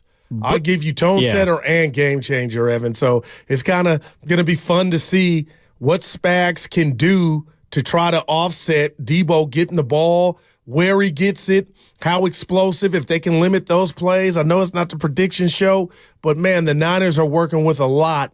And then you got the man of the hour, Kyle Shanahan, and his distribution or allocation of the plays. Like Todd Monken, I don't know what he did in Baltimore for them not to run the ball, and you hope Kyle doesn't get caught up in that type of moment, Yeah, I think that there is a big difference. You mentioned the DC as well. There could be an advantage for the Chiefs, not just at the head coaching spot, but also the defensive coordinator spot. Wow. Being able to dial up the right plays at the right times. I think that the pass defense for Kansas City is much improved. But quietly, that's a defensive line that they can get after the quarterback, but you can run on them. Like, I think as much as KC wants to try and put the ball on the ground, San Francisco's looking to do the same as well. Yeah, and I will say this about the secondary for the Chiefs. They got youngsters, Evan. They can cover. So I wonder if we see Kansas City Spags blitzing to try to sell out to stop the run, to dare Brock Purdy beat us over the top or in the air. Well, let's get some help down in Santa Clara, because Jake Hutchinson, Odyssey senior writer, covers the 49ers as well as the Warriors for Odyssey, here with us in 95.7. The Game is on the line. Jake, appreciate you hopping on. I know there was a lot going down there today, so thanks for your time. Hey, no worries. Yeah, we all just talked to Jed York, one of his rare media appearances. So that was interesting. Well, I'm sure it didn't sound quite like the sound we were playing yesterday from 2017 about how you don't dismiss owners, because that was following a 2-14 season. This, of course, is a trip to the Super Bowl with a chance to hoist the 6th in franchise history. But what were your takeaways from hearing a very rare appearance from the owner of the San Francisco 49ers? Yeah, I'd say by far the most interesting thing is he went back to the training camp when they brought Brock Purdy in. And, they had Jimmy Garoppolo, who they ended up paying something like $20 million, depending on his incentives. They had Trey Lance, who they invested in. And there was a moment, Jed said that Shanahan was like, hey, Jed, I need to talk to you. And Jed got pulled to the side by Kyle. And he's like, it's never good when Kyle's like, I got to talk to you about something. So Kyle pulls him to the side and tells him, hey, Jed, I think our third-string quarterback might be the best quarterback on our roster. And basically that was the point of Jed saying that Shanahan's always been honest with him, and that's part of the reason that he invested in the roster from the beginning. Because when he interviewed him, he said a lot of guys were blowing smoke up his, and Shanahan came in and he's like, this is one of the worst rosters I've ever seen. And so it was the point of saying that Shanahan's always been straight up with Jed. And that story was pretty intriguing to me. Wow, can't wait to hear more about it, Jake. That's awesome. Let me ask you this from a personal standpoint, and I've told Evan and the listeners this. From a defensive standpoint, I have not got over the Green Bay game and the lack of pressure in the first half from Detroit. Has that affected you to where you look at this game? You come next Sunday against Kansas City. Are you nervous? Is there any trepidation? Or do you look at it like, you know what? They started out slow. They won both games. Nothing to see here. Yeah, what I will say is I think their coverage on the back end has to be way better. What's promising for the 49ers in this matchup is that the Chiefs tackles are the worst part of their offensive line by far. They're built totally differently, where their interior offensive line is elite. They've got Creed Humphrey, Trey Smith, and just an elite interior. So I worry more about, Isaiah Pacheco running up the middle against them. But I think, Bosa mentioned, and I think he sort of put it out there to get the ref's attention, that their tackles hold. So if their tackles get away with holding, it could be rough. But I think Bosa and Young are going to be able to rush those guys effectively on the edge. Live with us on the Boxer and Gerson guest line from Santa Clara, just after Jed York spoke to the media, is Jake Hutchinson with us here from Odyssey at 95.7 The Game. And Jake, one thing we've been trying to figure out today is just why Vegas seems to have some slight favor towards San Francisco. I would contend it's because of the totality of the year as opposed to the last 2 or 3 games, depending on which team you're looking at in the postseason. But why do you think that the San Francisco 49ers are right now 2-point favorites over the Kansas City Chiefs? Yeah, I would agree. The 49ers, I mean, for anyone who follows advanced analytics, and, I keep tabs on that stuff, but I don't think it's tried and true in terms of deciding everything. But the 49ers were the best team in the league by pretty much every advanced analytics stat. Brock Purdy was the most efficient quarterback in the league. They have an abundance of offensive weapons. And while their defense has struggled, their defense performed pretty well over the course of the year. And they're just stacked at every single position, and they've been there before. So I think it is basically, it's like, do you want to, from Vegas's perspective, if you look at both teams, I think the 49ers are the better team. But again, it's like, it's Mahomes. So are they really the better team if the other quarterback is this, absolute freak, possibly the greatest quarterback we've ever seen? I don't know. But from Vegas's perspective, I'm with you. I think it's the totality of the season. Both of their units have performed great over the course of the year, whereas the Chiefs sort of came on hot towards the end. Jake, I've given Kyle his flowers, and I've done so, and also criticized him in situational play calling like the 19 Super Bowl, but I know he's brilliant, and I can't ignore this. Just feels like the last box he needs to check to be up there with the great coaches, right? Yeah, no, I'm completely with you. And it's something where, you go to Andy Reid, it took him forever to get the monkey off his back until he got Mahomes. And I think Shanahan probably believes, like, hey, I've got Purdy. This is my shot, right? And I'm not comparing Purdy to Mahomes. He's never going to be that. But, like, for what Purdy does in Shanahan's offense, in running it, and being able to add the stuff that's always been missing with Jimmy, where Jimmy was a guy that would hit on the short slants, that would get a lot of yards after catch, but he couldn't target the deep third of the field. He couldn't make off-schedule plays and play make. Purdy does that while executing everything that Jimmy does and better. And so I think Kyle's thinking, yeah, I've got as good a shot as ever. We came really close last time against Mahomes. The defense is better, but the offense is worse. So, yeah, in my view, I think Kyle's feeling pretty good. But, yeah, it's about I'm with you. You got to get the monkey off his back. On the Boxer and Gerson guest line is Jake Hutchinson. And, Jake, we were sitting next to each other at the NFC Championship game. And I also know you kind of threw this in a chance after the game to have as close to a one-on-one as you can get with Brock Purdy. And I know you asked him a couple of questions. What about this guy? Because you mentioned the difference between 2019 and this year. I think it is primarily at the quarterback position. But what about this guy stands out to you in terms of Brock Purdy, with just how he's able to handle the moment and kind of take us behind the scenes of what you've seen from him this year? Yeah, here's the thing. With any other young quarterback, and listen, it all goes back to the fact that he's the last pick of the draft, right? He would be talked about in a completely different way if he was in Lance's slot, where people would be like, wow, this guy is, of course he's executing. He's the most incredible leader. He did incredible things in college.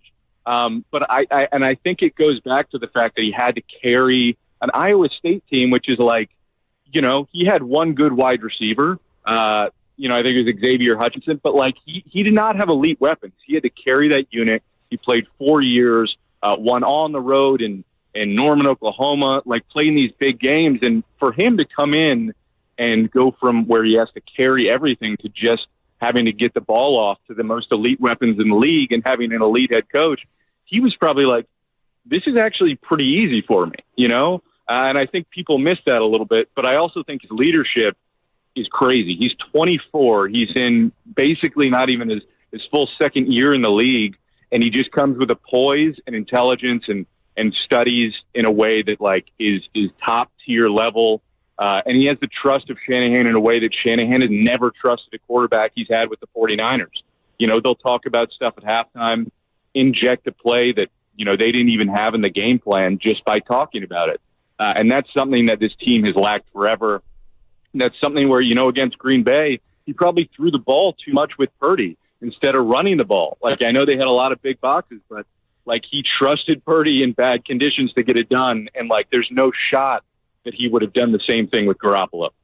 Jake, we'll get you out of here on this one. Evan and I were talking about Cam Newton's comments. Also, Amy Trask, who kind of, you know, I could spot a hater, Jake, from a mile away. But Evan asked me, you know, when did we start breaking down how much one player meant, like a bus driver, he's a product of the system? My answer was social media, but if I were to throw that, you know, to you, when did that shift change? Because hating on Brock, it's kind of out of control, but how would you answer it? Because to me, there has been a shift in that stuff. No, I'm completely with you. It's hard to put like an exact date on it, but it feels like, you know, Twitter, you know, starting going back to like when Twitter guys got really involved in the draft, right? And people are getting their takes off, going back to the Mahomes draft. And it's like, well, if you were right about Mahomes, you're going to brag about that. And if you were wrong about this guy, you're not going to admit it. So I think it goes back to that. And I think a lot of people are just stubborn about being like, well, this guy like doesn't have all the measurables, but he actually has the pocket presence. He has an elite, you know, 10-yard split to move around and run, as you saw in that championship game.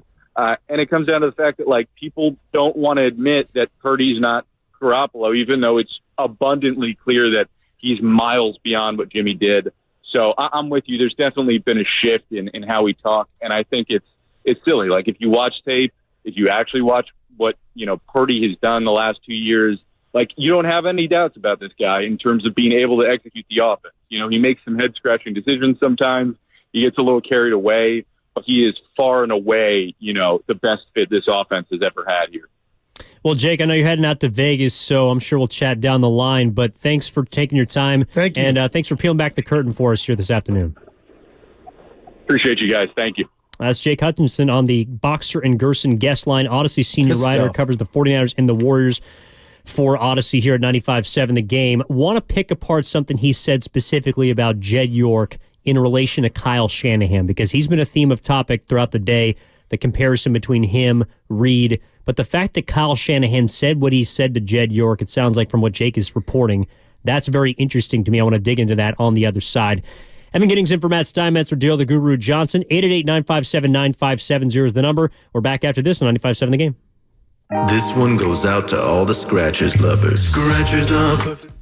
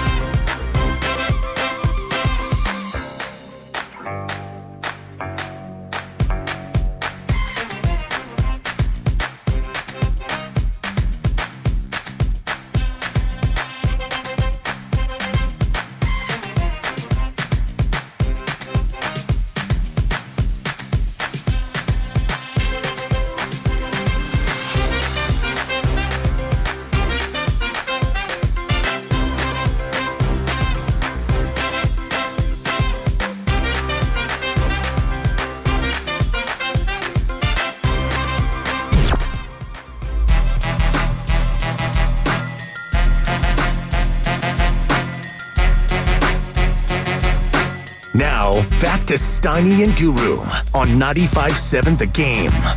Steiny will be back next Monday for Super Bowl week. Evan in for him, Gerald the Guru Johnson, and Goo. You got some exciting news to tell the people about. Got a little function Saturday. Oh, yeah? Yeah, February 3rd, Evan, at Dick's Sporting Good at Ceremony Center in Daly City. I'll be there from 12 to 2 p.m. Come by, hang out. Get your 49ers gear. Take advantage of all the sales they'll have. And there'll be a special, Evan, appearance from an NFL player. Stay tuned to find out who it'll be. But in the meantime, you can get all the info on our events page at 957thegame.com. Love that. Yeah, a little secret. You think there's going to be a video tribute there? Oh, in particular? Boy. What's going on in our world? Have we gotten that soft? Kevin Durant ruined the Nets, kind of left on bad terms. Why did he get do I sound like a hater? He got traded, yeah. Okay, but it was all bad. Well, it wasn't all good. That's when you get a tribute, right? Well, so yeah, what we're talking about is last night. I think it was on ABC. In fact, that's why there was so much I ain't used to the 5:30 early starts. Yeah, man. so Kevin Durant was making his apparently huge return to the Brooklyn fans in the Barclays Center because they had a video tribute set up for him. He played. Well, technically, he was there for 3.5 seasons. 1 year he wasn't playing because of his Achilles. Yeah. But he played essentially 2 years, and then he got traded his third season out of Brooklyn to Phoenix, where he currently plays. And I think the deepest they ever got in the postseason was the second round. That was that series they lost against Milwaukee. Eventually went on, exactly. Went on to win the championship. Yeah. But like, I'm kind of with you. I don't know if it's soft, but I don't get why everyone deserves a video tribute. Yeah. Like the Dame in Portland, that was real. If tears came flowing, I get that from anybody and everybody in the arena. But Kevin Durant, I'm like, Nets, get you some business. Come on, man. You weren't in a relationship. I felt like KD cheated them, and you take them back, and you're like, hey, look up there. I didn't understand it.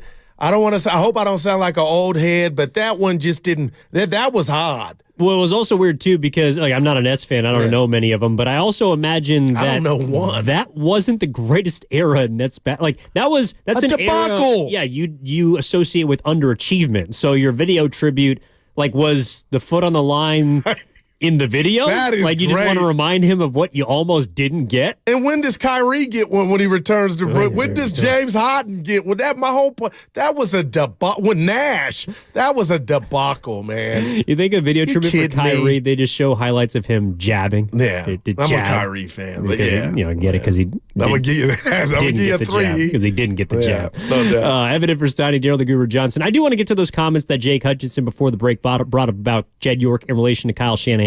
But while we got a little bit of time, Goo, I do want to get into something that Steve Kerr talked about yesterday on Willard and Dibbs. Good because interview. I thought it was, they always do a fantastic job, mostly on Tuesdays, but of course every single week with head coach of the Golden State Warriors, Steve Kerr, here on 95.7 The Game. But he had something to say about the two players that are returning from injury in relation to how the Warriors can either upgrade or potentially do nothing at the trade deadline. And here's what he had to say.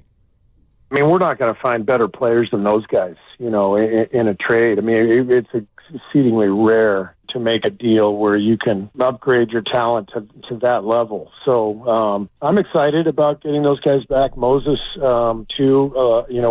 We've been shorthanded these last couple of weeks, but all three of those guys can really help us for sure. So GP2 and CP3, they're not going to find better players than that at the trade deadline. Okay. All right, let me start here. Those are his words, good. Yeah, no doubt. And I agree.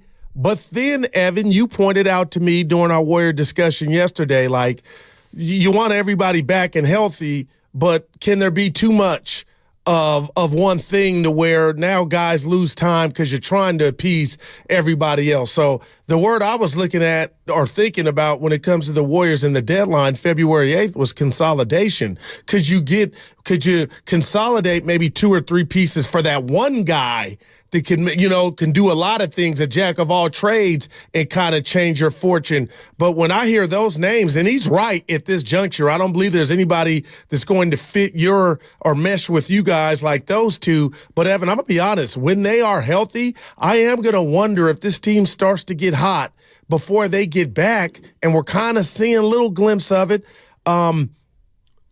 can that hurt the Warriors that now Kerr has to worry about getting everybody in and you kind of go away from, or somebody gets lost in the shuffle, just in the heat of battle? Just a thought I have. But for the most part, I do agree with what he's saying. I think that's the case that's the case for a lot of fans, right? They're concerned of, well, how does Steve Kerr bring in these guys? Moody. Or doesn't bring in Moody, because he was kind of out of the rotation before he got hurt. I know that he had a few games in which he contributed, but those games were blowouts. Moody's been in and out of the rotation.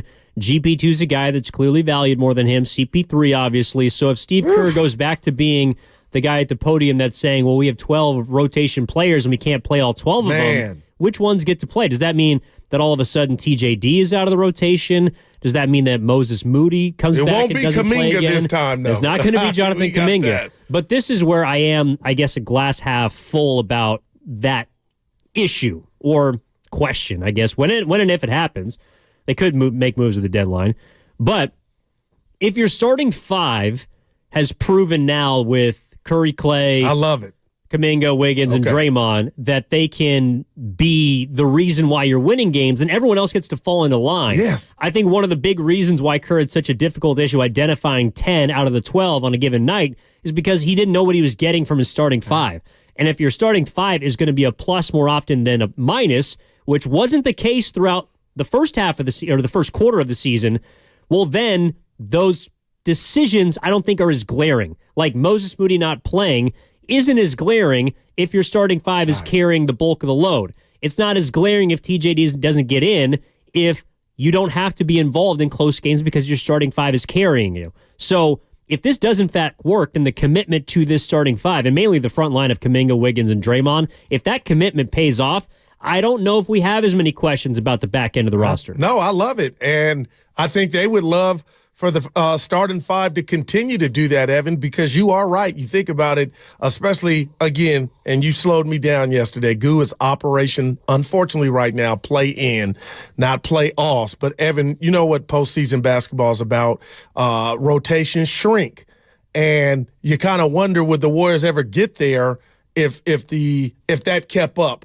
The theme of the second unit coming in to kind of save or help the slow start from the starting five. But now all of a sudden it's starting to take off, and you're looking at the starting five okay, the tone starts with you all, then everything else kind of falls into place. The other part of that, too, is if you're saying you can't get better players than GP2 and CP3, I'm inclined to agree, right? You're not going to be able to flip them and all of a sudden upgrade, but that also sounds to me, Goo, like a trade is not coming. No doubt about it. That's the other big takeaway from this, is it doesn't sound like the Warriors are making moves, which is weird because a month ago, everyone was available on the roster outside of Steph Curry. No doubt about it, and tell me if I'm wrong. If I need glasses, sometimes I do, Evan. I read an article, NBC Sports Bay Area, where they were saying maybe the Warriors were inclined to, take some calls on Clay. Obviously, I don't think that's going to happen, but it seems quiet on the set. And how would you, because there is no bad grade I'm giving Mike Dunleavy, but if we get to February 8th and there's no move, would you be surprised? Because the way that this season is going, the turbulence, the losing, the times this team has looked overmatched, I think a lot of people were like, man, I wonder what Mike's going to do on his first at bat. And it's still he's still in the dugout. Yeah, well, even going back to Bob Myers last year, I was surprised that they made, I didn't think they were going to make a move at the deadline, then ended up, of course, pulling the plug on Wiseman, flipping it for GP2. Yeah. I don't think there's any player on this roster that the Warriors appear to want to pull the plug on. And I think that's the biggest difference. Yeah. That's why I wouldn't see them moving. Also because if you were going to try and not tank, but if you were okay with potentially losing games, you don't have a first-round pick this year, so you can't go backwards anyways. Gosh. So I think that factors into this as well, that losing doesn't help you either. The only thing you can do is try and win games. And it looks like they feel like this roster, as currently constructed, their ceiling is higher via internal improvement as opposed to external addition. And I think we're seeing that already. And it's just about now, Evan, can the first starting five continue that traction? Because, again, the game's now played on paper. I've told Steiny, I told you, why can't Kuminga and Wiggins coexist? And all of a sudden now Draymond's back. Curry, the game's easier for him. He looks spry. He don't look gassed. And when was the last time you saw Curry even in a loss with that glazed, I'll go Winchell's Donuts, that glazed look in his eye like, oh, brother, you don't see that now. And now I'm starting to see the shimmy and all the little airplane when he's hitting shots like Draymond Green. It was never about you on the court, sir, but you are bringing a lot back. And now it's just about my expectation for this road trip starting tomorrow night, Evan. It starts here, man. My concern, though, we're looking at the team is like, well, once again, you are 4 games below 500. Damn. My concern is that this team, as currently constructed, even with Chris Paul and Moses Moody and GP2, they still have yet to put together a month of plus 500 basketball. So I understand where they're stuck between a rock and a hard place of you can't tank because you don't have a pick. You also don't feel like there's something out there that you can go get that improves your team, as opposed to hoping that Wiggins plays better, hoping that Kuminga continues to be the effective number 2 that he's been over the last now several games. Draymond Green gets back into the fold and glues this thing together. Like, I understand there's hope in that aspect, but at the same time, you've had 3 previous months. Guys have been in and out, but you've had 3 prior months to prove that you could play even 500 basketball, and they haven't been able to do that yet. So these next 4 games are going to be important, or I guess 3 games, starting Friday and then Saturday against the Hawks and then Monday against Brooklyn before, of course, the trade deadline comes up. You got to win those games. No doubt. You got to show me that this is a starting lineup that can win those games, because if Chris Paul comes back, that's good. GP2 comes back, that's good. You might not be able to find players like Kerr's saying, but it doesn't matter if you're not winning basketball games. And that's the issue really right now with the team, is they've dug themselves such a deep hole now over midway through the year that I wonder if they can pull themselves out of it by just standing pat. Wow, Evan. Good stuff. We're going to find out, and I'll tell you what, because you've told me at every turn. I can remember MLK Day. There is no Ja Morant for the Memphis Grizzlies, and that's who the Warriors were visiting on that day. And I looked you and Steiny in the face and was like, get the money under the mattress, the car, and they lost. And I'm watching Memphis play, what they have left, led by Jaren Jackson Jr. They play hard, but Evan, if what I deem not hot or the Warriors aren't on a win streak, the offense is not the problem, it's defense. But if you can't start the road trip off with a win tomorrow night against a team that beat you shorthanded, then I'm going to come in here and let you guys really know how disappointed I am. Yeah, and look, you got Atlanta the next night. They got a lot of road games coming up. I think they've played 7 or 8 more home games than road, so that's going to even out. And those aren't always easy games, even if you're playing beatable opponents. So the Warriors got a lot to figure out before the deadline. If you think that standing pat is the right move, we're taking your calls up until 1:30, and then, of course, the crossover, 1:45 with Willard and Dibbs. But 888-957-9570. When you hear Steve Kerr saying, essentially, GP2, CP3, Moody returning is going to help us more than any player that we can go out and get, are you buying it? Do you think it's the right move? Do you think it's standing pat and just putting your feet in cement? How are you feeling right now before the trade deadline at 888-957-9570? The boys, of course, yesterday also asked Steve Kerr if a trade was unlikely, and here's what he had to say.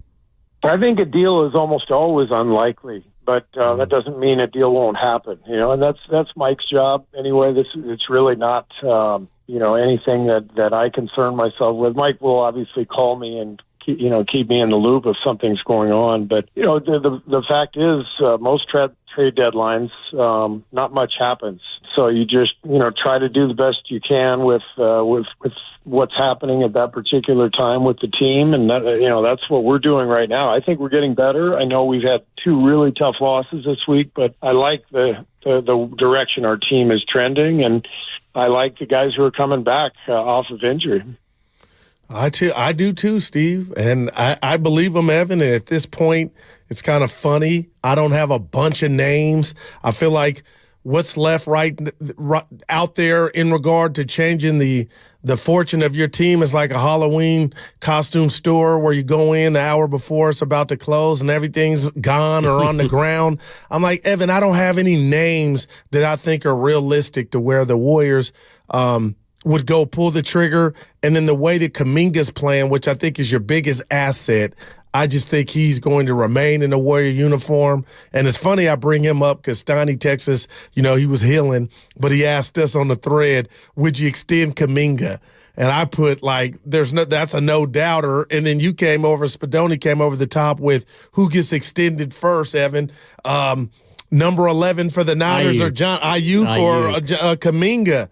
And it was just fascinating. But to me, it was a no-brainer because it's Kuminga, because it's great as Ayuk is, Evan. The Niners are more loaded. They have more groceries in the pantry than I believe the Warriors, and that's why Kuminga is a must, and I believe that will manifest itself. Again, it's about this season, but I just thought about that. Like, I ain't saying the Niners can afford to lose Ayuk, but I can make a case. Warriors lose Kuminga. What do you really have for the future? Well, I don't think you'd lose him for nothing. If the Warriors decide they didn't want Kuminga, they would probably try to package him because there's a lot of teams that want him. That said, I don't think that he's going anywhere. Although I'd also push back on the idea that he's untouchable. Now, that doesn't mean he's going to get traded. Right. But untouchable means you're not trading him for anybody. Right. I get you. Right, go ahead. If Philadelphia called tomorrow and said, we want to package Joel Embiid and something that returns Jonathan Kuminga, I'm sorry. He's packing his bags and heading to the East Coast. Yeah. There's only one untouchable player on the Warriors. I do believe should be named an all-star tonight, reserve. Well, we'll find out. I'm getting nervous. Dude, I was going to say, you look a little like you're sweating that Steph's not going to be in the all-star game. Because I'm still shocked he ain't the starter. I wasn't ready for that. I understand it. But, dude, when you look at the names, I'm like, they're not going to do this to this. And he's on fire. He's playing well. We need it. Pod's in the, the rookie? The Rising Stars game. Rookie sophomore game. Dude, that actually, all right, I started looking down the list of Warriors that have made that game. It didn't make me feel as good as I thought it was about Pods. What? Elaborate if you will. Well, we can just go down the list. Yeah. Kuminga's been in that game. No doubt. Great honor for him. You always want to be recognized All-Star Weekend. And I watched this game. Can I run Michael Mulder by you? Oh, yeah, boy. What about James Wiseman? I understood that one. These are also rising stars, quote unquote. So, it'll be fun to watch Pods in that game. I'm sure he'll take a bunch of hook shots. Hopefully he makes a couple of them. But let's not just sit here and act like he's all of a sudden going to be an all-star. Oh, no, I'm not saying that. I just, like you said, it's just good to see some of your, hopefully, future players in that game. That's all. Yeah, we'll see if he can connect the rest of the rookies the way that he connects the. No. Do you, real quick, just back to the Niners, do you see a scenario to where this offense could function? Let's just say they kept Debo and no Ayuk. Are they that loaded in your mind? Because he's a hell of a player. They're still loaded, but if you're replacing Brandon Ayuk with, say, and God love him, but Ronnie Bell or Chris Conley, something less. Yes, there's a big drop off at that position. Brandon Ayuk's the second-team All-Pro receiver. No, he's those don't just grow on trees. So if you're asking me who's more important, I think that Deebo Samuel, to me, from our caller earlier, I think you said it was Anthony, the tone-setting aspect of things is much more valuable than, say, Ayuk, but that doesn't mean that he is. Like he's a scrub. Yeah. Ayuk's awesome. Debo to me, especially in Super Bowls, there's a lot of plays early on in Super Bowl games that I think are defining or tone setting. You usually associate it, at least I do, with the defensive side of the ball. Like the play that jumps into my mind from the 2013 or then 14 Super Bowl between Denver and Seattle. R.I.P. Demaryius Thomas. In New York. Cam Chancellor stuck him across the middle of the field on just a crossing route on that first drive that they had the ball. That, to me, is a tone-setting play defensively from a member of the Legion of Boom saying, this game is not going to be the way that you think it is. And to be able to hit someone that early in the game, they did. Deebo Samuel, I think, can do that offensively, whether it's putting his shoulder, hopefully not the hurt one, into another defender or making a guy miss. Deebo Samuel is a tone-setting type of player. Yeah, no doubt about it. And like you said, Ayuk does his thing. They are loaded. They are filthy when it comes to what Brock – and that's what I really believe a lot of the Brock Purdy hate stems from is people want to now say playing quarterback in the NFL or act like it, Evan, is easy because he has an Ayuk. He has a Swiss Army knife in Debo, George Kittle. I can sell you on jealousy because that's what I really think it stems from. But even then, when you start talking about what said quarterback has to work with, I'm like, we never said that with Kurt Warner. He had Marshall Faulk. He had everything. Torrey Holt, Isaac Bruce. No, keep going. Yeah. And Marshall Faulk. So it never was amped up to where it's at now. But, I mean, Brock Purdy, you're giving him a Ferrari, and he's driven it just like you want it to be driven. And to me, there's credit and kudos to that alone. And what makes the Niners offense so dangerous is because you have playmakers all over the field. Hello. And Brock Purdy knows when and the proper time to give them the football and let them make plays. So that's a credit to him and a skill in and of itself. Before we hit a break here, let's get out to San Francisco, bring on one of our favorites, Phil Mo Mike. Mike. What's going on, Phil Mo? How you doing, my man? Real estate man. Yeah, real estate, that's right. Or insurance, yeah. Yeah, life insurance for New York Life. My man, yeah, they're going to have me over there. But look, I got a question, man. I got a question. All right. Why ask me this. Why do you guys think that Steve Kerr's leash for Pajinski is so long? And how come he didn't give that same leash to Kuminga and Moody? That's the leash. Not to say that at the playing time, just the leash. Because when Pajinski seems like he makes mistakes, Kerr don't reprimand him or just kick him off the game. Can you tell me why? Do you think it's because he's a little bit more seasoned than the other two?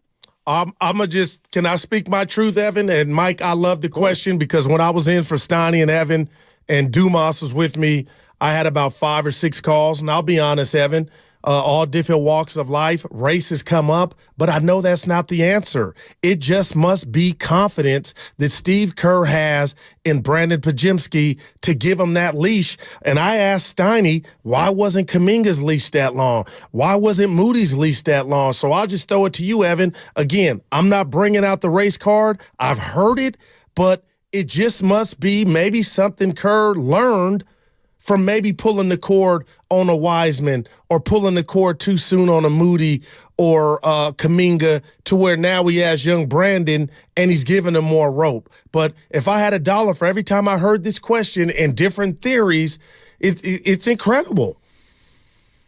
I think it has to do with context. Okay, so when Kuminga was a rookie, where were the Warriors? Gotcha. They were on their way to winning a championship. 2022. Kuminga hadn't played a whole lot of basketball in his life to that point compared to Pajemski. So that's one part of it. I think, if Pods was on that 2021-22 Warriors he wouldn't have been getting minutes. I don't think he wouldn't be starting and play getting 35 minutes a game. Now, his leash might be longer than what Kuminga's was as a rookie, but I think the other part of it is this. Pajemski is more, I think, at this point in his career compared to where Kuminga and Moody were, he's more of a pass-first player. And he rebounds, Evan. He does. Yeah, well, he checks boxes in other areas. I think he can stay on the floor without scoring more than they could at that point in their career. That doesn't mean that now where Kuminga is not, great, and Kuminga is far more impactful than Pajemski is. You just watch the games. He can put his imprint on a basketball game more than Pajemski can. But if we're just talking about rookie campaigns, I think it's pretty clear. I think Pajemski is more of a connector than Kuminga was. Kuminga was focused on getting into the NBA game. I thought he tried to go one-on-one too much. Sometimes he got lost on defense. And that's not to say that those things couldn't be corrected or you can't roll with it. But I just think that Pajemski is further ahead from a team standpoint as opposed to an individual standpoint. And that was well said. How about Moody? Well, Moody only played 1 year of college. Okay. And Moody was in a similar spot. So we can continue that on the other side. And I also want to get to Brian in Walnut Creek, who wants to talk about Brock Purdy on the other side as well. 888-957-9570 is the number. Evan Giddings alongside Daryl the Guru Johnson. Stein is going to be back on Monday to begin Super Bowl week, Super Bowl 58. Now just 10 days away between the 49ers and the Chiefs. And a reminder also, what's coming up next on The Game is brought to you by Fremont Bank. Full-service banking, no compromises. We're back after this on 95.7 The Game. The Road to Vegas is brought to you by West Credit Union, working for you today, tomorrow, together. The Red and Gold hotline is up and running. That catch by Ayuk was incredible. Call it anytime. Get excited. Go crazy.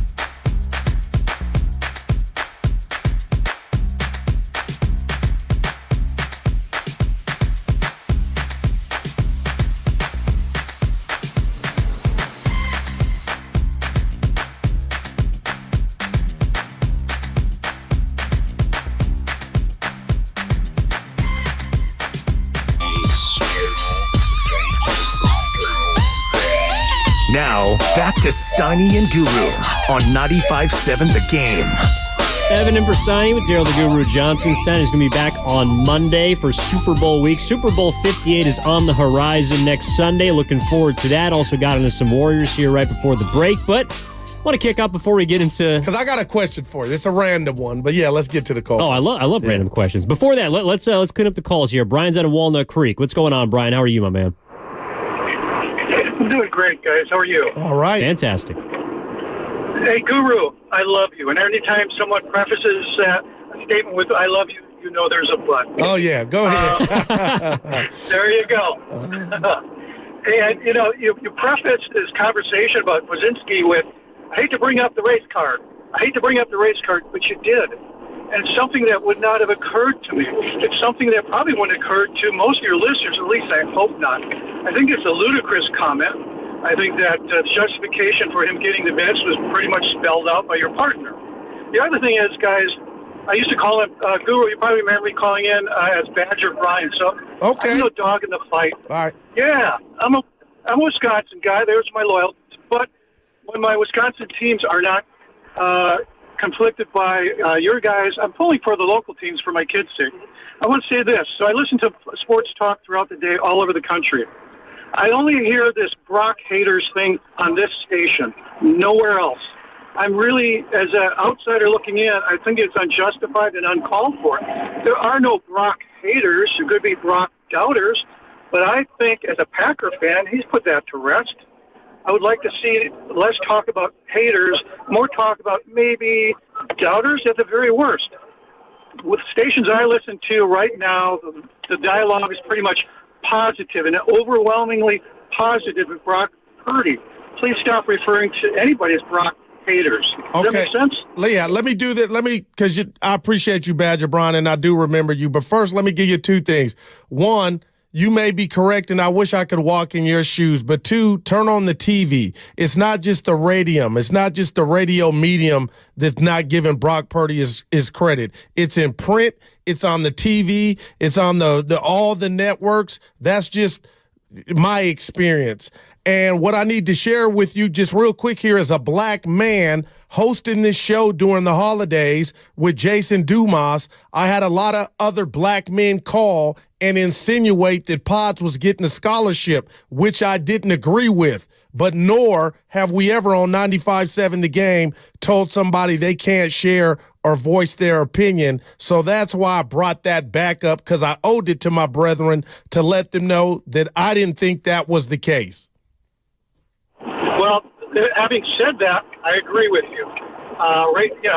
Listen, I know I've been listening for years, as you know. I know you speak from the heart. I know that you wear your love for your fellow man on your sleeve. There's nobody quite like you on the radio. And to be honest, that's why I listen every day. So I appreciate I just want to be really clear. Yeah. Really clear. I don't sense any Brock haters. By the way, I'm not boasting, I read 3 newspapers a day at a minimum. Gotcha. I'm online and so I'm pretty well versed. Anyway, thanks, guys. Love Thank the show. you, man. Appreciate it, Brian. On the Brock Purdy thing, okay, hater, just get out your thesaurus. I mean, whether it's doubter, because it's there, right, Evan? I just looked at Grandy like, come on. Yeah, I mean, like I don't know what else to tell you. Yeah. These are things that are just being said by other people, and of course, we're using them to have, to your point, a conversation about the good and extracting the positive from people who don't believe or doubt or whatever word you want to use. Because we used it was unfortunate that he's not getting his propers. Yeah, and I'm also, on the other part of that too, I'm man enough to admit that that's something like the racial card, that's something that doesn't cross my mind because of the color of my skin. So I appreciate you bringing it out to no the doubt. airways And when I first and heard voicing it for people that believe that. Thank you, Evan. And I don't believe that to be the case. But it was apparent. Guys were calling, brothers were like, hey, is some going, no, this guy, and you pulled up his numbers, he's rebounding better than the others. Did we forget about Lamb and Jerome? They also had a leash from Steve Kerr. So I just didn't believe that to be the case. It's unfortunate, but I felt like I owed it to just keep it real and say what was being insinuated, and we can move on. Yeah, there's things as implicit bias out there and things that don't affect the way that we generally view the world, not just sports. One thing that has intersected the world and sports has been Taylor Swift. And you brought this up earlier incredible. today. Okay. Like the idea that Kanye West, well, I forget which Grammy Awards it was, but Kanye West bringing up Taylor Swift in front of Beyonce, right? I'm going to let you finish. Okay, go ahead. But I just want to say that Beyonce had one of the greatest albums of all time. You took this to a place I totally forgot about. I'm not a Swiftie yet, but I'm getting it. But I thought to myself, oh, my goodness, what's happened to Kanye? There's this video going around, Evan. He's in like a Spider-Man mask. Kanye West walking down the street, harassing people. You can't even see his face. And I said to myself, Grandy, man, this dude's really taking a turn. Just this dude was brilliant. And then I thought to myself, coming in, parking in the garage, hold on. Was that Kanye that dissed Taylor? And it was. And since that day, their careers have just... I mean, her career was already, but they've gone the other way is all that I'm saying. Kanye, you stay taking L's, man. He really does. And unfortunately, I think for a lot of anti-Kansas City fans, look, everyone has wanted, well, not everyone, but a lot of people have wanted to see Taylor Swift just like done away with, get her off my television screen. There's going to be a Super Bowl prop out there. Number of Taylor Swift appearances on the CBS broadcast come Super Bowl 58. What would you set it at? There's going to be a lot. I would say I'm going 5, Evan. Oh, I was going to think like 14 and a half. Oh, good. Dude, there's going to be, anytime Travis Kelce is on the screen, it's going to be followed by Go Taylor Niners! Swift. Right, boy. Because she's also going to be in the same box as Brittany Mahomes and the rest of the Mahomes clan. Mr. Mahomes. Yeah, so when our boy Pat. Yeah, Pat. Former pitcher. Shout out baseball. But this is something that's going to be on the screen anytime either of those two players do something well. Like, I guarantee it. It's going to be pregame. It's going to be at half. It might even, dude, they might pan away from Usher to show Taylor Swift if she's visibly available. That's good stuff, man. I just thought of that randomly. Like, oh my God, Evan, you know I do this to Steiny. I'm gonna do it for you, and you're younger than Steiny, and I know it's days away, but this means something to me. Do you know where you're watching the bowl yet? A young gun like you, do you whippersnapper? Do you know where you're watching the game? Oh, I'm going to be out and about. I'm going to be tearing up the street. No, I'm going to be at the crib. No, that's the lab. I'm going to be at the crib. Although I might have some friends over. Or I might go over to a friend's house, TBD. Some hors d'oeuvres. Yeah, it's always fun to share the moment with other people. Like last year, Mark Wilder was kind enough to invite us to his house. And I was nervous about it. It was a great time. Well, you ended up at someone else's house. Oh, first. Boy. Martha Stewart and Snoop. What was it? The Michael Irvin jersey? Troy Aikman? I forget which one was walking around Marin. Irvin. Yeah, there you go. Number 88. And speaking of, we'll get the boys in on the other side. The crossovers, what's coming up next on 95.7 The Game. Mark Willard, Dan Dibley. And a reminder to go catch all 4 hours of Steiny and Guru on the free Odyssey app. You can use the rewind feature to go back also to the morning. Really entertaining interview on the morning roast with Bill Romanowski. So go check that out on the free Odyssey app. Twitch and YouTube powered by First NorCal Credit Union. And Evan Giddings in for Matt Steinmetz alongside Daryl the Guru Johnson. We're back with the crossover after this 95.7 The Game. The San Francisco 49ers are headed to the Super Bowl.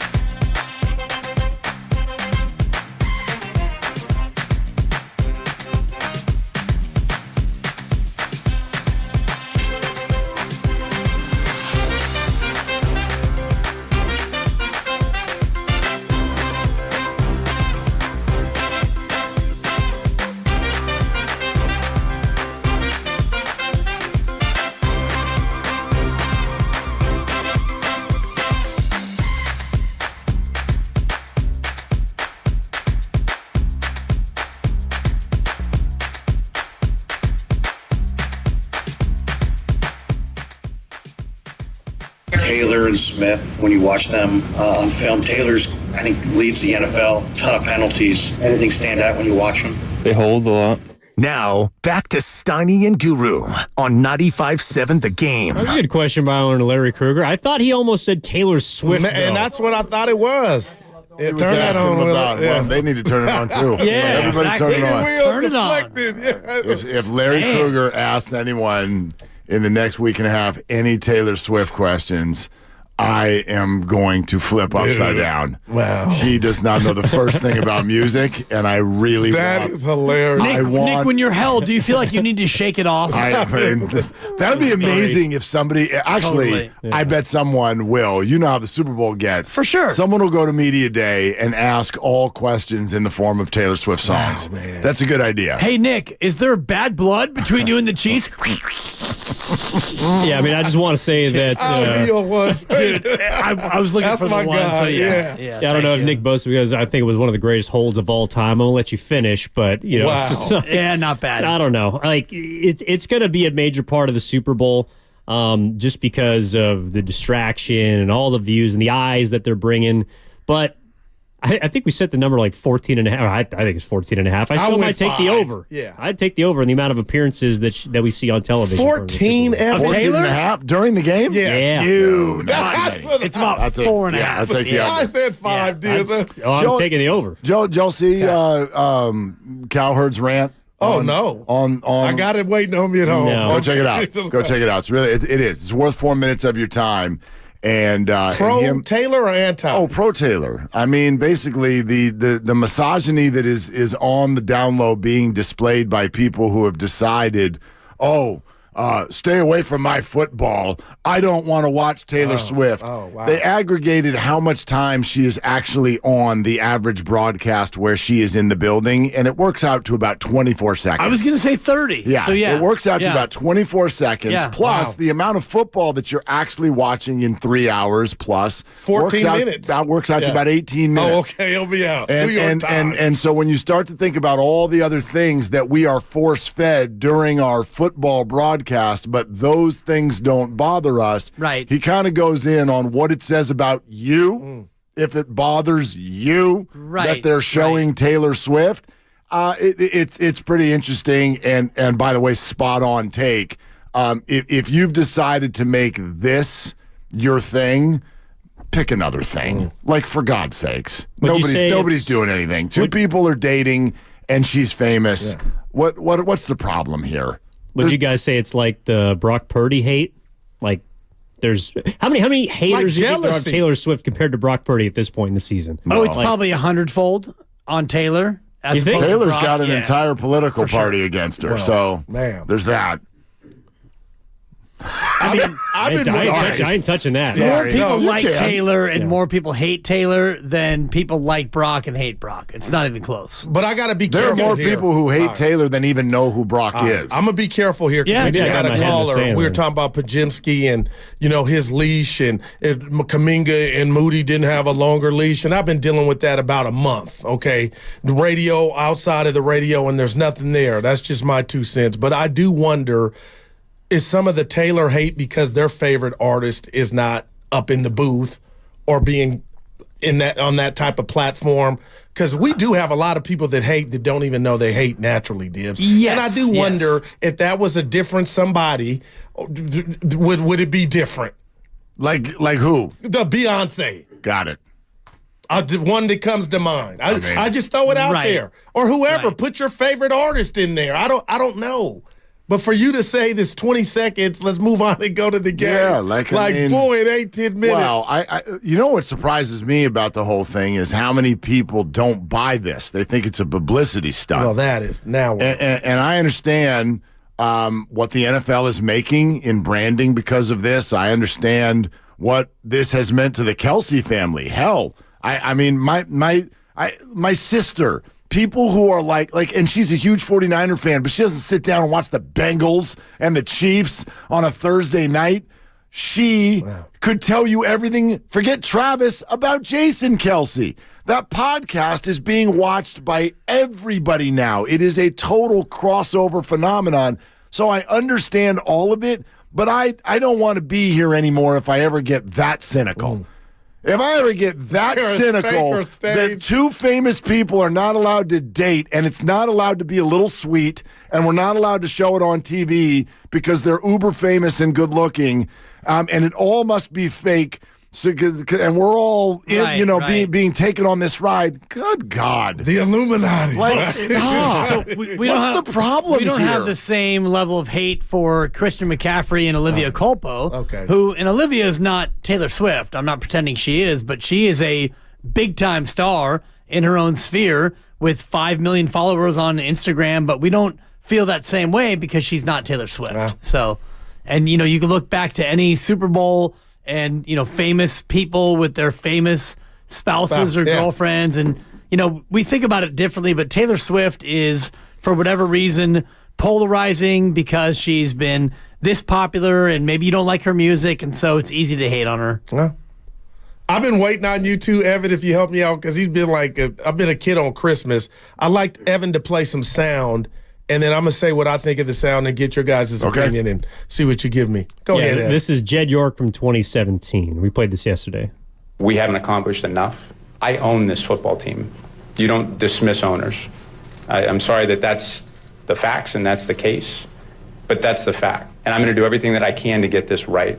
This isn't about a business and running an operation to make money. We're making sure that we're doing everything that we can to reestablish this culture.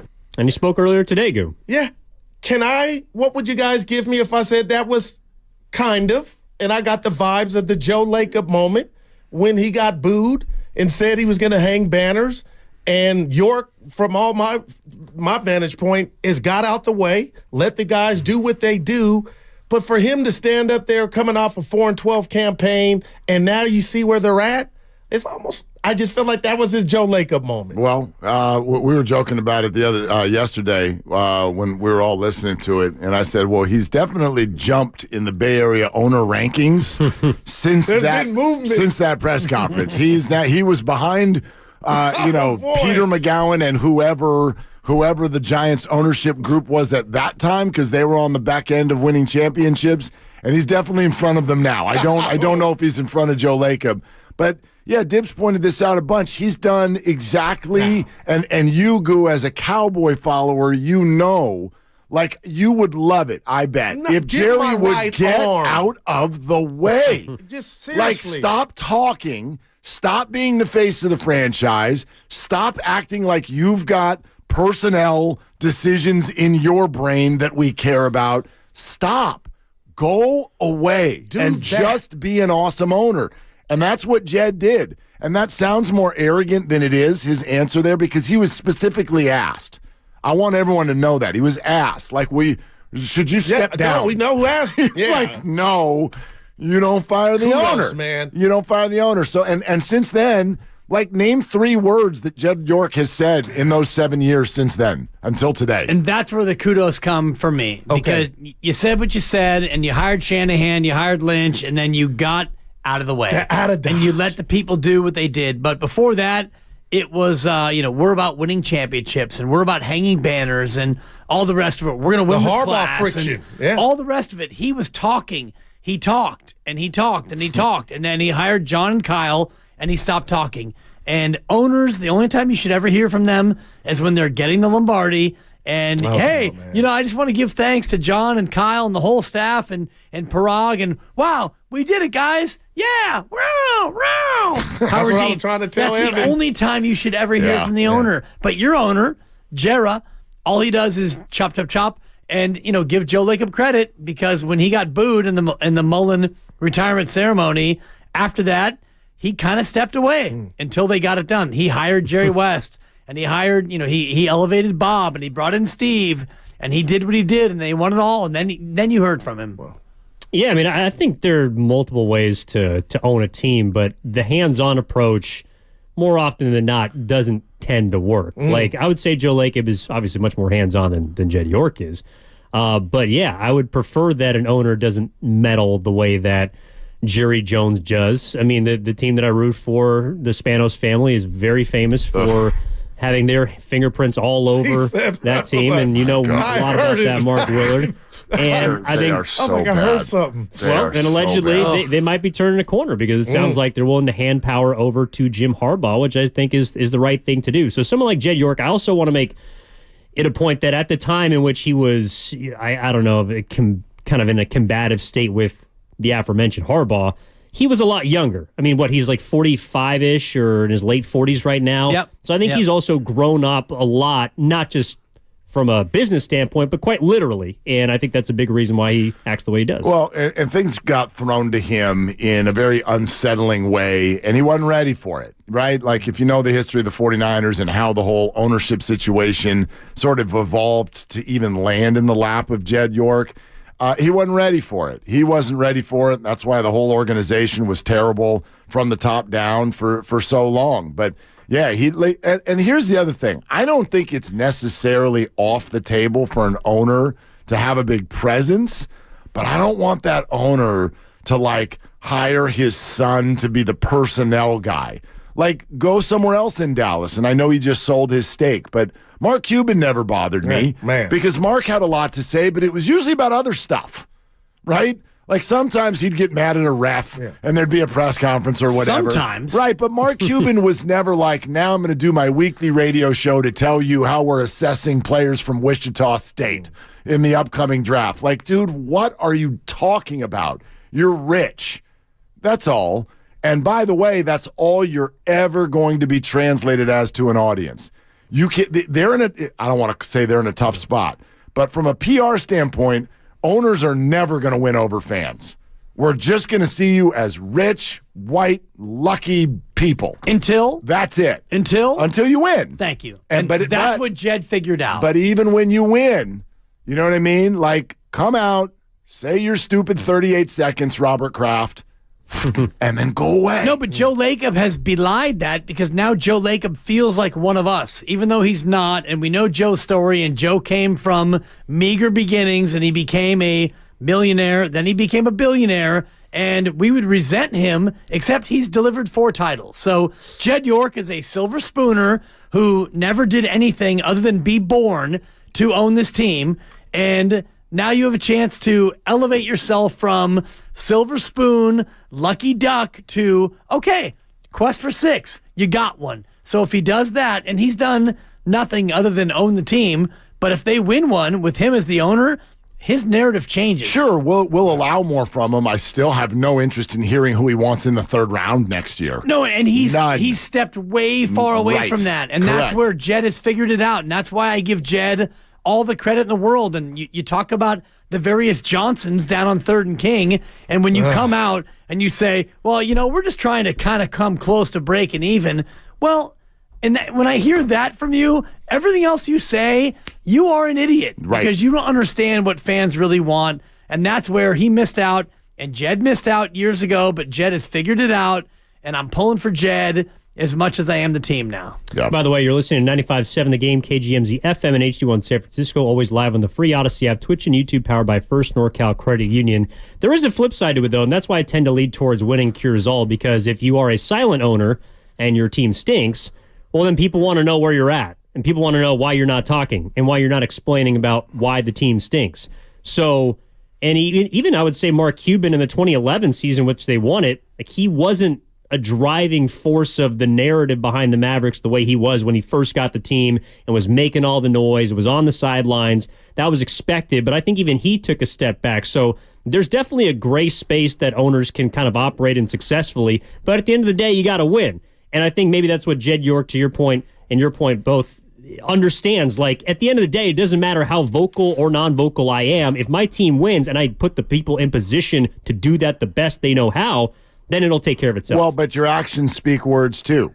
And so Jed, while he has not been doing press conferences, he has been greenlighting the acquisition of Christian McCaffrey. He has been greenlighting the large contract for all of the homegrown players that have developed into stars. He greenlights Deebo Samuel. I have no doubt he's about to greenlight Brandon Ayuk. He greenlit Nick Bosa, et cetera, et cetera. So when we say silent, there's that takes different forms. So, yeah, I'm with you. The press conference where the owner or the weekly radio show where they talk about assessing their quarterback or whatever, it's like I'm totally out on that. Now, if you want to look at a John Fisher versus a Jed York, and there's two types of I won't have a press conference, one of them's in the background being like, I don't want a victory lap. We're winning a lot of games. I'm just going to keep green lighting the best thing for our fans and our organization. Great. Don't have a press conference. But if you're hiding with no press conference, you're leaving in the middle of the night, you're making up lies about the city that you're leaving and all of that stuff, and then you won't talk, then I'm with you. Now you need to face the music, which I know he spoke a little bit last week, Fisher, but he never really will. He won't in a genuine way. Must have missed it. Yes. Right. It was not worth your time. Yeah. Well, and if they had won 2 World Series between then and now, then you could look at him and go, Sure. okay, you delivered 2 titles, and if you want to move to Vegas, fine. You brought 2 titles, and that's how many East Bay fans feel about Joe Lacob. You're not thrilled that you lost the Warriors, but heck, I mean, he gave you 3 titles in the East Bay and then 1 more here in the city, and they never left the actual Bay Area. So you could be mad all you want, and I was mad, and I used to live 8 minutes away from the arena, and I would go down almost every night, much like you do now, Evan. When I was about your age, I would go down there and, put the kids to bed and zip down. I was 8 minutes away, and it was great, and they move over here, and it's like, oh, boy, the traffic and the parking and this and that. But the dude has delivered 4 titles, so how mad can you really get at an owner who has done what he said? And the way he said it, too, he was so braggadocious, and I laughed at him, and I mocked him, and I've told him this to his face. Yeah.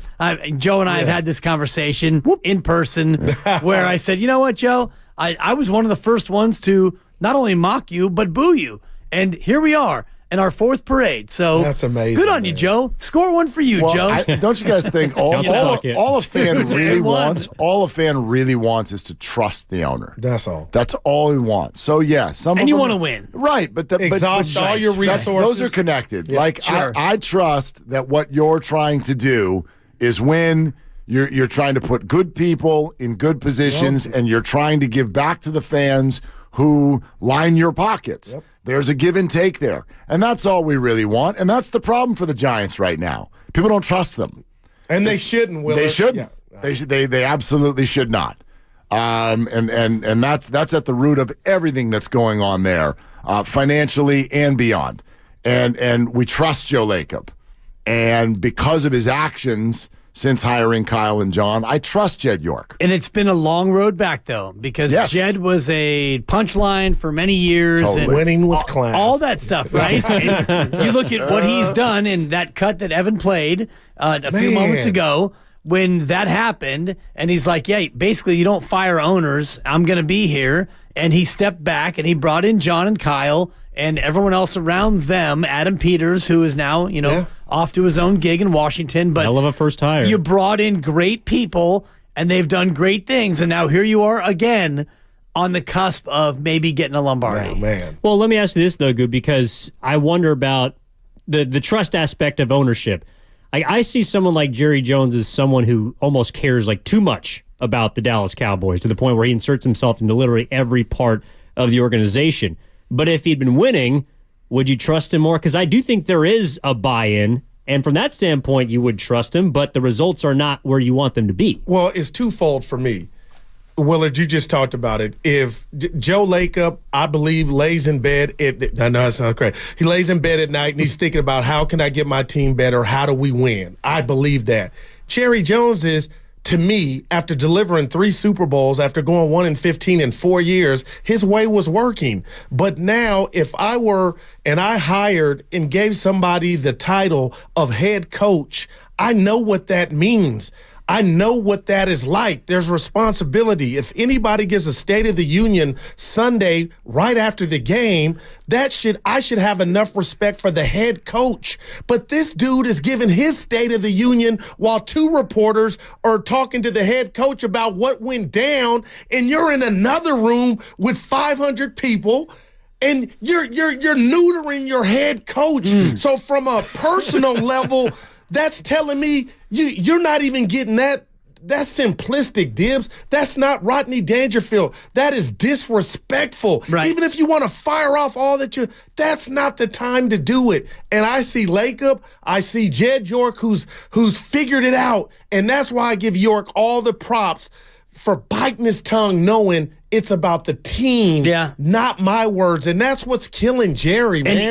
And I hate to say this because it's going to be even more of a diss on Jerry, but even Mark Davis.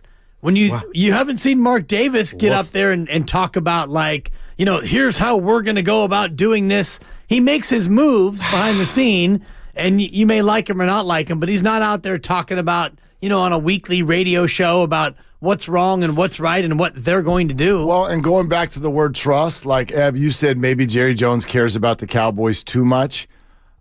Okay, what do we mean by that? Does he care about the standings too much? Because I know he cares. Does he care about the brand?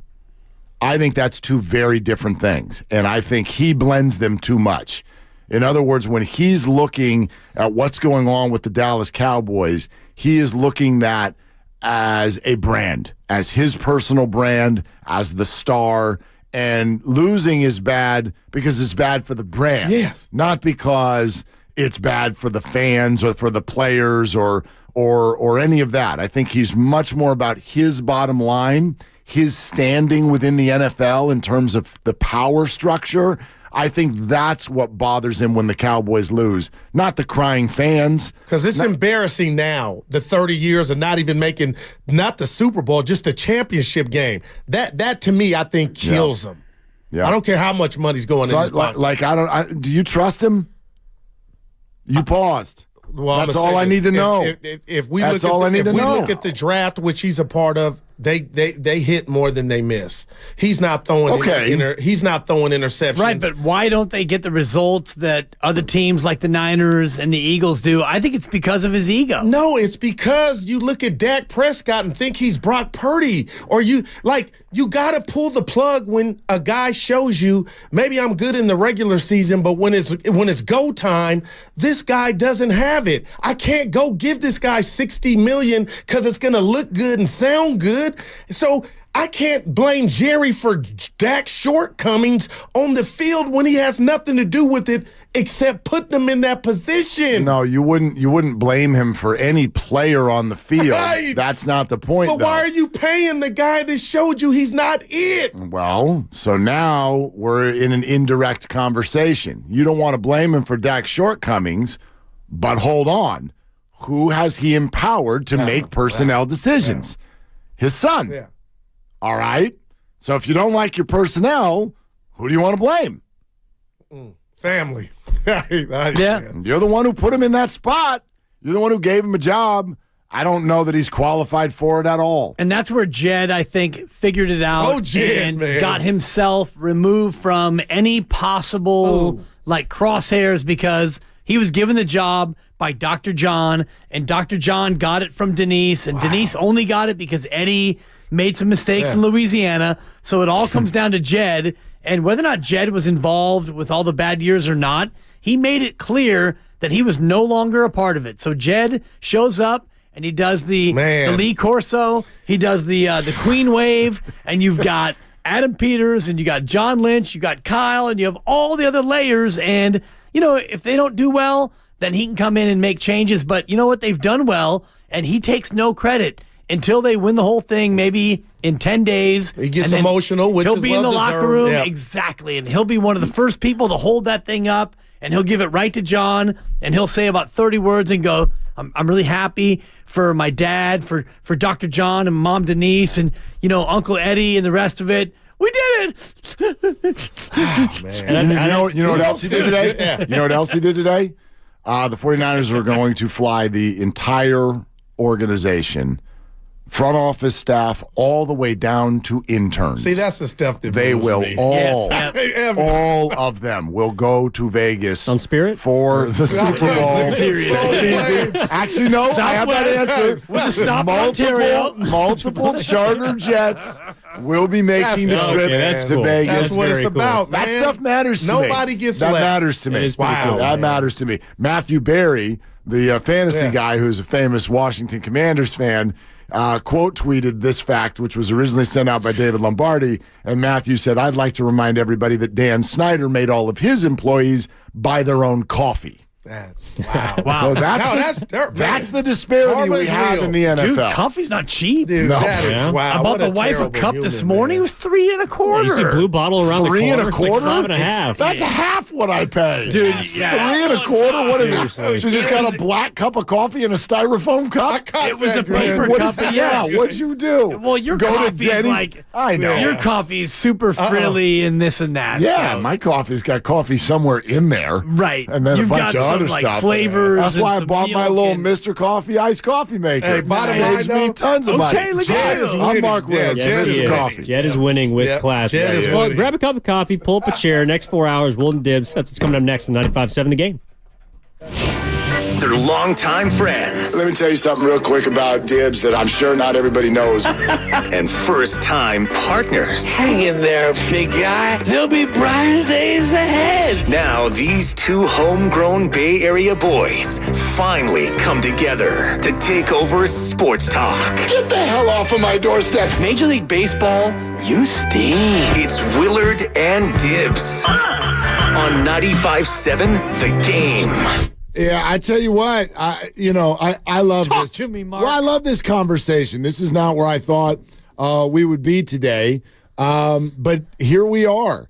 That was a great day for 49er ownership. It's been a great day, and that was one of the most interesting nuggets that Jed York has ever said. Actually, let me do that again.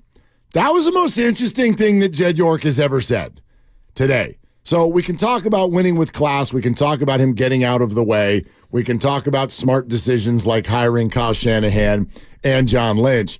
And then we can talk about what he actually said when he decided to come out and speak today. And so we're going to play this for you in just a couple of minutes because the nugget that he shared about the development of Brock Purdy, which was basically a conduit to him explaining the relationship between him and Kyle Shanahan, I find this to be about as interesting and open as it gets within the framework of a professional sports franchise. It was pretty interesting. And, to hear Jed say it the way he said it and, just the way Kyle came to him and basically laid it out like Kyle was the boss and that Jed was like the underling. And Kyle says, well, this is what I see and this is what we're doing. And he said sorry without saying sorry. Like, we did this and we did that, but turns out this guy's going to be the best quarterback we have. And, deal with it, Jed. Well, this is important. Like, we're going to play for you what he said, but think about something else for a second. The way he said it. This is important. Why does an owner get out the way? Get out the way. Totally. Get out the way. Why does an owner get out of the way? And why are they uber hesitant to show up and talk now? There's a reason for that. There's a very, very, very defined reason for that. And this is what it is. An owner does not want to just stay in the background. That's going to be their choice and their way. And then as soon as things go well, time for a press conference. Here I am, yeah. Here I am. Everybody say hi to me. I own this team and we're good. I'm good, right? Pat me on the back, love me, say good things about me. So if Jed is going to speak this week, and there was clearly a thirst for it, he had to do it in a certain way. And the way he had to do it was to give all of the credit to everybody else. All of the credit to Kyle Shanahan and John Lynch, roster construction, and the ability to assess the players you have and the courage to walk up to him in the middle of maybe the most controversial training camp that this organization has ever known and say what he said. Here's the story. Jed York talking about Kyle Shanahan and a conversation they had before last season. Training camp 2022. We haven't really talked much about Brock, but that's a good example of Kyle's directness. Last year in preseason, I think week 1 of training camp, which you have a quarterback that we're paying, I think, $20 million to. You have a guy that you drafted with investing 3 first-round picks into, and he grabs me after practice. He's like, hey man, we got to talk. And that's generally not a good thing when your coach tells you to talk. I'm like, all right, what's up? And he's like, I think our third-string quarterback's our best quarterback. I'm like, okay. I'm like, what does that mean? He's like, well, obviously, like, we've invested in Trey. Like, Trey's doing a good job. Like, we're going to do everything that we can. We're not going to change that. And we're not going to change the depth chart. But, like, I think Brock will end up being our quarterback at some point. And, like, he didn't force it, right? You had 2 injuries, and that's how Brock ended up playing. But he's always honest, even if it's not, like, one thing that owners don't love to hear when they've invested money and or draft picks or both into people, that the last pick in the draft is the guy that we think is the best. That's generally not great news, but he's honest. And he let it play out the right way. I would have paid so much, whatever y'all are going to pay for Super Bowl tickets. To be there. I'd have paid to be the third person in that room just to look at the looks on faces when Jimmy Garoppolo, when signed, highest paid player in the history of the NFL. Right. Heaven and earth biggest trade in the history of the organization, moved to go get Trey Lance.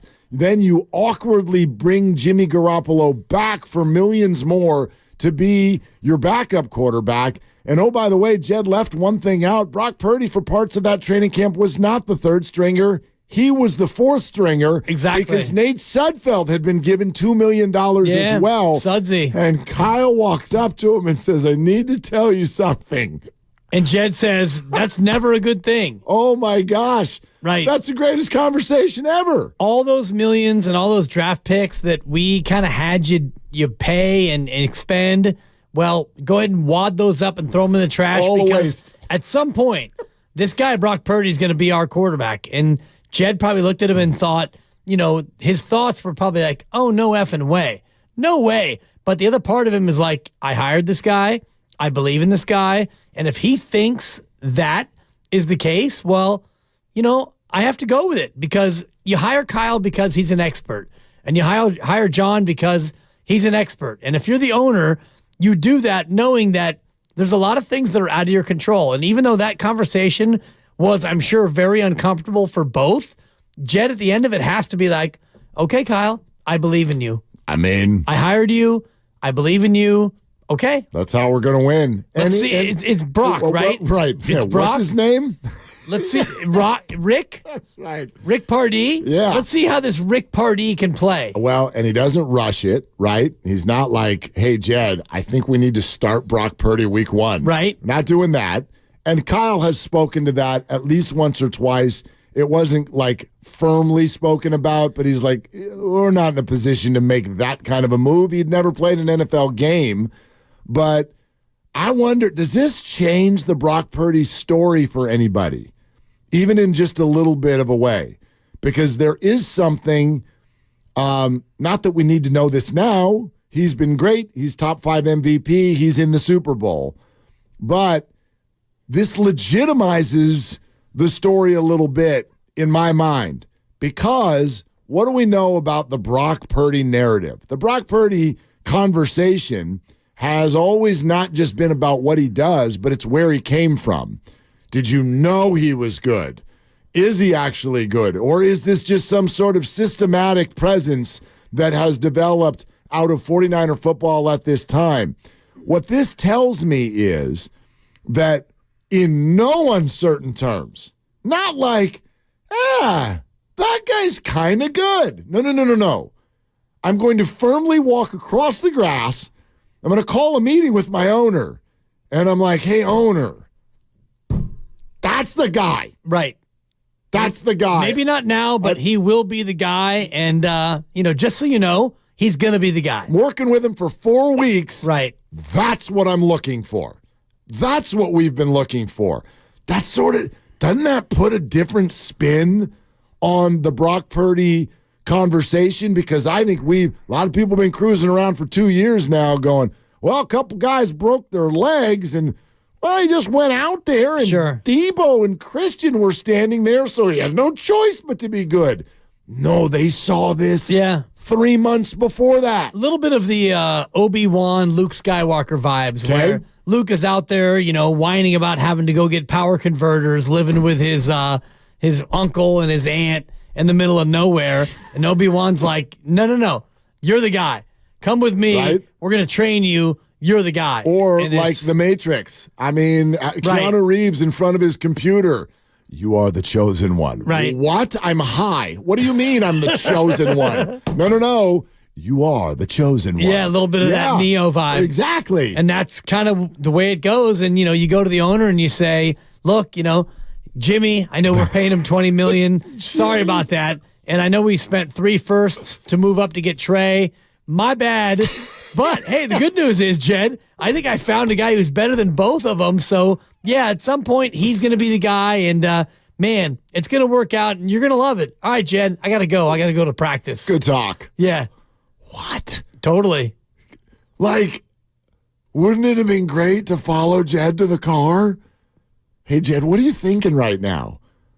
It's somewhere. I'm thinking I want my $20 million back. Right, like it's somewhere between shrug your shoulders and your ears are about to fly off of your head. Right. You are so steaming mad. What? How are we going to get out of this? Right. How? That's the next question. Kyle tells me that at some point this is going to be our quarterback. How?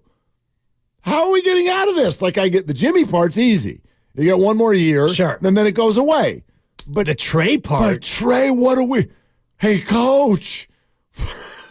What are you doing? What are we going to do? What are you doing? What are we going to do? So you spent 3 first-round picks to move up and take a guy who's now going to be supplanted by Mr. Irrelevant? Right. Like, and imagine if Brock didn't turn out to be Brock Purdy. If Brock turned out to be just a guy, like, maybe you go 8-9 and you trade Trey Lance and you hope that Brock's the guy and he turns out he's not the guy. Well, then what? Then where are we? Well, that's that, right? Isn't that the obvious thought that? And in fact, many of you said this back before the season. Well, Kyle, you better be right. Exactly. He was. Yeah. He was. I mean, he has been, right? He was. And he was right. I mean, here we are again. And last year he gets to the conference championship game and his arm gets ripped off. And you think, okay, man, surgery. And boy, you go into this year and, maybe Trey and maybe Sam Darnold. You never know if Brock can't get healthy. Think about our conversations back in May and June. If Brock doesn't get healthy, what do? Sam, Trey, Brandon Allen sure looks good in OTAs.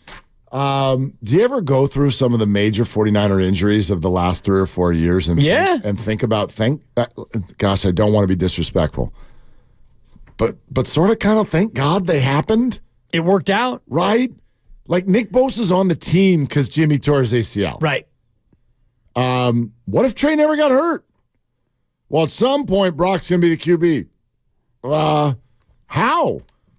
Like that? Well, Trey gets benched. Oh, there you go. And that would have happened. But that means sooner than later. But that also probably means that your record isn't good. That comes from you're losing football games. You don't start 5-0 with Trey Lance. There's no NFC title game last year. If Trey doesn't get hurt and you're like, well, we're going to have to bench him because we're 5-8. Well, so that's another lost year. Yeah. That means Brock never has his playoff experience when he arrives back on.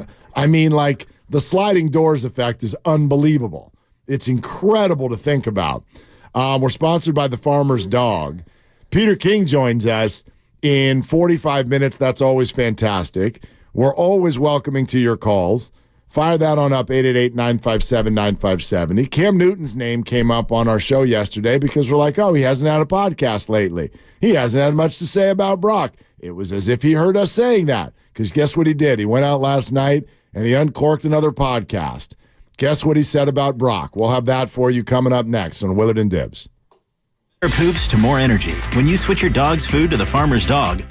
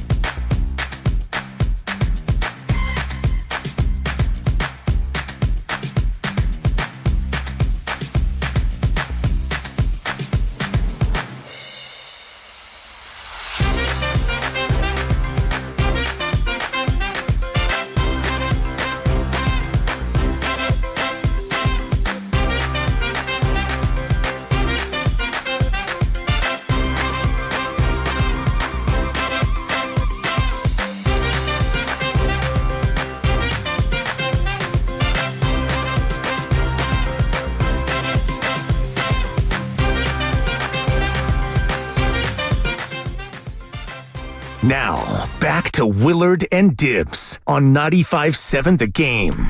Honesty seems to be the word. We've got a lot of stuff to play for you today.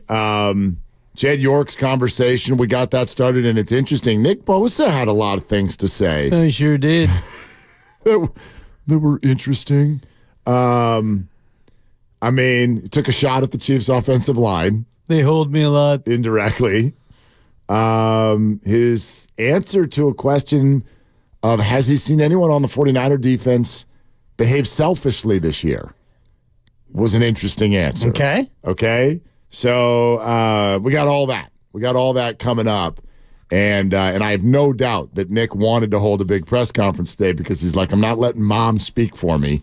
Mom's out here absolutely torching social media with I want the Chiefs and I'm already planning our victory party after the Super Bowl.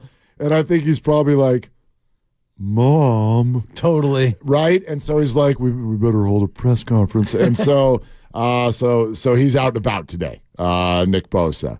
But we wanted you to hear this. It's the 4th and 1 show, the podcast with Cam Newton. And we weren't the only ones who brought him up yesterday. We're like, hey, Cameron, what do you want to say about Mr. Game Manager Brock Purdy now? Because I don't know if you heard, but he's in the Super Bowl. So do you think that Cam, A, walked it back, or B, doubled down? What do you think? Oh, he doubled down. Oh, Cam doesn't do the moonwalk. Just like that old movie Swingers. Here comes Captain Double Down. I've never said that Brock Purdy was trash. What I did say is Brock Purdy is a game manager. That's not hate. That's just what I feel to be facts. But I still reserve the right to say this. To be labeled a game changer, Brock Purdy has to be the best player on the offensive side of the ball. And that's not the case. And who's the best player? Christian McCaffrey. Man, look, I ain't recanting shit. And if you really want to just be honest, if you add in the defensive talent and you add in the offensive talent, Brock Purdy is the 10th best player on this team. Okay, cool. Did he have a great game? Yes. Is he been playing out of his mind? Yes. Is he a quarterback that's hot?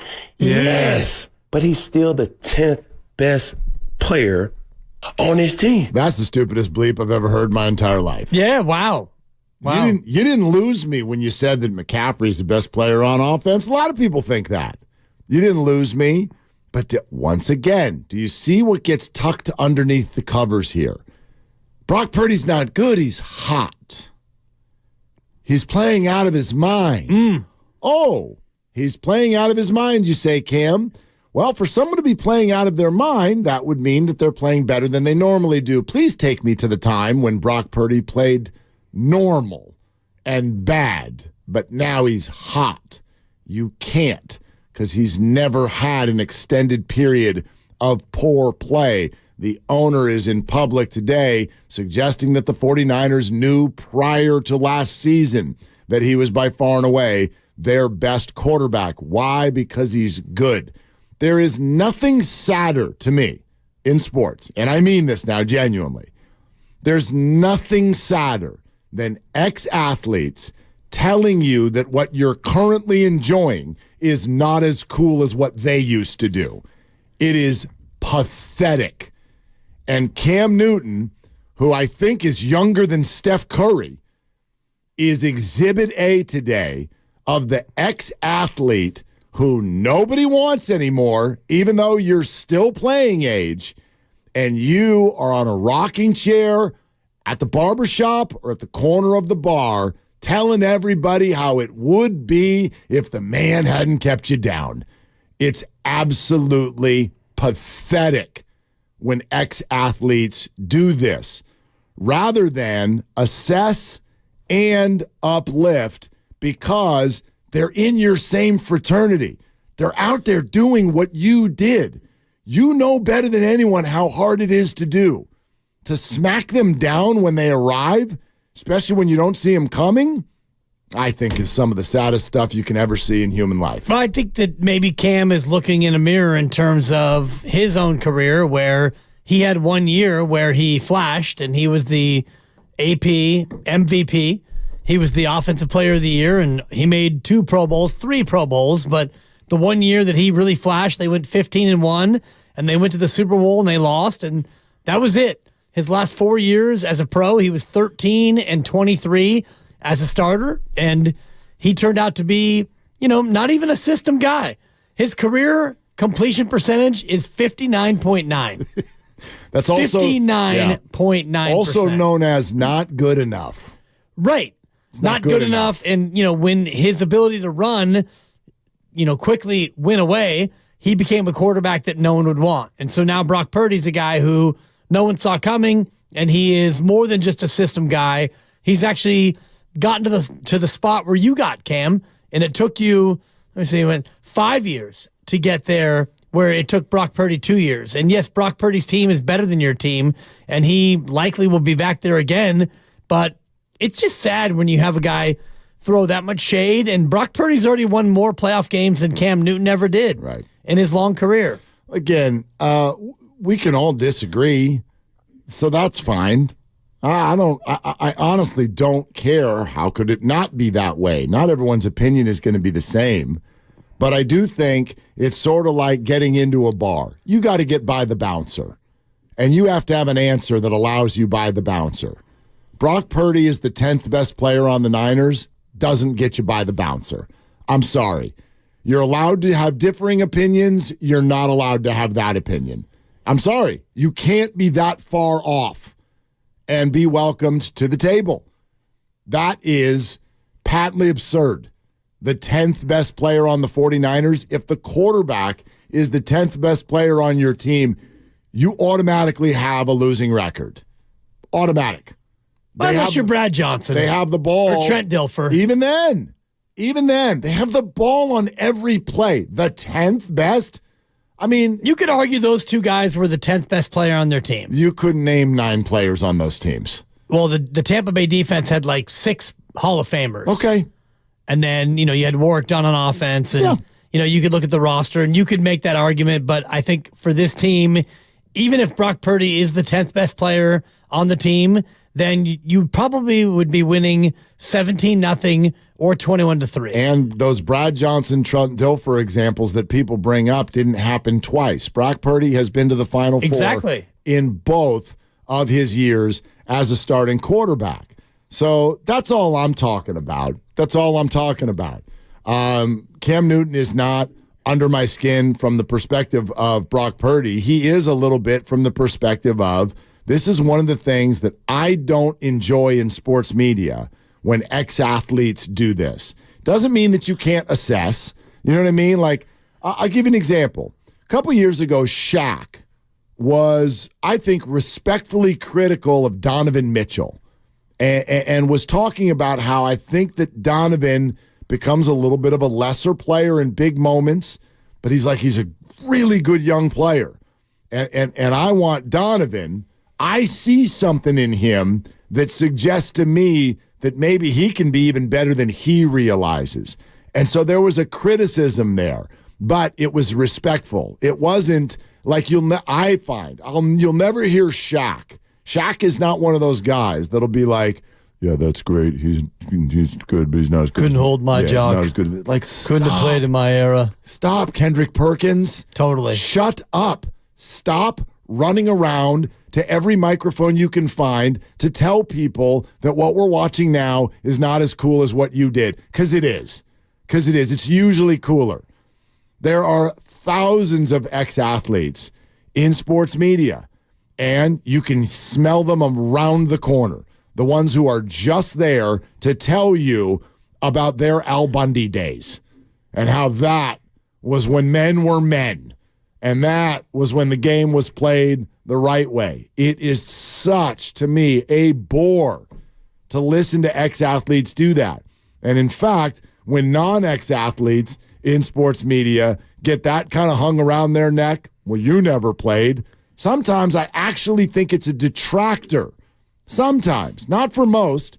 I want the perspective of those who have done it, but sometimes it gets in your way because you are so clouded about what you think you achieved back in the day, and you still want it to be relevant so badly that you run everything you're watching now through that prism, and to me, it wipes clean any opinion you actually have. Well, and the opinion is an opinion, and then you get evidence that would prove your opinion maybe needs to change, and you don't change it. And this is what we talked about last week in terms of people not being willing in the media and in the podcast sphere to admit maybe you were wrong. Maybe you had it wrong about Brock Purdy. And here he is now in the Super Bowl, where last year he made it to the conference championship game and he got hurt. And he, might have had a good chance to win that game had he been healthy. We will never find out if they were better than Philly or not. But here he is again, and he was healthy this time, and they were down 17, and they won the game. So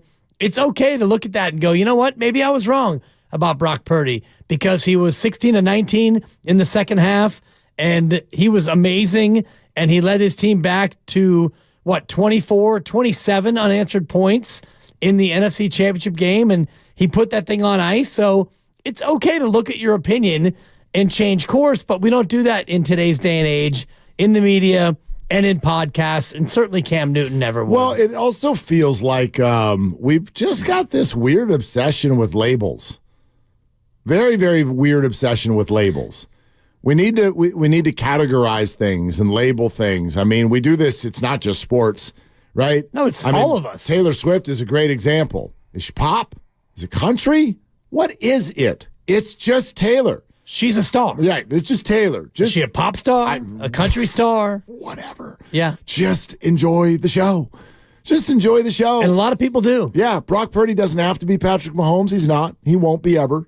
He's not Josh Allen. Is he a game manager? Is he a system QB? Why is he mobile? Why do we have to label all of these guys? It's not just Brock. It's all of them. We have to label everything, but because it gives you a certain amount of comfort in terms of knowing what somebody is. And I don't want to get too deep into the idea of racism, but that's what many people do in terms of, justifying and judging people based on how they look. You look at somebody and you immediately think that they must be X, Y, and Z based on what you think that person should be. Mm-hmm. Whether it's, you or me or anybody else, you look at somebody, if you don't know them and you go, oh, well, they must be that. Well, based on what my own preconceived notions are. You're 100% right. That said, there are certain things I think that are unavoidable as human beings.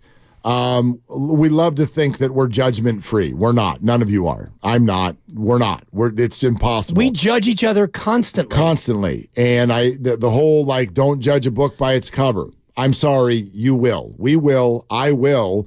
It's impossible to not have things pop into your head when you first encounter something. What's bothering me all year long about this is you judge the book by its cover. Then you opened up the book, you read the whole thing, and then you told me something completely different about what you read. You went back to the cover and rejudged it by the cover again, even though you read the book. That's what's so strange about this one to me. Yes, human weakness. We judge the book by its cover, but we're usually here for and then we were proven wrong. But not yet. No. And I think about Steph Curry. And I'm not saying that Brock is Steph, but in terms of what you're saying, judging a book by the cover, you look at Steph Curry and coming out of Davidson, it was no chance. No chance this guy's going to ever be even a legitimate NBA starter, let alone a star, let alone a guy who's going to change the face of the league. And it took people, Charles Barkley, for a great example, it took more than one title for them to realize, wow, maybe this guy is not only good, but great, but elite, and maybe a superstar. And Tom Brady's another one where you look at where he was drafted, the fact that he was, fifth string at Michigan, and, he had a fluky start to his career with the tuck rule and all the rest of it. It took him to get a couple before you realized, oh my, maybe he is actually a good quarterback. Well, and this is why I do think that if the 49ers win the game next week, it's not going to be this snap, everything is now sounds the way many people want it to sound. I don't think that. It's got to depend on how it plays out. I'm thinking back to when Brady beat the Rams. When he beat the greatest show on turf, and correct my memory, was it 20-17? Was it the final score? 17-14, 20-17, low-scoring football game. Tom Brady was not ready at that point in his career, or the play calling around him was not ready at that point in his career to say, hey, my man, drop back and let's be high-flying. Yeah, 2017. 20-17. Would you have stats? What did Brady go in that game? I bet you he didn't throw for 200 yards. The MVP in that game was Tom Brady. Okay, but what did he throw for? He went for $145. Okay.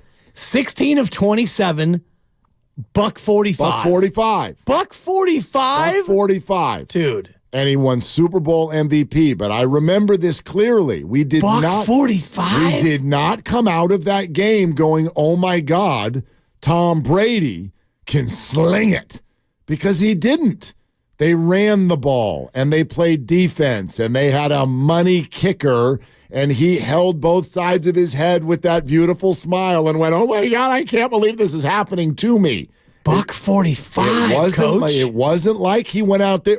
Our perception was not Tom Brady did this. Our perception was it happened to Tom because he was only a second or third year player who had barely played football before, and he wasn't ready for some sort of a wide open, we're down 28-3, and I got you, I can come back type of a deal. Same thing with Brock, and I promise you, they win this game next week, he throws for 201, and McCaffrey's got 2 touchdowns. We will not come out of this like, okay, he did it. No, the perception will remain that this happened to Brock, as opposed to he did it. It happened with Brock, yes. Not because of Brock. And that's why I do think that McCaffrey for MVP is a good value bet at 4-1 odds because, and I couldn't remember, man, I'm glad you had me look this up. 16 of 27, buck 45. I knew Mark. it, man. I'm telling you, they barely threw the ball. I mean, they barely threw it. Kurt Warner goes for 365. He threw 2 picks. One of them was a pick 6 by Ty Law, which gave the Patriots their first score. David Patton, the only touchdown from Brady, and Vinatieri with a couple of field goals, and that was it. It was the Patriots' good defense. And you're right. If this game goes like that for Brock, if he goes 16 of 27 for a buck 45 and they win, Cam Newton going to do a podcast. Dude, at halftime. They're going to do a podcast. A lot of them will do a podcast. And, even though Brock Purdy will be a Super Bowl champ, I think McCaffrey, Antoine Smith went 18 for 92 on the ground. And I guess there was no other good MVP candidate in that game. And if you do look at the matchup, and we've got plenty of time for this, if you do look at the matchup, like where the Chiefs' weakness is on defense, I love your bet. It sets up for McCaffrey, not Purdy. Yeah. Absolutely. Like their run defense is not good. It is not good. And so if you're Kyle Shanahan, why wouldn't you attack the hell out of that? Exactly. Why wouldn't you? Yeah. I wonder if in this scenario, if Mahomes has a game like Warner did, 365 and a loss, if he doesn't become the second losing player to ever win the MVP in the Super Bowl. Chuck Howley, I believe, the first. Dallas Cowboys. I feel like that's never going to happen again. I feel like people just won't do it. Like, but if there was going to be a time. I know, but the way we look at life now, people just can't, people will shake. They're going to vote for somebody who get lost. it. But if you look, if you take the names off of this game and you put I hear you. If you put Purdy, 16 to 27, 145, McCaffrey, 18 for 92, no touchdown, and Mahomes, 28 for 44, 365. Did Tom turn it over? No. Yeah. No. That's what. Yeah. Dink, dunk. Dude. Dink and or dunk. Yep. Dude. David in Denver. Hey, David, what's up? Hey, guys. Just want to talk. I heard about the Cam Newton this morning, and I want to say I feel like, for me, Cam Newton is like the antithesis of Brock Purdy. They hear how you've heard the term gamer. Well, Cam Newton has showed us on different occasions he's not quite the gamer, even in the biggest moments like the Super Bowl. And I feel like everything that he embodies, Brock Purdy is not. So I kind of feel good about him making those comments. I'm kind of like, it almost reassures me for my faith of who Brock Purdy is, if that makes sense. And the other thing was, to your guys' point, about 2 weeks ago, I kind of thought to myself, you know what? Once we do go on and win the Super Bowl, no matter what and no matter how it looks, the narrative is not going to change on Brock Purdy, and I've kind of accepted that as a fan. It's just not, because the people who are saying outlandish stuff now are still going to find a way to say that after next Sunday. I agree with you, David. Thanks so much for the call. Appreciate it. And, I'm not all up in my feelings about that. I just think it's sad. I really do. And Cam's not the only example. There's plenty. I brought up another one. Kendrick Perkins is another, to me, is a great example of somebody who now has decided, I'm going to make a career out of knocking down people who do what I used to do, and I'm going to elevate what I used to do in people's minds and try to stay relevant. It's to me, it's just kind of a sad look. It's as sad as the person on the craps table who comes in and they're betting the don't pass. They come in and they're betting the don't pass. I don't like that guy at all. No. It's like, dude, what are you doing? Yeah, exactly. Well, there's a party over here. You roll an 8. Don't be the cops. And 8's the point, and you come out and you put your money on the don't pass. I'm rooting for a 7. I'm rooting against all of you. Yes. I'm rooting against all of you. Right. Yeah. And you're like that's showing up at a Super Bowl party in San Francisco with a Chiefs hat. I'm just here to tick y'all off. Yeah. Don't do that. Don't be that guy. Don't play the don't. Presented by Fremont Bank, full service banking, no compromises. Get over to Twitch and YouTube. We love connecting with all of you there. Dib's got another new hoodie on today. It's beautiful. Twitch and YouTube, twitch.tv/957thegame, youtube.com/957thegame. You can subscribe, hit the thumbs up, like. We would love it. You can get all the content there. It's powered by First NorCal Credit Union. We'll keep going with your calls. Peter King in 20 minutes. And coming up next, Nick Bosa's very interesting answer to the question, have you seen anyone on your defense behave selfishly this year? That's coming up next on Willard and Dibs. The road to Vegas is brought to you by West Credit Union, working for you today, tomorrow, together. Hey Niner fans, George Kittle here. Visit Zenni.com.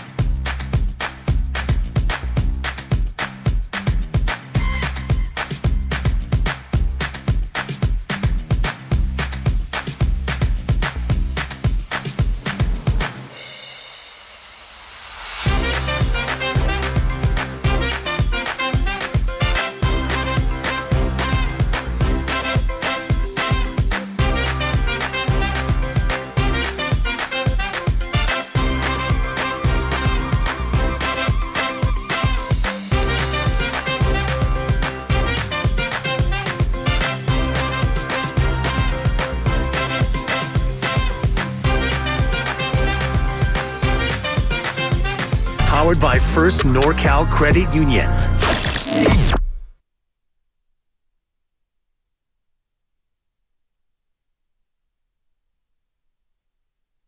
Now, back to Willard and Dibbs on 95.7 The Game.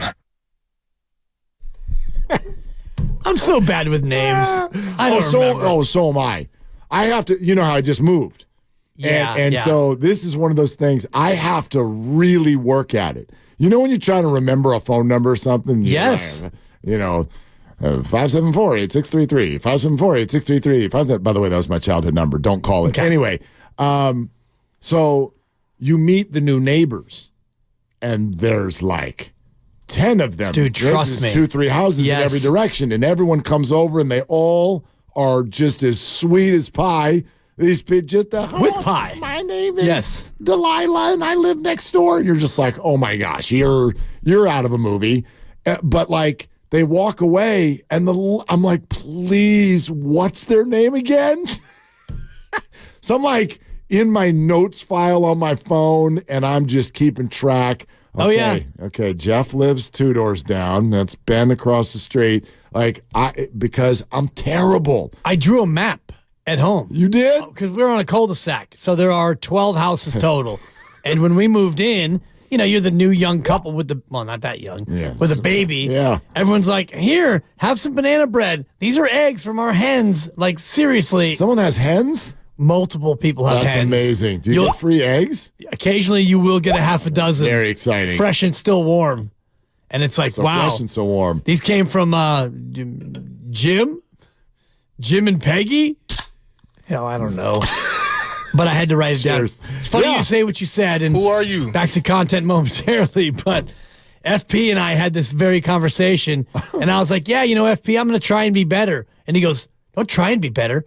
Be better, damn it. Be better. Yeah. And I was like, well, I'm going to try. He's like, don't try. I'm sick of you trying to try things. FP, there is no try. Thank you. He called me on the carpet. Do or do not. There is no try. That's it. FP got mad at me. And I was like, okay, FP, I'm going to be better. He's like, that's better. Now, what's that one person's name who you said hi to in the hall? Hell, I don't know. Don't know. Susie? Don't know. I don't know. Yeah. Jen? I usually go with Jen. I had a buddy who called every single male on the planet Mac. And his reasoning, no joke. What's up, Mac?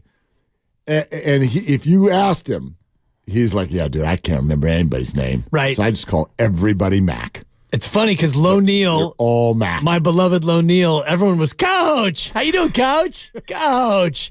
So that's why occasionally I'll call you Coach or, hey, Coach, how you doing, Coach? Well, if I ever call you Mac, it's because I officially have forgotten the word Dibley. Or Dan. Yeah. Yeah, just don't call me Dan. Dan makes that's uncomfortable for everybody. Yeah, ramifications. You know what those are. Yeah. It's a ramification sensation. We're going to go back to the phones in a second. Loved him last night. He was great with Saint. Peter King in 10 minutes. Check this out. Make anything of this? Nick Bosa. Hey, Nick, have you seen anyone on the defense this year be selfish? Here's Nick's answer. No, not outwardly or anything like that. It's just the way you play the game. You have to play with the mindset that you're the only guy out there at times. It's something you have to rep. You don't just turn it on and off when you're a backside player and the play's 40 yards away from you. It's just human nature to slow down or maybe comes out of your vision for a second so you don't see it. You think 3 guys are over there. It's a mindset of just going and going and going and going and going. And that's what we need to do. Okay. My 2 cents, he talking Chase Young. He's talking to his buddy Chase Young because I don't know how many of you have watched a lot of the highlights, specifically the Jahmyr Gibbs touchdown, the one that made it 21-7 after the interception. Go watch Chase Young on that play. That man lollygagged badly. Just jogging around, kind of looking at flowers as Gibbs goes running right by him. And so I'm sure Nick is not calling out one play or maybe even one player. But that's an interesting answer to me that it's not about, I'm not going to use the word selfish, but he's talking about effort. And there have been a few 49ers who've been caught on film in these playoffs not giving max effort. And then go watch Chase Young in the second half. And I don't know if Nick went up to him at halftime or somebody did, but Chase Young was much better in the second half. They all were. And I think if you look at the first touchdown on the reverse, you saw about 4 different Niners lollygagging and not chasing down the play. And Nick Bosa was one who he got beat at the point of attack and, it was the old pin and pull, and he got trapped at the line of scrimmage, and he pursued the whole thing all the way to the end zone. But half the team, including Mooney Ward, they were in jog mode. Grandy says maybe Cheryl Bosa gave us a clue yesterday, too, on this. You tell me. Take a listen to this. Is Cheryl taking a shot at the defense? Obviously, he had a game the other night. He played really good in the first half, too. He was one of the few people that really went out and kind of went crazy. And then everybody came back and went crazy, obviously. What I will say about that is you guys know football well enough to know that the stats aren't always what the real picture is. So what Nick has been doing this year is at the same caliber as it was last year. It's just maybe he doesn't have as many sacks. So I'm very, very proud of my son. Well, I'm going to give Mama a pass on this one when she says, he's the only one playing in the first half. That's Mama. Yeah. She's not even watching anybody else. She's just watching Nick. I'm going to give Mom a pass on that. You give her a pass, but if you watch the entirety of the defense, and I'm watching the Gibbs play right now, and you see 90, 92, and 99 all in some level of pursuit, and it looks like me at mile 16 in the marathon. Where's the water station? Kyle Shanahan talked about effort plays, some looking bad against the Lions. Here's his response. I just understand how social media works, and I understand when a clip looks bad and it goes around, that's everything. But there was a few bad clips in the game, which I bet you I can go find those in a lot of games. But I don't question at all our lack of effort and how hard we work and how hard we go and run to the ball always. Were we 100%? No, especially on a couple big runs that really looked really bad. But that's on a few plays, which aren't acceptable, but I'm not sitting here acting like that was the whole reason. That's why they got a few extra yards on those 2 plays, but that game was more about how we played run defense, just not guys, not all 11 guys running on every single play. Kyle specifically got into the play we're talking about also, the Jahmyr Gibbs 15-yard touchdown run. Here's Kyle. And I know it looked bad on the clip that you guys have and stuff, but it's, it's not our culture. We don't want to have one play like that. I think we had about 2 to 3 in that game, which is too much for us. We don't want to ever have one, but it wasn't just the D-line. There was a few backside people who weren't going, and they're expecting someone else to make the tackle, and whenever you're expecting someone else to make the tackle, bad things happen. Look, we can explain this away all you want. There is another side to this. Can I react to this for a second? What? We're talking about effort? In the NFC Championship game? Right. When you're already down 14-7 and you just threw a pick? And we're having a conversation at this level about effort? I mean, I'm glad Kyle said this is not acceptable. But my God, what game are you waiting for to put out max effort, if not these games? Like that, boy, it's troubling. That is a concern. And I'm watching the clip right now, and it's Givens, and it's Young, and Kinlaw at least gets over there at the 12-yard line and makes a half-hearted effort. But Chase Young is jogging upright, and when Gibbs cuts back in front of him, he puts out his left arm. Waves at him. He kind of gives him the left arm like, hey, how you doing? Give me 5 on your way to the end zone.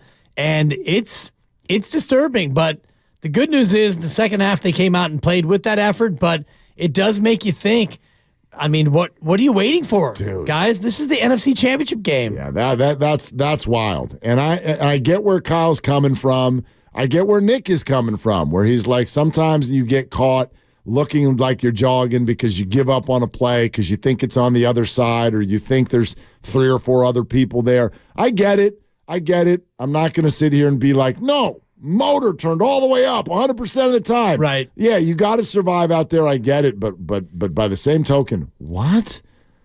of all the things that I would have thought would be discussion points as we get ready for the Super Bowl, I did not think effort would be one of them. Well, it shouldn't be in a week from Sunday. And you know that they've gone through the film and they're getting back to practice today, and they're hunkering down and figuring out exactly what they need to fix in terms of what went wrong on Sunday. But that's one where you look at it on tape, and if you're Chase Young and if you are Kinlaw or Givens and you see that play, you'll be embarrassed, and you realize that you got 60 minutes now. No matter what happens after next Sunday, you're off. Either you win, you get a parade, and you chill for 6 months, or you lose and you grind and you're off for 6 months. This is it. You got one game left, kids. This is also it because it's Peter King time. Let's get into it, and then we'll get back to your calls at 888-957-9570. Peter King joins us next on Willard and Dibs. The Red and Gold hotline is up and running. Bang, bang, not again. You're going to the Super Bowl. Call it anytime. Get excited. Go crazy. I agree.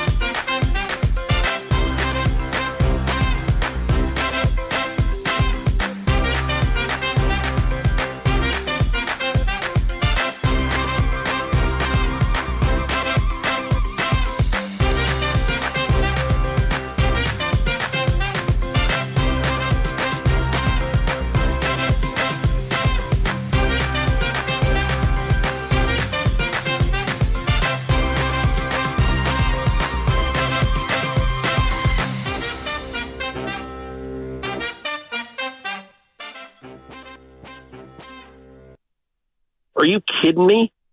Now, back to Willard and Dibbs on 95.7 The Game. Well, Dibbs and I are sitting here still working through all the things that came out of Jed York's media availability today.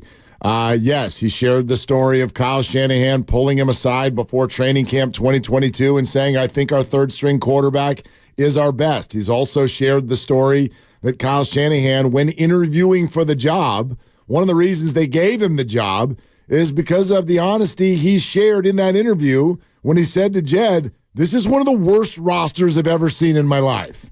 This is going to take us 4 years. They hired him. It only took 3, and they were in the Super Bowl. That's hyperbole when you look at that roster.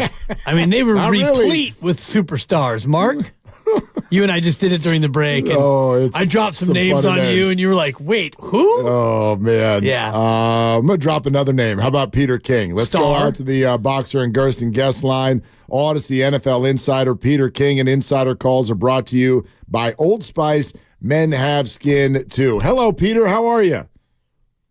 Guys, how are you? I had a very enjoyable 4 days in California, was at the game, hung around, did a little bit of reporting afterwards. It'll show up in my column this coming Monday, and spent some time with Brock Purdy after the game.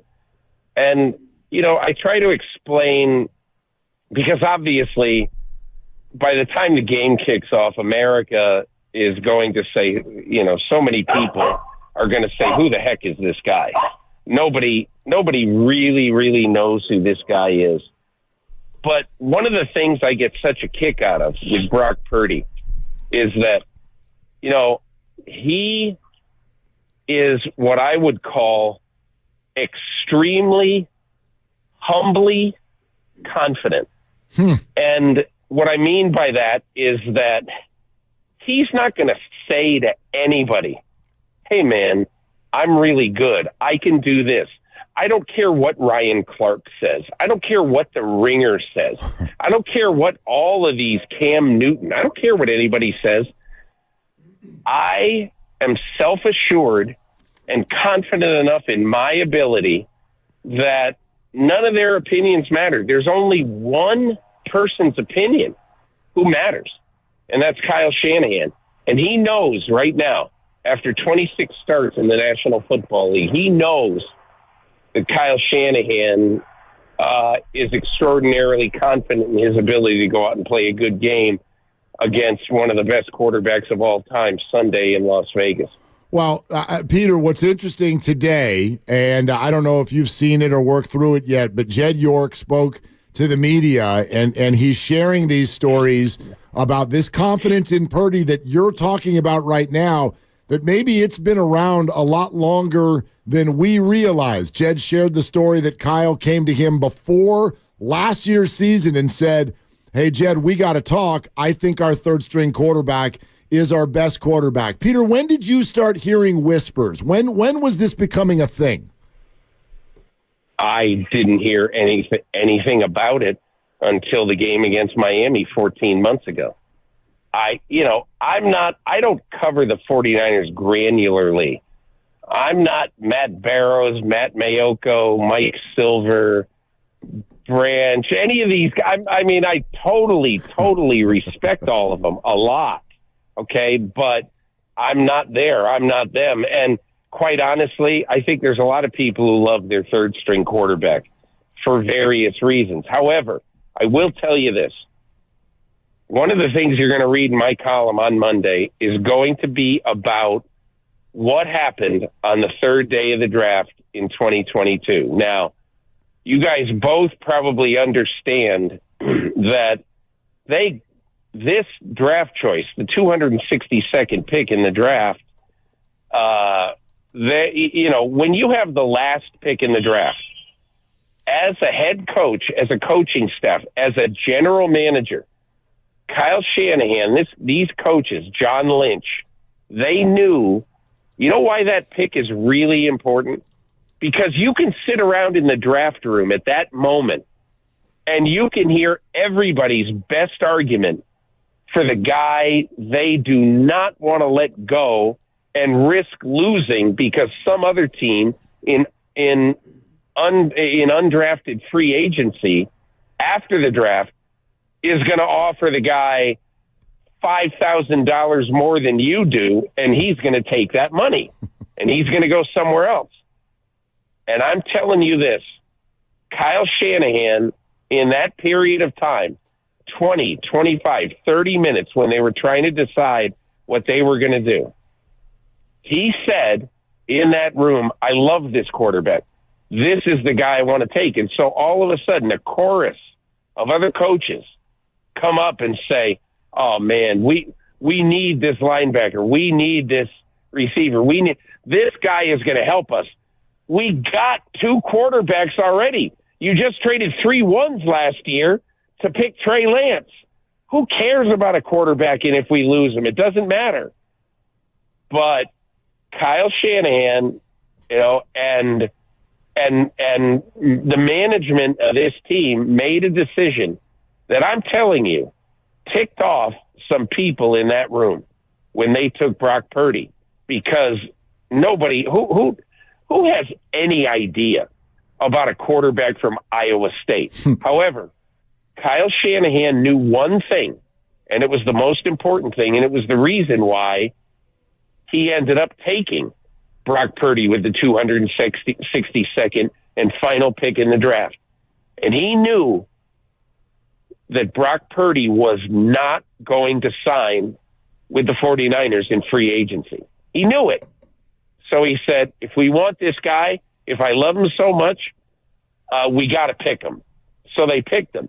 And obviously they lost out on a couple of guys who might have made their team, because every year there's 1 or 2 or 3 guys who is an undrafted rookie who comes in on all teams in the NFL and makes the team. But I think probably the coaches who are arguing against that are pretty happy this evening that Kyle Shanahan got his back up and said, hey, we're taking Brock Purdy. Does this now change the way teams look at not only the top of the draft, but the bottom? Because I'm looking at that very draft, and I see Kansas City 11 picks earlier taking a running back out of Rutgers, Isaiah Pacheco, in the 7th round. Do teams now start to look at the draft almost in an inverted fashion where the late picks are almost more valuable than the top-end picks? One of the reasons why the late picks have become so valuable is that you're able to manage your cap for 3 or 4 years with an absolutely low salary guy. And if you have confidence that he's going to make your team. And look, if Brock Purdy just turned out to be the 51st guy on the roster for the last 2 years with very little prospect to be any more than that next year, that's okay. Because it's that, if you budget, let's just say, $800,000 a year or $900,000 a year for your number 3 quarterback, but you have confidence in him and you really like him, that is a great investment. Because look, last year, let's just say that Jimmy Garoppolo is Brock Purdy and goes to Philadelphia and gets hurt. And let's just say that Josh Johnson is number 2 and he gets hurt. How confident do you think Kyle Shanahan would have been in putting Brock Purdy, an absolute nobody, in that game? I can tell you, he'd been a lot more confident than what he had to do in that game at Philadelphia last year. And if I could just say one more thing, I don't mean to be, dominating this conversation. I know I don't mean to hijack it. No, go for it, Peter.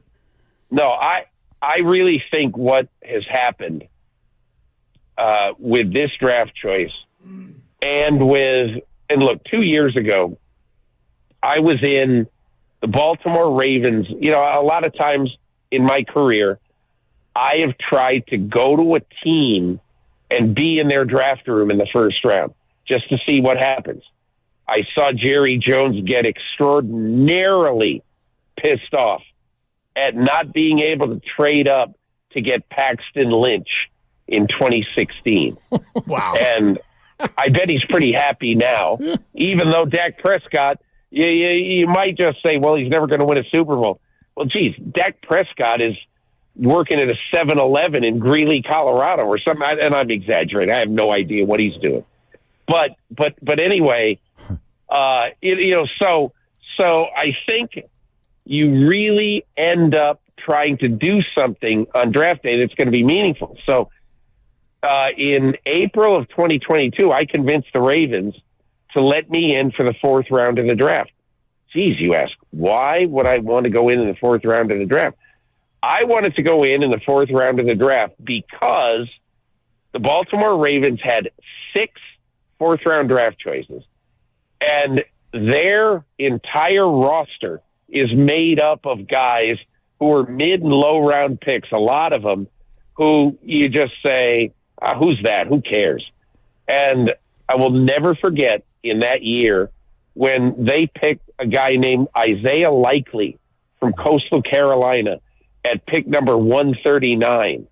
And the only reason they picked Isaiah Likely is because the Pittsburgh Steelers, the arch-rival Steelers, took a receiver from Memphis named Calvin Austin on the pick before, and the Ravens were dying to get Calvin Austin. And they settled for Isaiah Likely. So what does Isaiah Likely do? Over like the last 9 weeks of this season, he catches 7 touchdown passes when Mark Andrews gets hurt. So my point is, every draft pick matters. Every one. So that's the story. Love it. Peter King with us here on Willard and Dibbs. Insider calls are brought to you by Old Spice Gentleman's Blend Body Wash, providing exfoliation plus 24/7 moisturization because men have skin too. Peter, you called Brock, and I want to make sure that I have the recall correctly on this. You like humbly confident? Was that the phrase you used? Yes. All right. Yes. All right. Yeah. How does that stack up to I go to the Super Bowl every year, which is what the other quarterback is going to be able to say in this one? They're the same people, only very, very different in terms of, I asked Brock Purdy. Do you guys remember we talked about this after Brock Purdy's first extended action? Plays Miami, comes in for Garoppolo. Woe are the 49ers. And he comes in and he kicks rear end in that game. And after the game, I say to him, hey, by the way, I don't know if you know this, but your reward for this is your first start in the NFL next week is against Tom Brady. And his expression didn't change. He just said, oh, that's cool. He's been playing football longer than I've been alive. And so I can tell you that when I said to him Sunday night, hey, this is cool, you're going to play Mahomes in the Super Bowl. And he goes, he said, I love that guy. I watched him all throughout, late high school and college. I think he's fantastic. And he's got nothing but praise. And how could you have anything but praise for Patrick Mahomes? But the only reason I say that is that, he had almost the exact same reaction to playing Mahomes in the Super Bowl as he did in playing Brady in his first start. And I think what that means, and I think what people need to understand about this guy is that, it's like, remember that video 4, 5, 6 years ago, Honey Badger Don't Care? Yeah. And I think there were some stronger words in there than Honey Badger Don't Care.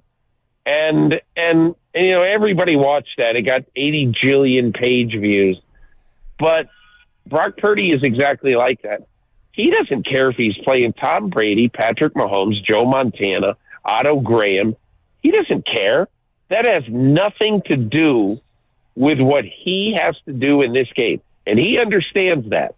A lot of guys get caught up by doing whatever people do on social media these days and listening to people say, oh, my God, this guy doesn't belong on the same field as Mahomes. But the only thing that matters is there's going to be a play that's called into Brock Purdy's helmet 65 times a week from Sunday. And Brock Purdy's going to go to the line of scrimmage, or he's going to line up in shotgun, and he is going to take the snap, and he's going to execute the play. And he's not going to be concerned with the fact that there's 116 million people watching, that there will be people in 217 countries watching this game. that half the people in the country will be watching this because they want their 43 seconds of Taylor Swift. He doesn't care. Doesn't care. Exclamation point. Underline it. All he cares about is playing the game. And is he able to do just that in large part because of what you detailed in your column, Peter, about what happened at halftime with just the calmness, the refueling, the rehydrating, and just the sense that everything was going to be okay? Does Brock Purdy kind of feed off the fact that he's surrounded by veterans? Well, he feeds off the fact that he knows he's got a genius coach. He knows that he has the best. Look, I think in terms of depth, I think the Detroit Lions have the best skilled players in football. However, in terms of the top 4 or 5, like the Lions might have 8, but the best 4 or 5, without any question, is the 49ers, and they will enter the Super Bowl healthy. So he understands when he comes into halftime, man, this sucks. We're down 17. But he in no way was that concerned. And you read that in my column this week in Football Morning in America. I asked him, what was it like at halftime? And I'm telling you, if you could sit there and see it, you would say, my God, I love having this guy for our quarterback because he just doesn't care. He shrugged his shoulders slightly and said, in essence, nothing really different. Fred Warner said something, Kyle said something, but basically, Kyle just told us, here are the plays we're going to run coming out of halftime. We refueled, we had a little bit to eat, and we went out there, but nobody was thinking, oh my God, we're in trouble. And the reason is because he knows, look, if you're Brock Purdy, okay, and I think what I'm saying is correct, you know that you're going to get the ball 5 times in the second half. And look, if your defense stinks, that doesn't matter. Nothing you can do. You're going to lose 48-32 or whatever, But if your defense does its job, Brock Purdy is absolutely, totally confident that he's going to get 3 touchdowns and a field goal or 2, and they're going to win the game. And that's how he feels. Peter, you mentioned that Brock can sit there and know that he's got a genius at head coach. I would imagine, to a degree, you feel that way about both sides. If you could pick one of these coaches to coach this game, who are you picking? Well, can I tell you a story about Andy Reid? Of course. Okay, so I've covered Kansas City twice in the last 2.5 months, let's say. Okay, I covered them against the Patriots, and I covered them in Buffalo against the Bills in the playoffs. In both of those games, Andy Reid pulled an absolutely ridiculous rabbit out of his hat. Against the Patriots, their offense stunk, was playing awful. And Matt Nagy, the offensive coordinator, who is an absolute football nerd, pulled a play out of an old Ivy League football game, literally from the 40s, between Columbia and Penn. And he showed Andy Reid the formation. He showed Andy Reid the play. And Andy Reid said, oh, my God, that will work for us. And it was just a weird-looking play in which Patrick Mahomes lined up so low to the ground, he looked like he was 4 feet 3 inches tall.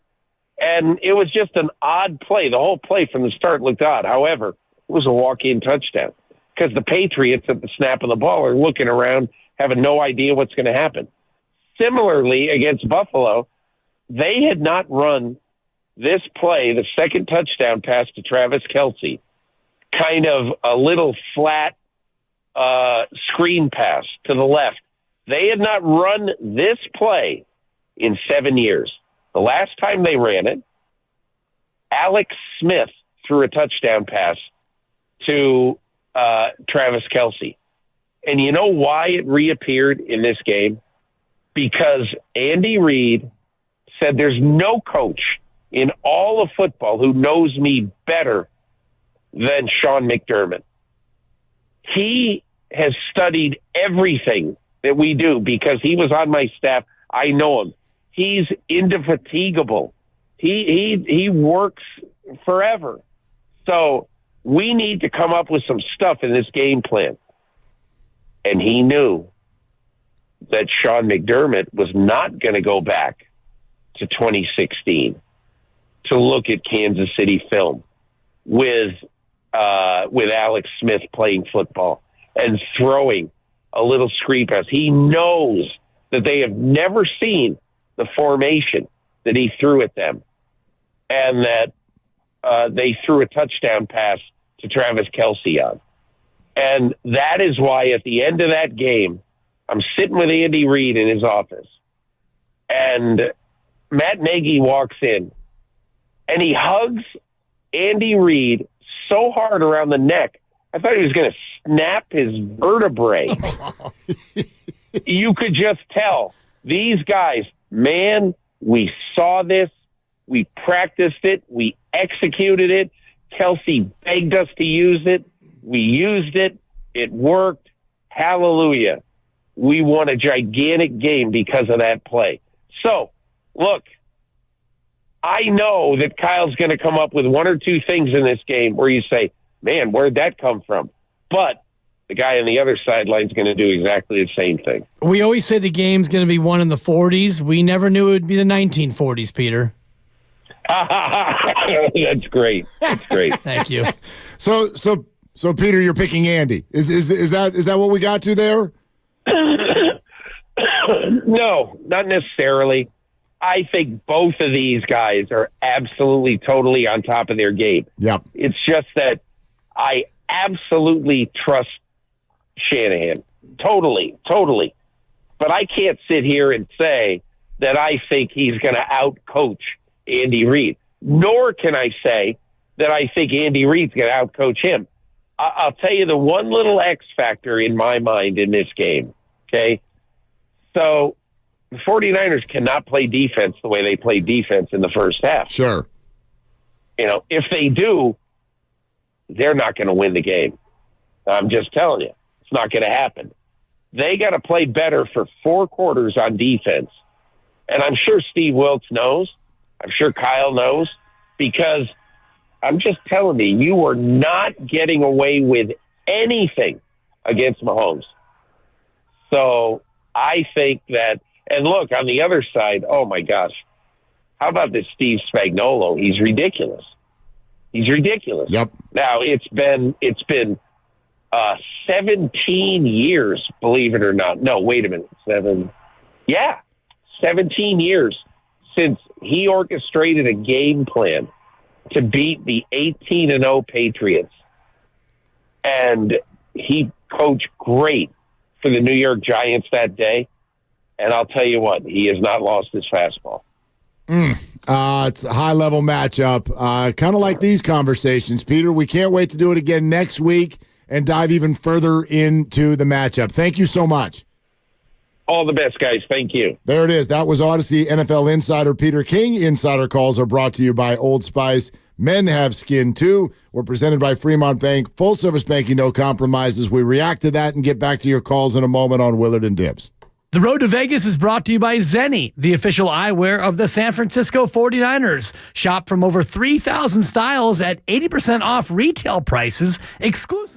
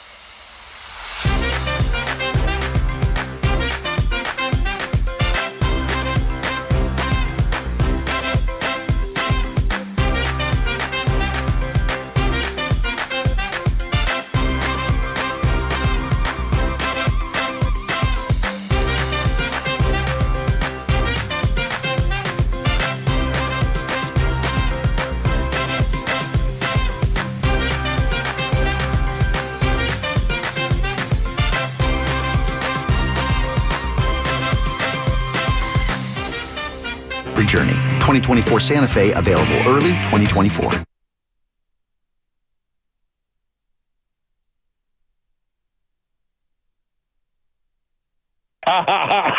That's great. Now, back to Willard and Dibs on 95.7 The Game. I don't really have the full tally, but I feel like our show is leading at least the Bay Area in terms of the cackle board. Yeah. We've gotten the best cackles out of our guests so far this year. That's great. That's that's actually a cackle cough combo right there. That's great. I mean, he was cackling, and he cackled so hard it turned into a cough. That's a cackle cough combo right there, Mark. That's great. CCC. Cackle cough combo. Are you kidding me? Oh my gosh, that makes me laugh. That's great. Yeah. And what's funny is I told you during the break, I was sitting on that one-liner for about 3 minutes. Oh, gosh. Just trying to squeeze that in there. Oh. As our producer, Lucas, is like, make sure he answers the question. I got a question first, Lucas. I got a one-liner we got to get to first. You're funny. That's great. Particularly as someone who just got over the flu, where every time I've laughed the last 2 weeks that's happened. That's incredible. Oh, Peter. Ooh, that's you start so to funny. laugh. You laugh so hard that you start coughing. We've had Peter going a bunch this year. Wow. Yeah. I like people who like to laugh. And I enjoy Peter. Peter's got great historical perspective, good insight, and he's fantastic. He's also down to laugh. Willard and Dibs. It's the most wonderful time of the week because I'm on the phone with you guys. Yeah, Grandy, you're just definitely lifting spirits in here.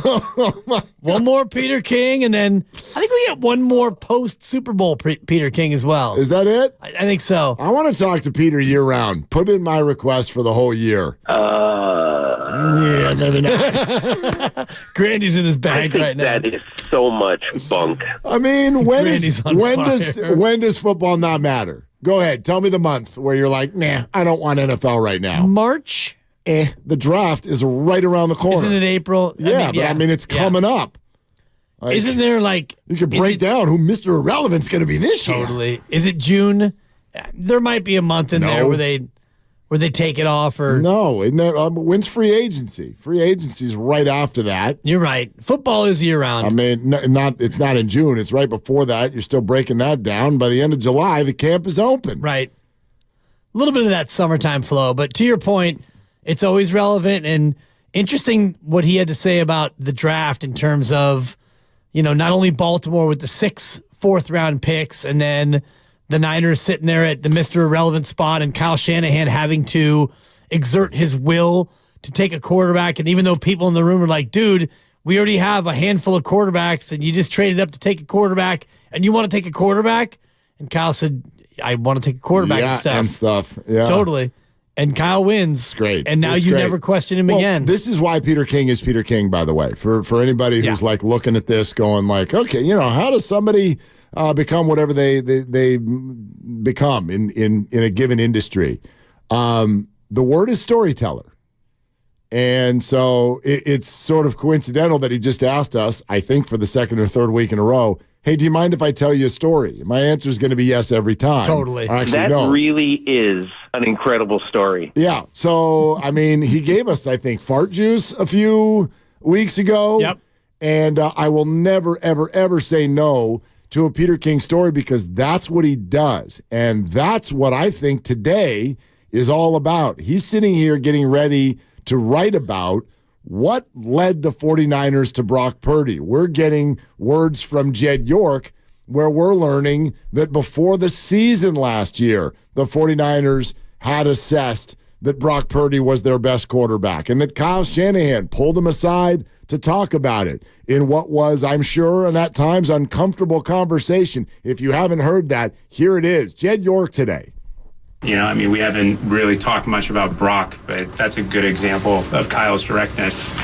Last year in preseason, I think week 1 of training camp, which you have a quarterback that we're paying, I think, $20 million to, you have a guy that you drafted with investing 3 first-round picks into, and he grabs me after practice. He's like, hey man, we got to talk. And that's generally not a good thing when your coach tells you got to talk. Like, all right, what's up? And he's like, I think our third-string quarterback's our best quarterback. I'm like, okay. I'm like, what does that mean? He's like, well, obviously, like, we've invested in Trey. Like, Trey's doing a good job. Like, we're going to do everything that we can. We're not going to change that. And we're not going to change the depth chart. But, like, I think Brock will end up being our quarterback at some point. And, like, he didn't force it. But you had 2 injuries, and that's how Brock ended up playing. But he's always honest, even if it's not, like, one thing that owners don't love to hear when they've invested money and or draft picks or both into people, that the last pick in the draft is the guy that we think is the best. That's generally not great news, but he's honest. And he let it play out the right way. That's why today's Jed York press conference was so great. It was just stories. It was stories. And this is an incredible series of stories. That's the beauty of the 2 weeks leading up to the Super Bowl. If you can get people like Peter King to share the stories of how this all came together, that's the stuff, man. Yeah, Cheryl Bosa, too, sharing the story about what Nick told her and what Nick was feeling and what Nick thinks in terms of not only who he wants to face, but how this is going to go and his level of confidence. And Peter King tells a story about the Ravens sitting there on pick 138, and at 137, the Steelers take Calvin Austin, and they're furious, and they go, well, all right, we're going to take Isaiah Likely, even though we already have a pretty darn good tight end. He's an all-pro. You take Isaiah Likely, and then you skip ahead to this year, and he turns into a great player because your tight end got hurt. So all those little stories from Peter King are incredible. Want another story from Jed York? Yeah. Do you like to play poker? I do. Okay. Apparently, that's very relevant in terms of the acquisition of Christian McCaffrey. He thought it was a lot to give up for a running back, and I think John and I thought it was just the right amount to give up for Christian. And I remember that very vividly, where it's like, look, it's not a pass rusher, it's not a quarterback, but it's a good player, but, like, do we want to give up that much? And, like, collectively, it was, do you want him to go to L.A.?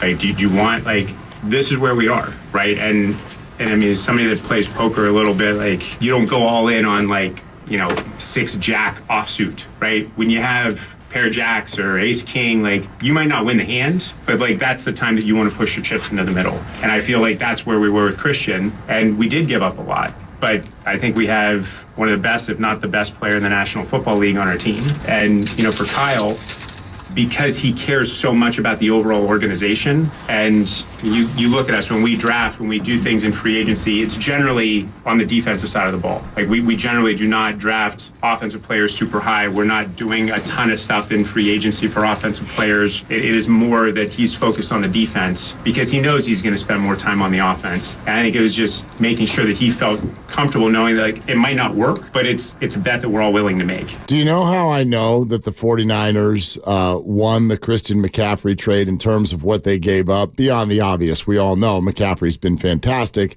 You don't need me to tell you that. But do you know how you really, really, really know that the 49ers won the trade? Go ahead. What'd they give up? Oh, I know the picks, 2nd, 3rd, 4th, and 5th. Most people have no idea. Well, it's funny because as you said that, I was just looking at the draft because they gave up a 2nd, 3rd, and 4th in last year's draft and a 5th in the upcoming draft. So the 2nd they gave up turned into Brenton Strange, a tight end who was drafted by Jacksonville, 2nd-round tight end for Jacksonville.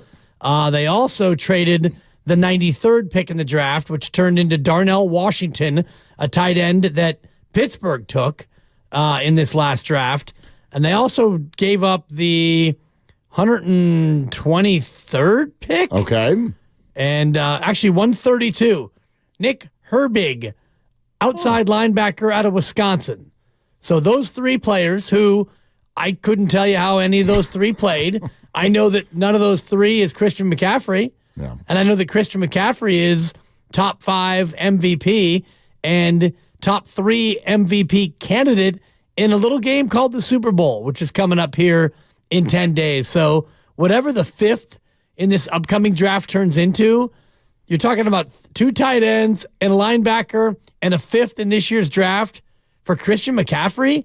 You could have given up 2 seconds, 2/3, 2/4, and 2/5, and it still would have been a steal. Oh, completely. Steal! Absolute steal. Listen, No disrespect to Nick Herbig. Yeah, who may end up being great. The great Nick Herbig. But listen, are we biased? Are we here in the Bay? These are all things true, but let's be honest. If you want to talk about storytelling for a second, no question which team winning would be the better story. There's no question. The Chiefs winning their third? Okay.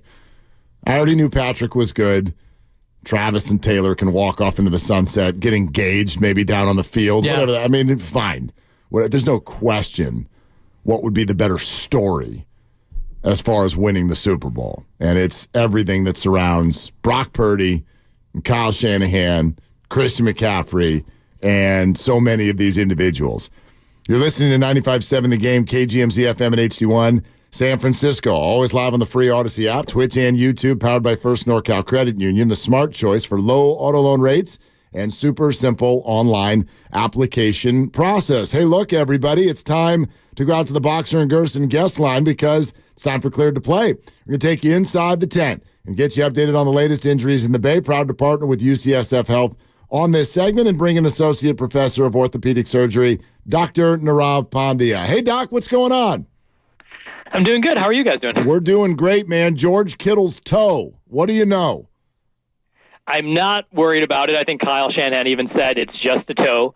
In general, the two main things you'd worry about, number one, did he fracture his toe? Doesn't sound like that happened. And they didn't say that it was a turf toe issue, which is the only thing that you'd worry about, particularly at that position, to be bothersome. May just be a little contusion, maybe a little bit of a sprain, but I think more than anything else, there's no reason that someone like George Kittle needs to practice and aggravate something like that. So if this goes on for 3, 4, or 5 days, then I'd be a little bit more worried. But he didn't go out in the game. There was no indication that this was bothering him while he's playing. So I think more than anything else, they're just trying to be safe and not have anything lingering going into the Super Bowl. And I love Kyle's response today at the press conference, which was, no, it's just a toe. When asked if it was turf toe or a bruise, it's just a toe. And the same thing with Deebo Samuel and his shoulder. We know that it wasn't, quote, broken, but what did you see from Deebo in terms of his range of motion and his ability to play entirely against the Lions?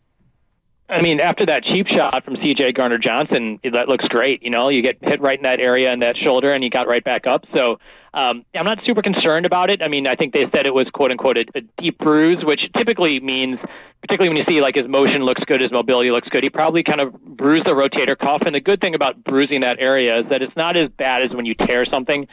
There's a larger structural area that's impacted. This really is just a pain tolerance issue, and he didn't look like he was shying away from contact. He didn't have any issues in terms of mobility. He looked like the Deebo Samuel that we're used to seeing. And typically with his deep bruises, they can take 10 to 14 days to get better. So now he's got even more time to heal. So I don't anticipate there being any issue. Ruled out that fracture, ruled out something more major. So he should be good to go for the Super Bowl. Doc, can you take our listeners through the process of a stinger? We watched Dre Greenlaw and Christian McCaffrey deal with both of these. And then suddenly it seems like they're just fine 5 minutes later. What's that process like? Yeah, no, absolutely. Whenever one of the key things we look for when anyone's kind of coming off the field and they're kind of holding their arm down at the side, number one, you're worried about if they dislocated their shoulder. But number two, you're then worried about a stinger. And typically, number one, you rule out any kind of concussion, any kind of more severe neck issue. But then really what's ended up happening, it's almost like hitting your funny bone, but in a much larger area. You're getting stretching, you're getting kind of irritation in those nerves, and you literally can't move your arm. And based on the degree of injury to those nerves or stretch, sometimes it can be literally 15, 20 minutes before it comes back. Sometimes it can take 3 to 4 days. But what you're looking for on the sideline is once you've ruled out that neck issue, you've ruled out a concussion issue, you're saying, look, is the pain gone? Is the tingling, burning pain gone? Can you move your arm normally, and is your strength there? Because number one, it really just comes down to, can the player protect themselves out on the field? And then number two, can they be effective? But for a lot of these stingers, they will resolve pretty quickly. It goes from, I can't move my hand, I can't move my arm, to suddenly I feel like I'm ready to play. The key thing, and I worry more about Greenlaw than, say, Purdy, who had it a couple weeks ago, is when they're close together, those nerves are a little bit more sensitive. So if there was a Super Bowl this week, I would be a little bit concerned about a recurrence risk, particularly at that position. But then you get to 14 days out, so the risk of it happening again is pretty low, barring some sort of big blow. And does that 2-week gap give you a lot of faith that Eric Armstead can get closer to 100%? And what did you see from him on Sunday in terms of coming back from the plantar fascia issue and the knee trouble he's had? Yeah, I think that's, in terms of him coming back, he seemed to be playing well, but it's really, okay, how can you respond when you've only got, 7 to 8 days of rest in between games? And you looked good. The issue with the plantar fascia and the knee is that this isn't going to get better till the end of the season. Like this always probably is. If you'd ask him, there's some irritation, there's some degree of aggravation. The key is, can he play there for a large number of snaps, and is it impacting his movement, even if there is pain there? And he's clearly showed back-to-back weeks he can play a lot of snaps, he can be impactful. But I really think for this to become a non-issue, it's going to be an off-season of rest. But it clearly is not impacting his performance. And he looked great out there. He played a large number of snaps. You wouldn't know that he had a plantar fascia issue out there. He was planning and cutting and doing really well. So that's a very positive sign. Doc, just yesterday on our show, Steve Kerr said that nobody's going to be able to acquire better players at the deadline than the Warriors because CP3 and GP2 and it sounds like I'm listing off Star Wars droids, but Moses Moody as well. All of them are going to be back. Maybe just give us a little bit on each one of them and what you expect as far as their ramp up. Yeah, so I think for Moody, probably the easiest one. I mean, they said he had a grade 1 cast strain, which is just kind of this microscopic tearing, and he's back on the court and practicing. So he's right within that 1 to 2 week timeline for a calf issue. I think in general, what you're looking at for them is, can he get his conditioning back, with the time he's missed? Is he having pain when he's on the court? And then how does he feel afterwards? And those are really the key determining factors. Some people get out after this kind of calf issue and they're fine. They're performing well on the court. They're not having any soreness and they jump right back in. They can have a little bit of a minutes ramp up, but some players can take a little bit longer. But he's right on track. I think with CP3 in general, when you have this fracture of the hand that he's had a lot of, usually most players return to play right around 6 weeks. It sounded, based on the reports, that he's starting some on-court work. Typically, if they use plates or screws or pins or whatever to fix it, the bone is pretty solid at this point, but it's about getting that strength back, and particularly at the point guard position, you need to have that fine motor skill to be able to dribble, etc. So I do feel that probably he's got a couple weeks away just due to the fact of his age and the fact he has to get that hand mobility back. But in general, I think he should be able to jump right back in because these injuries don't necessarily impact performance when you look at NBA players. I think GP2 is the biggest unknown. Obviously he's had in the past his compromised core, and then he had the calf issue, and then he had hamstring issue, and you pile up all these soft tissue injuries. And for someone who maybe plays the 5 like Looney, who doesn't necessarily move around a lot, it's not super explosive, you'd be like, look, we can get you back in, not a big deal. But for GP2, all those areas that are injured are the areas that he depends upon to be effective. So number one, can he be effective? And number two, are you making sure that he doesn't get that second injury? So some people say it's just a hamstring. Why isn't he back out there? I think it's the injuries that GP2 has had as a whole that you want to make sure he doesn't get so he can actually be effective for the players and be that quote-unquote free agent signing that they need. Yeah. Doc, great stuff. And thank you as always. We'll talk to you next week. Sounds good, guys. Take care. Yep. All right, there it is. The proceeding was sponsored by UCSF Health. I like, knock on wood, knock on the side of your head, everything. I know there are practices still coming, but my God, you go through a 49er season, especially the ones that we've seen in recent memory, and you could not have asked for a better scenario to get all the way to the end. And relatively, I'm sure all the guys, if they're listening right now, are like, sure, yeah, dude, I'm in total pain every day. Stop saying that I'm perfect.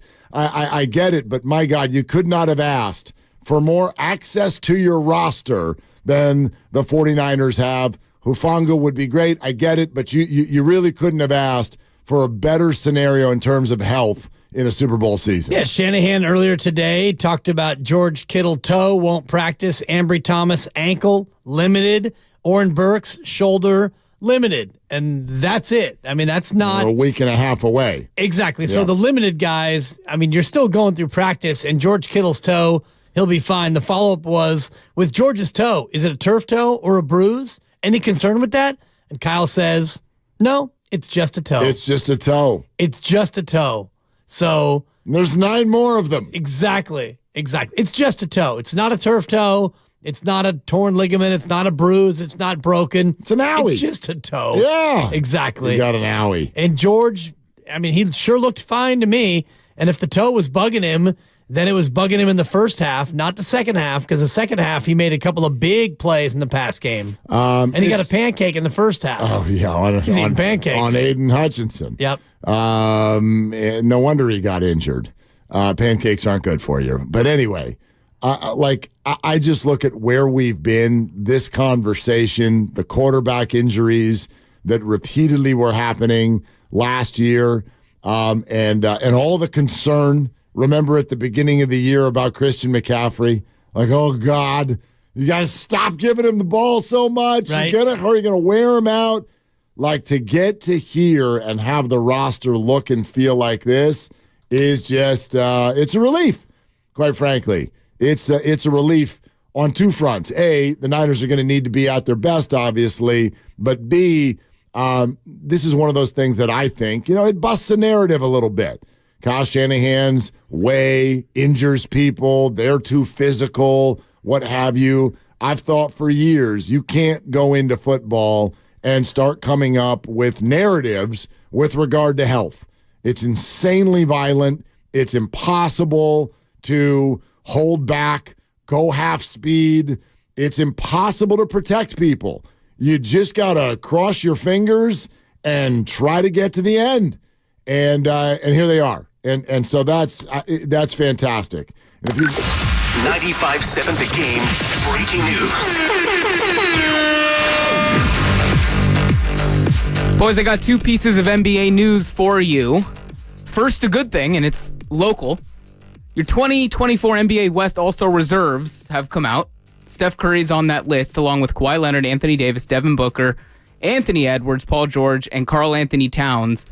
On the other side of this, I have some negative news, and it happened in our backyard. Joel Embiid and the 76ers were here just a couple days ago, and Joel Embiid has suffered what is now known as a torn meniscus in his left knee after Jonathan Kuminga dove for a loose ball and rolled up on that left knee. I wish we had this before Doc came on. We could ask him, but a quick Google search will tell you it's looking like about 6 to 8 weeks without Joel Embiid. Yeah. Well, it could be longer depending on the mode of surgery. And I know this because I went through it. And if you have the simple cleanup, you're back in 6 to 8 weeks. But if you have the repair, which is what athletes normally go through, they go through the repair of the meniscus, and you're out much longer than that. If you just remove the meniscus, you come back quicker. But if you're Joel Embiid and you're 28 years old, you might opt for the longer procedure in order to preserve that knee for the entirety of your career. Changes the Eastern Conference playoff outlook for sure. The way Woj phrases this is that he will be out through the weekend while a treatment plan is finalized. So obviously he's going to be out longer than the weekend, and the Warriors do play the Sixers again in 6 days, I think. So there will be no Joel Embiid there, and I'm sure Draymond Green will have more to say about this as well, since the other night he kind of tied two things together, which was Joel pushing through injury to play so that he could rack up games for the MVP race, and now has a more serious injury and is going to miss a whole lot of time. All right, so we can continue to react to that and get back to your 49er phone calls. 888-957-9570 is the number, and this is Willard and Dibbs. UCSF Sports Medicine Center is dedicated to treating every type of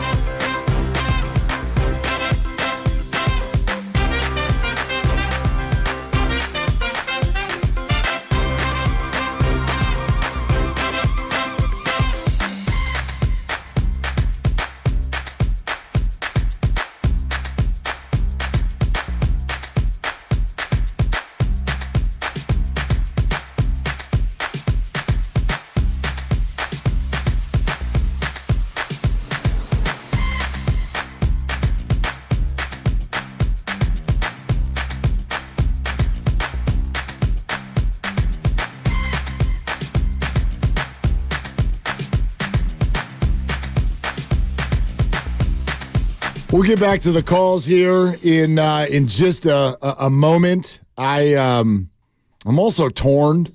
Like a meniscus. Yeah, a little bit like that. Although it'll take me a lot less time to get back or get to a final answer. Yeah.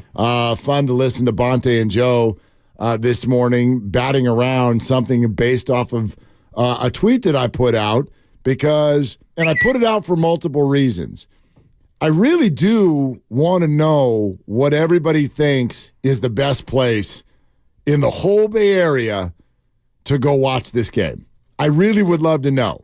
Because I'm one of these people, I was born here, raised here, worked somewhere else for a while, and I'm back. But I also, as a single dad and somebody who works 43 jobs, I don't, quote, get out much. So a lot of these places that people are throwing at me, I've heard of them. I've never been to a lot of them. And I want the absolute perfect place to watch the game. However, the guys this morning brought up a fair point, and we do have a poll running on YouTube right now. How are you going to watch the Super Bowl? Watch party with friends or at home alone in peace? Right now, 58% of the respondents have said at home alone in peace. And I get it. I'm a people person. I'd love to have strangers high-fiving each other at a bar with a good bottle of something right in front of us and nachos. Like, I'm in. But is the Super Bowl maybe a little bit too much for that? Like, the desire to be with like-minded people up against the desire to not have someone say the wrong thing in the wrong moment. Right. When there's a holding penalty or something like that. I don't know. I'm torn. Tough call. It is. Tough call. And for me, it's even tougher because the watch party, quote unquote, that I would go to would be Justin Sanchez's house in Oakland, and he's a diehard Niner fan. Okay. And his parents and his sister, who I know, and his kids and his lovely wife, Nicole, and friends and family, for the most part, it's probably 70 to 80% Niner fans. Now, there's the odd Raider fan, and shout out Rich and Amy, who are both from the Michigan area, so they're Lions fans. So they, and they come by it honestly, and I felt for them last weekend, and that's just the way that goes. But I don't think that they would root intentionally for the Chiefs. It'll be a Chief-free environment. Yes, and it's a spot where I could take the baby, and I know the baby will be well looked after, because that's obviously a factor. I've got a 17-month-old baby, so I'm not going to be able to go to a bar, for example, and get raucous and rowdy with my 17-month-old. That's not a win for anybody. So it's either watch it at home, and 2 years ago I actually watched the Super Bowl with at the time he was the future father-in-law. And it was nice. It was a controlled environment. Yes. It was nice. And, last year I was at your house, which was wonderful. Didn't bring the baby. She was 5 months old at the time. That would not have been appropriate. No, but now at 17 months, she can at least, chase the dog and bug people and be held and run around. Everybody wants at a Super Bowl party is a child running around with knives. That would be fantastic. She actually has a predilection toward knives. Love a great distraction during the big game. It's the best. Especially a toddler with cutlery. And I showed you the picture of her, or the video of her at home with the dishwasher. God. And she goes right to the knives. I'm telling you, man. Dude, I don't know. Maybe it's the dibber side of her, but you open the dishwasher and she immediately will go for the knives. Playing with knives. Yeah. No, listen. She will cut you. It's not even just, I bet, it's not even just like-minded people. This is an admission. I want to apologize for this. These are my confessions. I got to apologize. There are some Niner fans that I don't even like. I can't be with you in the big moments sometimes. They bug you? Well, my dad is even one of them. Love him. We don't get to watch many games anymore together, and I really love doing anything with Pops. But Pops and I also, we don't have the same view when something is going wrong. Like, in other words, I don't want to do this at the Super Bowl. Here's what I don't want to do.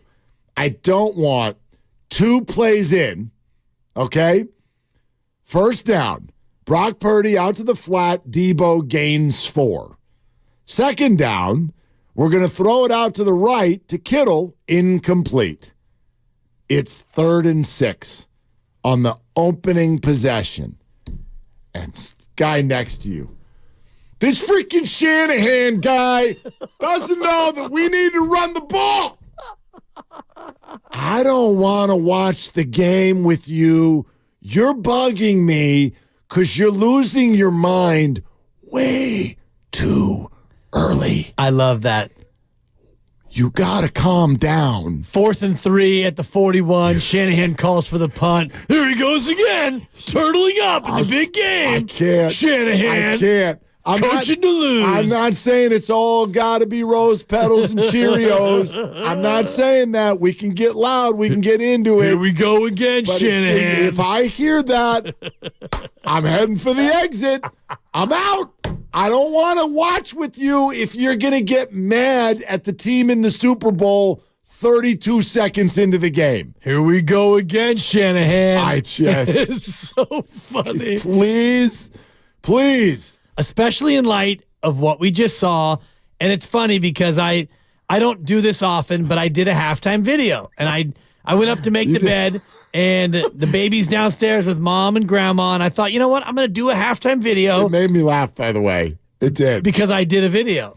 Because I don't normally do videos. But also because it was like, things aren't going well. They should do something different. And I'm and I actually laid out what they should do. Yes, and you it turned did. out what they should do is exactly what I said they should do. So I felt good about that. But the other piece of it, Mark, is that normally I would be in a space of, geez, I mean, what are we going to do in the offseason? Because this thing is cooked. Right. But for some reason, I wasn't in that headspace, even though it was 24/7 and they looked awful. In my mind, there was still a chance, and so that's why I laid out I love that. a couple of things that I thought that they needed to adjust to, and that's why the video went that way, because normally I would be like the people that you don't like.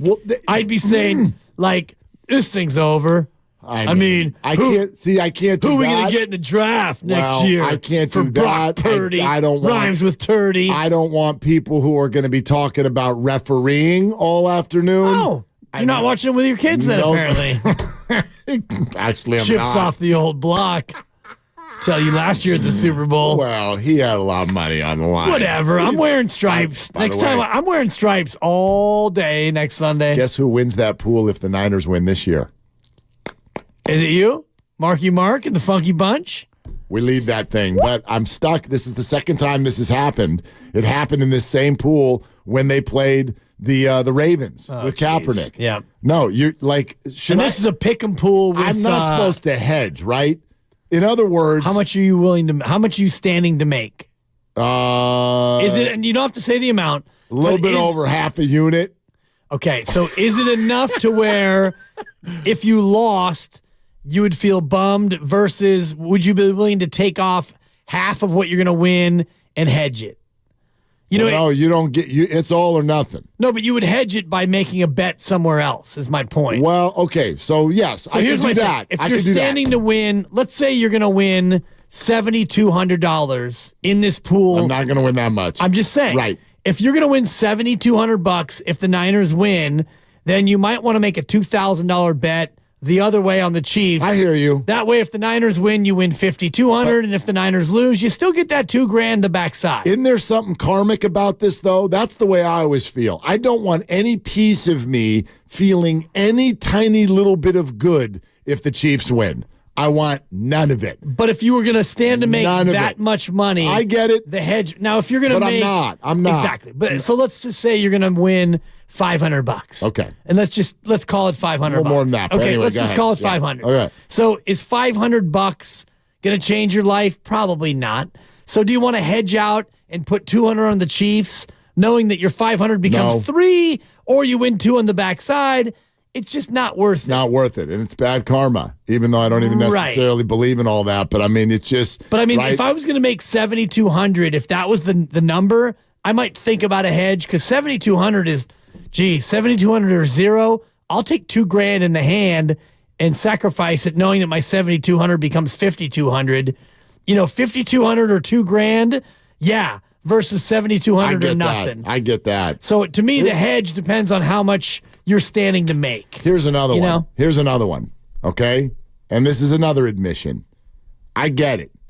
I know what I've said about Brock Purdy all year long. I know. Gushing. So some of you think that this is now like this personal thing. And in an odd way, it has become that, which has nothing to do with Brock Purdy. But let's be honest. If he doesn't play well and they lose, there are consequences for me. Personally, on this very show. I don't want to be around people if Brock Purdy throws a pick. That will not go well for me. If I'm in a big room and I start hearing the voices, look, Jim is about 13 feet away. This kid's choking.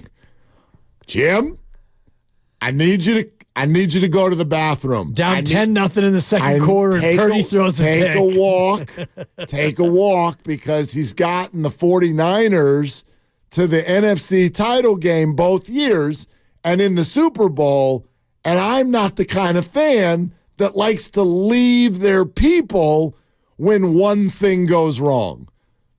I should watch by myself, shouldn't I? I mean, with the lovely Christy. With the lovely Christy. Yes, because Chris, that's safe space. Well, that's and the safe. two of you, she knows the journey. She knows what the hell's going on. Honestly, as positive as you are, she might be another notch or two above you, which is why when I see the two of you together, sometimes my stomach turns. Right, yeah. Because you want to strangle me. I get it. I love our Instagram is nauseating. I love the two of you together. It makes me happy that you're both so happy and that you have found each other. But at the same time, there is that part of me, and you know me pretty well now, Mark. There's part of me that's like, you two make me sick. Yeah. Yeah. Which is why you need to just be together. Be around people. Like I'm sitting here imagining this right now. What do y'all think? Do you want people? Like if you're a big Niner fan, I think this is interesting. Totally. In the NFC Championship game, we wanted people. Now we are on an inverted pyramid. We had lots of people for the Packer game. Just a sprinkle of people. Gotcha. For the Lions game. I like the inverted pyramid. And I'm thinking no people because this is getting too big. It's too big. Yeah. And it's the end. Right? It's the end of the world as we know it, and I feel fine. Like you made it to the end. And so this is it. In other words, this is a pretty great experience. I'm not saying, moral victory. But you even detailed, it's different if you get all the way to the end and lose. Yeah. You made it to all the games. There's no other games. You missed nothing. Exactly. So obviously, really, really, really want him to win. Big different than losing. I get it. But the emotions go to a certain spot where I don't know if people is a good thing. Because there's too many comments. Yeah. People are drinking. Can I jump in with a really quick story Say here? things that they don't mean. Come on in, yes. Lucas. Hi, Lucas. The last time the Niners were in the Super Bowl back in 2020, right before the pandemic. We remember it. Yep, of course. That weekend, my buddy got married in Jamaica. So I was in Jamaica. I know, Grandy, it's okay. He's cutting sound. Whoa, wait. He set yeah, thank you. His wedding on Super Bowl weekend? He's a Packers fan. It's all good. But the rest of it was a safe date for the Packers. Not all good. But anyway, go ahead. A bunch of us Niners fans, we all watched the Super Bowl together. He got married on Saturday. We all got to this really nice place. All watched it together. Right with what you're talking about, you're watching with a bunch of people, not all football fans, definitely not all Niners fans. Me and a couple of my buddies sweating this whole thing out, 10-point lead in the fourth quarter, getting fired up. There's one instance that sticks with me and will stick with me forever that makes me never want to watch football in one of these settings again. Okay. You know, as sports fans do, something good happens and you scream, "Let's go!" Yes. Right? Girl, maybe 10 feet away from me goes, quietly, "Let's go where? Where are we going?" Took everything in my being not to freak out. And this was as it was crumbling in the fourth quarter. It's not even a good joke. It's not even a good joke. Oh, my goodness. That's what I'm worried about. Yeah. We don't get to do this very often. You know what? Here's the moral of the story, because who cares where the hell I watch the game? But for all of you, don't be those people. If you're going to go somewhere and it's in public, honestly now, I mean this, be very aware of what you yell because it can really, really stick with people. For sure. For sure. I mean, you get to be emotional. You get to be frustrated when it's not going well. You get to do somersaults when it is. That's the deal. But, man, whew, choose your friends wisely in this one. Because, oh, my gosh, some people are really annoying. Well, and some people want to declare it's over when you're either ahead late or behind late. And as we learned this past Sunday, and as we learned last time the Niners were in the Super Bowl, that thing's not over until it's actually over. And I was at Justin's house, the great Justin Sanchez. He's gotten a lot of mentions, and he deserves them all. Great host and a great firefighter in Oakland. Thank you for all you do. And that party was a party. Love it. Until it wasn't. And when that thing started to turn and the Chiefs scored, and then the Niners didn't move the ball, and then the Chiefs scored again, and then the Chiefs scored again, all of a sudden the house started to empty, and the beers were getting drank in a rapid succession, and it was like, wow, that escalated quickly. You just got to be careful when your team's in it.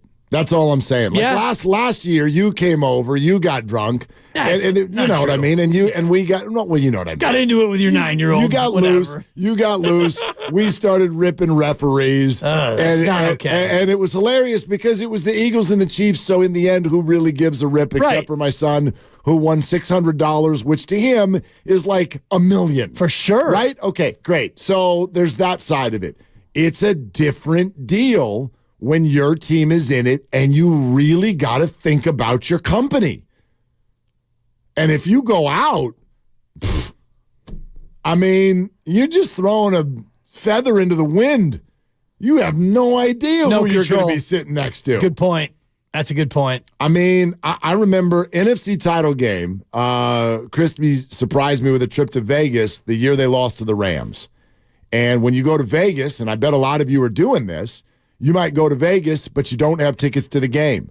Well, Vegas turns into nothing but watch parties. Every single establishment, a lot of you have probably been online this week looking at these places. What's it going to cost? You can't just walk in.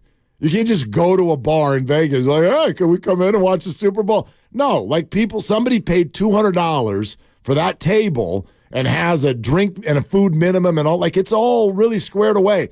And we did that for the NFC title game against the Rams, and we lucked out. Like, it was mostly 49er fans. There's good people around us. But, man, when something like that gets frustrating in those big moments, I hope you're surrounded, because, honestly, that's where somebody also hauls off and socks somebody, too. For sure. It's like, just don't say the wrong thing at the wrong time. There's too much going on right now. Your surroundings can change the vibe of anything at any time. And I went to the Heat Warrior game earlier with my lovely wife, Supper. FP was about 4 seats over, and the game started getting away. We had a great section, lovely group in front of us and next to us. We're having a good time. Early fourth quarter, the people to my right left, and all of a sudden these 2 Heat fans who had been seated up above, they come down and they sit next to us. About 8 minutes to go, and the Heat are up 7, and then the Heat go up 14, and that thing slips away, and this dude is just running his mouth and, oh, yeah. And it's like, well, look at this guy, and it's like, we had a nice section. You weren't here, bud. And all of a sudden, now you're here, and he kind of ruined it. And the lovely couple, these 2 ladies in front of us, probably in their early 60s, they were having a lovely time. Yep. They kept looking back at him and looking back at him. About 3 minutes to go, they just stood up and they left. And I was like, man, I felt bad for them. Yeah. Because none of us was happy because they lost the game. Right. But they went from, this is a bummer, Warriors lose, to you're a jerk in a heartbeat. Younger me wouldn't have even had this conversation.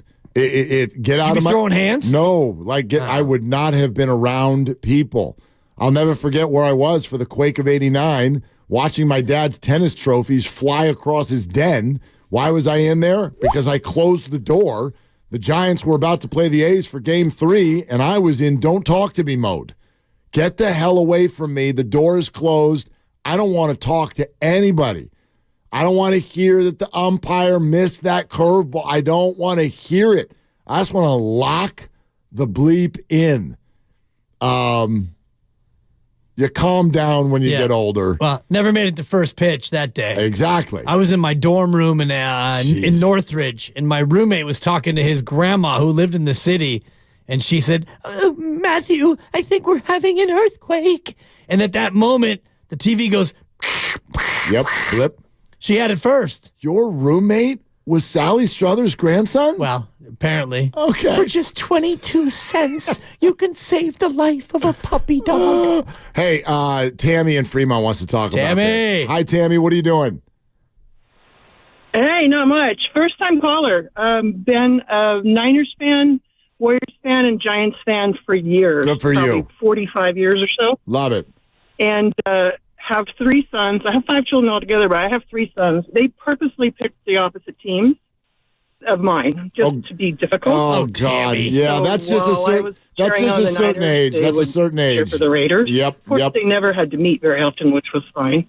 But all those years of LeBron and my Warriors, I never heard the end of it, to the point that poor mom would cry sometimes because they like to rub LeBron in my face constantly. So I just thought I would share that because sometimes you don't get a choice in who your mixed company is. Amen to that. Your own family. No, Tammy, thank you. My sister, who is almost 3 years older than me, famously in Super Bowl, was it 19? Super Bowl 19, the year they waxed the Dolphins, 38-16. Wasn't that in like 1986 or so? 1986 would have had me. Yeah, 85. 85, okay, but the 86 Super Bowl, right? No, it was the 85 Super Bowl. All right, so that would have me at 10 years old, which would make my sister 13. I don't know if any of you have ever met 13-year-old girls before. They're not necessarily agreeable to their parents. Shout out Hurricane Gale. So what did my sister show up to our Super Bowl party in? That would be orange and aqua streamers attached to her hair and orange and aqua face paint, even though she didn't know the first thing about who was playing. But draped in Dolphins gear from head to toe. Why? Because 13. Yeah. That's it. Bad day for her.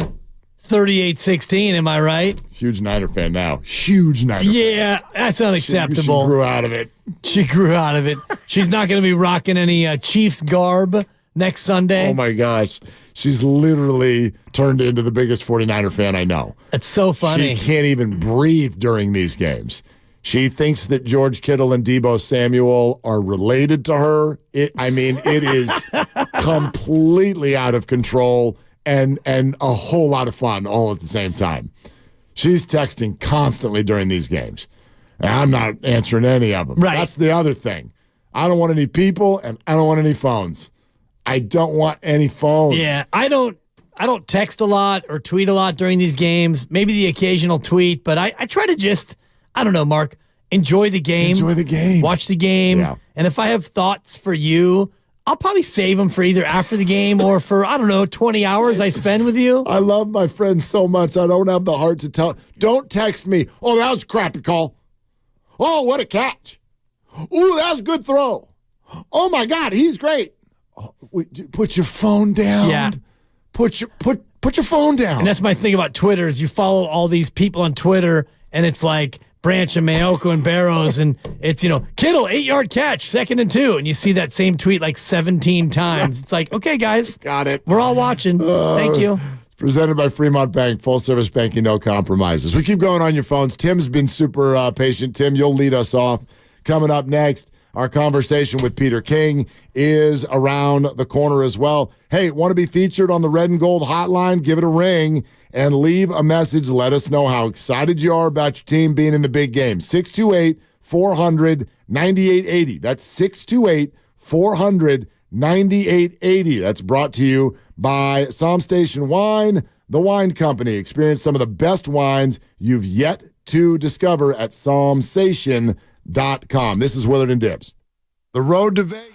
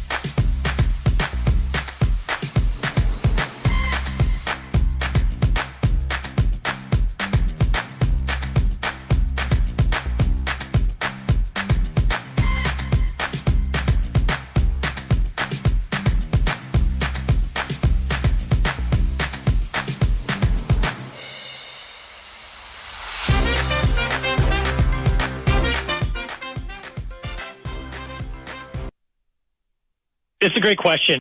That was not a great question. That was just probing crap. Now, back to Willard and Dibbs on 95.7 The Game. That's what Nick Bosa said to Larry Krueger when he asked him about the Chiefs' offensive line.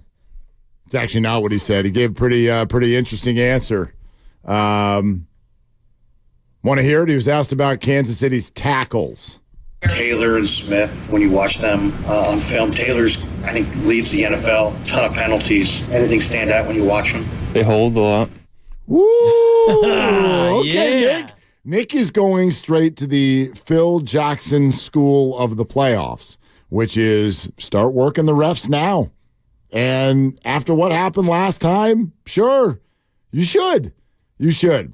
The Niners are better on the edges in this particular matchup, and I think Nick probably feels like the only way Kansas City can beat him is by holding him. Yeah. And so start getting the officials' attention on it right now. And I'm sure that that's not going to permeate a crew this far in advance, but they will have watched the game, I'm sure, from 4 or 5 years ago, and they will have known that Nick Bosa was held on that play. It's the same head referee, if I'm not mistaken. Yep, it is. The same white hat that had that assignment. So I wouldn't be surprised if you didn't see an early hold against Kansas City in that very similar circumstance. That would be great. 1st and 20. Sounds good to me. Yeah. Knock them back. Knock them back. They'll take everything they can get in this one. It's Willard and Dibbs. So glad you're with us. Peter King conversation was great, and we'll have that for you in its entirety coming up in about 15 minutes. One of the things we asked him, we talked about the two coaches, Andy Reid, Kyle Shanahan. If he could pick one to coach this game, which one would he pick? And that led to a very interesting story about Andy Reid. So that's all coming up here in just about 15 minutes or so. Let's go to Tim in Philly. Hi, Tim. What are you doing? How you doing, gentlemen? It's been a while. Indeed. What's up? Not much. First and foremost, congratulations on you guys making the Super Bowl. Well, Thanks, Tim. Thank you, Tim. Anytime. Fun time. But yeah, last time we talked, I was giving my feedback on what I saw from Brock Purdy. Now that, you guys have been on national television, I've been able to watch him a little bit more in bigger games and wanted to provide my input. Would love to hear it, Tim. All right. So we were on different spectrums last time. I told you I didn't see what you guys saw in Brock Purdy. I see why you guys like him. He's a good football player. I'm just not ready to tell you guys that he's an upper echelon quarterback in this league. Sometimes I feel like the San Francisco fan base believes he's the second coming of Jesus. I'm not ready to go there. But he's a good quarterback, and what's really important is that the 49ers around him believe in him. And I think that's really geared you guys to make those past comebacks, both against the Packers and the Niners. I'll also say this, Tim, and I don't know how long you've really been dialed in to trying to check out Brock Purdy, and I do remember our conversations from a few weeks ago about it. But here's what I'll say. If you just tuned in for the playoffs, you actually have not seen the best of Brock Purdy. I'm willing to admit that. He has not played great. And part of the time that's obvious. First half against Green Bay, for example. But even what we watched in the second half of the game against the Lions, I thought it was good. And his ability to run when everything broke down obviously won the game. But while that's wonderful and talented, it's also not what the 49ers are setting out to do. They're not setting out to drop back and have him run around and create things with his legs. So the 49er offense that you've seen the last couple of weeks, Tim, you can say whatever you want about it. It has not been at its best. There's no question. I agree. I think about this every time I probably watch them play. I'm very jealous that you guys get to sit down every Sunday and watch Christian McCaffrey play for your football team. It's pretty fun. Very jealous. Yeah, it's pretty fun, Tim. He's a good player. Yeah. He's a good player, but here's the other thing. And Tim, thanks so much for calling back. I mean, no one wants to hear this because it's just not a good sports media take. But the whole thing works together. And this is why I do get bothered by whether it's, what's his name? Ryan Clark? Ryan Clark. Oh, he doesn't elevate the people around him. And then here's Cam Newton. Well, he's not even a top 10 player on his own team. Here's something we could get into. Are you all under the impression that Christian McCaffrey looks like that no matter who his quarterback is? Because that's crazy. You all are nuts if you think that part of why McCaffrey looks the way he does is because of Brock Purdy. That goes both ways. It absolutely goes both ways. It's just like Kyle Shanahan calling a play. Well, he's got Kyle Shanahan calling a play. Right, and Kyle has Brock Purdy running the play. These things work in concert together. And if a defense cannot zero in on one part of your offense, that makes everything around you stronger. It makes the defense weaker. It makes you more effective. The 49ers have outgained their opponents yard for yard more than any other team in football. I don't know why we're so hell-bent on figuring out who's the one person who's responsible for that. There are a bunch of people responsible for that. And I'm telling you that the holes that are open for McCaffrey and the receiving yards that he has and all of these things, a lot of that has to do with the production that they get from the guy who starts with the ball. Right, and the production they get from the 5 guys who block and the scheme that's designed and the fakes that are being made by other players. The whole thing works in concert more than in any other sport. In baseball, you have a good hitter, and it doesn't matter what the other 8 guys in the lineup have done, for the most part, in terms of what that guy is going to do in his at-bat.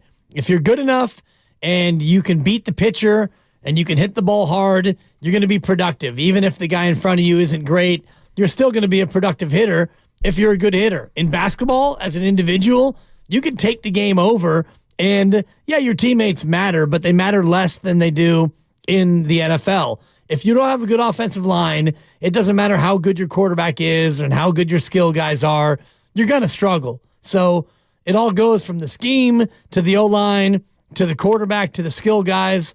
It's all interrelated. And if Cam Newton wants to look at any number, look at what Christian McCaffrey did when you were quarterback, Cam. When McCaffrey played 16 games with you, his numbers were paltry. So if anybody didn't make the people around him better, it was you, Cam. Yeah. Why? Because the defense could key on Christian McCaffrey because Christian had an inaccurate quarterback when he played with Cam Newton. Now he has an accurate quarterback. Right. And those 10 percentage points in terms of completion matter. They really do. So the whole thing works together, and this is one of the fundamental pieces of the point I've been trying to make about Brock Purdy since last year. I think it's crazy talk to believe that in the NFL, an offense can function at a high level and win a lot of games with mediocrity at quarterback. That's absurd. It does not exist. Even if you want to give me your traditional examples of Brad Johnson and Trent Dilfer. Yeah. Right. Those weren't high-functioning offenses. No. They were mediocre offenses paired with absolutely epic defenses. They knew don't turn the ball over and we're going to have a really good shot to win. But go look at all of the stats and tell me when Dilfer erased a 24-7 deficit. Didn't happen. Didn't exist. I don't think his defense ever gave up 24, period, let alone in a half. Right. Okay?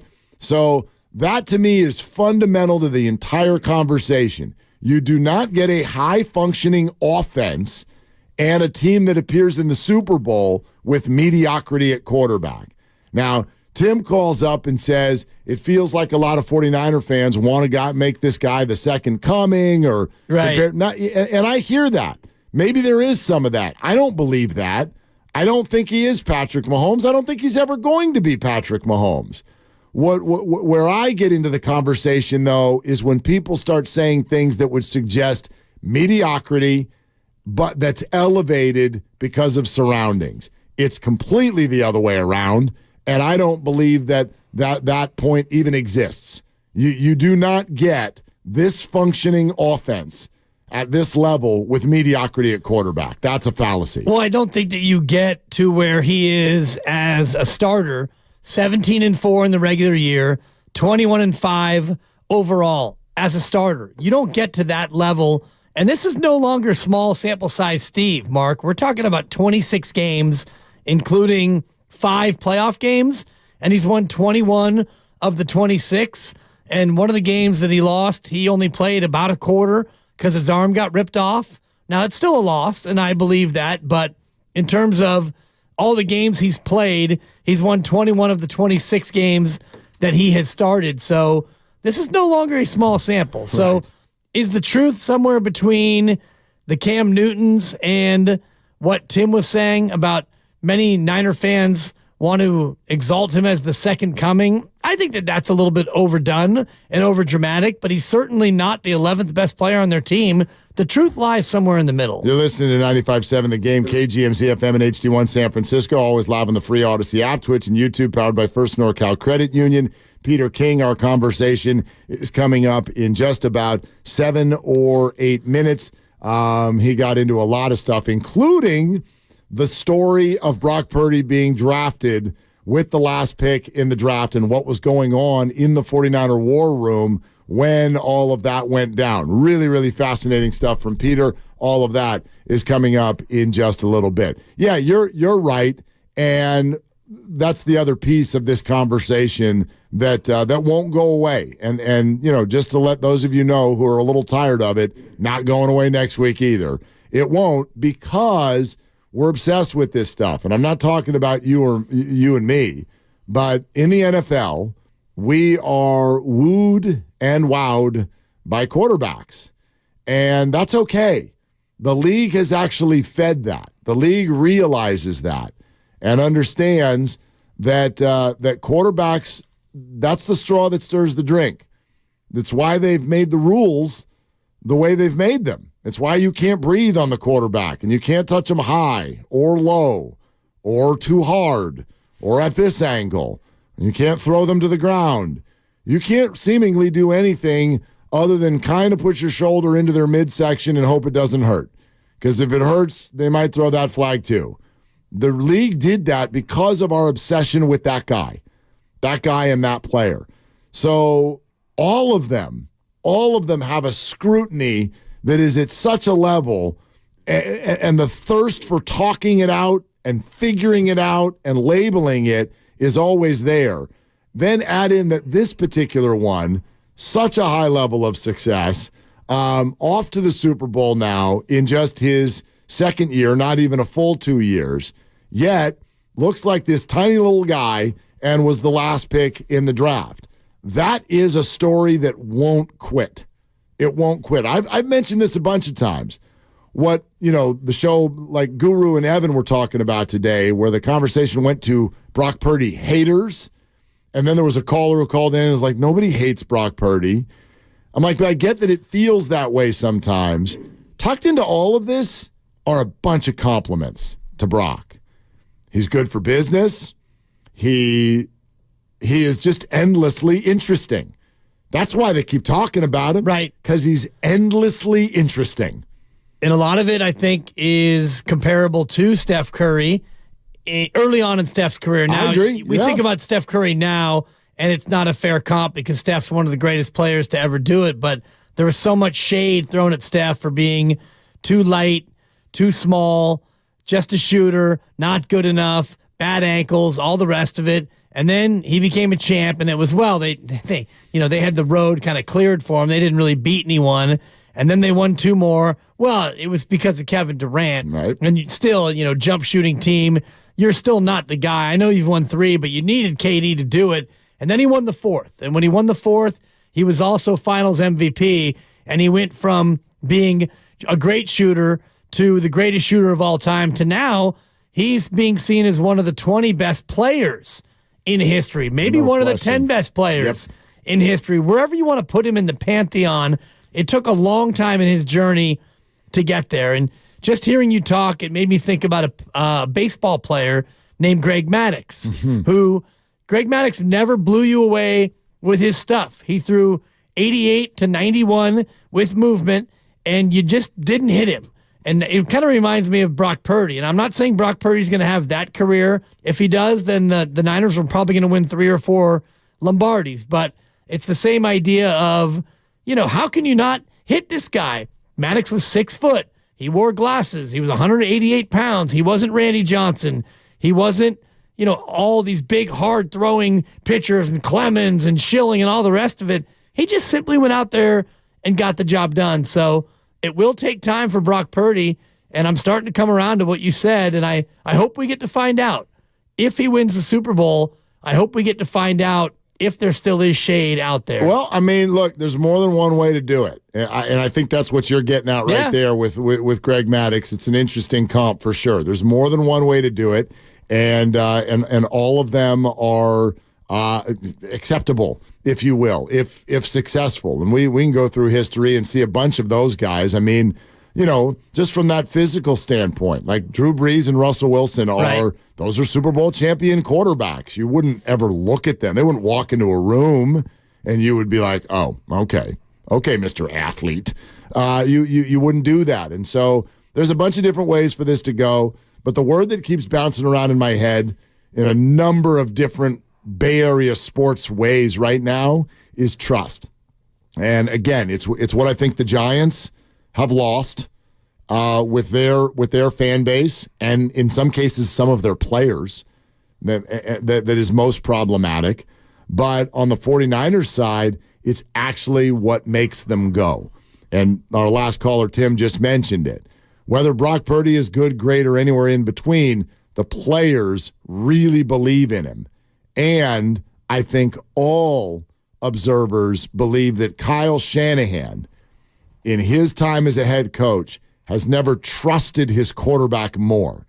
And that is the biggest weapon the 49ers could have going into any game, but especially this one. Yeah, especially when you think about Jimmy Garoppolo and why they lost that Super Bowl. And it wasn't because of Jimmy. It was a number of different factors, but you got to the spot where you didn't trust Jimmy Garoppolo to make the plays that you do trust Brock Purdy to go out there and try to make. And Brock has shown that he can make, quote, all the throws. And I know he was fortunate with the Ayuk fluke off the face mask that he caught, but that's a throw that Kyle was reluctant to try. I know he tried it to Emmanuel Sanders and he overthrew him, kind of like Brock overthrew Ayuk in that play against Detroit. But, you know that he's going to give Brock Purdy much more of a chance to try to make all the throws that he did Jimmy.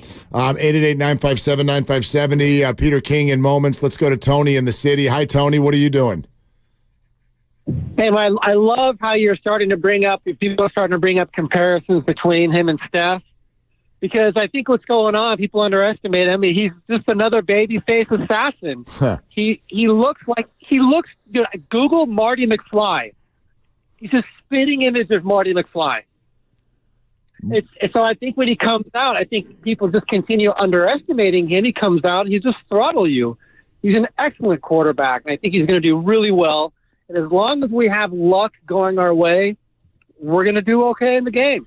Well, luck is a buzzword, though, too, Tony. I totally get what you're saying, but that was a topic of conversation earlier this week with regard to the idea of the 49ers being in this Super Bowl. Are they here because they've been good or because they've been lucky? And you'll find a lot of people in the sports community get a little uncomfortable when you start talking about luck. It's not that it doesn't exist, but it is some sort of a combo of an opportunity meeting preparation. You'll hear a lot of people say that. I don't disagree. Yeah, I'm one of those people who always bristles at the idea of luck because you make your luck. And to me, the only luck that the Niners had was the fact that the ball hit the Lions defender in the face and bounced straight up. Everything else, the fumble from Jahmyr Gibbs, that was a forced fumble. You had to get in there and jar the ball loose. If nobody touches him, I don't think that he fumbles on his own. So a lot of the luck, to me, we use luck as a way to dismiss the actual effort that it took to make a play. Willard and Dibbs, glad you're with us. Our conversation with Peter King that we're going to share with you. He began by telling us about what he called a very enjoyable week out here in California and going to the NFC Championship game. And during that process, he also spent some time with Brock Purdy. Guys, how are you? I had a very enjoyable 4 days in California. Was at the game, hung around, did a little bit of reporting afterwards. It'll show up in my column this coming Monday. And spent some time with Brock Purdy after the game. And, I try to explain, because obviously by the time the game kicks off, America is going to say, so many people are going to say, who the heck is this guy? Nobody really, really knows who this guy is. But one of the things I get such a kick out of with Brock Purdy is that, he is what I would call extremely humbly confident. And what I mean by that is that he's not going to say to anybody, hey, man, I'm really good. I can do this. I don't care what Ryan Clark says. I don't care what the Ringer says. I don't care what all of these Cam Newton. I don't care what anybody says. I am self-assured and confident enough in my ability that none of their opinions matter. There's only one person's opinion who matters, and that's Kyle Shanahan. And he knows right now, after 26 starts in the National Football League, he knows that Kyle Shanahan is extraordinarily confident in his ability to go out and play a good game against one of the best quarterbacks of all time Sunday in Las Vegas. Well, Peter, what's interesting today, and I don't know if you've seen it or worked through it yet, but Jed York spoke to the media, and he's sharing these stories about this confidence in Purdy that you're talking about right now, that maybe it's been around a lot longer than we realize. Jed shared the story that Kyle came to him before last year's season and said, hey, Jed, we got to talk. I think our third-string quarterback is our best quarterback. Peter, when did you start hearing whispers? When was this becoming a thing? I didn't hear anything about it until the game against Miami 14 months ago. I don't cover the 49ers granularly. I'm not Matt Barrows, Matt Mayoko, Mike Silver, Branch, any of these guys. I mean, I totally respect all of them a lot. Okay, but I'm not there. I'm not them. And quite honestly, I think there's a lot of people who love their third-string quarterback for various reasons. However, I will tell you this. One of the things you're going to read in my column on Monday is going to be about what happened on the third day of the draft in 2022. Now, you guys both probably understand that this draft choice, the 262nd pick in the draft, when you have the last pick in the draft, as a head coach, as a coaching staff, as a general manager, Kyle Shanahan, these coaches, John Lynch, they knew, you know why that pick is really important? Because you can sit around in the draft room at that moment and you can hear everybody's best argument for the guy they do not want to let go and risk losing because some other team in undrafted free agency after the draft is going to offer the guy $5,000 more than you do, and he's going to take that money, and he's going to go somewhere else. And I'm telling you this, Kyle Shanahan, in that period of time, 20, 25, 30 minutes when they were trying to decide what they were going to do, he said in that room, I love this quarterback. This is the guy I want to take. And so all of a sudden, a chorus of other coaches come up and say, oh, man, we need this linebacker. We need this receiver. This guy is going to help us. We got two quarterbacks already. You just traded 3 ones last year to pick Trey Lance.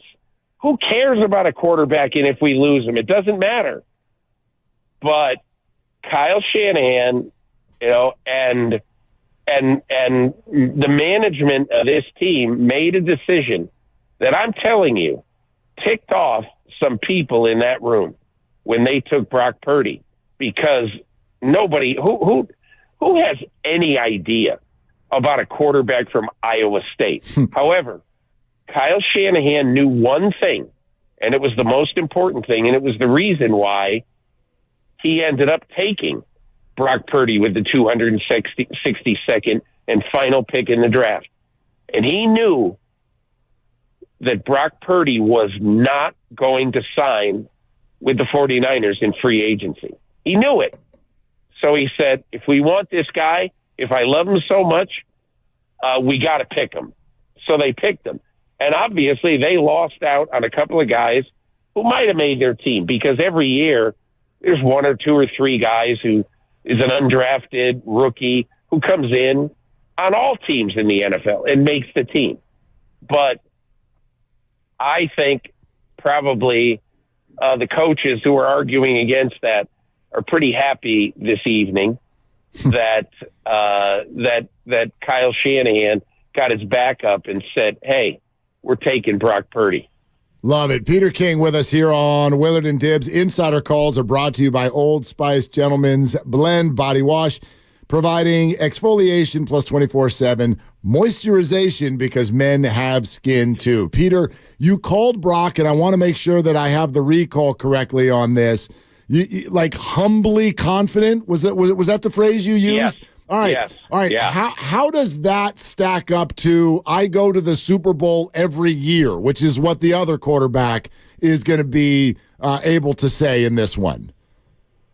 They're the same people, only very, very different in terms of, I asked Brock Purdy. Do you guys remember we talked about this after Brock Purdy's first extended action? Plays Miami, comes in for Garoppolo. Woe are the 49ers, and he comes in and he kicks rear end in that game. And after the game, I say to him, hey, by the way, I don't know if you know this, but your reward for this is your first start in the NFL next week is against Tom Brady. And his expression didn't change. He just said, oh, that's cool. He's been playing football longer than I've been alive. And so I can tell you that when I said to him Sunday night, hey, this is cool, you're going to play Mahomes in the Super Bowl. And he goes, he said, I love that guy. I watched him all throughout, late high school and college. I think he's fantastic. And he's got nothing but praise. And how could you have anything but praise for Patrick Mahomes? But the only reason I say that is that, he had almost the exact same reaction to playing Mahomes in the Super Bowl as he did in playing Brady in his first start.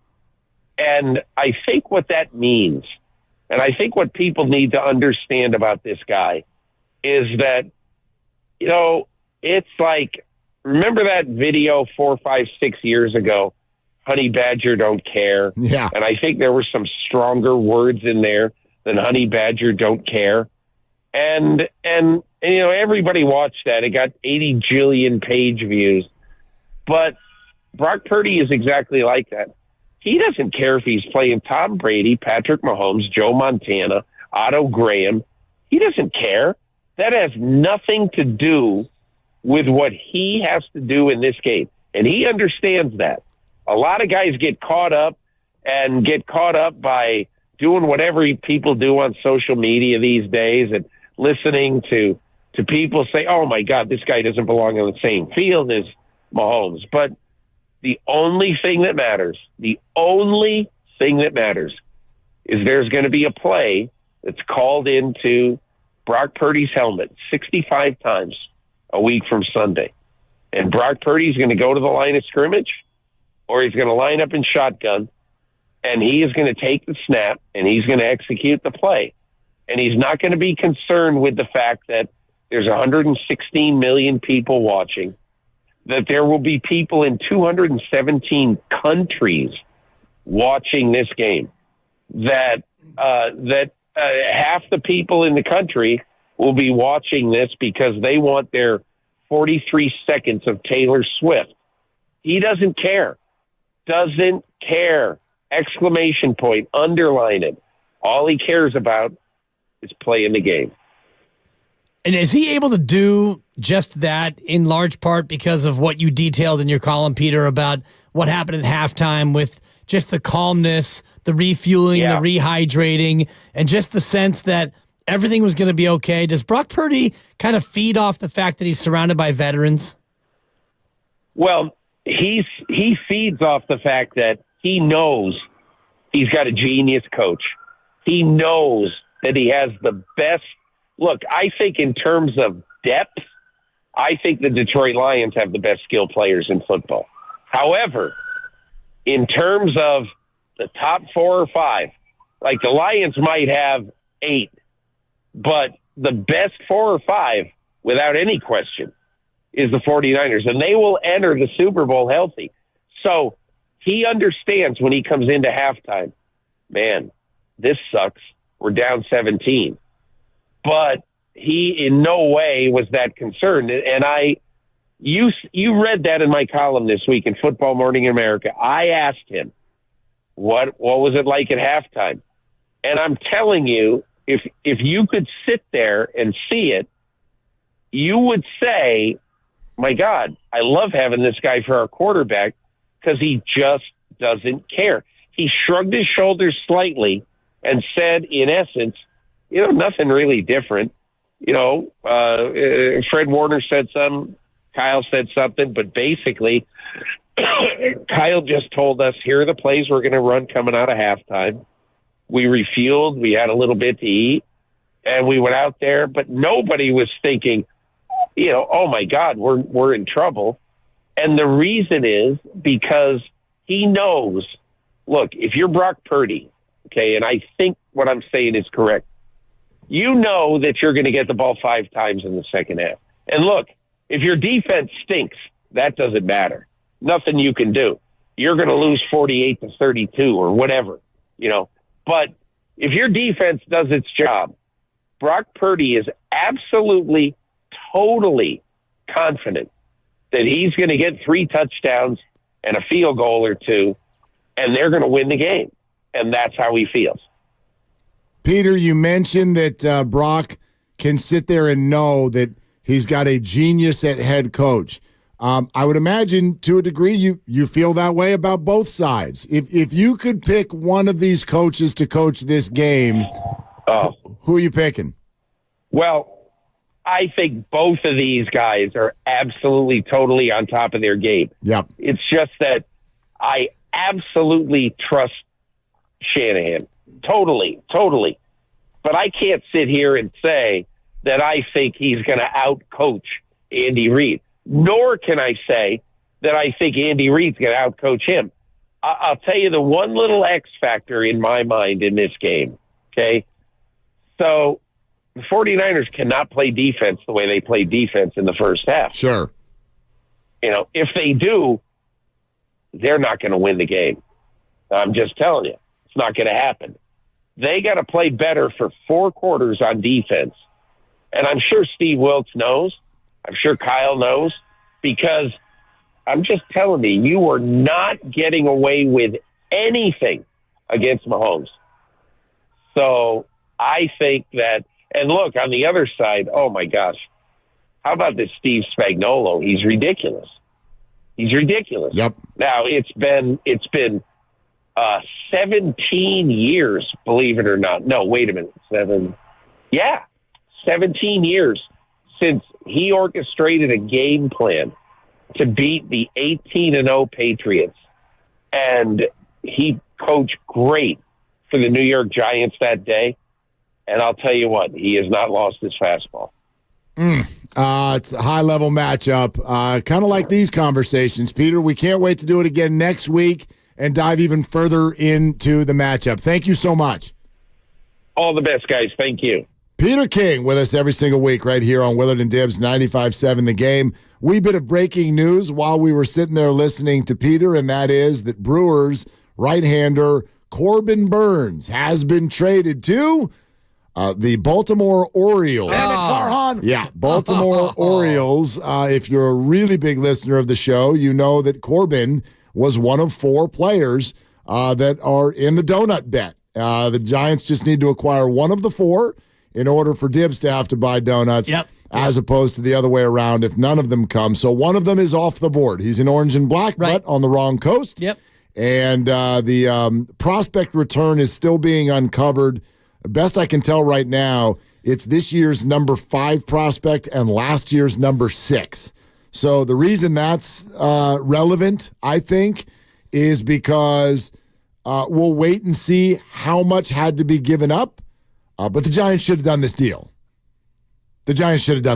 Well, if it was the prospects of that ilk, you'd be talking about like Elliot Ramos and, Yeah, it depends. Depends on like their top prospect list. So one of them is a shortstop. One of them's a pitcher. Okay. So, if you look at the Giants' top prospects of 2023, their number 5 prospect is a shortstop named Walker Martin. Okay. Okay. And then, number 3 prospect is left-hander Carson Wisenhunt. Yeah. Might have taken something like that. Or maybe even a Mason Black or, I don't know. You got Grant McCray, maybe an outfielder, something like that. I know a lot of people, these are names you don't even know. And hopefully you will soon. Well, I can't go deep into it yet at this point and say the Giants should have done this without knowing what exactly else that the Orioles gave up.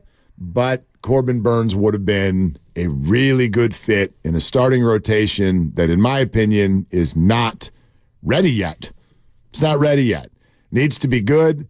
And Robbie Ray won't be ready to go until halfway through the year. And Alex Cobb's making good progress, but won't be ready at the start of the year. Logan Webb is Logan Webb. Excited about Kyle Harrison, but the rest of it is young and unproven, a la Tristan Beck and other names like that. And I think they need another established starter right at the start of the year, and right now they don't have that. Right, and you're sitting here and it's now February. You look at February 1 on the calendar and you start to think about pitchers and catchers, which I think is 2 weeks. 2 weeks from today. 2 weeks. Right? And not that you have to have everything in place by then, because you mentioned Scott Boras and the foot dragging that's gone on with a lot of the big names. He's got all 4 of them. Yeah. He's got all 4 of them who are still sitting there unsigned. Still sitting there. Yep. Yeah, and it doesn't mean that it can't happen this week or next week, but it feels more and more like, we might be waiting until March until actually spring training games get started before we find out about a lot of these guys, right? Yes, I mean, I get it. I would, if I were a player, I might want Scott Boras as my agent as well. There's no rush. Let's be honest. Veteran players don't like spring training. They don't want to report when pitchers and catchers report. We're talking about all of them, players who have been around the block a while. Some of them are in their 30s already. Matt Chapman, Blake Snell, Cody Bellinger has an MVP to his credit. Jordan Montgomery. Those are the 4 players we're talking about. So they're not freaking out if they miss the start of spring training, and they want the absolute best deal and the absolute most money. And Scott is going to get them that. But the other side to that is not great for baseball at all that you get to your free agency and a good, healthy chunk of the majority of the names that people are excited to see where they land, it just drags and drags and drags, and it turns into the Bush-Gore election where you're just sitting there counting up little pieces of paper trying to figure out when the hell we're going to get an answer. Right. So, anyway. I don't know how you fix it with baseball because, and we talked about this before with the NBA and the NFL, there is free agency and it's boom. And it's like 1, 2, 3, 4 days of an absolute flurry and then a trickle. And you mentioned an inverted pyramid before, and that's kind of what it is in those sports where you get the majority of those big signings early, and then it trickles down to the very end, and some drips and some drops, and then it's over. With baseball, it's a pyramid. And it's like you might get a big name early, and then it's a whole lot of waiting, and it's all because one guy has got a stranglehold on the whole thing. Well, we blamed Ohtani, and we shouldn't have. It's like, not much is happening because everybody's got to wait for Ohtani. And then Ohtani went. In December, and then right? We've been sitting here ever since still waiting. Yeah. Like Yamamoto is the only other massive name that went. We had the Soto trade.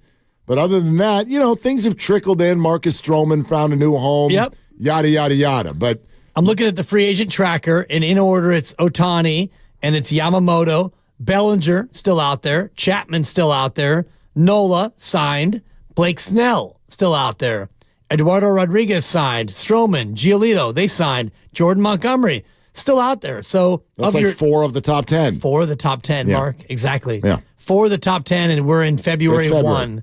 And, Ohtani, was that December or early January, or it was a long time ago. I mean, go back to LeBron and the decision. People were freaking out because they're like, dude, can you please give us an answer? And oh, by the way, don't you feel a responsibility to other free agents who are out there because nobody can go anywhere until you go? Do you know how long it was that we all had to wait for that LeBron decision?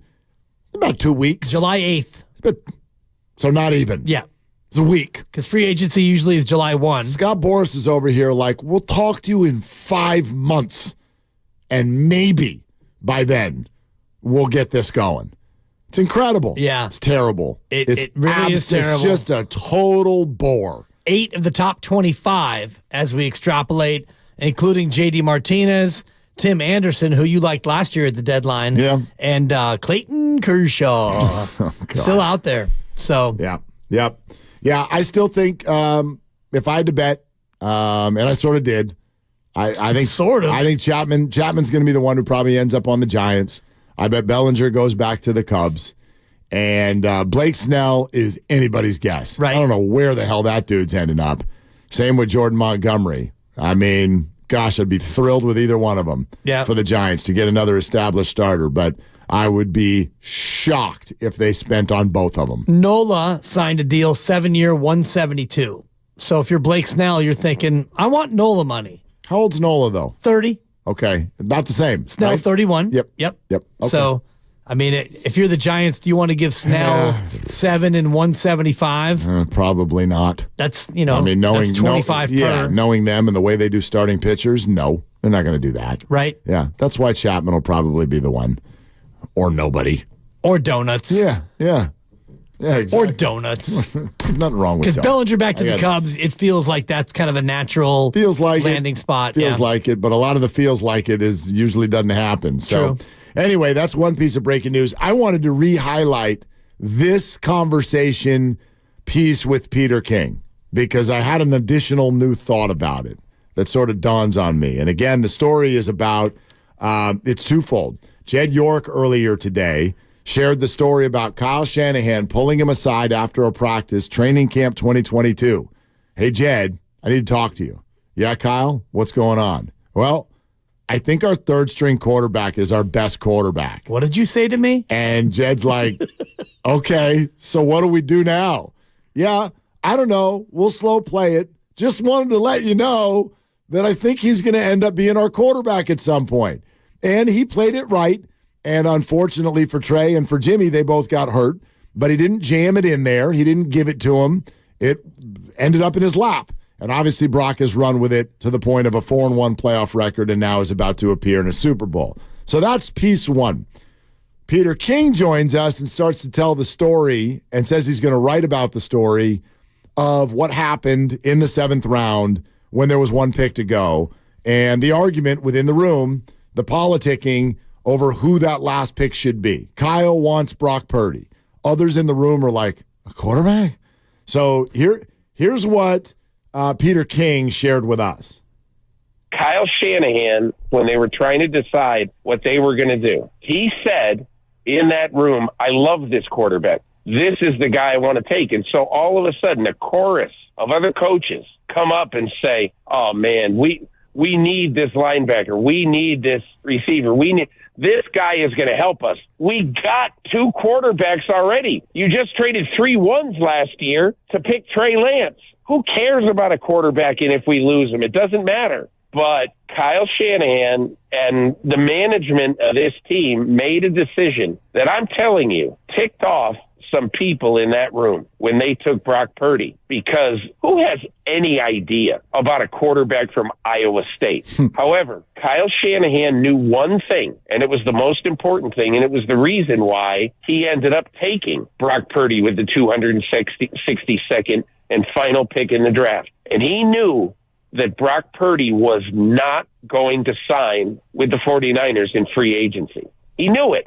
So he said, if we want this guy, if I love him so much, we got to pick him. So they picked him. And obviously they lost out on a couple of guys who might have made their team, because every year there's 1 or 2 or 3 guys who is an undrafted rookie who comes in on all teams in the NFL and makes the team. But I think the coaches who are arguing against that are pretty happy this evening that Kyle Shanahan got his back up and said, hey, we're taking Brock Purdy. Okay, so answer me this. Why did Kyle fight so hard for Brock Purdy to be that pick? Because at that point, I think he already realized he made a mistake with Trey Lance. Exactly right. And I think the Trey Lance pick was, and I will take it on confidence or on, background that was a Kyle pick also. Whether he was convinced by somebody, I think he saw potential in Trey Lance, and he got Trey Lance into camp, and he saw it for himself, and he thought, oh boy, I don't know if this is the guy that I thought that we were going to get, and I don't know if he can be the guy who I need him to be. And so you get in the draft, and you have other issues. You have other priorities because you have a quarterback, and it's Jimmy Garoppolo, and you've got Trey Lance, and you think, okay, we've invested in Trey Lance, so we're not going to throw him out already. But deep in the back of his mind, he's thinking, I don't know about Trey Lance. So you get to the point where you have a chance to get Brock Purdy, and you like Brock Purdy. Maybe you don't love him yet, but you think, all right, this guy has a little something that maybe we like. So you fight, and like Peter says, you get your back up, and you say, no, this is what we're doing. I'm Kyle Shanahan. I have the final say. And John Lynch, I think, has always deferred to Kyle in terms of certainly for offense. Quarterbacks. Yes, Exactly. Yes. So Kyle puts his foot down and says, you know what? No, we're not going to get this guy. Otherwise, we're going to take him. And everyone kind of swallows hard and goes, all right, boss. Sure. And, we have a boss, and sometimes he makes decisions that we don't necessarily love. I love them all. And you're a liar. And sometimes those decisions turn out to be the right ones. Yeah. And we go, you might swallow hard, and then you look back and you go, hey, boss, you had that one right. Good thing I didn't fight you on it too hard. I mean, look, I certainly don't want to take this conversation to some back room so that we're whacking Trey Lance in the in the shins again. But I'm looking at Kyle's behavior 2 off seasons in a row. Okay, go back to that time. You're in the draft. What are you thinking is going on with Jimmy Garoppolo at that time? At that time, you think Jimmy's going to get traded. You think Jimmy's gone. Okay? So, Trey Lance is going to be your quarterback, but are you feeling good about it? To the point where, yes, 7th round. It's not like he grabbed him in the 2nd round, but in the 7th round, you're willing to go to bat. You're willing to go to bat for this tiny little kid out of Iowa State because you believe that he could end up being something. Flash forward 4 months later, you're having a conversation with Jed York. You've just re-signed Jimmy Garoppolo, shockingly, to bring him back. But you're having a conversation with Jed York saying, I think this Purdy kid's actually the best quarterback in our system right now. Then we flash forward another year. Yes, now you know who Brock Purdy is. You're aware of that completely. You've watched him play football and take you to the NFC Championship game. You've got injury questions, but you know who Brock Purdy is. And then what do? The first thing you do when free agency comes around is you hop out there and you pay the top backup quarterback on the market and bring him in Sam Darnold. It's 2 off seasons in a row where if you forget Kyle's words and just look at his actions, he knew. And he brought in Brendan Allen too. Yep. So let's not sugarcoat it. He knew. This has not much to do with Trey Lance, but it has everything to do with Trey Lance because you saw in Trey Lance that first year that maybe he wasn't the quarterback that you were hoping that he would be, that you traded 3 first-round picks to move up to get. And so at that point, now you need a quarterback because you've already given up on Jimmy Garoppolo not once but twice at this point. So you bring in Darnold and you bring in Brendan Allen for insurance, and then you realize, okay, Trey's getting beat out by Sam for sure, and maybe Brandon as well, and Brock is still getting healthy, and Jimmy at this point is gone. So the whole thing kind of unravels in real time. Yeah. What an interesting day in terms of like revelations about things that I don't know if we thought we knew them or didn't. I'm really fascinated by what Jed York chose to do today. And that is speak publicly, but do it in an engaging way, trying to give credit where credit was due to Kyle Shanahan and John Lynch and all of the players. But also it does feel a little bit like I don't know if it's a preemptive victory lap, but like he didn't just decide to come out and answer questions. He decided to share the background stories. Right. This is what we were doing when we acquired Christian. Here's what was going on at the quarterback position. Here's what was happening in the draft. Here's what was happening with training camp. Interesting decision for him to decide today to come out and spill the beans. Right. And it's a safe space, and it's, you do it now. If you do it after the Super Bowl, I think it has a little bit less of an impact than if you do it now. Because certainly if you lose. Right, yeah. Exactly. Well, if you win, you're going to be focused on a parade and all the rest of it. So you come out now, and it's not that you're taking a victory lap, but you kind of are because you're going back to the Super Bowl. And you do it now because next week when media day hits and you go to Vegas on Sunday and all the hype starts to build, it's not going to be about the owner and his comments. Today was a perfect day for it. We'll get to some final thoughts. We got some calls to grab. We'll do that all coming up next on Willard and Dibs. The Red and Gold hotline is up and running. Bang, bang, night of gang up in this thing. Let's go.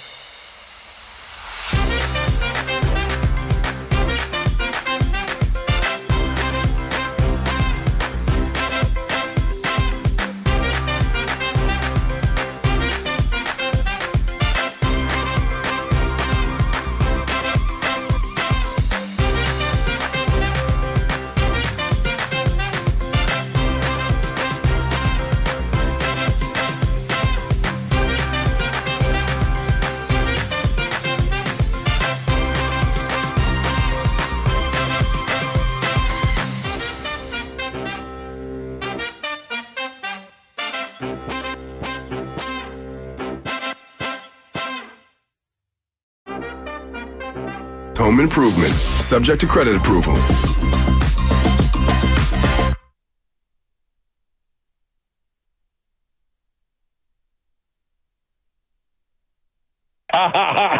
That's great. Now, back to Willard and Dibs on 95.7 The Game. Can't keep playing that. It just keeps bringing last week back to me. I hate that. One of the worst parts about being sick. I almost hate that more than the sick part. Like, I can deal with it. Put your head down on a pillow and watch some Netflix. It's going to be fine. I can't stand that for a week and a half you can't laugh. That's great. without hacking up a lung. Right. I hate that. It's brutal. Oh, Bull crap. Sorry, Yeah. Pete. It's brutal. And Pete's been fighting it. Hopefully Pete gets to the offseason and he can, shut it down a little bit. And, Or maybe and his get throat healthy. just got clogged. I don't know. Maybe. Maybe he's fine. Well, he said it. I think it was last week. Was it last week when FP was in, Mark, and Peter King said, I've been sick for 11 weeks. I was like, yeah, Pete. Yeah. Well, FP too. I know he's been battling. His chest has been filled with gunk for 2 weeks or whatever. Everybody. Oh, my Everybody's gosh. been I sick. hope you're all doing well out there. Yeah. And same as far as traveling around in the weather. I know that the today is like sort of like tropical. It's like, oh, it's sunny. And then it's like, oh my gosh, it's pouring. Oh, now it's sunny again. So just be safe out there as you're driving around. You'll get to wherever you're going. I'll tell you where we're going. We've been meaning to mention this to you. And so this is next week. Next week, there are a number of earlier East Coast Warrior games. Oh, we are so out of here. Yeah, no, we're not. Wait, what? No. Wait, hold the phone. Dibs. Shut the front door. It is Super Bowl week. I don't know if you've heard of it. And so for all of you out there, this is the way it's going to go. When there's a Warrior game that will infringe on the Willard and Dibs experience, the Willard and Dibs experience will simply move over to its other two platforms where it always is and stay right there. So if you're listening traditionally on 95.7 The Game and you want to listen to the Warrior game, awesome. Listen to the Warrior game. But for those of you on the Odyssey app or on YouTube or Twitch, no. The Super Bowl party just goes over there. Commercial free and maybe a little looser than normal. It's a loosey-goosey era. Like the rules get moved around a little bit. And so we're just going to be hanging out in what we're going to call the Willard and Dibs Super Bowl party both Monday, Wednesday, and Thursday. When the Warriors start games early in our show, we will just hip-hop over to a commercial-free Super Bowl party on Twitch, YouTube, and the free Odyssey app. I'm going to borrow from the great Jose, who borrowed from you, and simply say, that's going to be a yes from me, dog. Yes, that's very That's good. a yes from me, dog. Yeah. That's a yes from me, dog. There's my guy. There he is. Jose's the only one. Like, that actually captures what we're doing next week, because when Jose says it, it sounds like a party. It does. Right? It Hit that does. again, Grandy. That's a yes from me, dog. Yeah, the yes from me, dog. Yeah. Monday, Wednesday, and Thursday, we're going to do half our show over on the stream. That's and it's funny because we had a look. We have a meeting. We had a meeting. He's like, you can swear, but I wouldn't. Wait, what does that mean? I brought that up. I'm on mine. I'm just going to turn. Well, F that. I'm going to turn into Travis Kelce and Pat McAfee, and I'm just going to turn into Travis Scott. Bleep Dibs and right. It's so radio. No one really knows the rules. No. But I'm like, but that's not. No, I'm not.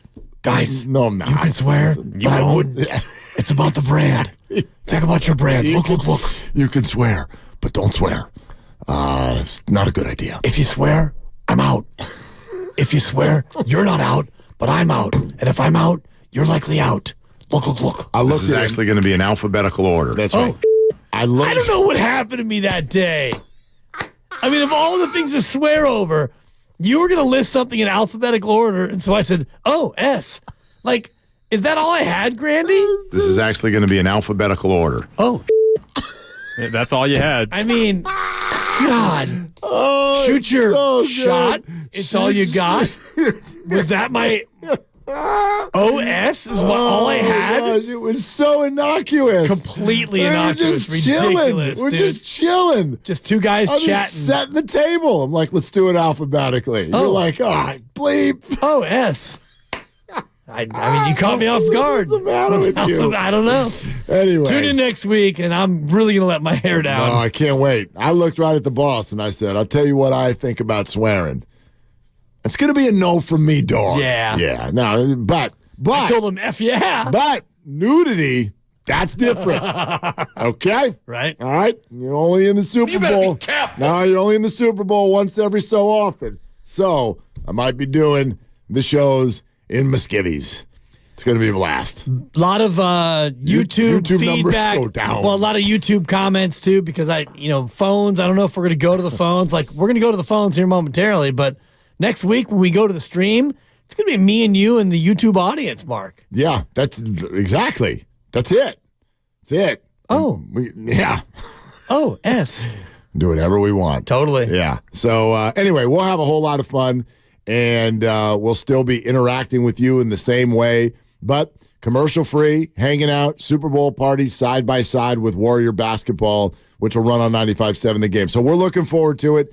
We're going to bring you maybe a little bit of a different sort of view of Vegas. We'll go live to Vegas with our correspondents who are going to be on the scene and have some stories and some sound and all of that stuff. So that's all coming up Monday, Wednesday, and Thursday next week during the portions of Warrior basketball that happen before 6 o'clock. We're not staying till 8. We love you long time, but not that long time. Not that much. Not that long time. All right. Let's go to Dollar Bill in the city. Hi, Bill. What are you doing? Hello, boys. Hello, Bill. Well, I'll tell you what, that is definitely going to be a yes from me, dogs, as well. Nice. I love that. So I'm in. Let's go. Let's go. Guys. I don't know if I'm in for the nudity part, watching you guys doing that, but don't knock until you tried it, Dollar Bill. It's kind of like it's like a salami and olive pizza. I don't want to hear you tell me it's wrong until you know it's not right. All right. Well, there you go. Hey, Okay. I'll try anything twice. So. With that, you guys were talking about, Brock Purdy and what was going through Shanahan's head, preseason prior to that. And I was out sick as well the last couple of weeks, so I don't know how much of the show I missed, whatever. But one of the things that I wanted to talk about was, another story about how Kyle sat Purdy down and said, hey, we're going to go after Tom Brady this season. So you might be sit me here. And I love the fact that these stories are coming out a year or two later. Like, you don't hear about it when it happens. You can't. And that's what I love about this organization. Because I'm no homer. I love the Niners when I'm not watching the Jets. But I love this organization that you don't hear these chirping stories until after the fact. Well, which make them more interesting to me. And Bill, I'll also say I agree with you, but I'd also say there's also a lot of organizations where you'll never hear at all. Like, watch now that Bill Belichick is gone from the Patriots. You ready for the stories? You ready for an avalanche of how it really went down? You're going to be waiting for a long time. You're never going to hear anything out of there because that's not the way that organization rolls. The 49ers, as organizations go, pretty honest, pretty open. You know what I mean? Yeah. Like, they don't tell you the things they can't tell you. Again, think about what we just learned today and how it would go if it were being run by schmucks like you and me. Like, a year and a half ago, someone would have been like, so you won't believe it, Trey Lance can't play. Right. Like, you can't say that stuff. But you're getting to some puzzle pieces now that are being put together where you're like, okay, I get what you guys saw or didn't see. And while you can criticize the 49ers for making the pick, I think they did a pretty bang-up job of pivoting because a lot of times guys will stay stubborn into something like that. Right. And you're like, no, I don't see Brock Purdy. I got blinders on. We picked Trey Lance. We picked Trey Lance. We're married to Trey Lance. Deserve credit for that, too. You got to praise the pivot because the pivot was unbelievable, and you could say that they got, quote-unquote, lucky at how good he's become, but they made the pick, and they made the pick, as Peter King told us, knowing that if you didn't make the pick, he's going elsewhere, and his childhood favorite team was Miami, so maybe he goes and signs with the Dolphins as an undrafted free agent, and we never get Brock Purdy in the Super Bowl. Speaking of time to pivot, it's time for us to pivot. You want to do this again tomorrow? Big time. Okay, let's do it again tomorrow. But coming up next, it's a full hour of the best of the game hosted by our own Mark Grandy, and it's brought to you by Fremont Bank, full-service banking, no compromises. He's going to start off with a big piece of the Carmen Policy conversation that happened on the Morning Roast. So stay tuned for that. Thank you all for listening and the engagement throughout our show. For Dibs, for Grandy, for Lucas, I'm Mark. Shoot your shot. It's all you got. The Road to Vegas is brought to you by Zenni, the official eyewear of the San Francisco 49ers. Shop from over 3,000 styles at 80% off retail prices exclusively at Zenni.com. East Bay Law Practice knows how to go the distance for you by providing the defense you need to help reduce or eliminate your penalties. Visit eastbaylawpractice.com today. Where can you see over 700 RVs from 10 different dealers, all in one place? Only at the 35th Annual Manufacturers RV Show. It's bigger and better than ever, with a huge selection of motorhomes, travel trailers, van conversions, fifth wheels, toy haulers, and truck campers. This is the final week for the Manufacturers RV Show. It's indoors and out at the Alameda County Fairgrounds in Pleasanton. Show ends February 4th.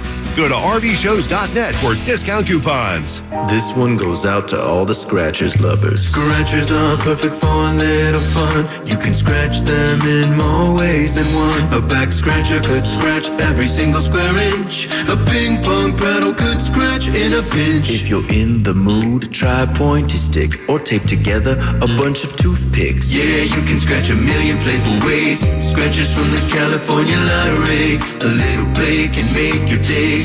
Please play responsibly. Must be 18 years or older to purchase, play, or claim. For the ones who get it done, the most important part is the one you need now. And the best partner is the one who can deliver. That's why millions of maintenance and repair pros trust Grainger. Because we have professional-grade supplies for every industry, even hard-to-find products. And we have same-day pickup and next-day delivery on most orders.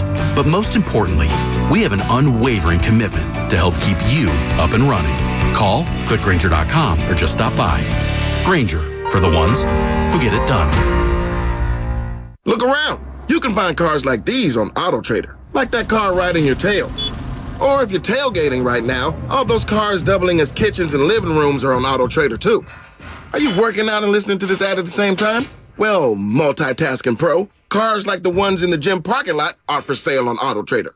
New cars, used cars, electric cars, maybe even flying cars. Okay, no flying cars, but as soon as they get invented, they'll be on AutoTrader. Just you wait.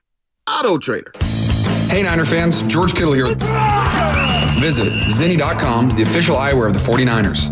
Zenni has changed the game for you, finally making prescription glasses affordable for everyone.